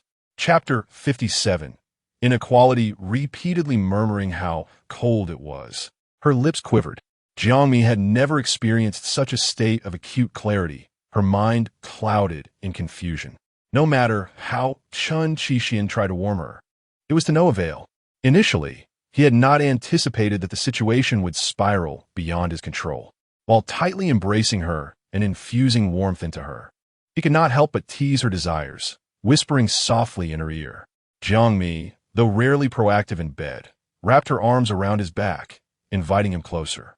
Chen Qixian thought he misheard her. The sultry timbre of her voice reverberated in his ears, each note striking heavily upon her heart.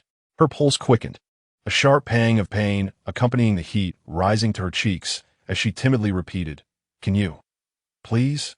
With such words, her body ignited with warmth. For the first time, she harbored the longing to be fervently desired by Chen Qixian, to sweat profusely, to experience the intoxicating sensation of being blissfully lost without the influence of alcohol. Chen Qixian appeared to ponder her suggestion, but Jiang Mi was more eager than he. Don't you want to? Why the hesitation? In the past, he had never required her invitation. He was always the more assertive one, often described as impatient. In the prime of their youth, he could scarcely endure restraint. When his self-control met Jiang Mi, it was as if he had encountered his nemesis. Not only did it fail to prevail, but he found himself succumbing with surprising ease. Jiang Mi, sensing his indifference to her allure, began to doubt her charm in his eyes. He was eloquent, never hesitating to praise her, and sometimes she foolishly believed his flattery. Yet now, faced with unexpected resistance, she felt utterly helpless. Her grip tightened, the smooth fabric of her nightgown delicately caressing Chen Qixian's skin, leaving him feeling unsteady. Jiang Mi let out soft whimpers, playfully coaxing him further. Chen Qixian. She called out his name, her voice faint, magnifying her feelings of injustice in the darkness. Hearing her, Chen Qixian's ears flushed with warmth, his heart softened immensely. "Call me husband," she implored, obediently yielding to him. Chen Qixian took her hand, guiding her fingertips meaningfully to the edge of his underwear. The intentions were clear to all. Closing her eyes, Jiang Mi awkwardly attempted to remove his undergarments. One of her legs, lying sideways, instinctively rested upon his. A soft gasp followed, a sound of pain escaping her lips. Chen Qixian, wary of being too reckless, realized that such abruptness would surely cause her discomfort. He felt overwhelmed, particularly as he had not yet donned protection. Struggling to maintain restraint, he observed Jiang Mi's eagerness. Feeling a pang of guilt, he could not dampen her enthusiasm. Otherwise, he would never again have the chance to experience the pleasures of the night. Recently, Chen Qixian's mind had been in turmoil. In this very moment, he felt exhilarated yet compelled to temper his fervor. Excessive excitement is unwise. It may harm Jiang Mi, leading to irreparable consequences. Chen Qixian lowered his head, gently nudging Jiang Mi's cheek with his nose. Before kissing the tip of her nose, he inquired, "Is it any warmer?" Jiang Mi replied with a soft followed by a sigh, just as she teetered on the brink of slumber. The melody of sweet honey shattered the tranquility of the bedroom. The sudden jolt of music roused her from her drowsiness, as if awakening from a dream. Her eyes flew open, plunging her back into reality. She pushed against Chen Qixian's chest. He was relishing in his peaceful slumber. Unbothered by her gentle shove, he emitted a languorous aura, utterly disinclined to move. Jiang Mi found herself sprawled atop him, observing his half-awake demeanor. Resigned, she turned over to her side. The tune of Sweet Honey continued to resonate, like a bomb detonating within the confines of their room, its fuse crackling ominously. Time sped by in a blur. "Chen Qixian, you need to get up," Jiang Mi urged, reaching out to pull him. He lazily squinted at her, his expression inscrutable, revealing nothing of his satisfaction in the preceding stillness. "Step outside for a moment," Jiang Mi implored, lacking the time to elaborate. With her persistent tugging, Chen Qixian reluctantly extricated himself from the covers and got out of bed. His underwear hung loosely, caught at his thighs, carefree yet reckless, tender yet indifferent. Jiang Mi, noticing him adjusting his underwear as he made his way outside, finally felt at ease and connected the video call. "Mom," she greeted, her demeanor composed, though her hair appeared slightly disheveled, betraying the drowsiness of the hour before midnight, a true reflection of her daily life. "Have you checked? Are you hurt anywhere?" she inquired sweetly, the earlier ruckus seemingly forgotten. Peng Qiusha, calm and collected, had concealed her earlier anger, responding gently, "Don't worry, I'm not hurt." Jiang Mi exhaled in relief, grateful that matters had not worsened. Peng Qiusha continued, "Mimi, are you preparing to sleep? Did I disturb your rest?" "No, I only feel at ease knowing you're all right." "Good girl," Peng Qiusha smiled, though her expression quickly shifted to one of concern as she delicately remarked, "Mimi, you will listen to your mother and distance yourself from the young master. Want you?" Recognizing her mother's insistence on this matter, Jiang Mi understood that it was not a restoration of sanity, but rather a change in strategy. Contemplating her options, she preferred to avoid direct confrontation with Peng Qiusha. In light of her mother's fragile state, Jiang Mi had no choice but to acquiesce to her wishes. She feigned nonchalance and nodded in agreement. Peng Qiusha's vigilance exceeded Jiang Mi's expectations. During episodes of her condition, her nerves were exceedingly frayed. Her gaze bore an unfamiliar sharpness, like a dagger aimed at the heart of her counterpart. "Mimi, turn the camera around. You haven't deceived your mother, have you?" Chen Qixian had already complied with her request and was now waiting outside. Jiang Mi felt a pang of sorrow, yet could only comply with Peng Qiusha's demands. The camera panned 360 degrees, revealing no other presence in the bedroom. Still, Peng Qiusha remained uneasy, admonishing Jiang Mi, "Mimi, we are subordinates. While the young master belongs to a prestigious lineage, our statuses are vastly disparate, and forever unequal. Do not constantly entertain thoughts of obtaining unearned rewards, attempting to ascend the social ladder through mere beauty. Such methods are utterly shameless, you know? Jiang Mi numbly replied, I understand. Fortunately, his previous marriage proposal in the church holds no legal validity.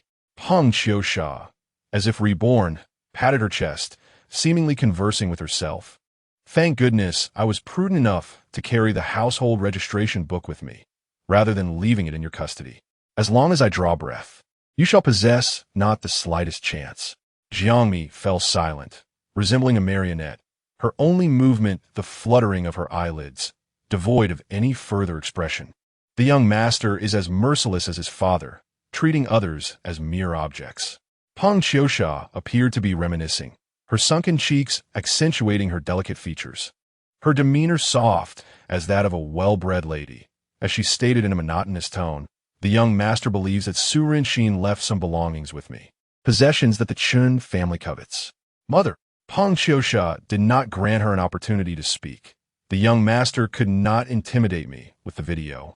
Knowing that my heart is most concerned for my daughter, he would resort to any means necessary to seize you first. Jiang Mi's ears buzzed as she grasped the crux of the matter. Peng Qiusha mentioned the video. Could it possibly be the very footage she had received but failed to finish watching? Chapter 58. The bitter taste of abandonment. The insinuation from Peng Qiusha suggested that the source of that video originated from Chen Qixian. However, no matter how much Jiang Mi pondered, she could not believe that Chen Qixian would stoop so low as to bring shame upon the mother he cherished above all else for his own selfish gains. This very reason compelled Jiang Mi to withhold the video's contents from Chen Qixian, knowing that its revelation would inevitably lead to a tempest of bloodshed. It was unclear when Peng Qiusha had succumbed to the manipulations of those with ulterior motives, or if she was haunted by the dark remnants of her past. Jiang Mi stared at the ceiling, her face as pale as a ghost, as a terrifying thought began to take root in her mind.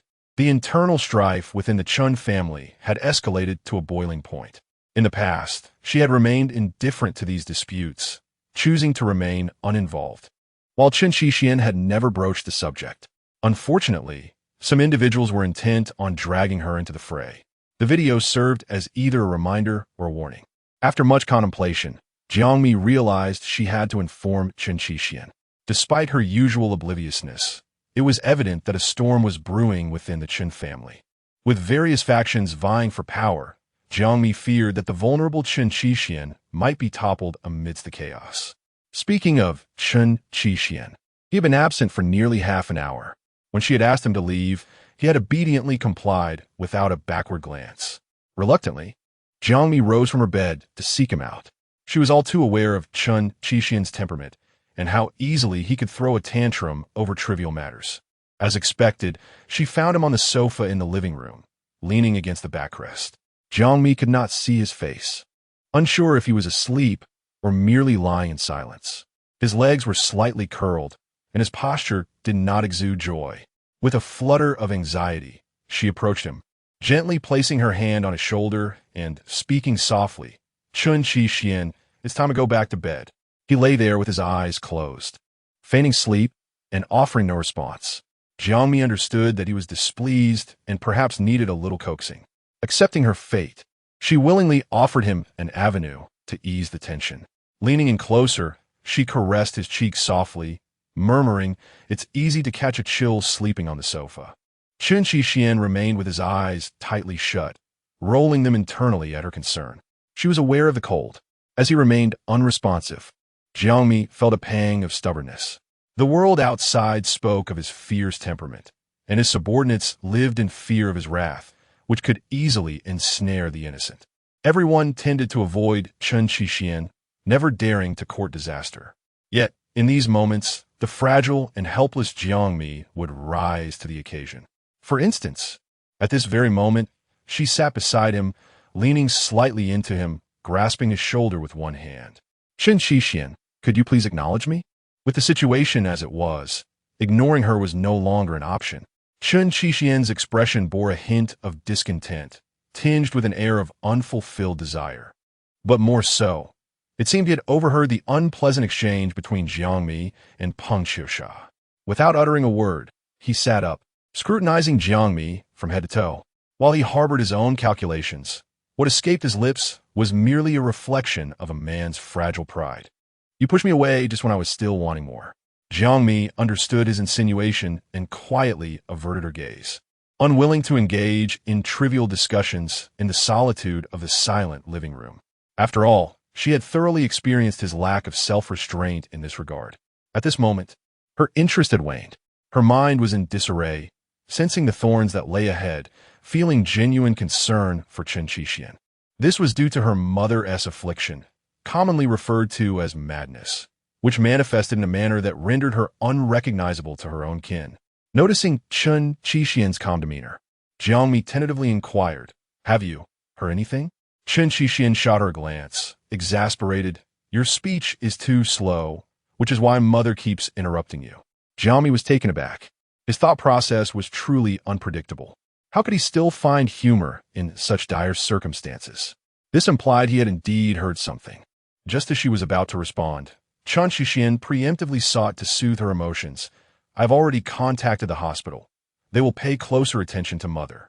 He spoke nonchalantly, refraining from divulging further details. Jiang Mi, still haunted by the situation, expressed her desire. "I wish to bring her closer."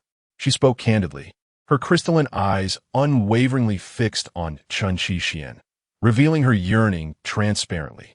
Chen Qixian understood. No one wished to be distanced from their loved ones. "Mimi, it is my failure that I did not care for Mother adequately." Jiang Mi shook her head. Her condition makes it exceedingly difficult to maintain long-term emotional stability. "This is neither your fault nor the doctor's."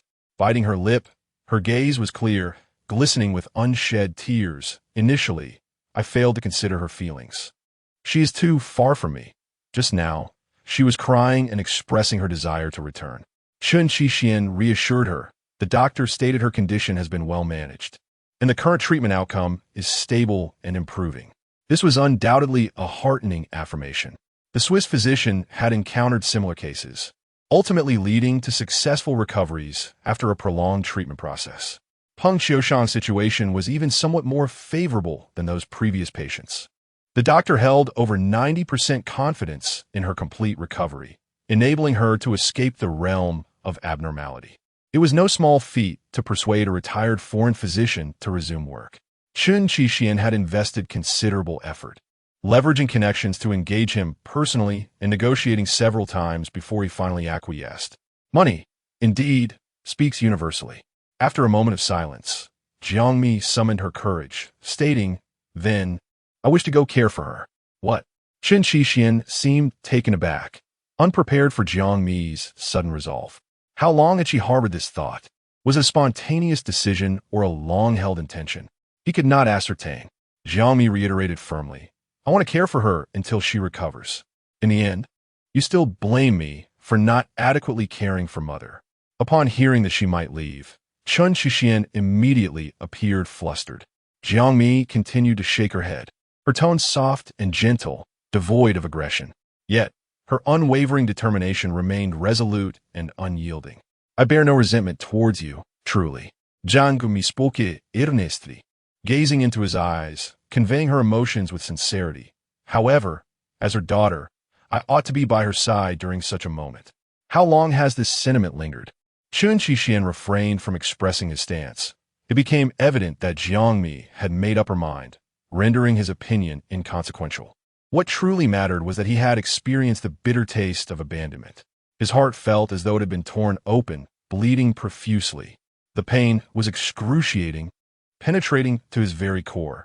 Yet not a single word escaped his lips. There had been no concrete plans, yet the desire had always been there. Jiang Mi was unwilling to utter falsehoods. Chen Qixian tugged at the corner of his mouth. "That day I brought you back to the country, you must have despised me, right? How could that be?"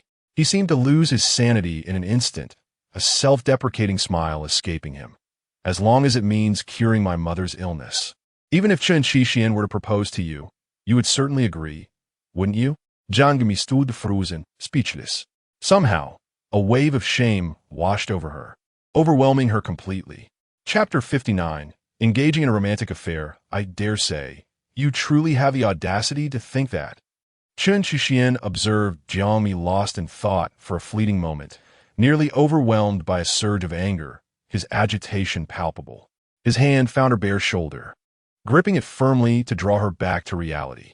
Jiang Mi's hands clenched into fists, her entire being tense.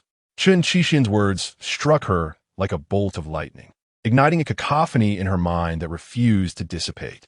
She had pondered this non-existent and utterly meaningless question for an extended period, until Chen Shixian's voice shattered her train of thought.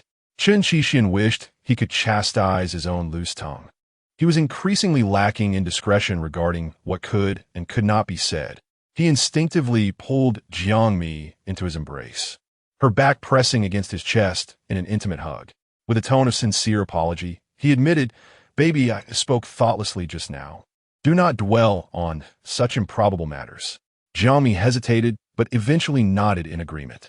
Chen Shixian planted a gentle kiss on her smooth neck, reassuring her. "I know you wouldn't tea. I am fully aware." His hands encircled her delicate waist, and under his playful coaxing, Jiang Mi found herself succumbing as he slid the thin straps off her shoulders, removing her nightgown, and they shared a moment on the sofa. Chen Shixian relished the natural progression of events. Jiang Mi was exceedingly compliant, reclining in his arms with soft, breathy sighs. The topic of traveling abroad remained unaddressed, as they decided to postpone such discussions until the following morning. The next day, Jiang Mi received a congratulatory call from Aunt Tu, sharing that Peng Qiuxia, under the doctor's guidance, had ceased exhibiting extreme behaviors.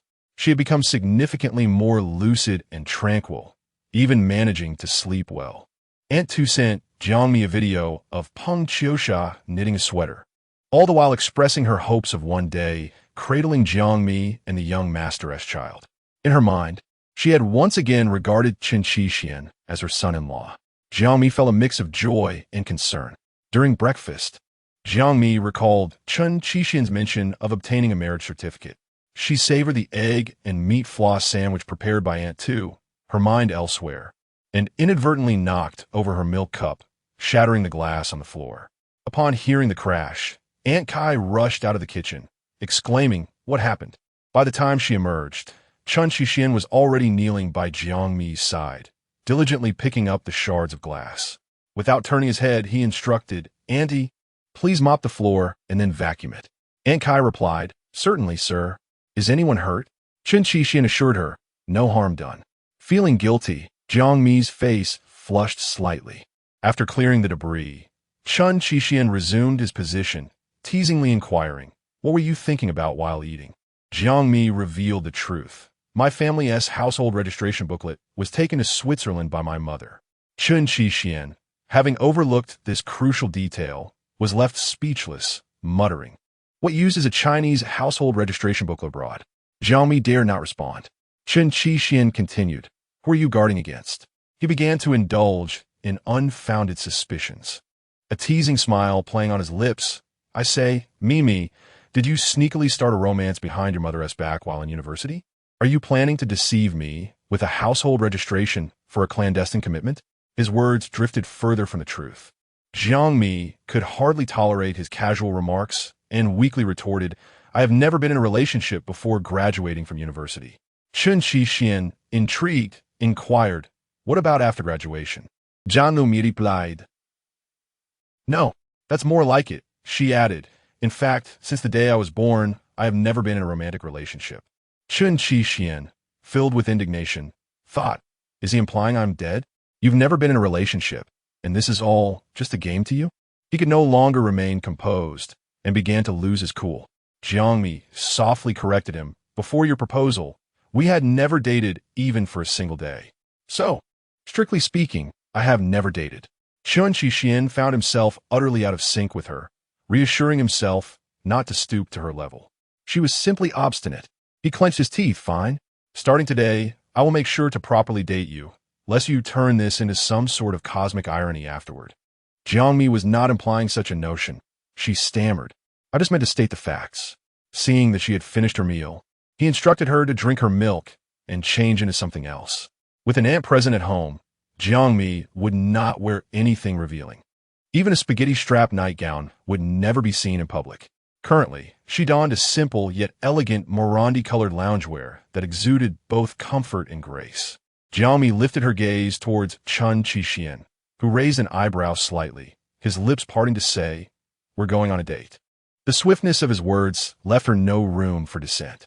He also requested that she bring along her work laptop, just in case he felt inspired, as a single day might not suffice.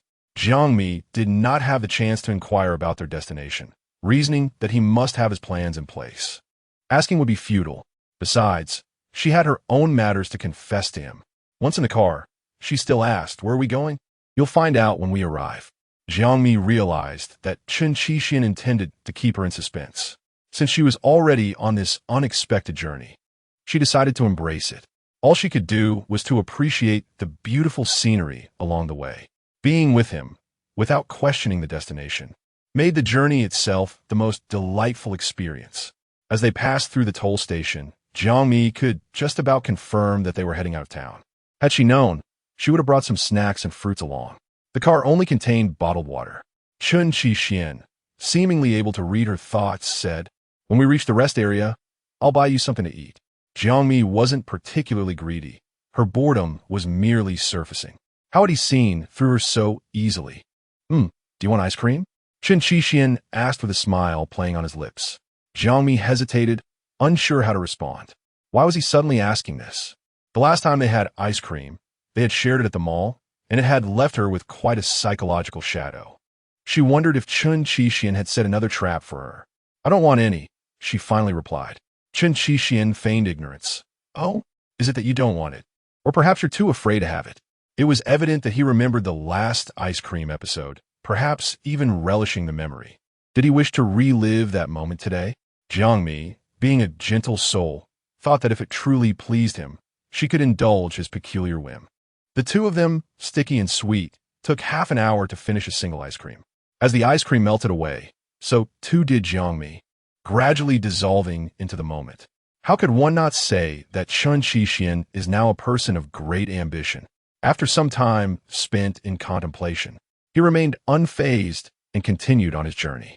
With haste and deliberate pace, winding through the narrow streets, Chen Qixian led Jiang Mi to a dilapidated little town. It was curious how he always seemed to discover such peculiar places. He must have been here before, well acquainted with the surroundings. The town streets were sparsely populated with vehicles and pedestrians, yet a mutton noodle shop bustled with life, thriving in business. Upon arriving, Chen Qixian turned to Jiang Mi and remarked, "There was a time when I hid in this town for 2 months." Jiang Mi was taken aback, pondering what circumstances had led him to such a humble existence. From the moment of his birth, he had been cloaked in luxury, starting from a pinnacle unattainable by others. In his affluent family, where everything imaginable was at his fingertips, only absolute freedom eluded him. Jiang Mi could hardly fathom what had driven him to such a dire situation.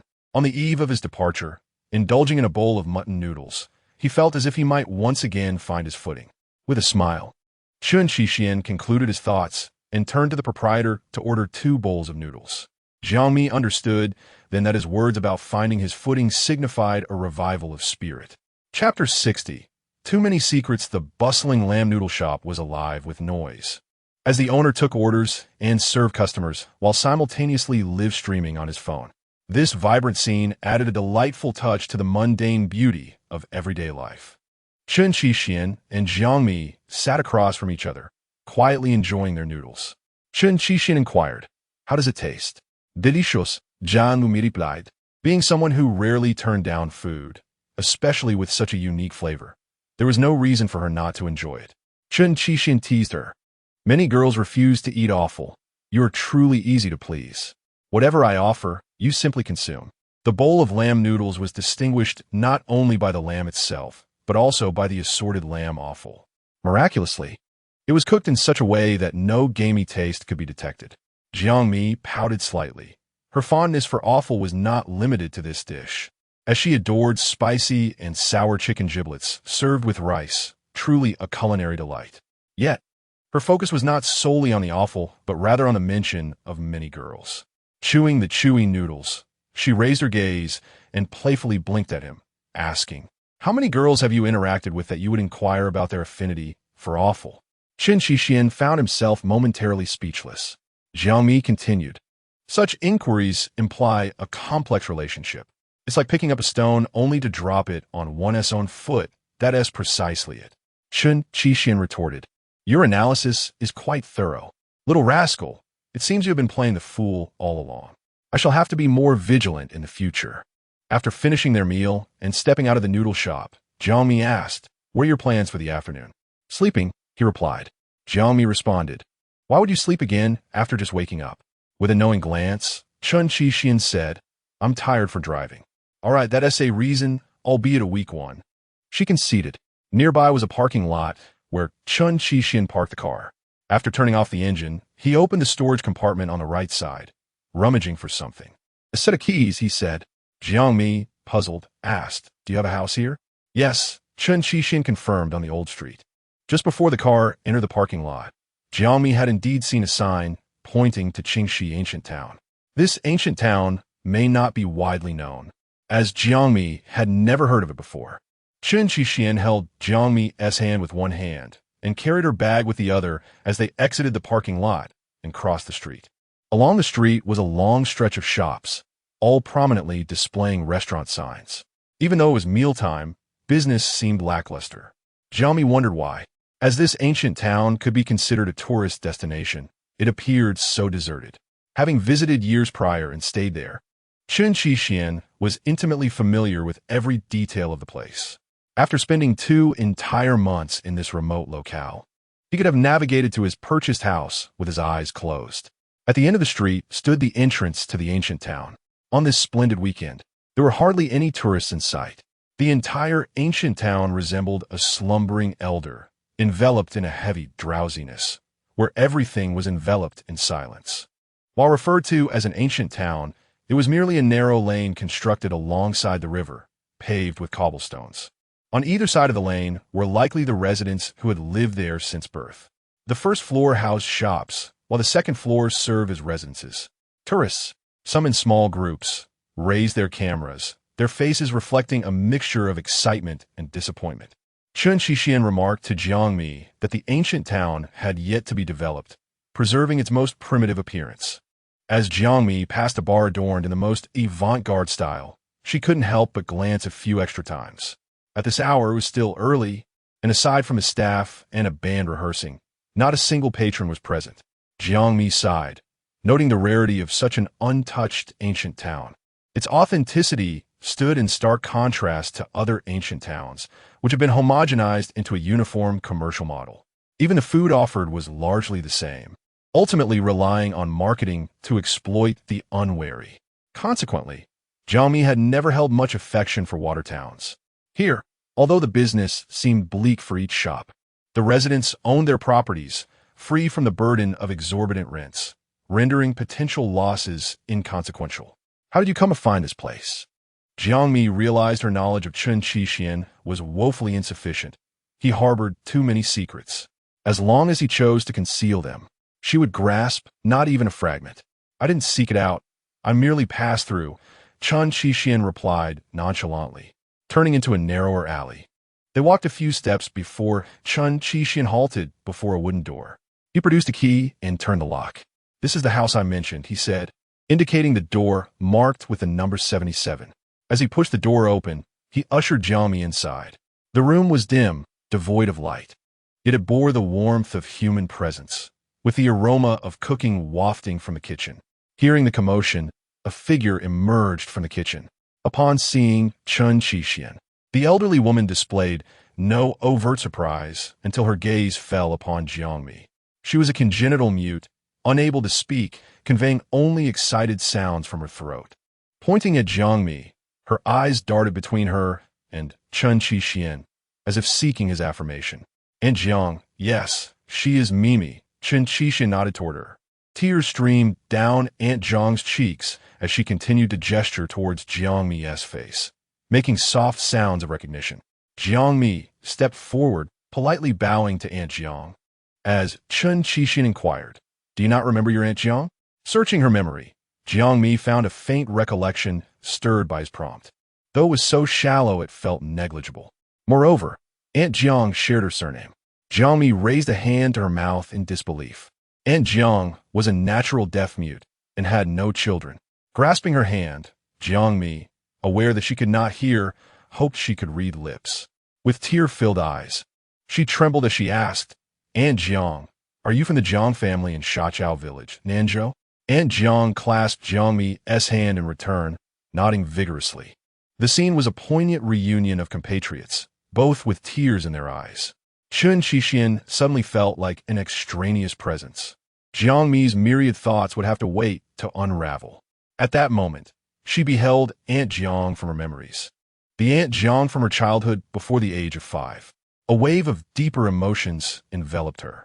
Jiang Mi embraced her, knowing that she had departed from the Jiang family residence and embarked on a more prosperous life. She felt genuine joy for Aunt Jiang. The pot on the stove was still simmering with a simple stir-fry of seasonal vegetables. Upon noticing the sudden arrival of Chen Qixian and Jiang Mi, Aunt Jiang insisted they join her for a meal. Jiang Mi shook her head, informing Aunt Jiang that they had already dined nearby on lamb noodles. To ease any discomfort Aunt Jiang might feel, she mentioned needing to use the restroom first. Chen Qixian had already set down Jiang Mi's bag, observing as she reconnected with Aunt Jiang, reminiscing about old times. He contemplated introducing Jiang Mi to the layout of the house. Unlike other establishments on the street, this home had not been converted for commercial use, hence its wooden door. From the outside, one could glean nothing of its interior.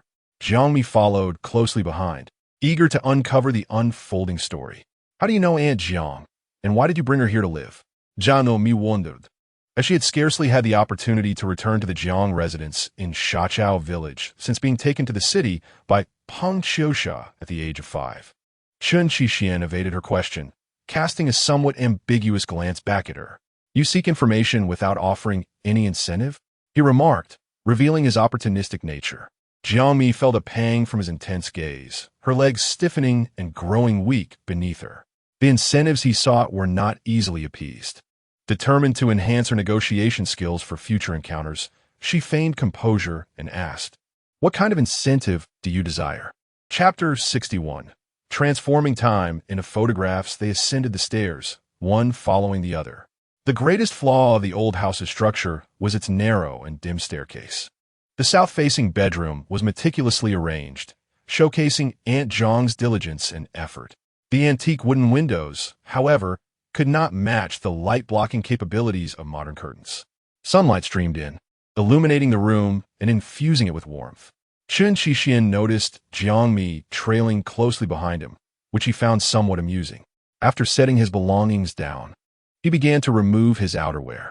Jiang Mi's expression dimmed. Did he truly need to be so direct? She cautioned him, It's getting cooler. You might catch a chill if you take off your coat. Chen Qixian regarded her as though she were foolish. Are you planning to bathe in your clothes? Jiang Mi's cheeks flushed with embarrassment, and she stepped forward to gently grasp his hand, preventing him from removing his t-shirt. It's only midday, why would you bathe now? Didn't we say we would sleep? Chen Qixian found this entirely reasonable. Jiang Mi attempted to negotiate. How about we don't sleep just yet? Aunt Jiang is still downstairs. Although she can't hear us, it would be quite impolite to disappear as soon as we enter the room. Unable to bring herself to act in such a manner, she continued to plead sweetly, Please, dear husband, can we delay? After her flirtatious appeal, Jiang Mi wrapped her arms around his waist, pressing her cheek against his chest. She would allow nothing to deter him from keeping his shirt on. Chen Qixian, amused by the changing expressions on Jiang Mi's face, was momentarily captivated. Yet, upon hearing her tender call, he felt a rush of warmth that clouded his mind, rendering him momentarily thoughtless. He gently cupped her face, gazing deeply into her shy, misty eyes for what felt like an eternity before finally lowering his head to bestow a kiss upon her nose. My dear, your husband is truly weary, he murmured, his voice low and husky, drifting like a dream. Jiang Mi, as if enchanted, suddenly realized her misunderstanding. The tension in the air ebbed and flowed. Avoiding his gaze, she awkwardly redirected the conversation. You should go wash up. I'll fetch you some pajamas from your wardrobe. Having hardly slept the night before and driven for over 4 hours today, Chen Qixian was indeed exhausted. Once on the bed, he extended an invitation to Jiang Mi. Would you care to join me? Just for a chat and some rest. Jiang Mi recognized his teasing tone. Feeling awkward, she replied, I think I'll go downstairs to check on Aunt Jiang. After all, her shyness urged her to engage in conversation with Aunt Jiang instead. Aunt Jiang had never been educated and could only write her own name. Jiang Mi, unfamiliar with sign language, found their communication somewhat challenging. Fortunately, she could grasp a few gestures from Aunt Jiang. Aunt Jiang indicated her height, suggesting that Jiang Mi had left the Jiang family home at a young age and would thereafter have no opportunity to see her again. She then pointed to Jiang Mi's face, likely implying that she had not changed much since childhood. Jiang Mi smiled knowingly, realizing why Aunt Jiang had recognized her at first glance. Understanding her sentiments, Aunt Jiang waved her hands dismissively, hurriedly rising from her chair. Jiang Mi, puzzled, stood up to follow her. Held down by Aunt Jiang, she was urged to remain calm. Subsequently, Aunt Jiang entered a room and emerged with an item in hand. She laid before Jiang Mi a hefty photo album. For an entire afternoon, Jiang Mi sat in the south-facing living room, perusing her life from the ages of 5 to 25. From the innocence of childhood to the dawning of adolescence, from youthful naivety to mature composure. 2 decades of her life were encapsulated in photographs, quietly resting within the album, inviting understanding. As Jiang Mi closed the album, a glimmer illuminated her eyes. It dawned on her that he had never truly departed. During the 4 years of his apparent indifference, Chen had been silently observing her from distance, capturing one solitary image after another of her lone figure on campus. Yet, she always walked with her head bowed, never once noticing his presence so near. Lost in contemplation and a pang of regret that felt beyond reach, she was abruptly interrupted by the ringing of her phone. Mimi, I ran into Manager Su today. He mentioned you were injured. Is it serious? The call was from Chen, whose casual concern always left Jiang Mi feeling disoriented. She replied coolly, I'm almost recovered. I just heard it was Chen Lin who did this. His words were laden with helplessness, yet he still took the initiative to express. I'd like to see you, to apologize in person. There is no need for your apology, Jiang Mi responded, her tone growing noticeably colder. Even as the fiancée of Chen, she would sever ties with the Chen family completely, let alone with others. To avoid them was her stance towards the Chen family. Graduating and entering the Jing was never part of Jiang Mi's plan. When she successfully passed her interview, she was unaware that Renxin Group was in the midst of acquisition discussions. Jiang Mi's probation period stretched for 6 months, and the actions of Renxin Group were swifter than anticipated, culminating in the acquisition during her probation. It was a decisive move, swiftly becoming a topic of discussion in the industry. Fearing his persistent pursuit, she added, Moreover, I am currently out of town. Chen tentatively inquired, Have you returned home? Jiang Mi had no desire to engage in idle chatter with him. Whether she spoke the truth seemed inconsequential. She responded vaguely, acknowledging his question. With Mr. Chen? Jiang Mi instinctively denied, I'm alone. She thought it best to maintain distance from Chen, especially during this tumultuous period, avoiding any complications for him.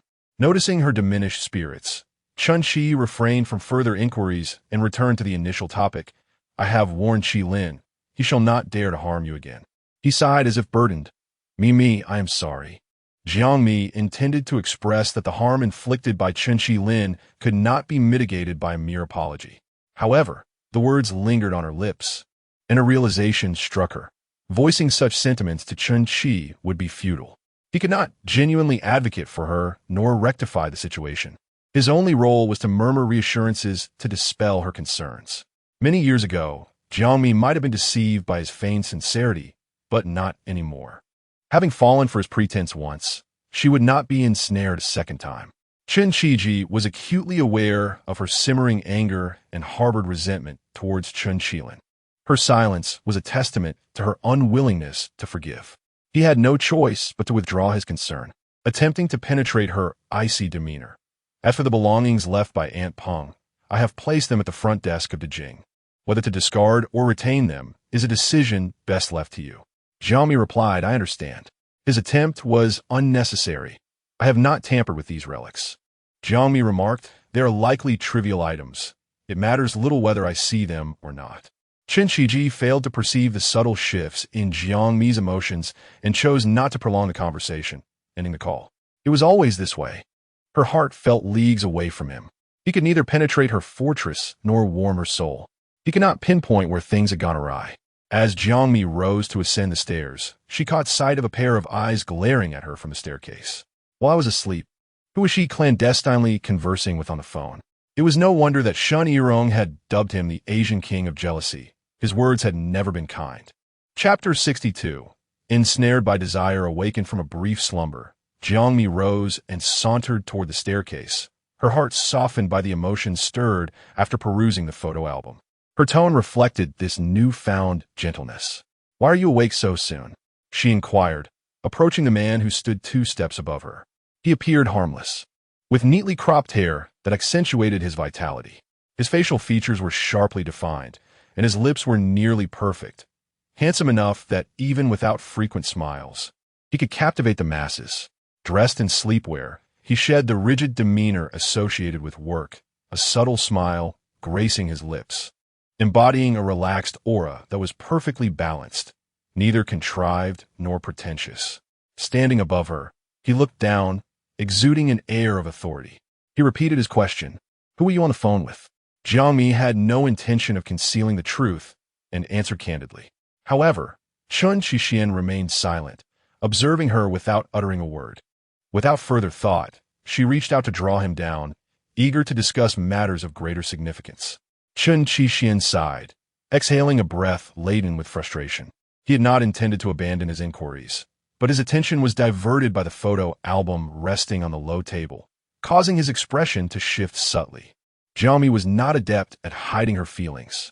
A hint of crimson flushed his cheeks, yet Jiang Mi chose not to confront this change, instead refraining from flipping through the pages before him. "I've already seen it," she stated, determined to feign indifference. Chen Shixian retorted, "What thoughts do you have?" Jiang Mi pondered whether she could candidly express her belief that his intentions were less than pure, that he had long harbored ulterior motives. Would such honesty bruise his pride? Concerned for his feelings, she chose a more tactful approach, saying, "It nearly made me cry." It seemed that the emphasis lay on the word nearly. He appeared rather unyielding, a slight grimace crossing his face. As she continued to speak softly, her head bowed in a posture of contrition, she resembled one seeking forgiveness. "I should not have said those things to you last time." Chen Shixian was puzzled. "What do you mean?" "I mean, you haven't contacted me in 4 years. Jiang Mi mumbled, her gaze filled with compassion and regret. "I understand that those years were difficult for you, and I empathize with your struggles. I meant no harm with my words." Her understanding nature was evident. It was no wonder that men often sought such gentle souls to marry. Chen Shixian recognized this truth, articulating the sentiments of countless men. Jiang Mi was like a delicate flower, calm and untroubled, exhibiting no faults except perhaps a hint of reticence. Regarding the 4 years of silence between them, Chen Shixian evidently preferred to avoid the topic. Jiang Mi respected his wishes. "I wish to go out for a stroll," she said, seizing the opportunity to discuss other matters with Chen Shixian. After changing his clothes and grabbing the keys, he stepped outside. They meandered aimlessly for a while, passing a crystal-clear stream.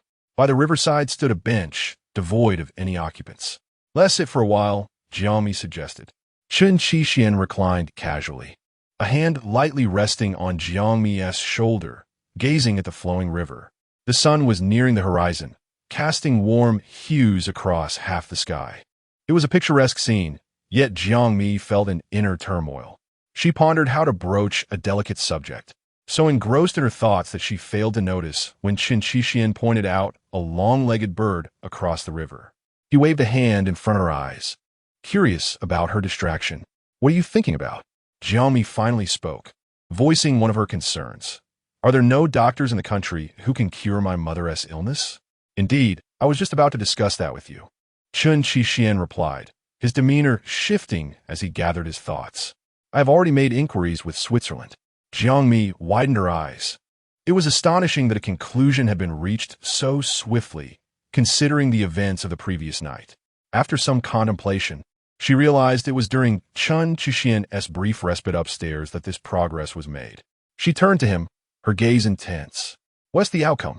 The most reasonable solution proposed was to bring her mother back to the country for treatment, accompanied by Stephen's student, Lawrence, and a translator, remaining until her mother's condition was resolved. This arrangement addressed both the treatment dilemma and spared Jiang Mi the anguish of choosing between distance from either Punkashasha or herself. It was, indeed, a perfect compromise, a solution that harmonized conflicting desires.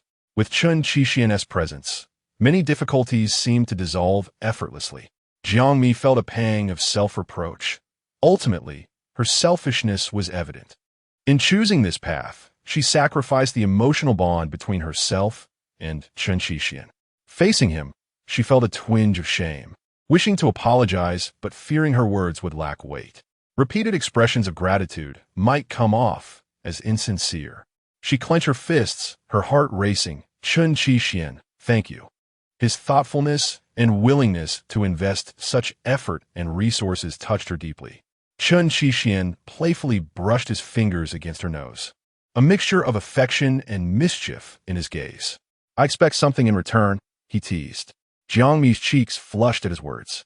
Ultimately, his infatuation seemed driven by mere desire. She found it hard to believe that such an unremarkable allure could hold his attention for long. Moreover, she saw nothing particularly special about herself. Chen Qixian, intent on teasing her, noticed her flustered reaction, relishing the sight. You understand what I mean, don't you? He suggested, his grip tightening around her delicate shoulder. Jiang Mi nudged him playfully with her elbow. I don't. Bring your ear closer. I'll tell you, he coaxed. Jiang Mi covered her ears, playfully declaring, I can't hear you. She was utterly endearing in her innocence. Chen Qixian was smitten by her soft, vulnerable demeanor, leaning in to nibble her earlobe. Jiang Mi felt uncomfortable with such public displays of affection, not accustomed to his fondness for spontaneous embraces and kisses, which left her feeling flustered. She instinctively recoiled, placing her hand against his chest, playfully pleading, Stop it. Her voice, soft and delicate, was like a gentle meow, sweetly echoing in the man's ears, akin to honey mixed with oil. Jiang Mi's demeanor, her attire, and even her traditional eyebrows exuded a gentle charm. The beauty of Jiang Nan depicted in the book resonates with an uncanny resemblance to her real-life persona, almost as if reflecting her essence. Yet what disturbance is this? Chen Qixian is indulging in unreasonable antics, while the world around them remains tranquil, devoid of any distractions. For him, it is the perfect confluence of time, place, and circumstance. Jiang Mi, playfully feigning annoyance, gently grasped his chin to prevent any further mischief. Chen Qixian blinked, a hint of frustration surfacing on his face. As if interrupted too soon, he yearned for more affection. Jiang Mi sighed, suggesting they could indulge in such moments later. Chen Qixian mirrored her sigh, feeling that his beloved no longer cherished him. Then, Jiang Mi asserted, I must address another matter, emphasizing the significance of her words. Pay close attention, for it is of utmost importance. Chapter 63.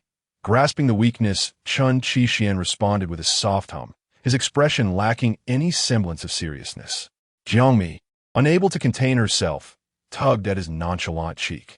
The setting sun in the west cast a warm glow upon Chen Qixian, adding a touch of softness to his otherwise cold demeanor. Frustrated, Jiang Mi turned his face towards hers, attempting to appear fierce. Can you please look me in the eyes? Oh, Chen Qixian seized the opportunity, rubbing his face against her palm, finding it quite pleasing. His playful demeanor only aggravated Jiang Mi further, giving her a headache. She wished to disregard him completely. Chen Qixian dared not overstep. He understood the importance of moderation when dealing with Jiang Mi, for if provoked, this little kitten could very well show her claws in defiance. Speak up, dear husband, he teased, his ears perked up in anticipation. Jiang Mi retrieved her phone from her coat pocket and pulled up a message from an unknown number that she had received earlier. She displayed the content to Chen Qixian. I left something on your desk. After reading the message, Chen Qixian remained unfazed. He possessed an old soul that belied his youth. Even when he occasionally displayed a sharp tongue or levity, the depths of his intellect surpassed that of his peers. He was the kind of person who remained composed even when faced with the gravest of challenges. What is it? He inquired, his tone suggesting that he already possessed the upper hand in this matter. It was as if he anticipated the existence of this item, merely granting Jiang Mi the chance to articulate it herself. It was a tablet containing a video. Chen Qixian encouraged her to continue. What kind of video? It's an inappropriate video. I didn't watch it all. Jiang Mi took a deep breath, composed as she outlined the key points. It features Aunt Renqin, my mother. And her pace was too slow, prompting Chen Qixian to interject, and Lin Pingshun, Secretary Lin. Jiang Mi bit her lip. Yes. So he was aware. He had seen it too. Chen Qixian then posed a question. What is your perspective on this matter? Jiang Mi shook her head. I don't know. I have no idea why that person sent this to me. Chen Qixian replied, I overheard your conversation with your mother last night. Jiang Mi looked at him in surprise, her focus unwavering. Yet, he remained unfazed despite the revelations. Her mother claimed that she had used the video to threaten her, to drive her away, in an attempt to hold onto him and manipulate him. Chen Qixian recounted her words with a calmness that made it seem as though he were discussing someone else's plight. Why didn't you believe it? He emphasized the point at the end. Jiang Mi found it difficult to empathize with Chen Qixian's feelings. She only knew that the man before her had been unable to fulfill his filial duties towards his mother one fateful day, leaving him with a heart-wrenching pain. He once found himself trapped in a labyrinth of suffering, numbing his anguish through relentless study, engaging in repetitive exercises and memorizing words day and night. He filled the sleepless hours practicing calligraphy. During those 2 years, he lost 20 pounds. Eventually, he developed separation anxiety and mild depression, which ultimately forced him to take a year off from school. It became evident that even those born with a silver spoon do not traverse a path devoid of obstacles throughout their lives. Jiang Mi found herself at a loss for words, gazing blankly at his calm demeanor, her conviction growing ever stronger. How could I possibly believe such nonsense? Am I but a 3-year-old child? Rarely did Jiang Mi display composure before him. She felt less constrained, responding fluently and with unwavering confidence. So, would you care to hear my version? Jiang Mi nodded, of course. Firstly, this video is entirely fabricated, Chen Qixian asserted, his tone imbued with certainty. Jiang Mi had indeed heard that the technology for AI-generated videos had advanced to the point of being indistinguishable from reality. I received a copy long ago. Chen Qixian continued. However, should such a video be made public, it would inevitably cause a tremendous uproar. You see, in a vast forest, one encounters all kinds of birds. Every individual is unique, and words can be twisted. My mother is deceased, while yours has yet to recover, and Secretary Lin holds significant power. Chen Qixian paused momentarily, then scoffed. The other party has undoubtedly identified my Achilles heel. The individual who sent the video is fully aware that I know it to be false. Yet, he is confident I will choose to keep the matter quiet, never allowing the video to see the light of day, nor confronting him directly.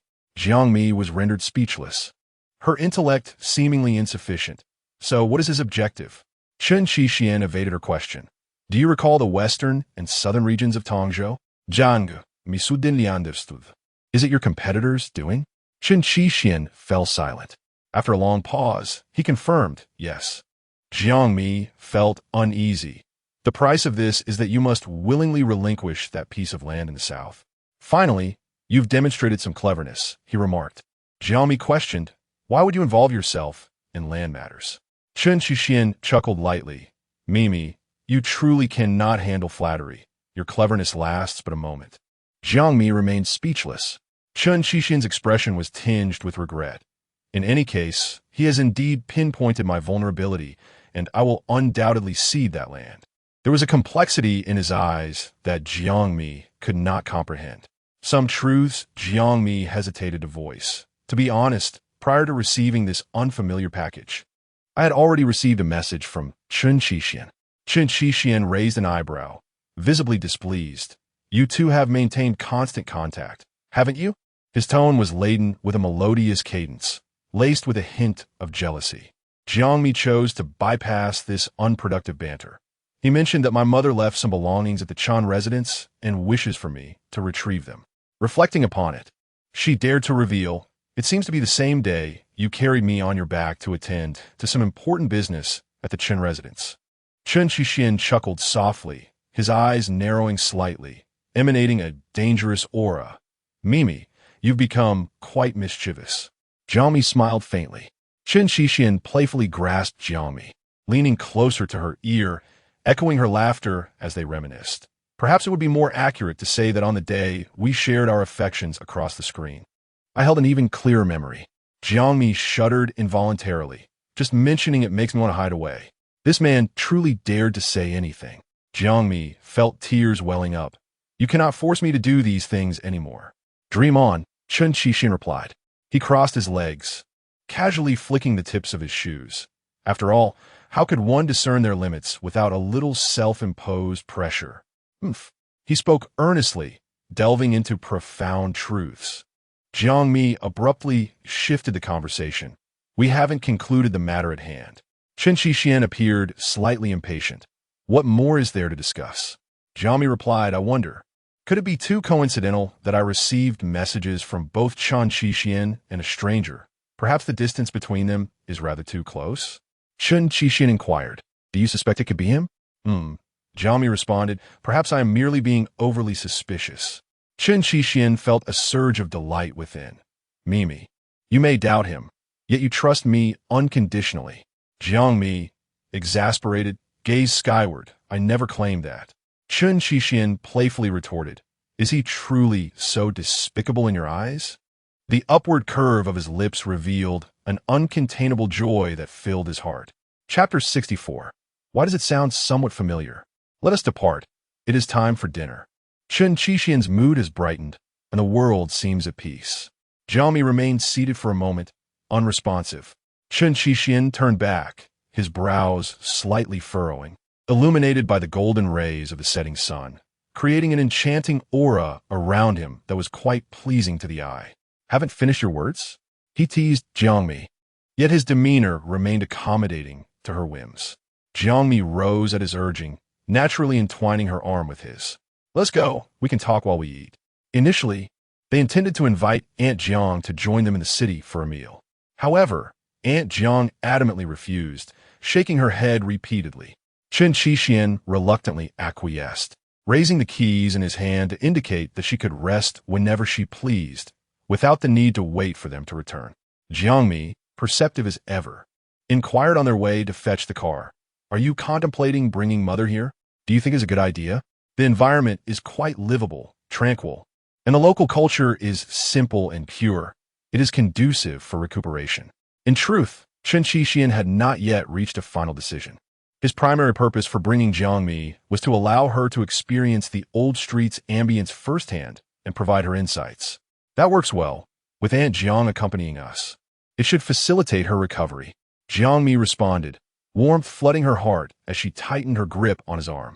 I wish for Mother's illness to be cured more than anyone else, Chen Qixin declared. Jiang Mi smiled softly, her face blooming like a peach blossom, her beauty rivaling the flowers lining the roadside. Noticing Jiang Mi's silence, Chen Qixin cast a suspicious glance her way. Aren't you curious as to why? Why? Jiang Mi prompted. Chen Qixin retorted, her household registration is still with her. Should I not be anxious? He then pointedly remarked, I see you are quite indifferent. Do you not take this seriously? Jiang Mi felt unjustly accused. I am powerless in this matter. However, once Mother returns, I will find a way. One matter at a time. Chen Qixin, wishing to obtain a marriage certificate with Jiang Mi, still disdained the notion of resorting to underhanded tactics. We could discuss it once Mother is well. Jiang Mi found his logic perplexing. One moment he was anxious, and the next, he deemed it unnecessary to rush. After enjoying a delightful meal in a quaint courtyard in the city, they strolled leisurely back to the small alley. After bathing, Jiang Mi felt drowsy. She embraced Chen Qixin and shared a kiss before announcing her intention to sleep. Chen Qixin, still yearning for her presence, noted her incessant yawns and drooping eyelids. With the intent to be considerate, he mischievously proposed, you sleep as you wish, and I shall occupy myself. No need for you to move. How does that sound? Jiang Mi playfully nudged his waist with her bent leg, a mix of drowsiness and allure in her demeanor. Not a chance. Not tonight, and besides, the sound insulation here is poor. Her voice was languid, teasing yet oblivious to its effect. Chen Qixi countered, "Aunt Jiang cannot hear us." "No, I still have to wash the sheets and such. It would be a hassle." Chen Qixi, finding her arguments unconvincing, rolled onto his back, gazing at the ceiling in frustration. What cannot be done and what can? The most troublesome one is clearly her, he lamented silently, caught in a whirlwind of thoughts, unable to find rest. After a moment, he turned to embrace Jiang Mi. Jiang Mi found herself enveloped in a warm embrace, instinctively turning to nestle closer.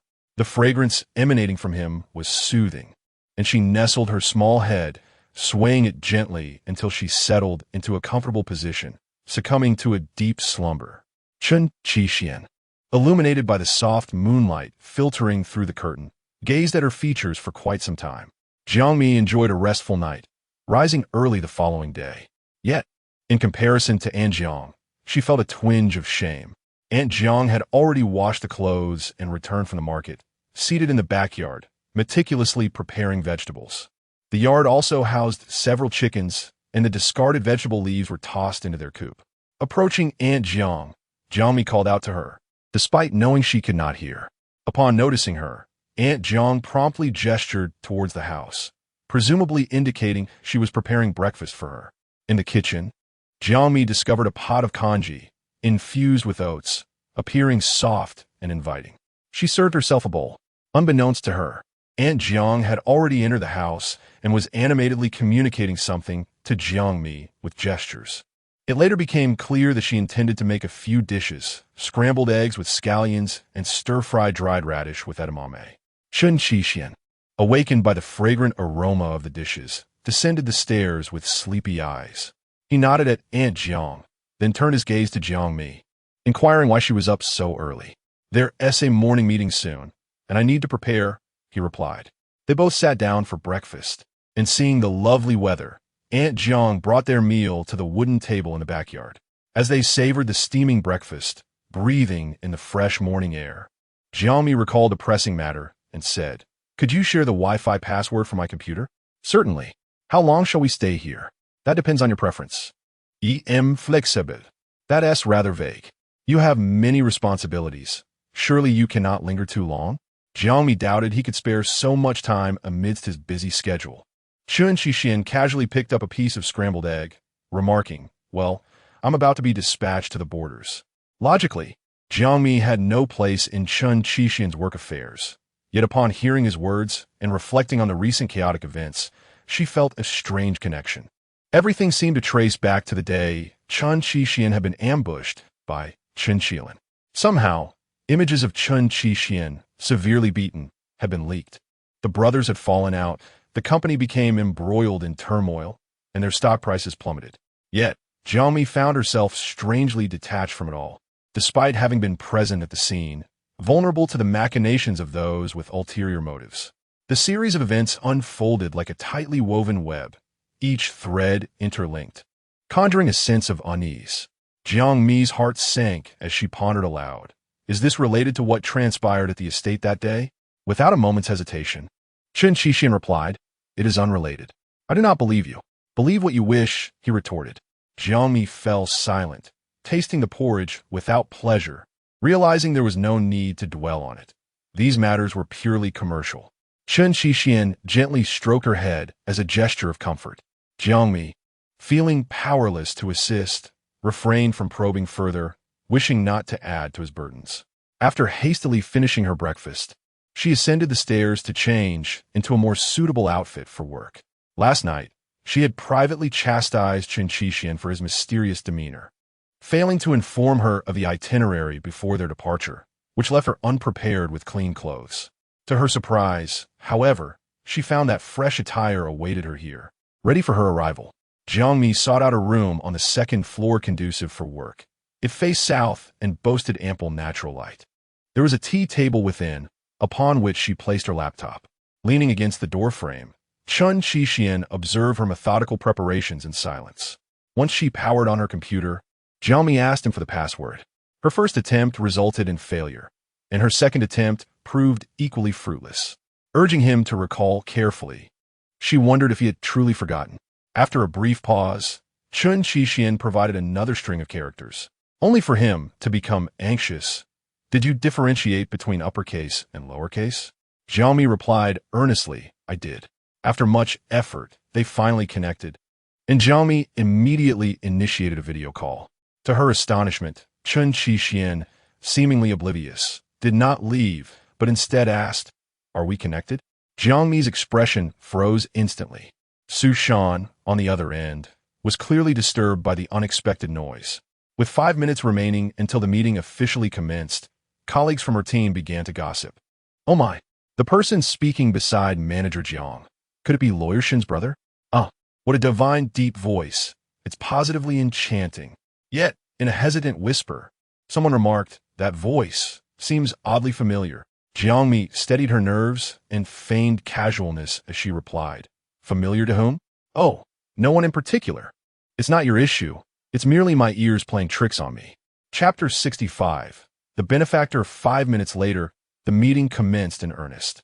The atmosphere among the research and development team was typically relaxed, with members taking turns to present their work interspersed with laughter.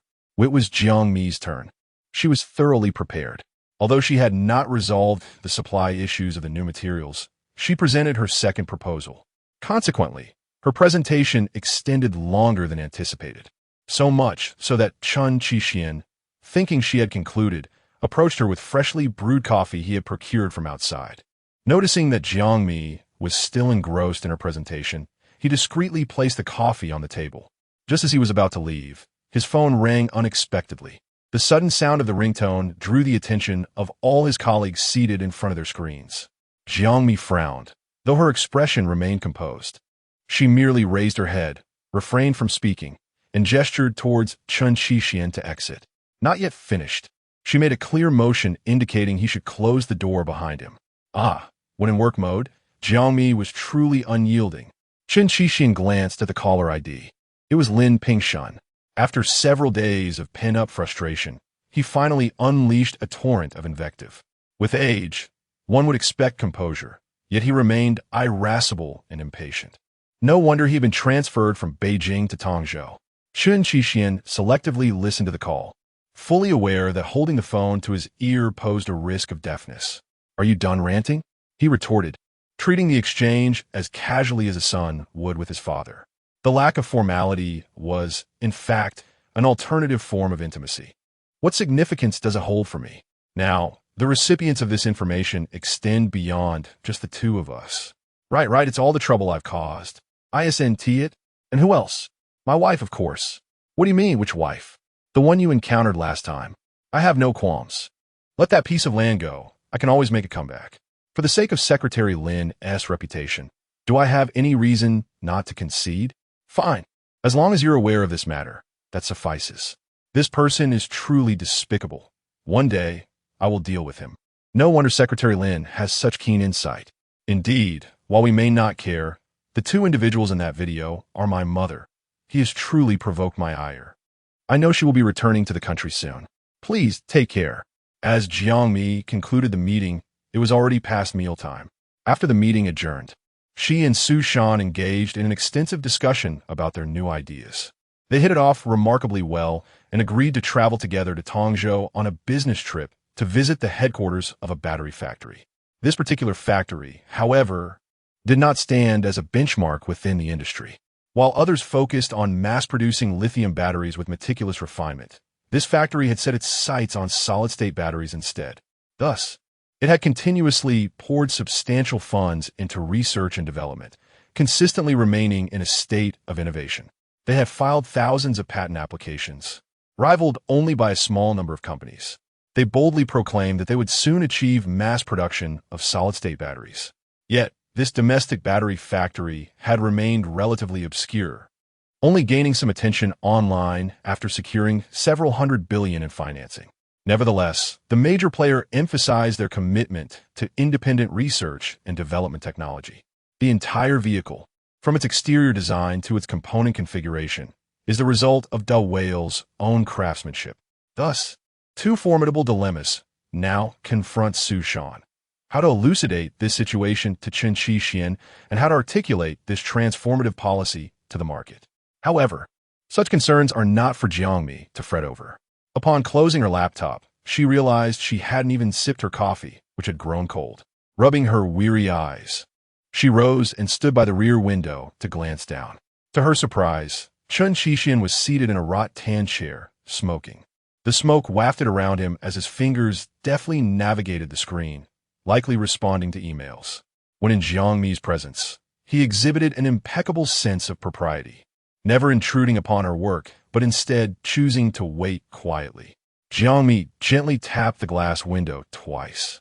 Hearing the sound, Chen Qixian looked back, the smoke held between his lips, exuding languidly. Even the gesture he made for her to come downstairs was nonchalant, reminiscent of a dandy practicing his charm, revealing the allure he possessed at such moments. Yet, alluring things are often perilous. Jiang Mi lowered her head and offered him a soft smile before turning to descend stairs.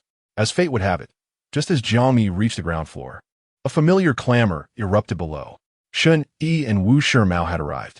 Jiang Mi greeted them both, while Chen Qixian remained composed, leisurely finishing his cigarette in the backyard. Chen Yi exclaimed, "I'm starving. Where's Chen Qixian? Did he prepare a feast for me?" Wu Shimao maintained his usual steadiness. At that moment, Aunt Jiang, who had been busy in the kitchen for over an hour, emerged with 2 plates of rustic dishes, heading toward the backyard. Jiang Mi beckoned them. "Wu Ge, Lawyer Shun, let us sit in the backyard." She led the way as they traversed the modestly sized building, passing through the living room to the back door that opened into the yard.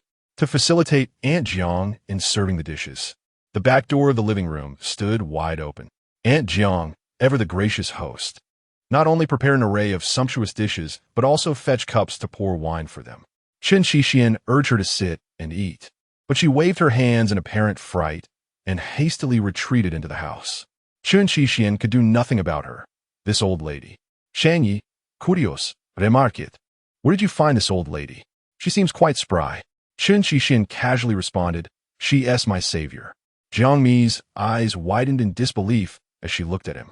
Since yesterday, Chen Qixian had not uttered a word about this matter in her presence. Chen elongated his tone in a drawn-out O. The 3 of them were familiar enough to know that Chen Qixian had quite a past. Jiang Mi remained silent, focusing on her meal. Aunt Jiang had thoughtfully prepared 2 dishes from her hometown. Jiang Mi felt a wave of nostalgia. Her parents had been so busy that, although they had brought her to live with them, their efforts to earn a living meant her care had been somewhat neglected. Since moving to the city at the age of 5, she had seldom had the opportunity to savor such authentic hometown flavors. Despite the bustling markets and eateries in every alley, few could rival the authenticity of her native cuisine. Indeed, the flavors have been refined. The aroma and presentation now lean towards a more urban sophistication. Chen Qi observed Jiang Mi eating with great seriousness, her expression one of utter satisfaction. He could not help but feel a twinge of jealousy, as if she had deprived him of a taste he was accustomed to. So this is what a cat who strays looks like. Chapter 66. Your honey. My poison. It is worth noting that these 2 guests from afar were indeed captivated by the simplicity of the meal laid before them. Perhaps their hunger was genuine. Shun devoured his food ravenously and returned to the kitchen for another bowl of rice. Chen Qixian seized a moment to inquire, "Old Wu, have you secured the items?" After some initial reluctance to speak, persistent persuasion led the elder to relent eventually. This was precisely what Chen Qixian had anticipated. Otherwise, why would he have entrusted all the difficulties to old Wu? What happened next? Chen Qixian pressed. Wu Shimao replied earnestly. I mentioned that someone had been to the hospital for a checkup and returned home, suddenly resuming normal eating and drinking habits, which seemed rather suspicious. Chen Qixian gave him a thumbs up. Only you could pull that off. Shun Yi chimed in. Do you really think the old man believed it? It was merely a reflection of old Wu's audacity. He dared to joke around, which delighted the elder. In his joy, he eventually opened up. Chen Qixian remarked, "It seems that the old man hasn't turned bad. Rather, the bad ones have simply aged." Jiang Mi stifled a laugh, pondering that 50 years hence, these 3 spirited men before her would likely have transformed into cantankerous old men. After their meal, Shun Yi suggested that the young couple take them for a leisurely stroll. As they wandered aimlessly, Chen found the experience invigorating, wanting to peek into every shop that was open. Jiang Mi joyfully accompanied him, trailing closely as they explored one store after another. Eventually, Chen Qixin grew impatient and stood outside with Wu Shimao, smoking while they waited. He couldn't help but comment, "I wonder if Chen has ever been shopping before." Wu Shimao replied, "He either working or courting. When would he have the time for such frivolities?" Chen Qixin exhaled a cloud of smoke, perplexed. Does he not shop while dating? What does he do then? Wu Shimao, with a knowing look, replied, "Some things need not be elaborated upon." As they lingered, noticing that the duo was taking their time inside, Chen Qixin peeked through the curtain and observed them engaged in lively conversation, negotiating with animated expressions. A twinge of jealousy surged within him. He was quite oblivious to his own shortcomings. At that moment, Jiang Mi emerged with a small trinket she had chosen, beaming as she presented it to Chen Qixin. "Isn't it adorable?" Chen Qixin examined it from various angles, offering a somewhat aloof assessment. "It's acceptable." Perhaps influenced by Jiang Mi's enthusiasm, Chen, seemingly oblivious, brandished his meticulously chosen lighter, showcasing it from every angle before Chen Qixin. This only served to irritate Chen Qixin further, who warned him against such ostentation. If Chen persisted, the lighter might very well find its way into the trash. Undeterred, Chen insisted on lighting up for both old Wu and Chen Qixin. However, Chen Qixin had a rule. Smoking was prohibited in the presence of Jiang Mi. Upon noticing Chen Qixin's refusal, Chen sheepishly returned the cigarettes to their case.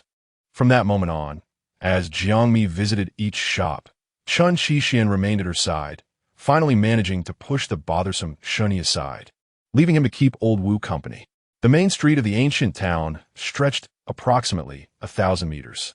After taking a turn and walking a short distance, crossing the crosswalk to the opposite side of the road, they arrived at the parking lot. Wu Shimao addressed Chen Qixin, suggesting, "The item is in the back seat of the car. Shall we take a look?" Chen Qixin nodded in agreement. "All right."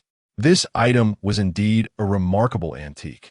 Originating from the renowned collector Wu Yongming in Shanghai, it was a piece of black copper adorned with silver craftsmanship. In its inception, Wang Xinzhong, the inheritor of the black copper and silver technique, had created a series of the 10 ancient divine beasts, which had gained immense popularity both domestically and internationally. By a stroke of fortune, Wu Yongming acquired the Xuanwu from this collection before it had attained widespread recognition, paying a handsome price for it. The collector's circle was relatively small, yet due to the unique identities of certain individuals, Wu Yongming remained unaware of the buyers of the other 9 divine beasts. Currently, a decade had elapsed since Wang Xinzhong's passing, and the 10 divine beasts had yet to be reunited. Until one fateful day, 10 years ago, a powerful and influential figure personally visited Wu Yongming's modest abode, revealing that this mysterious individual was, in fact, an old friend. However, Wu Yongming, steadfast in his resolve, refused to part with his prized possession, much to the chagrin of the esteemed visitor. Ultimately, it was thanks to Comrade Wu that the matter was resolved, a cause for celebration. Wu Shimao, with a carefree spirit, carelessly left this auction-worthy artifact in the unfamiliar parking lot of a tourist site.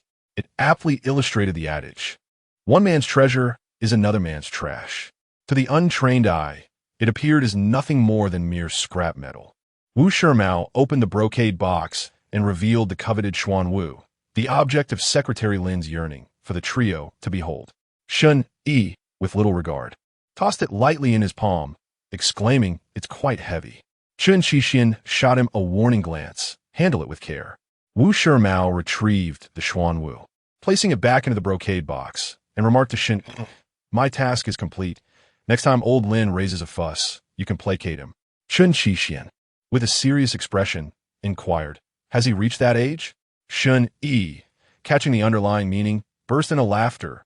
"What happened? Did he scold you again?" Chen Qixin replied, "He called this morning and scolded me for over 20 minutes. Chen applauded him from aside. Chen Qixin continued, "Or perhaps he is just so idle that he's making subtle moves." Wu Shimao interjected, "All right, perhaps you should speak a few kind words about him." The trio shared a light-hearted banter. Jiang Mi feared for their future selves. After a round of complaints, Wu Shimao gestured for them to get in the car. Let us go and offer your apologies. The distance to Tongzhou was not far, merely an hour and a half at most. Jiang Mi was preoccupied with work, burdened by an unending list of tasks. Chen Qixian insisted on bringing her along, for without her presence, his enjoyment would be significantly diminished. Without the big whale, things wouldn't be the same, would they? Chen Qixian teased as he pulled out his phone, half-jokingly suggesting, "Shall I request a leave on your behalf from Sushan?" Jiang Mi replied, "No need." Chen Qixian began to devise a clever plan. "If neither of us mentions it, who would know you weren't working this afternoon?" Shunyi chimed in, "Chen, fortunately, monogamy is in vogue. If you had multiple wives, the big whale might just collapse." Chen Qixian, frustrated, kicked him lightly. "Shut up. Who else like you, dreaming of immigrating to the Middle East?" Shen Yi wore a comical expression, resembling a cartoon character. Jiang Mi reluctantly acquiesced. However, she harbored concerns that Aunt Jiang might grow anxious waiting for their return. Chen Qixian, perceptive to her apprehensions, was well prepared. "I shall send a message to Aunt Jiang." "It seems Aunt Jiang is illiterate," she replied. Chen Qixian, showing a rare glimpse of charm, responded, "We have our own secret signals." Shen Yi scoffed at this. Who would have thought? The esteemed CEO, Chen, is quite the ally of women. With Shen Yi's presence, the hour-and-a-half journey was anything but mundane. Lin Pingshuan's residence in Tongzhou could hardly be described as grounded. It was rather dilapidated. The residential building, constructed in the 1990s, had its exterior paint peeling away. Wu Shimao circled the neighborhood before finally securing a parking spot. Shen Yi, visiting for the first time, expressed surprise. "The venerable Secretary Lin resides here?" Chen Qixian seized the moment, teasing what a fade. Afterward, he took Jiang Mi's hand and led the way. It was evident to any discerning observer that he had been here before, though on their previous outing to the zoo, he had not come to pay a visit. Their chance encounter in the restaurant did not reveal the depth of their familiarity. Between the lines, an invisible tension had formed. Jiang Mi suddenly realized that in public, the two were merely acting. Chapter 67. A visit at around 3 in the afternoon. A group of individuals ascended to the 6th floor in a grand manner. Shen Yi expressed admiration, saying, "Secretary Lin certainly possesses remarkable stamina. Climbing this 6th floor daily requires a certain skill." Just before Chen Qixian pressed the doorbell, he cast a sidelong glance at Shen Yi, urging him to speak less. The person who answered the door was not Secretary Lin himself, but rather his wife, Chong Su. Wearing a pair of glasses, she was surprised to see the visitors, quickly ushering them inside as the sounds of the television echoed in the living room. Having recently moved to Tongzhou, Chong Su had not yet met many people, and those she did encounter had been promptly sent away. However, these were a few individuals frequently mentioned by Lin Pingshan, and she was somewhat familiar with them. A retired teacher, Chong Su had developed a reputation for her inability to cook, having dined at the cafeteria for years. This was indeed the case. As a career-oriented woman, she seldom found the desire to engage in household chores. With a husband who was often away due to work, they had long since employed a housekeeper to tend to the needs of the elderly couple. Chong Su switched off the television and instructed the housekeeper to brew a pot of tea and wash some fruit, adhering to the simple etiquette of hospitality. It was the first time Chong Su met Jiang Mi, and Chen Qixian introduced them. "This is Teacher Chong, Secretary Lin's wife." "Teacher Chong, this is my wife, Jiang Mi." "Hello, Teacher Chong."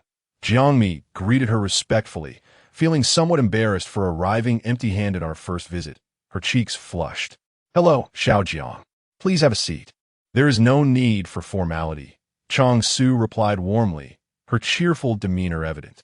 Once the tea was served, the housekeeper poured 5 cups. Chong Su inquired if there were any additional ingredients in the fridge, as she would need to prepare a meal for her guests that evening. The housekeeper responded with a slight exclamation. "Not enough, indeed. I will head to the market right away," and promptly turned to retrieve her wallet. The housekeeper possessed a distinct personality. Regardless of who visited Secretary Lin's home, she seldom engaged in conversation. It was clear that she shared a familial bond with Chong Su and Lin Pingshan, making her quite perceptive. Despite Chen Qixian's numerous visits, the housekeeper merely offered him a polite smile, refraining from unnecessary chatter. Those around Secretary Lin were certainly not ordinary individuals. Even the housekeeper exhibited a sense of propriety. In contrast, Chen Qixian preferred Aunt Kai, who was more warm-hearted and personable. Changsu encouraged them to enjoy tea and fruit. Last time, I heard from old Lin that you ran into him at a restaurant in Tongzhou. She casually initiated small talk. Chen Qixian lifted his teacup, savoring the smooth, rich flavor of the fine tea. Indeed, there were many people that day, so I didn't properly introduce Mimi to old Lin, he replied. And Jiang Mi noticed the respect and deference Chen Qixian showed towards Changsu. With a sigh, Changsu expressed her helplessness, saying, "You know how your master uncle is." He was quite upset about it. I tried my best to speak well of you, but I couldn't persuade him. Teacher Chang, you really must try to reason with him more. With his temperament, he might just end up with high blood pressure, Chen Qixian remarked with a feigned air of concern. Such words were indeed ill-advised. Should Lin Pingshun hear them, he would surely berate him for bringing misfortune upon himself. Chang Su, keenly perceptive, understood the underlying tension. You two, are you perhaps enemies in your past lives? As the casual conversation drew to a close, Chang Su recalled that he needed to place a call to Lin Pingshun. Old Lin, are you coming home for dinner tonight? Please return early. A few youngsters are eager to see you. Chen Qixian, having grown familiar with Lin Pingshun's temperament, understood that Chang Su's words meant he should ensure the youngsters were entertained. As expected, Lin Pingshun arrived home just shy of 8 o'clock. The housekeeper, following Chen Qixian's advice, waited until 7:30 to begin preparing the first dish. Upon entering and seeing a room full of guests, Lin Pingshun's expression remained impassive. After changing his shoes, his first remark was, "What is this gathering? People might gossip if they see such a crowd." He immediately singled out Chen Qixian, saying, "Let the others be, but especially you. With your substantial business and reputation, if someone catches a glimpse of you and embellishes the story, it would only spell trouble for me." Chen Qixian recognized Lin Pingshun's lingering irritation and replied tactfully, "Secretary Lin, your integrity is beyond reproach. You have nothing to fear." Lin Pingshun, having met Jiang Mi once before, recalled her. Jiang Mi proactively greeted him, saying, "Secretary Lin, hello. It's good to see you again. I appreciate your guidance." Her speech was deliberate, neither submissive nor arrogant. Dressed conservatively in warm tones, she exuded an air of grace and propriety. Possessing striking features, she wore no makeup save for her elegantly shaped eyebrows, presenting a fresh and refined appearance. Her fair, translucent skin and rosy complexion reflected a healthy lifestyle. Their initial encounter had not left a significant impression, but upon learning over the phone that Jiang Mi was the daughter of Peng Qiushang, Lin Pingshun noticed a remarkable resemblance between the mother and daughter. "Hello," he said, shedding the slight annoyance he had shown to Chen Qixian and addressing Jiang Mi with a friendly demeanor. "I hear from Qixian that you're little Peng's daughter." "Indeed," she replied. "How is her mother's health?" Lin Pingshun inquired, thinking this was merely a customary exchange. "She is well. Thank you for your concern, Secretary Lin." Jiang Mi responded officially. With this newfound connection, Lin Pingshun treated her with a bit more consideration. At this moment, Wu Shimao appropriately presented a decorative box. Lin Pingshun, accustomed to high office and possessing a strong sense of caution, was wary even in the presence of these youngsters. He adhered to his principle of not accepting gifts without due consideration. "What is this?" he asked, having initially overlooked it. "Teacher Lin, please open it and take a look," Wu Shimao encouraged, pushing the box slightly closer. Shen Yi was adept at gauging the atmosphere, clearly understanding when to engage and when to remain silent. Today, he had come merely to partake in the food and drink, serving as a background presence. Thus, he had been unusually quiet since the afternoon. As Lin Pingshun accepted the box, he sternly warned, "If it is something inappropriate, I will ask you to leave immediately." Upon opening the box, he discovered the coveted Xuan Wu, yet he refrained from lingering over it. With a decisive snap, he closed the lid, his expression darkening. "Take it back," he commanded, returning the item to Wu Shimao without further ado. Muttering softly, "A gentleman does not covet what others hold dear." Chapter 68. The unfulfilled betrothal, Chen Qi now rolled his eyes in exasperation. Could he not decipher the lingering gaze of longing? He shot a glance at Wu Shimao, who nonchalantly stated, "Teacher Lin, this cannot be called coercion. The old gentleman willingly offers his hands." Lin Pingshun retorted, "To my knowledge, he dismisses others even when they offer exorbitant prices." "Ah, indeed he values his pride. Which others? Was it not you, the one who faced rejection?" Chen Qi shot Wu Shimao a knowing look, and the two shared a tacit understanding. Wu Shimao promptly added, "Well, back in the day, the old gentleman was not short of funds." Lin Pingshun scoffed. With his meager fortune, he could never amass enough in several lifetimes. Shen Yi, catching Chen Qi's cue, seized the opportunity to subtly ridicule Wang Xianzhong. "Teacher Lin, you must have heard of the old gentleman. Having lived to this age, he has changed wives repeatedly and still demands considerable bride prices." Even Chang Su, typically composed, could not suppress a chuckle. These young rascals had tongues sharper than knives. Wu Shimao nodded, mercilessly spinning tales about the old gentleman. Moreover, he has suffered grievous losses in the stock market over the past 2 years.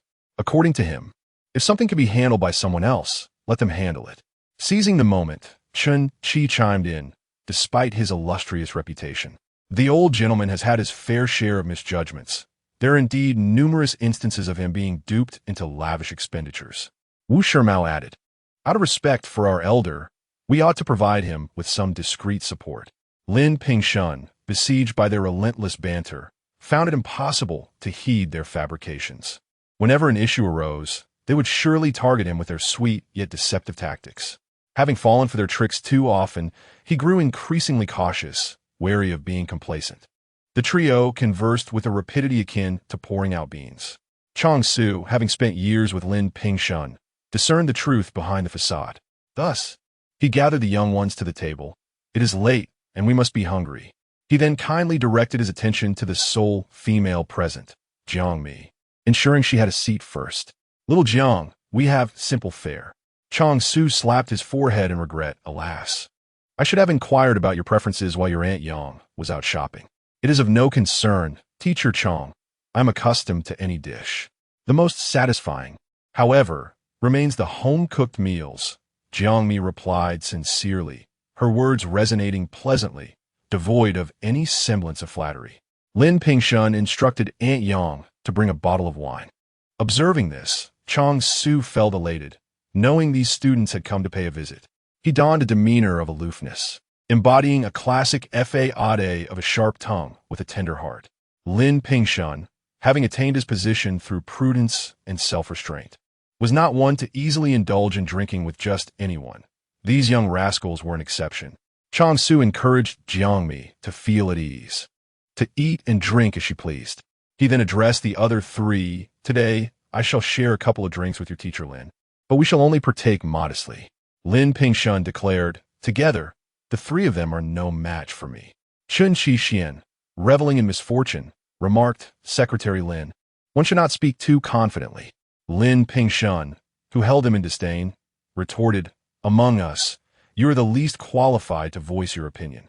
Rarely at a loss, Chen Xixian found himself cornered.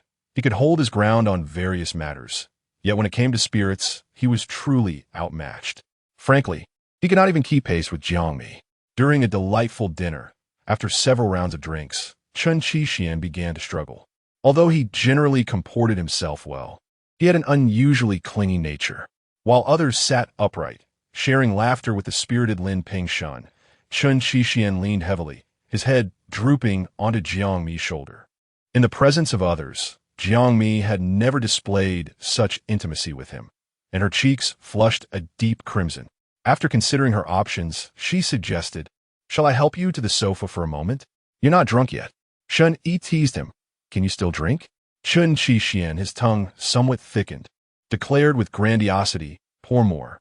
Jiang Mi found herself both amused and exasperated. Her smile was pure and clear, embodying a gentle charm. Lin Pingshun cast a glance their way, feeling quite pleased. When Su Rinxin was alive, she had gone to great lengths to arrange a betrothal between their children. However, Peng Qiushang was steadfast, refusing to relent. insisting that marriage should be based on social compatibility or at the very least, mutual affection. Yet, Su Renqin's son and her daughter possessed neither. Peng Qiushang, diligent and principled, would claim what was rightfully hers and never covet what was not. She was a woman of exceptional beauty, embodying the grace of her era, and had often caught the attention of many a romantic suitor while remaining impervious to their advances. Whether by fate or folly, Chen Qixian eventually brought Jiang Mi into his home. As a man, Lin Pingshan found certain topics inappropriate to broach. However, when Chang Su spoke, it seemed entirely fitting. His inquiry struck a chord with Lin Pingshan. "Little Jiang, when did you and Qixian obtain your marriage certificate? You haven't held the ceremony yet, have you?" Jiang Mi shifted her focus from Chen Qixian to Chang Su's question. Shun Yi, unable to contain himself, burst into laughter, prompting curious glances from both Chang Su and Lin Pingshan. After some deliberation, Jiang Mi chose honesty. "To be precise, Chen Qixian and I have not yet obtained our certificate."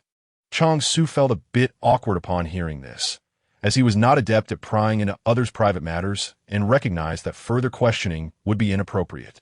Shun Yi, privy to the situation, took the opportunity to ease the tension, saying, "Oh, Chang Su, you are unaware. This fool, Chen Qixian, thinks that a successful proposal in a church equates to a formal marriage. Ha ha ha. Ignorance is truly alarming." Chen Qixian shot him a glare and retorted, "Shut your mouth." Shun Yi mimed, zipping his lips, shaking with laughter. "This imbecile," Chen Qixian muttered to himself. He had consumed approximately 4 taels of liquor that evening, which was beginning to exceed his limits. His temples throbbed, and in that moment, he felt vulnerable, yearning for a comforting embrace. Jiang Mi gently tapped her hand against his cheek, which was adorned with a rosy blush, and his gaze appeared more unfocused than when he was fully awake. With a sense of apology, she greeted Chang Su and Lin Pingshan before helping the man onto the sofa to rest. Aunt Yang prepared a cup of warm honey water for him. Chen Qixian sat with his eyes closed, leaning against the sofa, while Jiang Mi stood behind him, softly massaging his temples.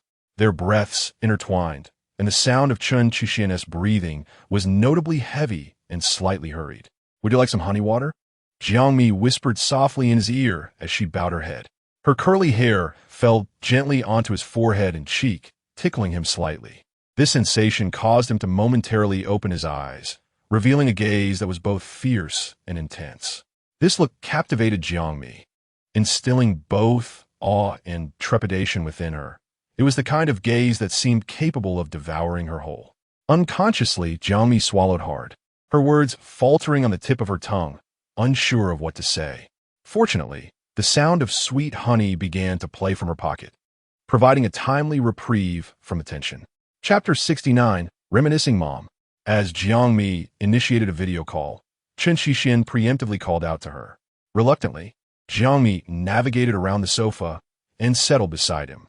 Chen Qixian felt that their proximity was somewhat inadequate, as it hindered both of their heads from fitting comfortably within the screen's confines. Without a word, he effortlessly pulled Jiang Mi onto his lap. She nearly gasped in surprise. After all, they were guests in someone else's home, and her mother was watching from across the way. Her cheeks flushed. She felt no less embarrassed than a tipsy Chen Qixian. "Mom, have you just finished your lunch?" he inquired with evident respect towards Peng Qiusha. Jiang Mi, known for her reticence and somewhat rigid demeanor, rarely offered compliments outside of her obligatory care for her mother. Chen Qixian, however, compensated for her inherent shortcomings with his charm. "Yes, it's been over half an hour," Peng Qiusha replied, her heart lightened by the affectionate display of the young couple. Despite being somewhat inebriated, Chen Qixian did not neglect to showcase his eloquence before Peng Qiusha. "Mom, did you wear light makeup today? Your complexion seems much better than it was a couple of days ago." Peng Qiusha chuckled softly, shaking her head. "No, I'm too old for that. I don't bother with cosmetics. Indeed, who could blame you when you possess such innate beauty?" Chen Qixian's words dripped with honeyed flattery, bringing joy to Jiang Mi's heart. After exchanging a few pleasantries, Chen Qixian noticed Peng Qiusha's attention waning and asked, "Mom, are you feeling sleepy? Would you like to take a nap?" She shyly nodded in agreement. Understanding her cues, Chen Qixin tactfully refrained from pressing the matter further and suggested, "Then perhaps you could chat a bit longer with Mimi.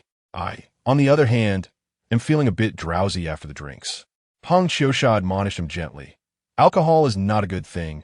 Try to avoid it whenever possible." Chen Qixin nodded obediently, acknowledging, "Yes, it is difficult to refuse hospitality when one is a guest." Peng Qiusha added, "Am I interrupting your gathering?" Turning to Jiang Mi, she said, "Shall I find you after I wake up?" "It's no trouble at all, Mom. We are old friends," Chen Qixin reassured her. He then added mysteriously, "This old friend is also acquainted with you." The modest living space featured a direct view from the living room to the dining area, where their conversation could be clearly heard amidst the relatively quiet atmosphere. Lin Pingshun had long intended to see Peng Qiusha, having not laid eyes on her for years, and was unaware of her current circumstances, only knowing that she had gone abroad for recuperation, likely due to some misfortune. He rose and approached Chen Qixin. Overhearing Peng Qiusha's curious inquiry, "Do I know them?" Lin Pingshun, upon hearing this, gestured to Chen Qixin, who hesitated briefly before passing the phone to him. "Qiusha, it has been a long time. Do you still remember me?" Lin Pingshun addressed Peng Qiusha with an affable demeanor, far more courteous than Chen Qixin's. His tone was gentle, imbued with the patience of a teacher addressing a student. Peng Qiusha regarded the familiar face on the screen without hesitation. "Of course, it's Teacher Lin. You haven't changed a bit. You still appear so youthful and refined." Chen Qixin felt a surge of pride at her words. "Do you truly believe your own words?" Lin Pingshun inquired. "Your memory serves you well. I heard you're in Switzerland. Is everything going smoothly?" Peng Qiusha responded with a cheerful demeanor, "I am well. And you?" "Not too bad, the same as always." A gentle smile graced Peng Qiusha's lips, yet a sudden silence enveloped them. It was only natural, after years of no interaction, to reunite unexpectedly across a screen was a rather novel sensation.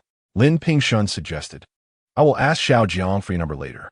When we have the time, we can reminisce." Peng Qiusha maintained her smile. "That sounds good." Lin Pingshun nodded in acknowledgement and said goodbye. Only after Peng Qiusha echoed his farewell did he return the phone to Jiang Mi. Jiang Mi sensed that Peng Qiusha likely had something personal to discuss and remained preoccupied with the thought. Wu Shimao and Shun Yi were also mindful, hesitant to linger too long, lest they disturb the teacher's routines. Before departing, Lin Pingshun made sure Wu Shimao took the ornate box with him, indicating that he had not indulged excessively in drink, merely partaking in moderation. Chen Qixin shrugged nonchalantly. "Lin, secretary, do you think this is given to you for free? Old Wu is charging you market price." "Fine," Lin Pingshun conceded. Chen Qixin playfully teased, "You needn't be so modest. Your father left you a fortune. Why do you persist in this demeanor?" Lin Pingshun felt a tinge of affront at his audacity. Chen Qixin continued unabashedly, patting him on the chest. "Take better care of yourself. Not suggesting you buy a mansion, but at least consider an apartment with an elevator. Climbing 6 flights daily is taxing. You may be spry, but our esteemed teacher certainly suffers." Lin Pingshun waved him off, clearly irritated. "Leave, just leave." Wu Shimao, fiddling with his beads, was also called upon. "Make sure to collect the payment later." Wu Shimao chuckled, "I will." Chen Qixin, ever loquacious, continued, "Congratulations, Lin's secretary. From now on, you shall have no vulnerabilities in public." He referred to Xuan Wu, the final piece of the puzzle, a realization not lost on Lin Pingshun. That rascal was indeed astute. Having consumed their drinks, the three men entrusted Jiang Mi with the driving responsibilities. She couldn't fathom the combined worth of the three gentlemen in the car. Gritting her teeth, she started the vehicle, only to see a familiar figure descending from the building. In the rearview mirror, she recognized Lin Pingshun. Jiang Mi exited the car and approached him. "Lin's secretary, do you need anything?" "I forgot to ask for Qiusha's phone number," he replied. Jiang Mi provided it to him, and Lin Pingshun cautioned, "Drive safely." "Of course." "Lin, secretary, the wind is strong outside. You should head back inside," she urged. Lin Pingshun nodded and turned to re-enter the building. In that moment, he and Peng Qiusha seemed to resonate deeply. Many assert that those from humble beginnings must shatter their pride to survive. This notion is fundamentally flawed. At least from his perspective, the posture of the two women was notably more upright than that of others. Well done, he mused. Su Renqin had not misjudged her. Unfortunately, she was not fortunate enough to witness the present moment, to see Jiang Mi and Chen Qixin together. They had reserved a five-star hotel adorned in a new Chinese style. After Chen Qixin had bathed, he lounged on the bed, a towel wrapped around his waist, sprawled in a rather careless manner. Concerned that he might catch a chill, Jiang Mi urged him to change into his sleepwear and properly cover himself with the duvet before resting. Chen Qixin, with a sense of entitlement, retorted that he had no change of clothes. As he spoke, he nonchalantly discarded the towel onto the floor, oblivious to his surroundings. Jiang Mi, at a loss for words, turned her gaze away. "Mimi, I feel uncomfortable, so very uncomfortable," he began to whine, targeting Jiang Mi's most vulnerable point. Jiang Mi was reluctant to engage with him, especially since he was once again emitting peculiar signals. Her mouth, however, betrayed her quicker than her mind. "Where do you feel uncomfortable?" Chen Qixin remained silent, his hand drifting toward a certain area. Alluring things are often perilous, and this statement struck Jiang Mi squarely between the brows once more. Chapter 70. A loss of ambition in a dizzying whirl. Jiang Mi was abruptly pulled onto the bed from behind. She fell heavily into the soft pillows, barely having time to utter a sound before her lips were sealed by a fervent kiss. The coolness of toothpaste mingled with the remnants of alcohol swirled around her mouth, igniting a tempest of sensations.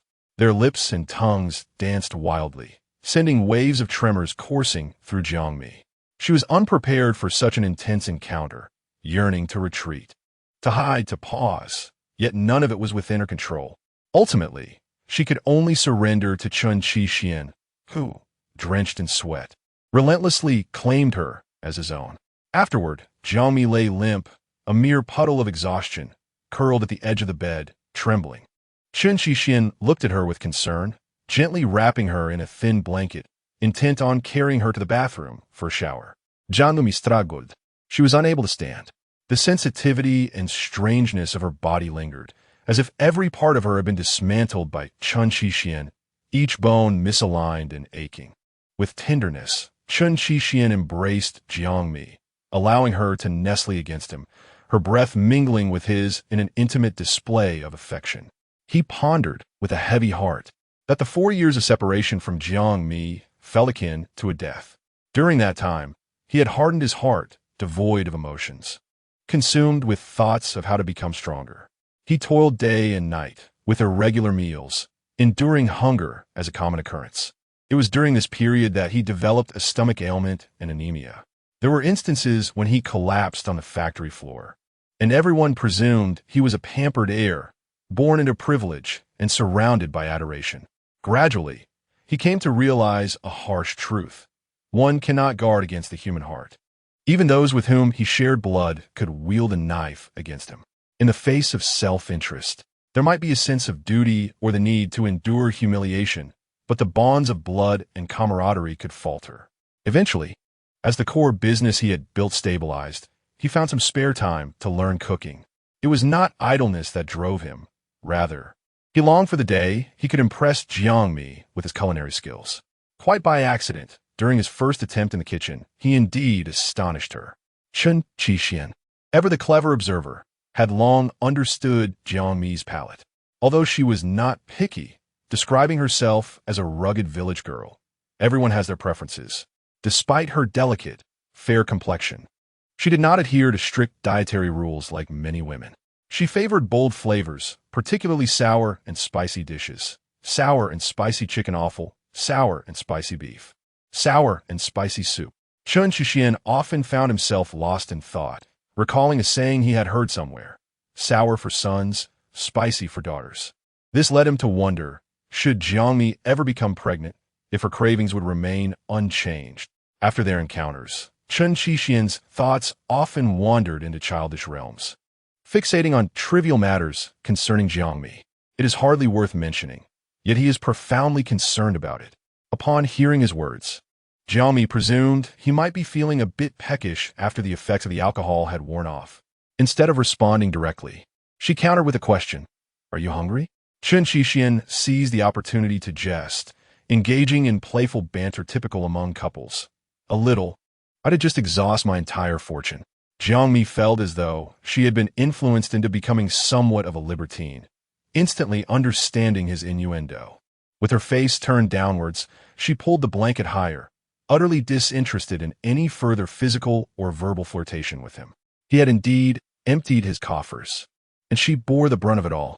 Chen Qixian was aware that she had been too shy to eat much that evening and had been thoroughly worn out by his antics for hours. To claim he was not hungry would have been a slight against him, implying he had not put in enough effort. Chen Qixian tentatively coaxed. Shall we shower first or order food?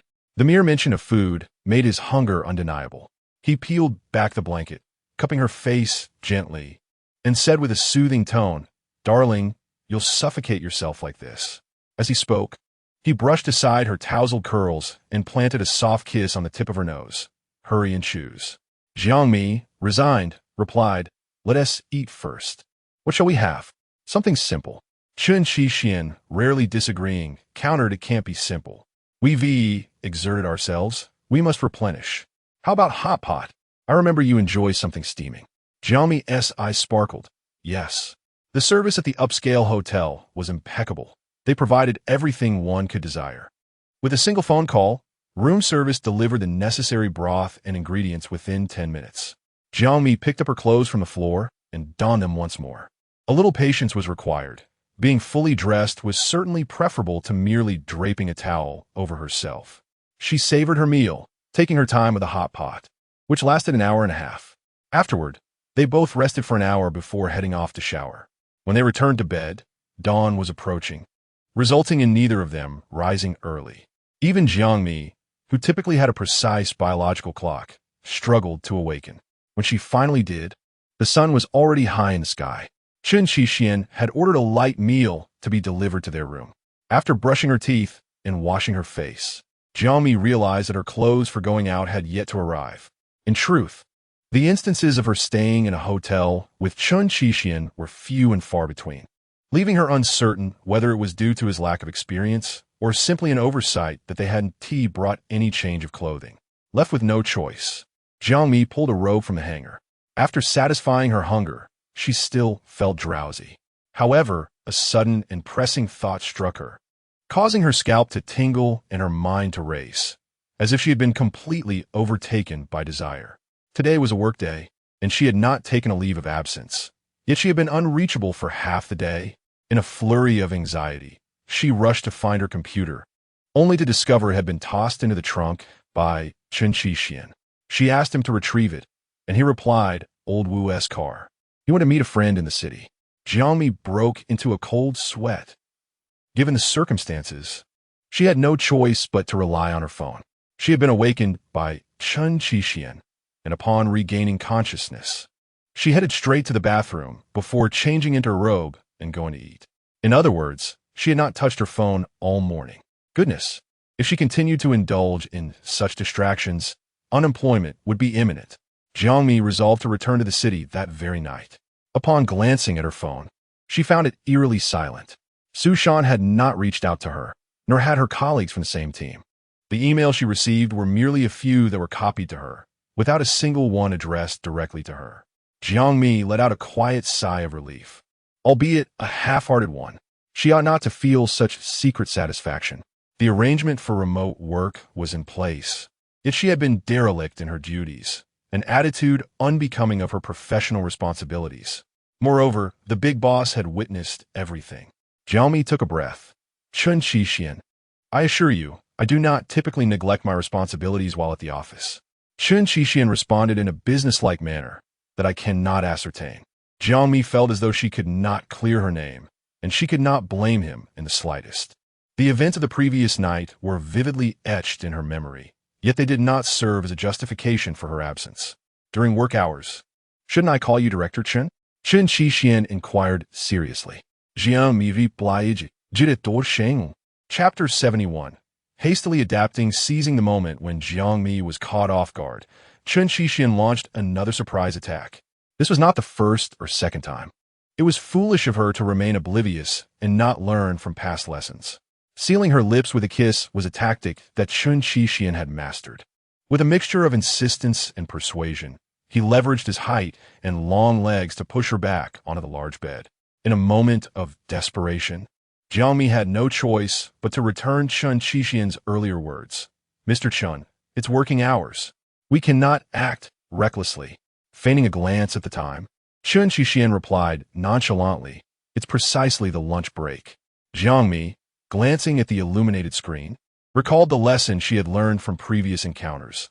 There was only an hour remaining. Chen Qixian, with an air of indifference, declared, that's sufficient. Jiang Mi tugged at her collar, unwilling to let the moment escalate. Not enough. Her words elicited a hearty laugh from Chen Qixian, his mirth reaching his eyes. The warmth of his breath tickling Jiang Mi's ear, as if an angel were whispering sweet nothings to her. Chen Qixian blinked playfully. Not enough? Then let us make it 2 hours. Jiang Mi protested. No. Then 3 hours. Chen Qixian, with an indulgent grin, gently teased her delicate nose with his long fingers, seizing the opportunity to make a more brazen proposal. If it's never enough, we will keep increasing the duration until you deem it satisfactory. Jiang Mi obediently fell silent. At such moments, he was utterly incorrigible, completely shameless. After his declaration, Chen Qixian lowered his gaze, intent on untying the bow at her waist. Her slender figure revealed that she had done her utmost to cinch the loose bathrobe tightly. Yet, despite her efforts, it hung loosely, visibly slack. This tantalizing sight set Chen Qixian's eyes ablaze. During dinner, he had been tempted to bite into her alluring collarbone. As he lifted one of her legs, Jiang Mi instinctively flinched, retreating slightly in a half-hearted protest. Chen Qixian, it still hurts. Her show of vulnerability ignited a sudden wave of compassion in him. She must not have been lying. He had awakened once at dawn, unable to resist. Chen Qixian felt a pang of melancholy. Her utterance of pain deterred his audacity. Switching to a warm tone, he grasped Jiang Mi's pulse, coaxing her to relent. Mimi, I really want you. What should I do? Jiang Mi, lacking his flirtatious finesse, replied, wasn't tea last night quite lengthy? Last night was last night. Being with you. I yearn for you every day. Jiang Mi offered a suggestion. Why don't you have someone bring over 2 sets of clothes? After changing, we can focus on our work and avoid these distractions. Chen Qixian retorted. In your eyes, I possess no charm whatsoever, do I? On my bed, I can only think of work. This is truly a disgrace. Jiang Mi gently advised. That's not it. Moderation is key in such matters. If you constantly dwell on this, you will lose focus in the long run, which will also affect. Mimi, spare me the lectures. Chen Qixian had no patience for such reasoning. If he could not appeal to her sensibility, he would resort to more forceful means. He reached out to take her hand, guiding her to help him remove his robe. He pressed against Jiang Mi, who was already aware of the situation. With a sense of resignation, she remarked, there's no need to remove it. After all, you aren't wearing any underwear. Chen Qixian, who had initially exuded confidence, began to doubt his physique. Do you feel no desire for my body? Don't you want to take another look? This was not the case. Yet in broad daylight, Jiang Mi, unwilling to hurt his masculine pride, silently extended her hand to untie his robe, just as she felt the warmth. Her hand was suddenly seized by Chen Qixian. Observing her flushed face and ears, he felt both amused and exasperated. What exactly are you shy about? I am your husband. What my body have you not seen or touched before? Jiang Mi's lips trembled, her watery eyes filled with vulnerability. It's not. I'm just not used to it. Mimi, we have been together for a year and 4 months, a total of 16 months. You still aren't accustomed to it? How long do you need to get used to it? Chen Qixian's words flowed effortlessly. Furthermore, my desired frequency is quite high, day in and day out. You tell me you're not used to it? Jiang Mi. Chen Qixian, doesn't tea that imply that I should increase it, so you could get accustomed more quickly? What twisted logic? Jiang Mi covered his lips, unwilling to listen to such self-deprecating remarks. She pleaded, conceding, I will get used to it faster. Will that suffice? Chen Qixian smirked, filled with mischief. Very well. As evening fell, Shunyi still could not reach Chen Qixian. He sighed, expressing his concerns to Wu Shimao. Old Wu, I haven't seen him for a day and a night. What if something unfortunate has happened? Wu Shimao leisurely twirled his beads, sipping tea at a relaxed pace. Youthful vigor can be understood. Shunyi grumbled in dissatisfaction. The sun has set for 2 hours. It's almost 7, and I still haven't had a warm meal. What a plight. Wu Shimao, feeling a bit bored himself, subtly encouraged Shunyi to knock on Chen Qixian's door. Shunyi was all talk, reluctant to take action. He wouldn't dare provoke Chen Qixian directly. He was still dependent on the young master. Old Wu, it wouldn't be appropriate for me to go. Why don't you go? You're older. You can speak to Chen Qixian. Wu Shimao, what are you thinking? I'm not as lewd as you. Shanyi. It's just knocking on the door to invite him to dinner. How is that lewd? Besides, this is a 5-star hotel with excellent soundproofing. Really? If you don't believe me, ask the front desk. Wu Shimao. Fine, you go ask the front desk about the soundproofing. Then I will knock on the door. Shin Yi, a 1,000-year-old fox, is still playing games with his brother. 5 minutes later, Chen Qixian finally returned the call. His voice was languid, betraying no emotion. What do you want? Shen Yi felt a surge of irritation. Young Master Chen, it's past 7 o'clock. Don't you plan on finding something to eat? My wife and I have already had afternoon tea. What an infuriating situation. Shen Yi gritted his teeth and said, So, are you suggesting that I will not be able to eat dinner? Chen Qixian, in his arrogance, commanded him, find the finest kaiseki cuisine in the city. Shan Yuda tortet. What kaiseki cuisine? I want to eat. Chen Qixian coldly interrupted. My wife loves it. Do you have any objections? Shun Yi sighed. Fine. For the sake of my sister-in-law. It's not for you. Beep, beep, beep. Chapter 72. I am certain I like him nonsense. Who truly enjoys kaiseki cuisine? Jiang Mi, now clad in a fresh and tidy outfit, prepared to step outside when she overheard Chen Qixian uttering those words. It was evident that he bore a grudge. For it had been quite some time, yet he still reminisced about the lunch she had shared with him previously. Jiang Mi pressed her lips together as she approached the entrance to change her shoes. Chen Qixian's gaze darkened as he observed her slow, deliberate movements, the gentle curve of her waist. From last night until today, she had endured considerable distress at his hands. After such moments, he would invariably exhibit belated concern and guilt. He stepped forward and embraced Jiang Mi from behind. She felt her breath hitch, her mind erupting in chaos, and she turned her head to softly murmur, Chen Qixian. Can we leave? His voice was tender, his lips brushing against her ear, enveloped in a subtle, elegant fragrance. Of course, no problem. Jiang Mi resolved to remain strong, refusing to display even a hint of weakness. After all, when Chen Qixian became considerate, he could be intimidating even to himself. When passion ignited, he could render her unable to rise from bed. When he indulged her, she found herself unable to leave the ground. Jiang Mi did not exaggerate when she claimed that if she revealed her inability to depart, Chen Qixian would carry her from the suite to the car and then into the restaurant. Chen Qixian cast her a skeptical glance, discerning from the flush on her cheeks that she was not being entirely truthful. Jiang Mi subtly furrowed her brow and reiterated, I can. Once the four of them convened, Shen Yi was utterly honest, refraining from uttering a word that he should not. He feared that this meal would see Chen Qixian demanding he foot the bill. Everyone knew that in Chen Qixian's presence, no one could usurp Shen Yi's payment code. Thus, Shen Yi willingly treated Chen Qixian as his benefactor, occasionally bickering but mostly yielding. Indeed, he discovered a kaiseki restaurant with 0 negative reviews. Its location beside the bund was perfectly atmospheric. It affirmed the saying that the only flaw of high-end goods is their cost. However, the expense is a flaw of mine, not yours. While Shen Yi indulged in the meal with great delight, he did not forget to flatter Jiang Mi. Sister-in-law, is kaiseki your favorite cuisine? What a coincidence. It is mine too. Is it true that those with striking looks share similar tastes? After all, it was Jiang Mi's fondness that had afforded him this opportunity. Yet, the more he spoke, the more his words seemed to deviate from the point. Jiang Mi deflected, It's not my preference. It's Chen Qixian's. Chen Qixian squinted slightly and prompted, Think again.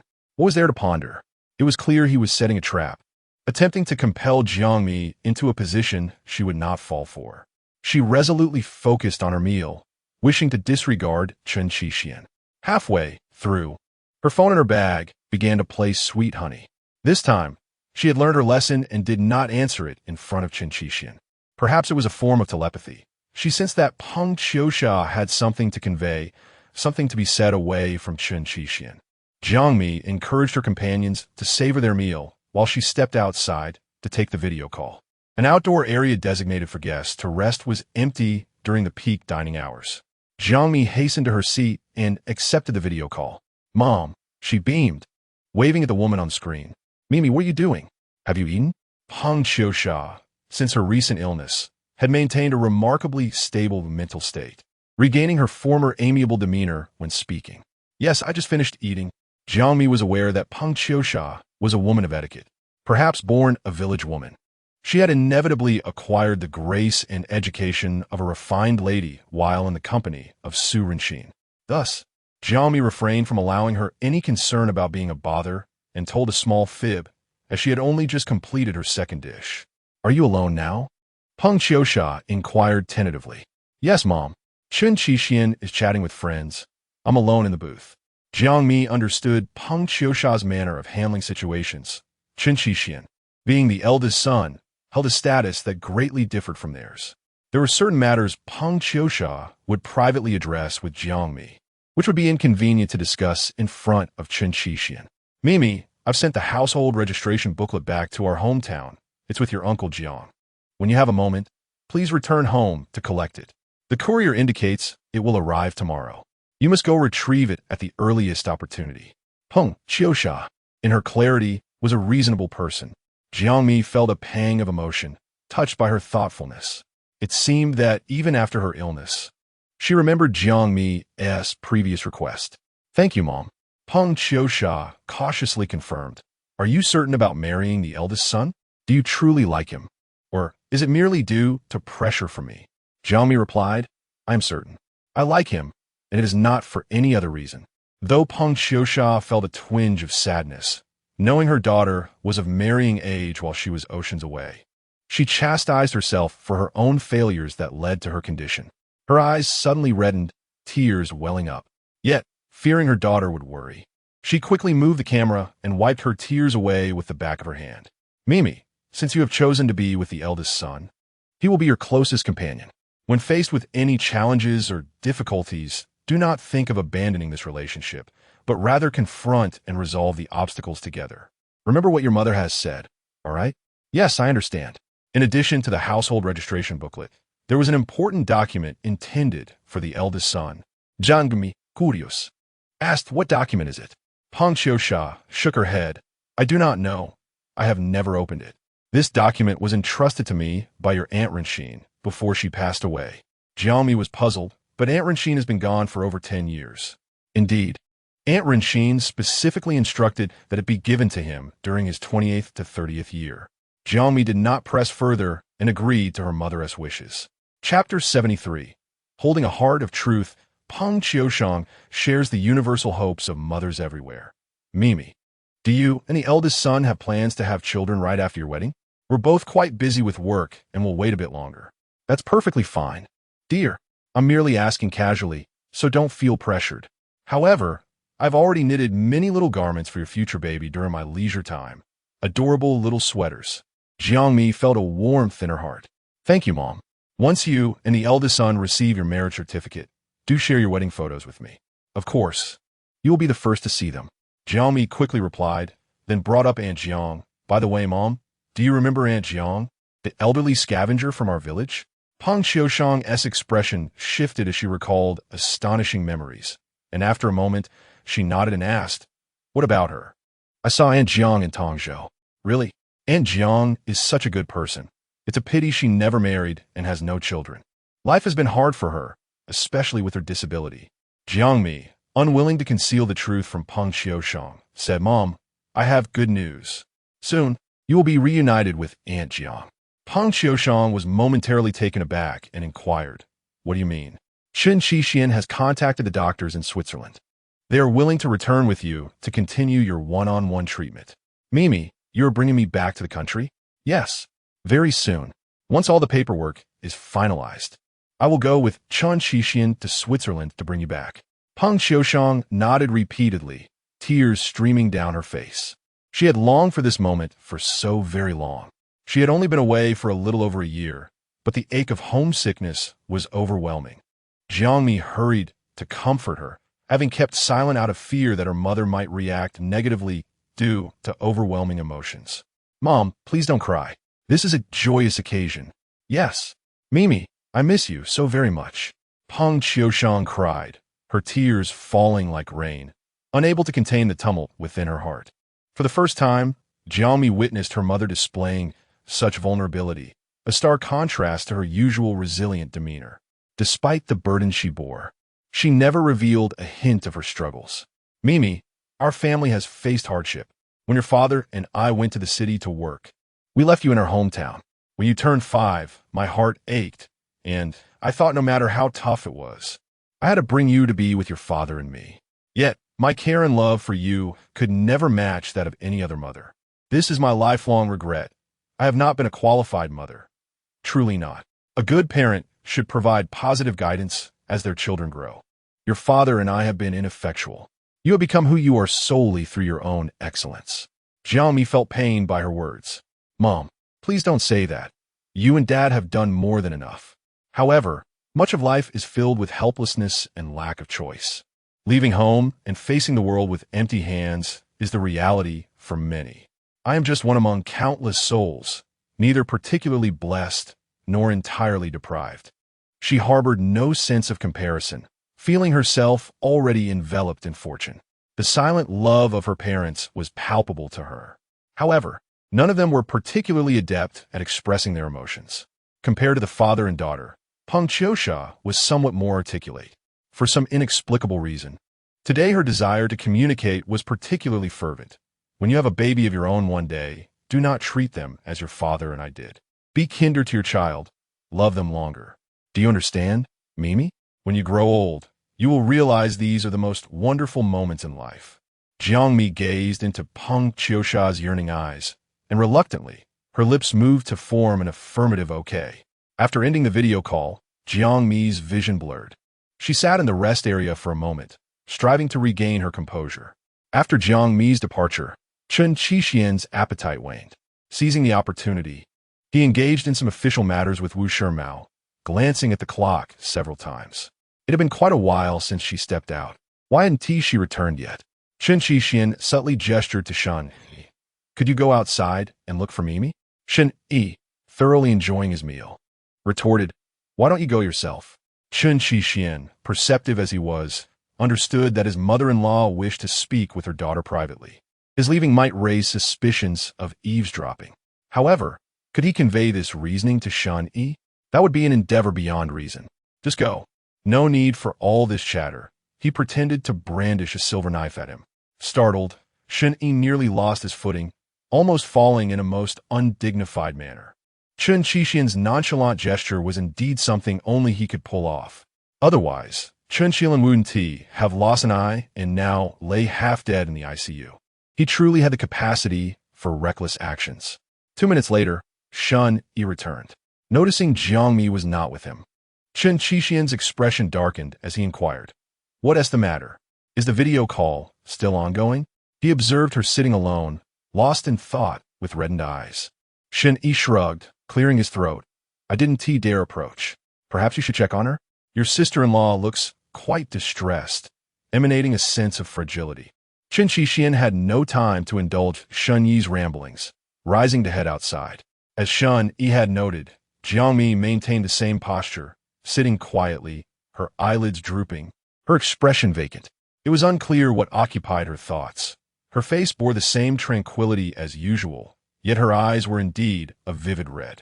From a distance, she resembled a forlorn little rabbit, akin to a forsaken pet, wandering aimlessly, lost without a place to go.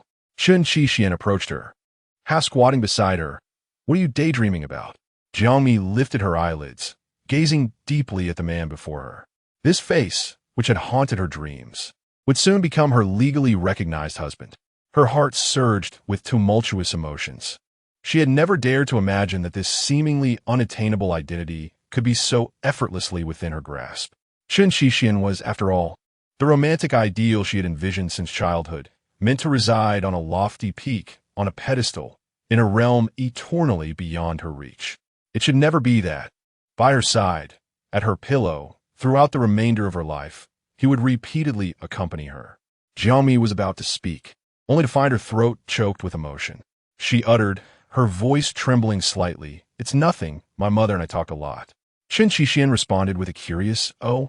It was typical for the two of them to exchange trivialities. He raised an eyebrow, grasped Jiang Mi's wrist, and pulled her up.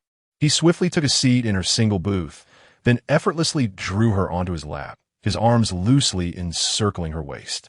"Do share. Have you been reporting me to your mother?" Chen Shixian teased her, while simultaneously eager to uncover the nature of their conversation.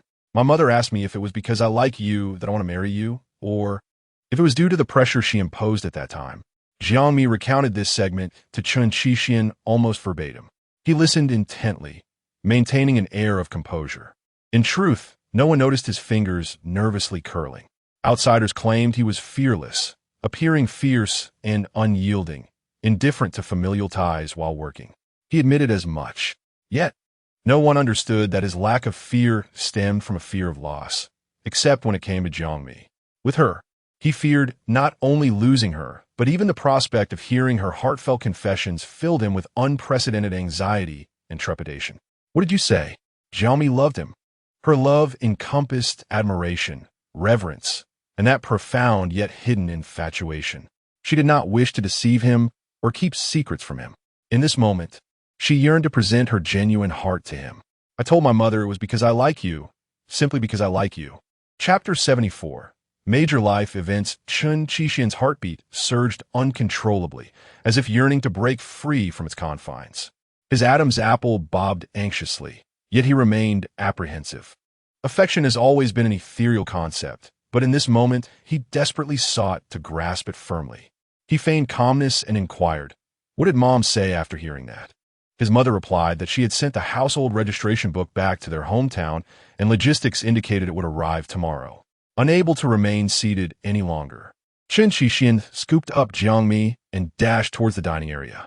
He was grateful for his foresight in abstaining from alcohol at dinner. Halfway through his sprint, Chen Shixian realized he had committed a rather foolish act. The car belonged to Old Wu, and naturally, the keys were not in his possession. He instructed Jiang Mi to wait by the entrance of the dining room while he sought out Old Wu for the keys. Jiang Mi, not wishing to dampen the spirits, considered that Old Wu and Shun he had driven several hours to assist Chen Shixian. Yet, they had abandoned the two of them midway and now needed to find the sole vehicle. Gently tugging at Chen Shixian's sleeve, Jiang Mi murmured, "There is no need to rush over tonight." However, Chen Shixian was resolute, refusing to heed any counsel. "We must go."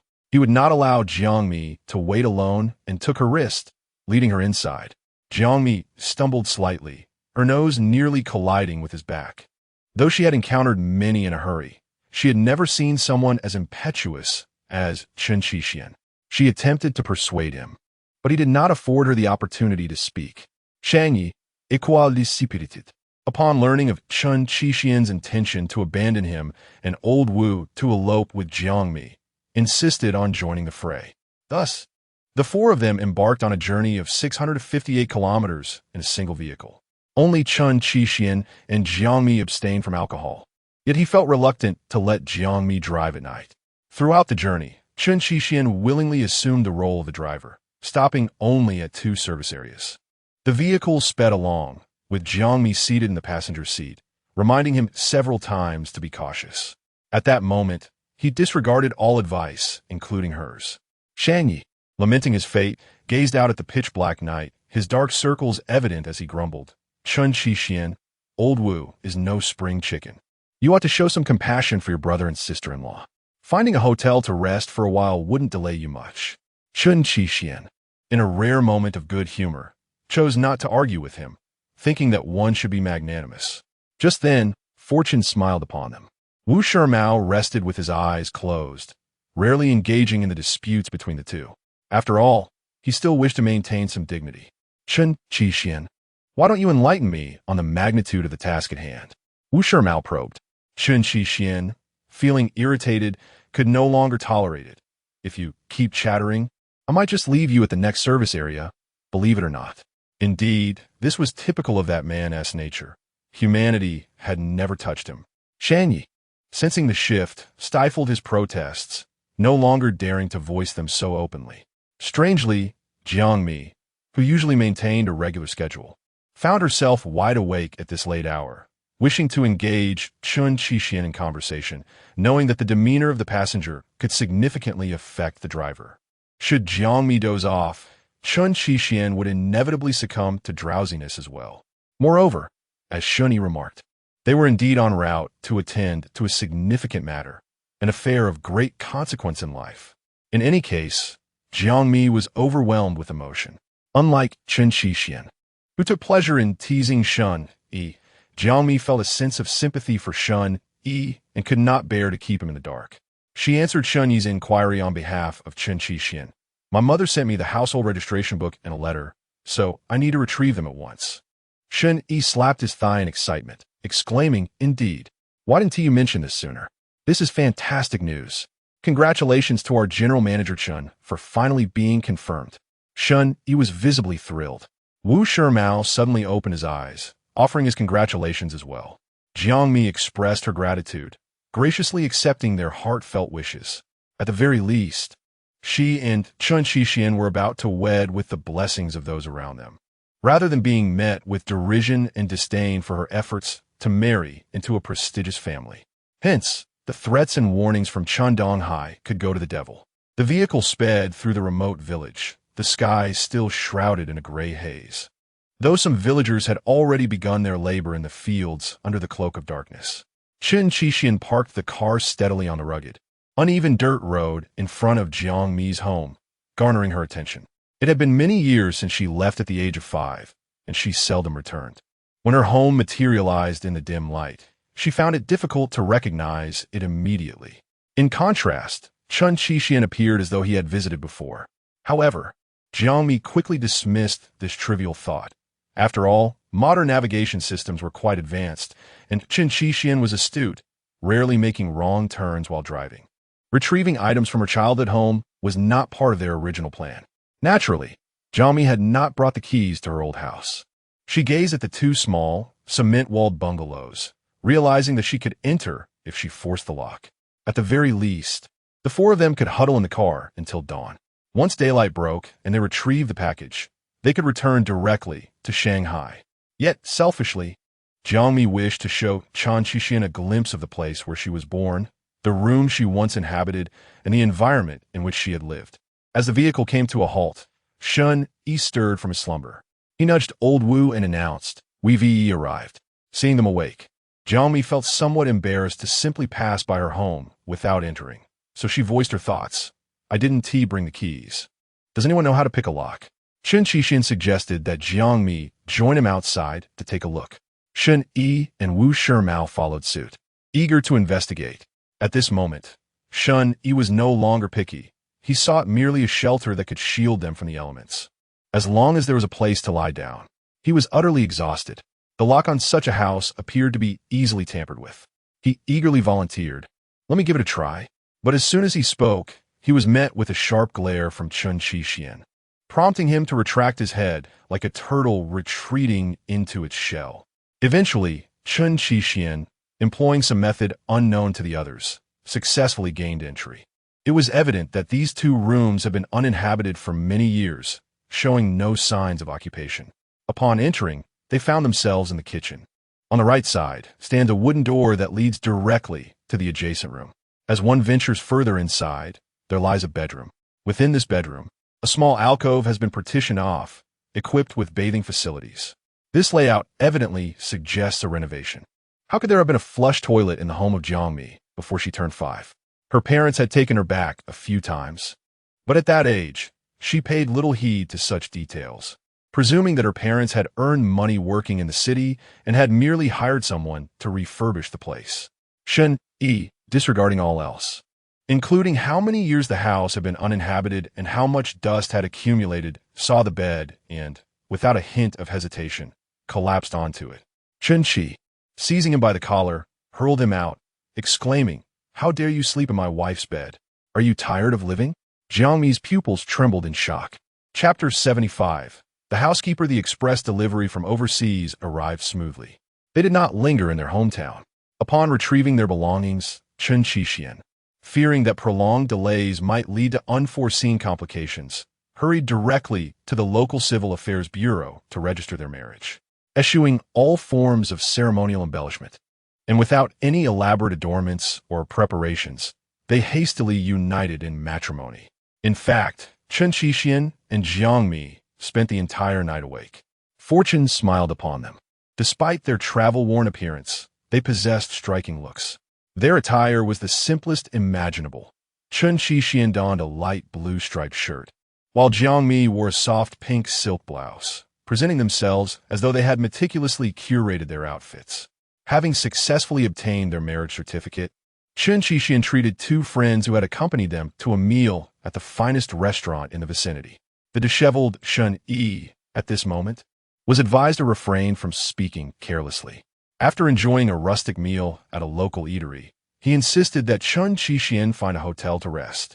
Chen, in a compliant mood, spotted a modest inn by the roadside and escorted Chen there. Meanwhile, he began to neglect his responsibilities, leaving both the car and Old Wu in Chen Yi's care, while he took Jiang Mi to the airport in a neighboring city. Old Zhao, their driver, was just around the corner. Before departing, Chen took a moment to exchange pleasantries with Old Wu. Upon returning to Shanghai, "Do treat yourself," and Chen to a full-body massage. Wu Shimao, having endured numerous hardships, was well equipped to handle such tumultuous experiences. However, given his age, it would be disingenuous to claim he felt no fatigue. Yet he could still endure. With his left hand gently stroking a piece of rare agarwood, he refrained from discussing trivial matters, only offering a heartfelt reminder: take good care of your life with your sister-in-law. Reflecting on his own failed marriage and shattered family, he sincerely wished for their enduring happiness. When Old Zhao arrived, he stepped out of the car to share a cigarette with Wu Shimao. Chen opened the back door, allowing Jiang Mi to enter first. As she stood by the door, she recalled how Chen had merely tucked the two marriage certificates into his pocket, while the substantial document was carelessly left in the glove compartment of the previous vehicle. Although Jiang Mi was unaware of the document's specific nature, she sensed its profound significance. It could not have traversed multiple hands from the homeland to overseas, ultimately landing in Chen possession without reason. She gently reminded him, "There's still something in the car." Yet Chen regarded it as inconsequential, dismissively stating, "We can look at it when we return to Shanghai." Jiang Mi was somewhat taken aback by his indifference. Truth be told, her curiosity about the contents was not driven by desire to uncover secrets. Rather, she reiterated, "Chen that document is from Aunt Ren. It must hold immense importance, enough to ensure your lifelong peace." This was her belief. Chen, his sentiments unchanged, nodded at Jiang Mi. "Understood. You get in the car first." Seeing his stubbornness, Jiang Mi felt it was futile to press further. Otherwise, it might seem as though her intentions were not pure. Glancing at his pocket, she suggested, "Why not let me hold the marriage certificates in my bag? Keeping them in your pocket might cause them to crease." Reluctantly, Chen considered this, and after some deliberation, he retrieved the two red booklets and entrusted them to Jiang Mi for safekeeping. "Take good care of them," he implored. Chen, filled with concern, urged Jiang Mi to securely place the notebook into her bag. Amused by his overly serious demeanor, Jiang Mi couldn't help but chuckle. Previously, she had heard tales of him signing off on projects worth hundreds of millions without a flicker of hesitation. Yet, these two notebooks seemed to weigh heavily on his mind. Nodding in acknowledgement, Jiang Mi refrained from making any ill-timed jokes. "From now on, you shall be the lawful steward of our household," Chen declared, instinctively planting a gentle kiss at the corner of her lips. His words were imbued with sincerity. Jiang Mi smiled back, nodding in agreement. "Everything I possess falls under your domain. In the future, I shall heed your guidance in all matters concerning our home." Chen tenderly ruffled her soft, fluffy hair, feeling that this moment was exquisitely beautiful. Jiang Mi's soul was gradually succumbing to the depths of affection, as if no romantic utterance could compare to this one heartfelt declaration. For hours later, upon exiting the airport, Jiang Mi and Chen Shixian had managed to catch a brief respite on the plane, appearing more refreshed than anticipated. Additionally, their adrenaline was surging with exhilarating intensity, seemingly validating the adage that 5 minutes of charging could yield 2 hours of conversation. Upon returning home, Chen Shixian promptly scooped Jiang Mi into his arms, pressing his lips against hers with fervent urgency, creating a sound akin to water splashing. In the chaos of their passion, Chen Shixian, distracted, fumbled with the door code, erroneously inputting it twice. Ultimately, he impatiently grasped one of Jiang Mi's fingers, pressing it against the lock, and the door swung open. With a swift kick, he closed the door behind them, deeply kissing her while guiding her. "Take off your shoes." Jiang Mi, suspended in the air, kicked off her little leather shoes. "Wrap your arms around my waist," she instructed, only for Chen Shixian's lips to reclaim hers once more. As their tongues danced, Jiang Mi found herself rendered speechless, her words tangled and unclear. However, her peripheral vision caught a glimpse of Aunt Kai. Despite her best efforts to voice a warning, Chen Shixian remained indifferent. Fortunately, Aunt Kai, witnessing the scene, covered her eyes and hastily retreated to the kitchen.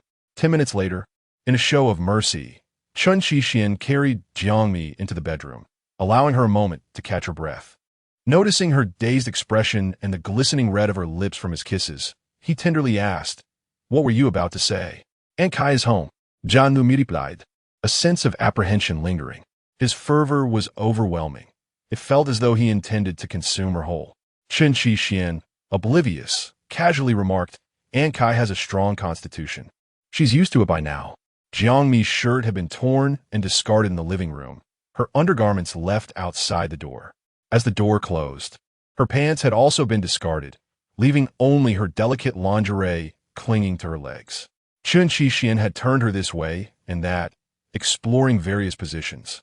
He was hardly better off, shedding his clothing as they progressed. Before they could even reach the bedside, they were all ready. Jiang Mi let out a soft whimper, clenching her tiny fists against his chest. "Aunt Kai is getting older. You should exercise some restraint when she's around." She had repeated this sentiment countless times. Chen Shixian was reluctant to defy, for he had recently vowed that all matters within the household would henceforth be dictated by Jiang Mi. A gentleman's word is as binding as a 4-horse carriage. Yet, he did not acknowledge this ancient adage. His emotions surged intensely, his voice husky and enticing as it whispered into Jiang Mi's ear, reminiscent of a seductive caress. "In this matter, you must heed my desires." In other words, he intended to act as he pleased, to pursue his whims wherever and for however long he desired. In this instance, Jiang Mi's opinions held little weight. While he would be amenable to suggestions, he would not be bound by them. Jiang Mi was well aware that he harbored no vices, merely a penchant for such indulgences, and she had endeavored to satisfy him as best as she could. Especially on a day like today, Chen Shixian's fervor was entirely understandable. She did not wish to dampen his enthusiasm, gently cradling his face in her hands, her voice soft and soothing as she replied, "Very well, as long as you do not overstep." Chen Shixian responded with a low hum, exuding an intoxicating allure. Gradually, he began to push the boundaries, feigning ignorance. What constitutes overstepping? Jiang Mi trembled at his provocation, instinctively drawing herself closer. Was this considered excessive? He sank his teeth into the flesh over her heart, eliciting tears from Jiang Mi due to the sharp sting. Chapter 76. A bite back on the day following their acquisition of the marriage certificate. Jiang Mi joyfully shared the news with Peng Kashasha.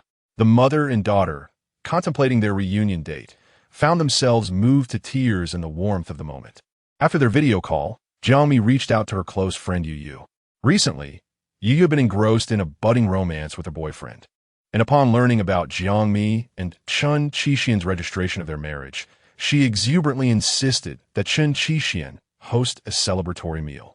When Mr. Chen invites guests, he never chooses the ordinary. He only selects the extravagant. When Yu Yu met Chen Shixian, she refrained from being her usual audacious self, adopting the demeanor of a refined heiress. However, In the presence of Jiang Mi, she displayed little regard for Chen Qixian. After all, despite Chen Qixian's formidable nature, he would always maintain a semblance of decorum whenever Jiang Mi was around. Jiang Mi nodded vigorously. Although a wedding was not yet on the agenda, a small celebration was undoubtedly in order. Lacking expertise in the domain of festivities, Jiang Mi entrusted Yu with the task of selecting a restaurant without any budget constraints. This delighted Yu. While she might not excel in other areas, she was somewhat of an aficionado in this particular field. By the end of the day, Yu had curated several restaurant options for Jiang Mi to consider. Unable to make a decision, Jiang Mi forwarded the links to Chen Qixian. At that moment, Chen Qixian was preoccupied with social engagements and initially thought his phone had contracted a virus upon receiving a flurry of restaurant links from Jiang Mi. It was only when he read Jiang Mi's text message, "Which restaurant is preferable?" that he understood. "Little cutie, after registering, shouldn't we treat our good friends to a meal?" Chen Qixian quickly replied, "Sure, what time?" "Little cutie, this Saturday, perhaps?" Chen Qixian, "You choose the restaurant, and I will invite 4 friends." Chen Qixian, 2 familiar faces and the Zhao couple. "Little cutie, got it. I will bring you and her boyfriend." "Little cutie, you should decide on a restaurant." Chen Qixian, "All right, but I want a reward." "Little cutie, why are you so insistent on requesting a reward?" "Little cutie, in that case, I will choose instead." "Little cutie, I currently have no rewards to offer you." Chen Qixian, "No, you do." Jiang Mi chose to ignore him. Chen Qixian's persistence was growing increasingly relentless. Even Aunt Kai subtly reminded Jiang Mi that consuming only 1 meal a day was detrimental to her health. Jiang Mi found herself in a difficult position. After all, during these past few days, Chen Qixian had been openly indulging in leisure, not only neglecting his own responsibilities, but also depriving Jiang Mi of the opportunity to focus on her work, as he ensnared her in the throes of romance day and night. Meanwhile, the stock price of Ren Group continued its downward spiral. The market's confidence had waned, and there was an emerging trend of pessimism surrounding it. At the last family banquet organized by Chen Donghai, he had intended to forge a strong alliance with the Zhou Group, believing he could manipulate Chen Qixian to his advantage. To his astonishment, however, Chen Qixian had bitten back, unexpectedly retracting his agreement to the union with Zhou Qinsheng, hastily departing the scene and leaving Wu Shimao to clean up the mess. With Chen Donghai's plans thwarted, he succumbed to a grave illness born of worry. The strain of work, coupled with the collapse of the stock price, had incited turmoil among the shareholders. If this situation continues, the chairmanship of the board will soon be in jeopardy, and he will inevitably face dismissal. He is acutely aware that several influential shareholders are staunch supporters of Chen Qixian. However, if Ren were to change hands so easily, he would not be known as Chen Donghai. Thus, his final gamble hinges solely on the land in Tongzhou. Consequently, he resorts to every conceivable tactic, even the most unscrupulous methods. Indeed, Chen Qixian has been notably subdued. He has had to relinquish a significant portion of the company's affairs, both overtly and covertly. Chen Donghai is keenly aware of his vulnerabilities. Yet, Chen Donghai's paranoia is quite severe. He summoned Chen Qiji to his hospital room. Despite the arduousness of speech post-illness, his mind remains consumed with schemes. He meticulously instructs Chen Qiji that the auction results for the Tongzhou land next month must be flawless. No cost is too great to ensure success. The most significant distinction between Chen Qiji and Chen Qixian lies in their attitudes towards Chen Donghai. Years ago, Chen Qixian, much like Chen Qiji now, was utterly subservient to him. One could say he was no different from a mere dog, perpetually bowing in deference. Chen Donghai's domineering demeanor began after the demise of Su Renxin, when he brought a concubine into the household.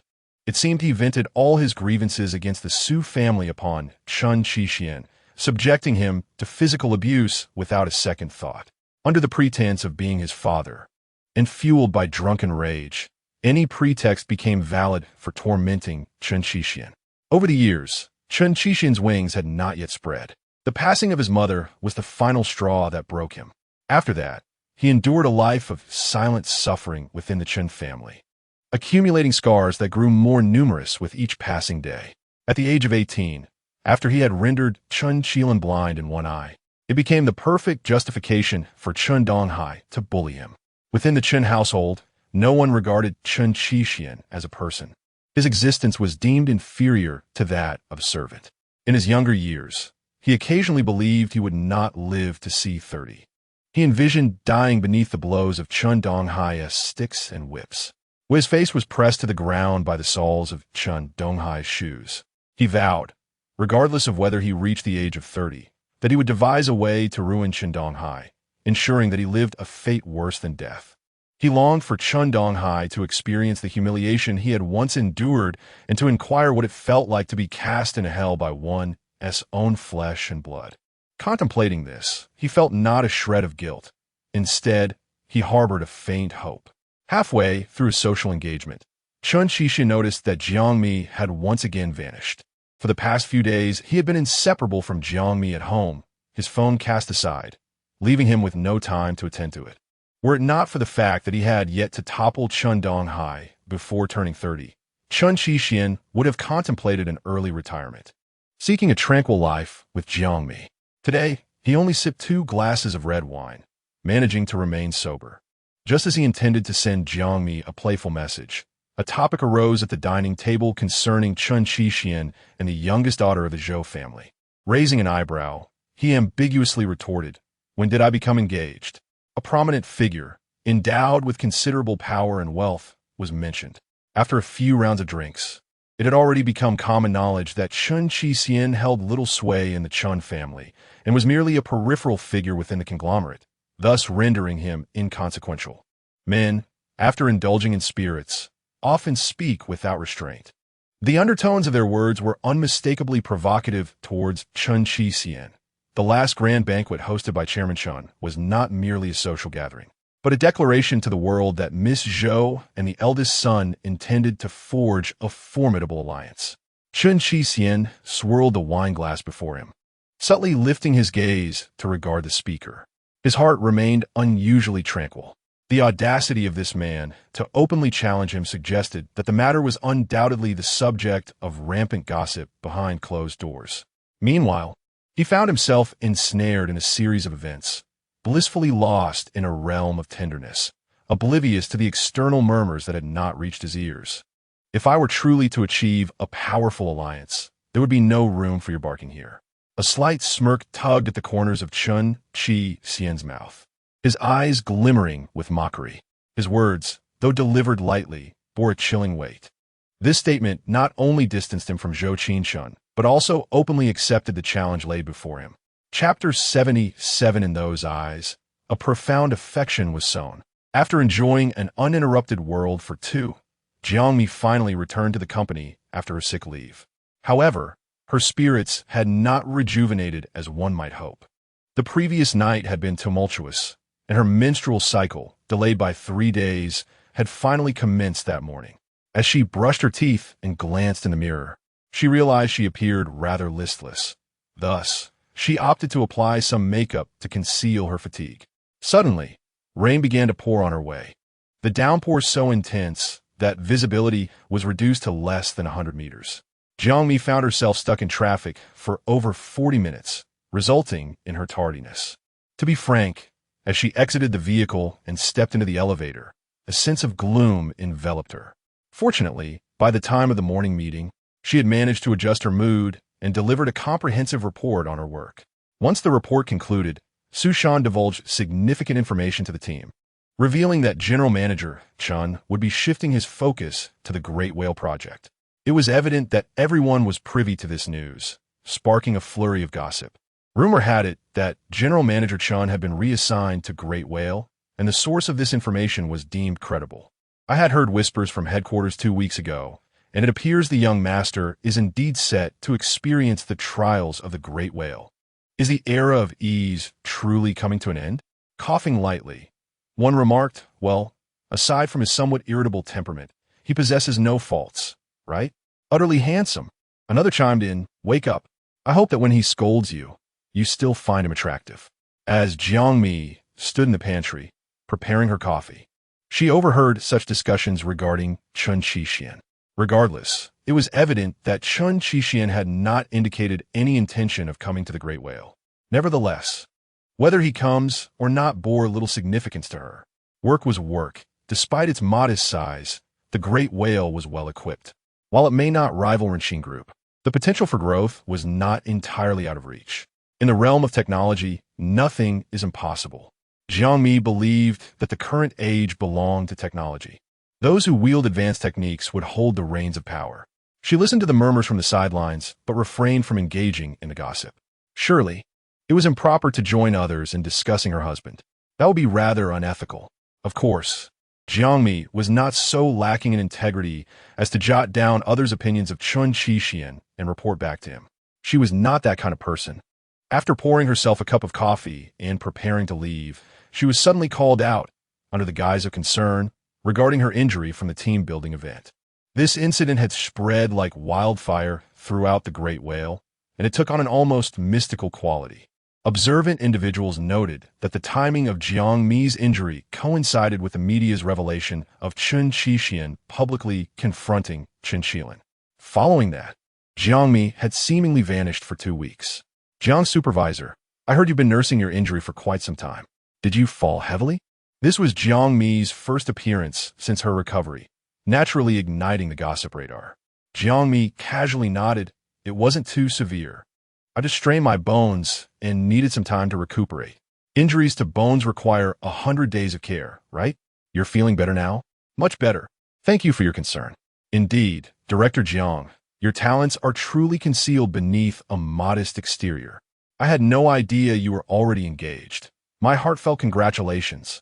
One cannot help but wonder who the fortunate individual is destined to marry such a stunning beauty. Haha, without a doubt. Director Jiang epitomizes the allure of a grand whale. Just look at that voluptuous figure.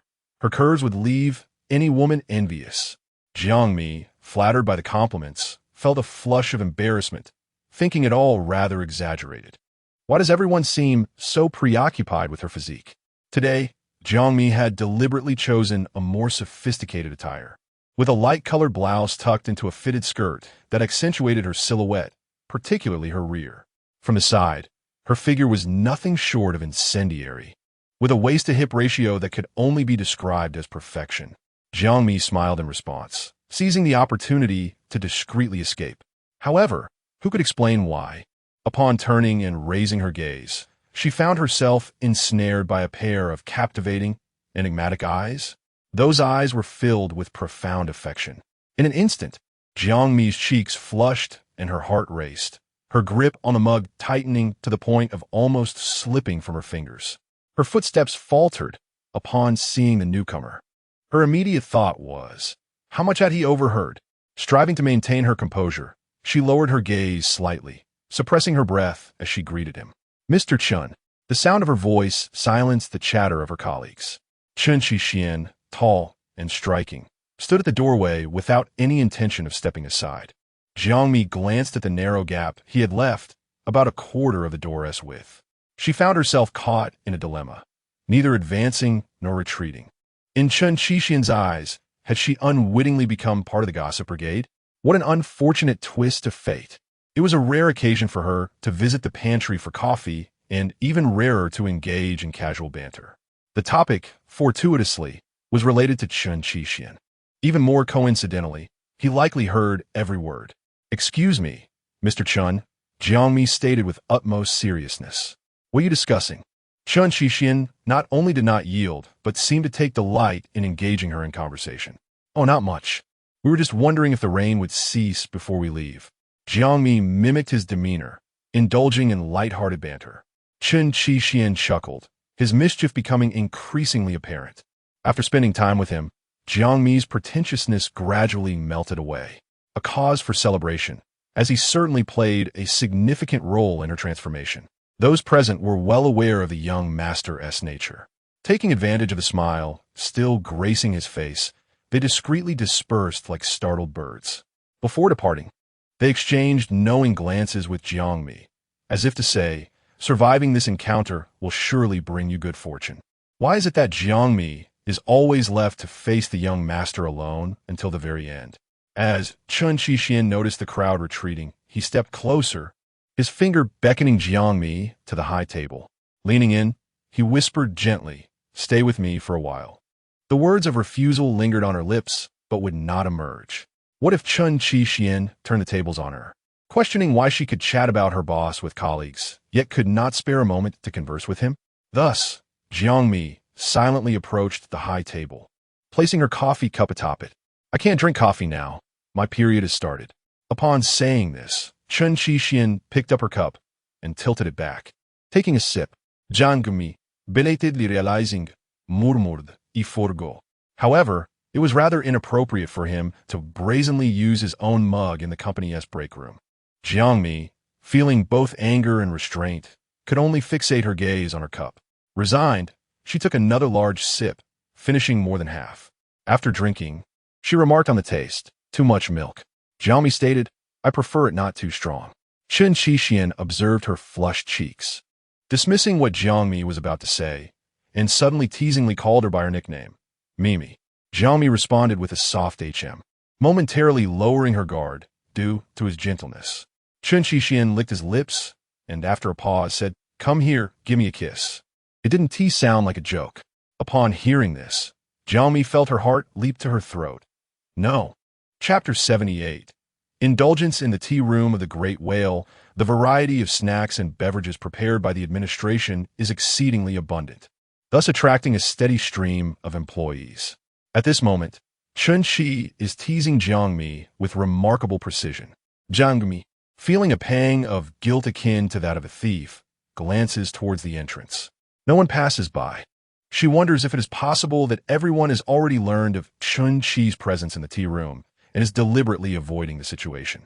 Turning back, Jiang Mi intends to grab a mug and return to her desk to busy herself. However, Chen Qi, having seen through her thoughts, swiftly snatches the mug from her grasp. Noticing Jiang Mi's distant expression and wandering gaze, he urges her, "Hurry up."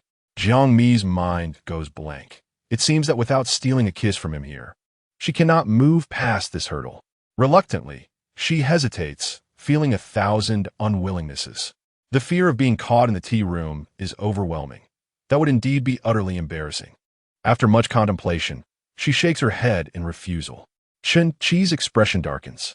Recognizing her own fault, Jiang Mi softly proposes, since the tea room is bustling, "How about we go to your office?" Chen Qi, half serious, replies that could work. Upon hearing this, Jiang Mi's tension eases slightly, but he quickly shifts his tone, revealing his intentions. "However, if we go to the office, it won't merely be a kiss, it will be the full experience." His gaze upon Jiang Mi is thick with desire, as if it could weave a web around her. Should he admit that he came to the Great Whale specifically for this purpose, she would undoubtedly believe him without a doubt.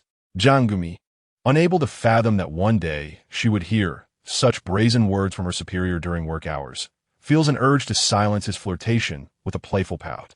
"Mr.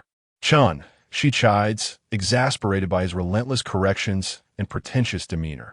Her frustration causes her head to ache. Taking a deep breath and closing her eyes, she tries to maintain her composure. "We might be seen by our colleagues here." Chen Qi, with a mischievous glint in his eye, suggests a rather absurd solution. Why not close the door and lock it? Simple enough, it would eliminate any chance of prying eyes. It is a notion so obvious that even a fool would understand it. Clearly, he delights in teasing Jiang Mi, reveling in her bashfulness and the blush that spreads across her cheeks, which brings him immense pleasure. Ignoring his nonsensical banter, Jiang Mi ultimately abandons the idea of taking the mug, shooting him an annoyed glance before silently exiting the tea room. Remaining any longer could lead to unwarranted gossip about them. 5 minutes later, a light tap sounds on Jiang Mi's desk. This persistent man proves to be quite tenacious. He boldly approaches her workstation, where the atmosphere is serene, save for the sound of fingers tapping on the keyboard. Jiang Mi lifts her gaze slightly to meet his calm eyes. "Ms. Jiang, you left your mug in the tea room," he states with a composed tone, placing her mug beside her. After washing it, Chen Qi has prepared her a cup of brown sugar water. A delicate plume of white smoke wafted from the cup, and a faint sweetness wafted into Jiang Mi's nostrils. "Thank you," she murmured, a slight, somewhat awkward flush creeping onto her cheeks. The saying goes, A soft tongue can coax a hard heart, and Jiang Mi felt a twinge of guilt for her earlier decision to abandon him alone. In the next moment, Chen Qixian, his countenance as dark as thunder, commanded her, "Bring the proposal and come to my office." Before Jiang Mi could fully comprehend, he had turned on his heel and departed with an air of decisive authority, leaving behind a gust of silence and numerous pairs of apprehensive eyes. Without hesitation, Jiang Mi retrieved her laptop and made her way to his office.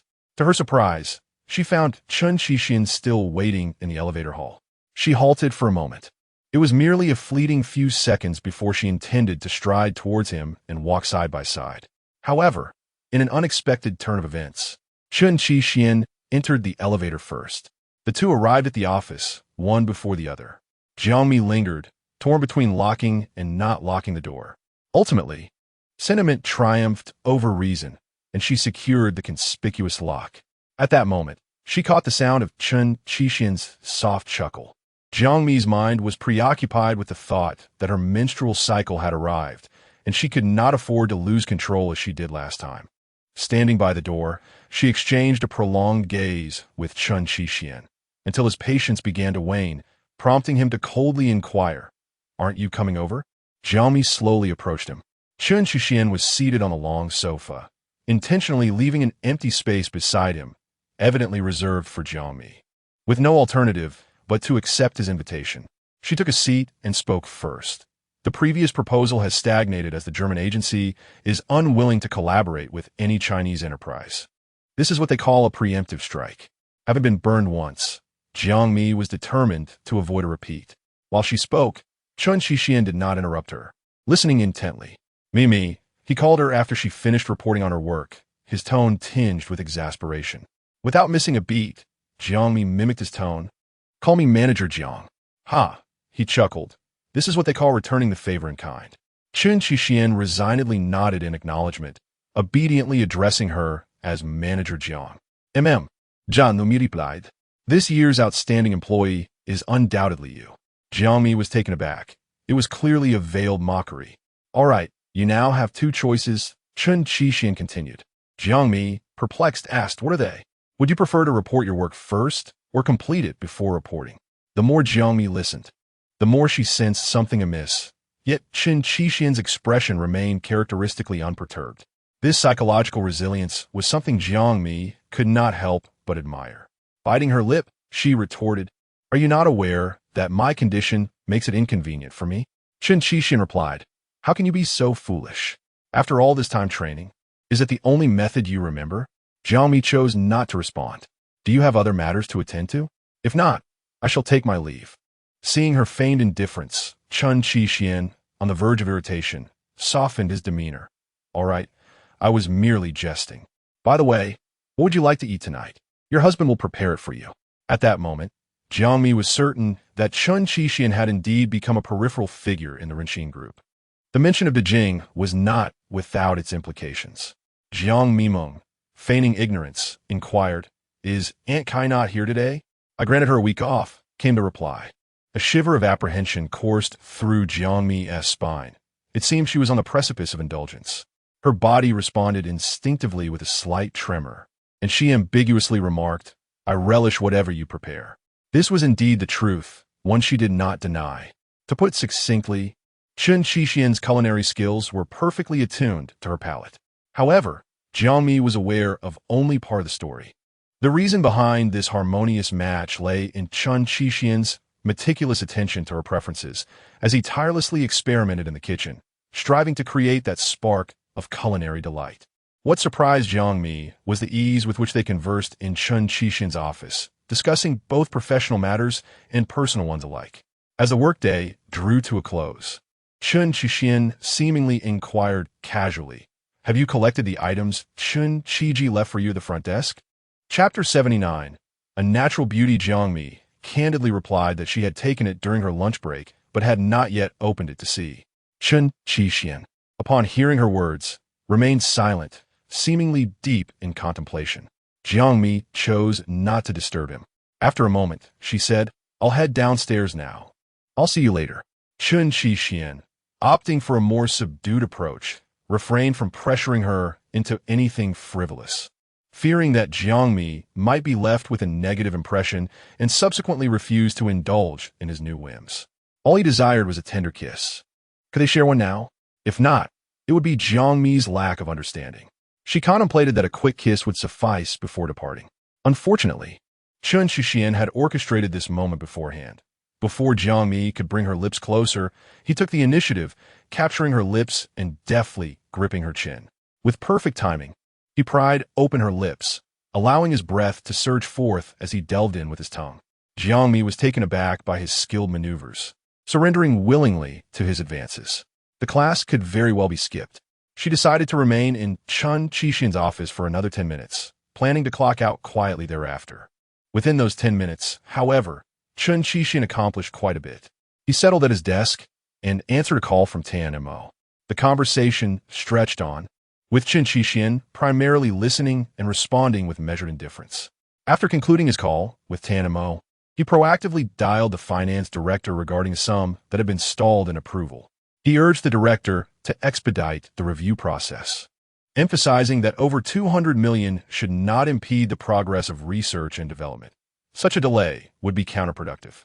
When this matter was succinctly addressed, Chen Shixian requested the director to meet him in his office the following morning, seemingly to discuss an acquisition. Throughout these 10 minutes, Jiang Mi found herself compelled to sit on his lap, enduring the dialogue. Yet, she could only grasp Chen Shixian's unilateral remarks and was uncertain about which company sought to acquire another. As an outsider in the realm of business, such matters were beyond her concern. The interminable 10 minutes finally drew to a close. Jiang Mi adjusted her posture, feeling both pain and fatigue in her lower back. Just as she attempted to rise, Chen Shixian ensnared her waist, pulling her back into his embrace. Oh, this kiss was truly addictive. Jiang Mi worried that such absurdities, akin to a monarch neglecting court duties, might one day befall Chen Shixian. Exhausted from the kisses, her lips and tongue tingled from his fervent attention. Her small hands pressed against his chest, a soft, plaintive protest escaping her throat like that of a small creature. Chen Shixian's kisses were utterly captivating. He did not close his eyes, his burning gaze fixed upon Jiang Mi's expressions. In their embrace, she reveled in the experience, her face radiating relaxation and ease. Yet, when he kissed her, she would flinch away as if scalded, desperately attempting to retreat. Despite the variations in her reactions, one constant remained. She willingly surrendered herself to him. This kiss was far from fleeting, extending well beyond those mere 10 minutes. Jiang Mi found herself rendered speechless, breathless from the intensity, pushing against him in protest. Enough. All right. Chen Xixian. If he doesn't stop now, he won't be able to hold back any longer. He finally relented. This was hardly a rejection, but rather an unmistakable invitation to the man. It was irresistibly enticing.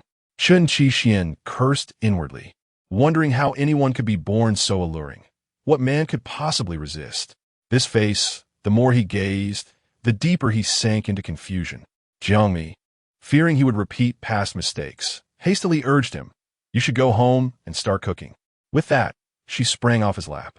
Though his kiss had left her legs weak, she summoned her last bit of strength and jogged away, saying, "I'll be home later."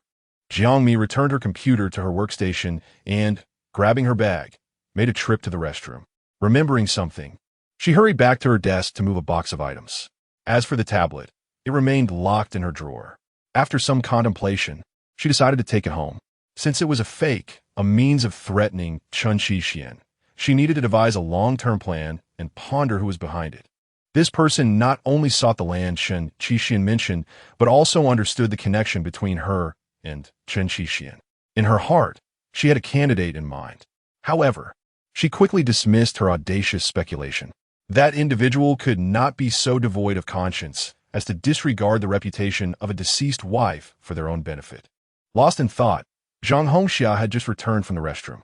Noticing Jiang Mi's slightly reddened eyes, she picked up her bag and approached Supervisor Jiang. "Shall we head downstairs together?" "Sure," Jiang Mi replied, gathering her thoughts. She heard Zhang Hongxia express concern. "Did President Chen scold you again about the battery optimization plan?" Facing this subtle probing, Jiang Mi spoke honestly.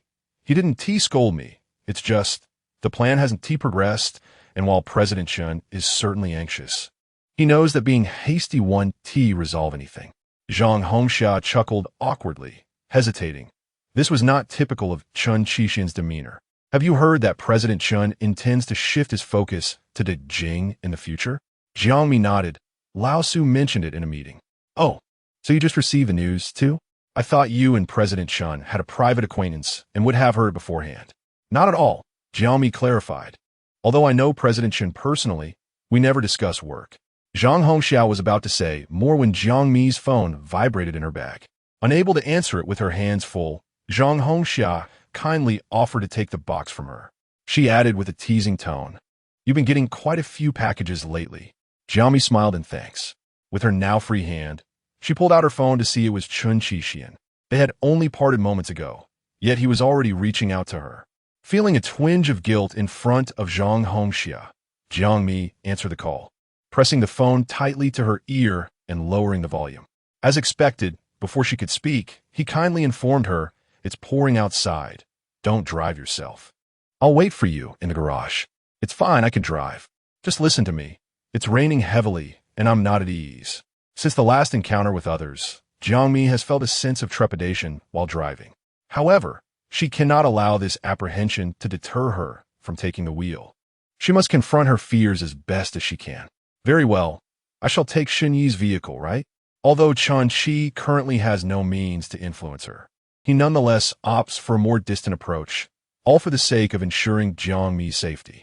All right then, since he is considering her welfare so diligently, it would be ungrateful for Jiang Mi to continue to refuse. Upon exiting the elevator, she turns left, approaching the third vehicle in the second row, a sleek black G-Class. Yes, it's confirmed. Zhang Hongxia follows closely, and Jiang Mi does not dare to let her guard down. After ending the call, Jiang Mi takes her suitcase from Zhang Hongxia's hands. A few casual remarks lead Zhang Hongxia to discern a hidden truth. Is your fiancé here to pick you up today? Jiang Mi clarifies that he is not, explaining that due to the torrential rain outside, he asked her to return home in Lawyer Shen's car. Zhang Hongxia nods in understanding.